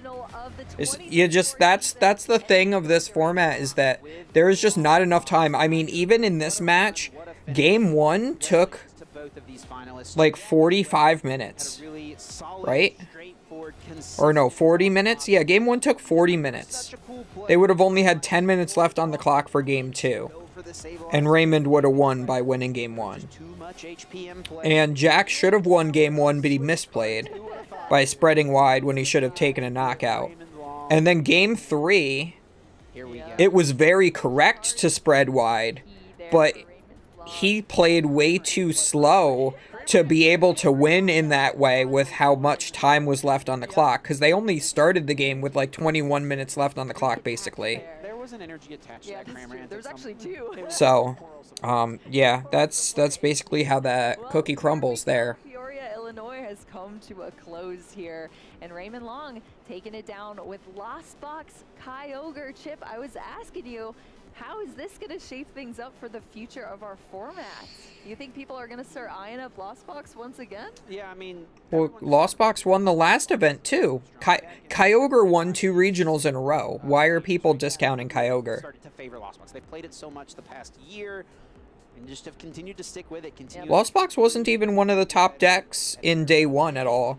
Lost Box is such a difficult... And it wasn't one of the top decks in day 2 either. It was like 4th or something. Or it was like the 4th or 5th most played day 1, and then it was like the 3rd or 4th most played deck day 2. Very true. I mean, and it wins the tournament. The aspects. You have to keep track of all your resources. You have sequencing. I mean, that is like... I think everybody just thinks that like Charizard is good against Lost Box because big HP. But Lost Box players are just on a different level. They have just such a... How to determine who is turn 1? So when time runs out, the current player is considered turn 0, and then you have 3 full additional turns after that. So say I'm turn 0, my opponent would be turn 1, then I am turn 2, and then my opponent is turn 3. And then at the end of turn 3, the game ends. In Swiss rounds, any unfinished games are considered a tie. So if you're 1-1 and you get to the third game doesn't finish, it's a full tie. If game 1 finishes and say I won it and game 2 doesn't finish, then I have more wins in the match. I'm considered the winner. In Top Cut, this is single elimination for the top 8. So there has to be a winner between this game. So whoever These are not public knowledge. So whoever has taken more prize cards at the end of turn 3 wins the game. If they're tied on prize cards, you actually go to like an overtime turn to see if that other person can take a prize. Adding up all the damage here to take multiple. And if prizes are still even after that, you just keep adding one overtime turn and check at the end of that turn how many prize cards are remaining.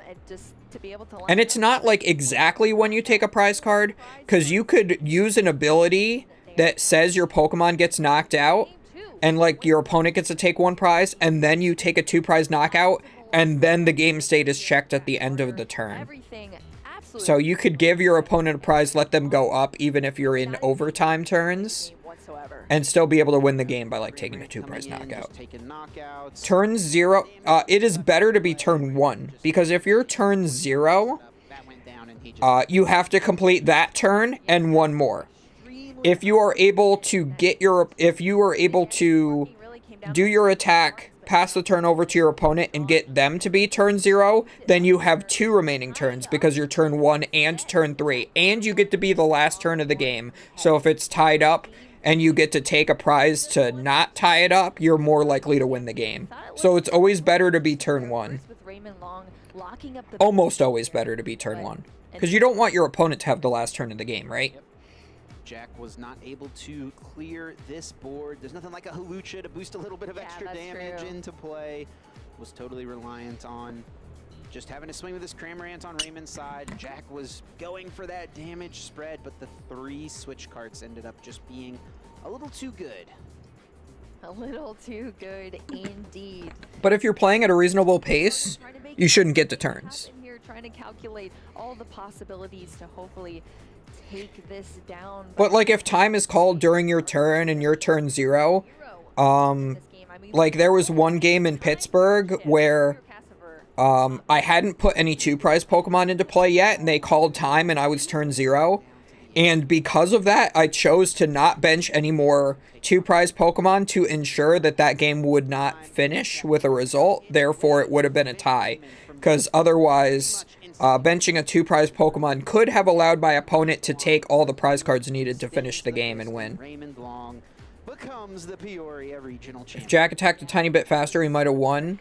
If that was turn 1 instead of turn 0. Yeah, 100%. So many matches that Raymond Long played through. So there is actually a turn 4 in single elimination. Potentially. Turn 3 is supposed to be the last turn of the match. Period. But if you're tied on prizes still, you have to find a way for one of the players to take a prize card, so you do go into a turn 4, essentially. It was Kyogre aqua storming its way to victory. We didn't see it. Yeah, if you can't win, make it a tie. I've done the same thing. Yeah. The semifinals of his match. I like don't go out of my way to try to tie, but like sometimes like you either play for the tie or you play to lose. Because like it's a situation where you wouldn't be able to win the game, but they call time, and then all of a sudden you're in a situation where you can make sure the game doesn't finish. It was just Sableye and Cramorant's clean finish here. Which is why I think that we should still go by prize cards like they do in single elimination for Swiss. I think they should get rid of, like, just do intentional ties and go by prize cards for unfinished games. There's a lot of options. If you're in game 3. Play in your deck, but also I think that would fix a lot of the issues we have. Not all of them, for sure. Because then you'd still have, like, you can win game 1 and not finish game 2 type of things. But I think it would help encourage players to play faster. Absolutely. Congratulations there to Raymond Long taking down Jack Carter. I know, Chip, we were talking about, hey, U.S., you got to start representing here, but Canada taking it once again. Yeah, and I mean, we're going to Sacramento next weekend, and that's a city that's pretty close to Canada. Not too far. Oh, that's right, Sacramento's next weekend. I was gonna go to Sacramento, but I forgot my friend has a wedding on Saturday. 3 Canadian wins. Could it happen? And there's also a League Cup that's like 30 minutes away from me, and of course, same day. So I'll be able to play in a League Challenge on Sunday, but I have to miss my League Cup. I heard a lot on the of people Saturday, talking and I'm about how, upset. you know, oh well, I doubt like a Lost Box Kyogre. I almost went to Sacramento by myself, but that would have been a horrible decision. First regional championship, you know, people are expecting it. They're expecting the Kyogre plays out here. So honestly, I'm pretty shocked that once again, it's come into play and taken the championship. I think if this tournament had taken place like the week after Pittsburgh, that would have been true. But the reality is the meta moves so quickly, and it moves outside of just these regional championships that we get to share with everyone at home. You know, we saw Pittsburgh conclude, Andrew Estrada was crowned the victor. Yeah. But after that, we saw the Urshifu deck win over in Barcelona. Of course, that's a deck that has a pretty good Kyogre matchup, right? And then we saw Charizard win in Brazil at their regional championships. Yeah, that's the thing, is the meta develops like that, and you gotta, like, out-predict it.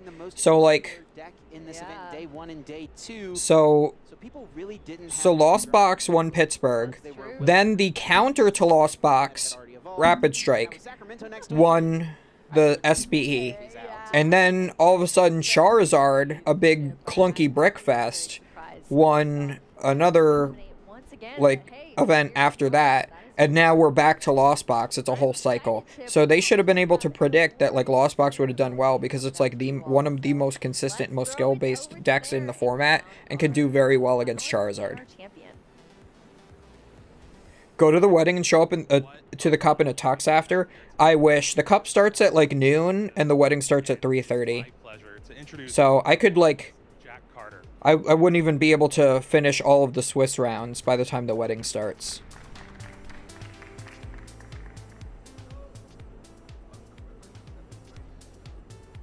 So first of all, congratulations on making finals. It's a great achievement. Unfortunately, was not able to get there.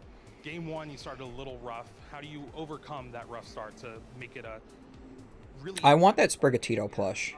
I think I was trying to use like big HP guys, make it kind of awkward for him to take knockouts with like Sableye or Greninja, and kind of extend the game that way.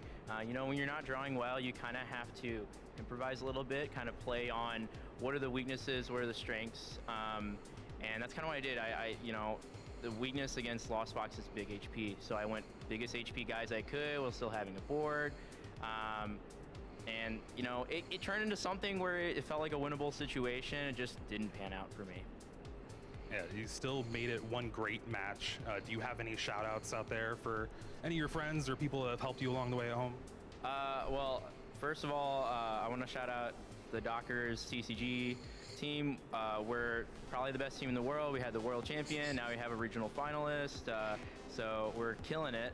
I also want to shout out specific Dockers like Greg Plater, Trenton Fuller, and Ryan Simons. They're all kind of Lost Box specialists. Are they like all doctors? Like, is that why they're called the Doctors? And I said, yo, is Mew EX the play?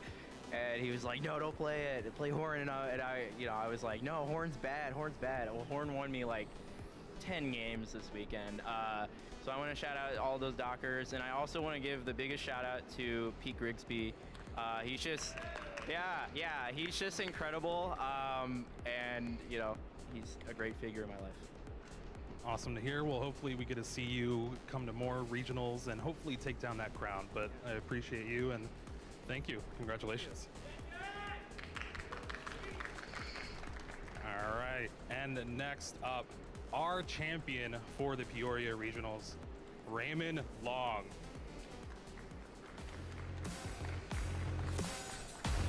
I'm surprised they even have like an award ceremony at these regionals. Alright, so it was a very long finals match. He's smiling so much that his eyes closed and he couldn't see the handshake in front of him. Really just playing the Kyogre variant to try to take down poor guy. HP Pokemon in the format. How do you feel it went for you? Well, the Turbo Lost Box matchup, it's pretty much like the mirror, except for I was kind of playing around a non-existent Roxanne the entire game, so that was kind of unfortunate. But yeah, that was probably one of the worst sets I've played. Probably one of the worst sets this entire weekend out of anyone who played, so pretty lucky to pull it off in the end.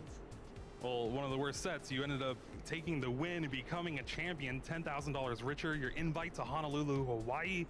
You are now the second Canadian after 2 regionals here in North America to be able to earn your invite. How does that make you feel? Feels great. Yeah, Canada's really popping off this season. Everybody that's been cheering me on. I Notice how Zach Lesage hasn't won a regional, just saying. on day 1, so I don't know how I was In a able very to long time. Not since Bucephalon was good. that was cheering me on.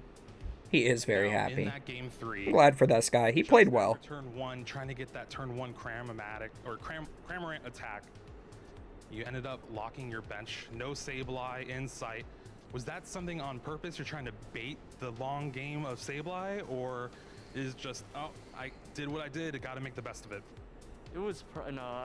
As soon as I noticed, well, I kind of knew that I was bench blocking myself, but I really just wanted to take a prize that turn, and I don't think he actually had much in the loss zone. So usually, if you get like 2 cram knockouts before they can do anything, it's hard for them to come back. Because if he kills my cram with their cram, I have access to Sableye the next turn.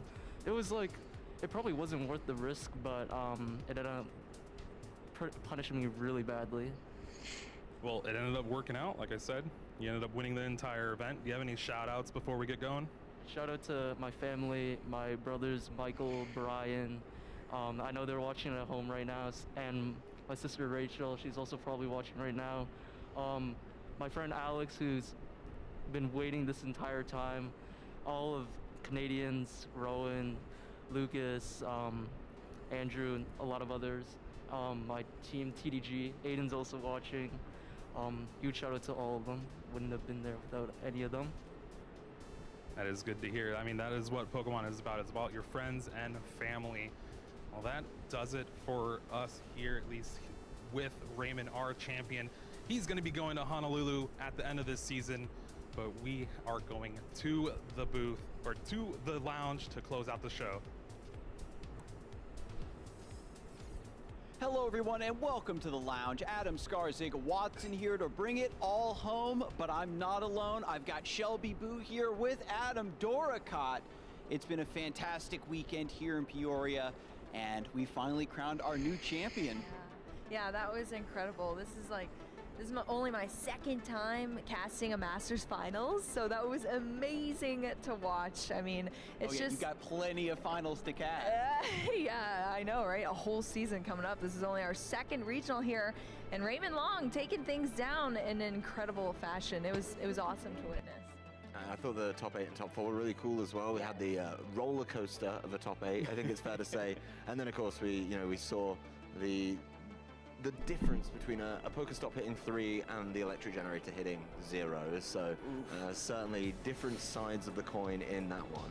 Yeah, you try to build your deck as optimally as possible to hit those lightning energy, but it just doesn't line up. And I was trying to set a record for not mentioning Dialga on cast, but when I whiff my Giga Magnets, This man loves his Dialga way too much, man. Like, the deck can take 2 turns in a row, but it needs 2 turns to knock out 1 Pokemon. So, unless you're against exclusively Qianbao, and you have the weakness. Made it to top 16, all the way to top 8. So many strong names to look out for in the future. And was there anybody specifically that you saw in top 8 that had a good performance that Alright, well, might want to see? I'm not going to stick around for all of their closing thoughts, guys. I appreciate everybody who came out. Don't forget to subscribe if you haven't subscribed.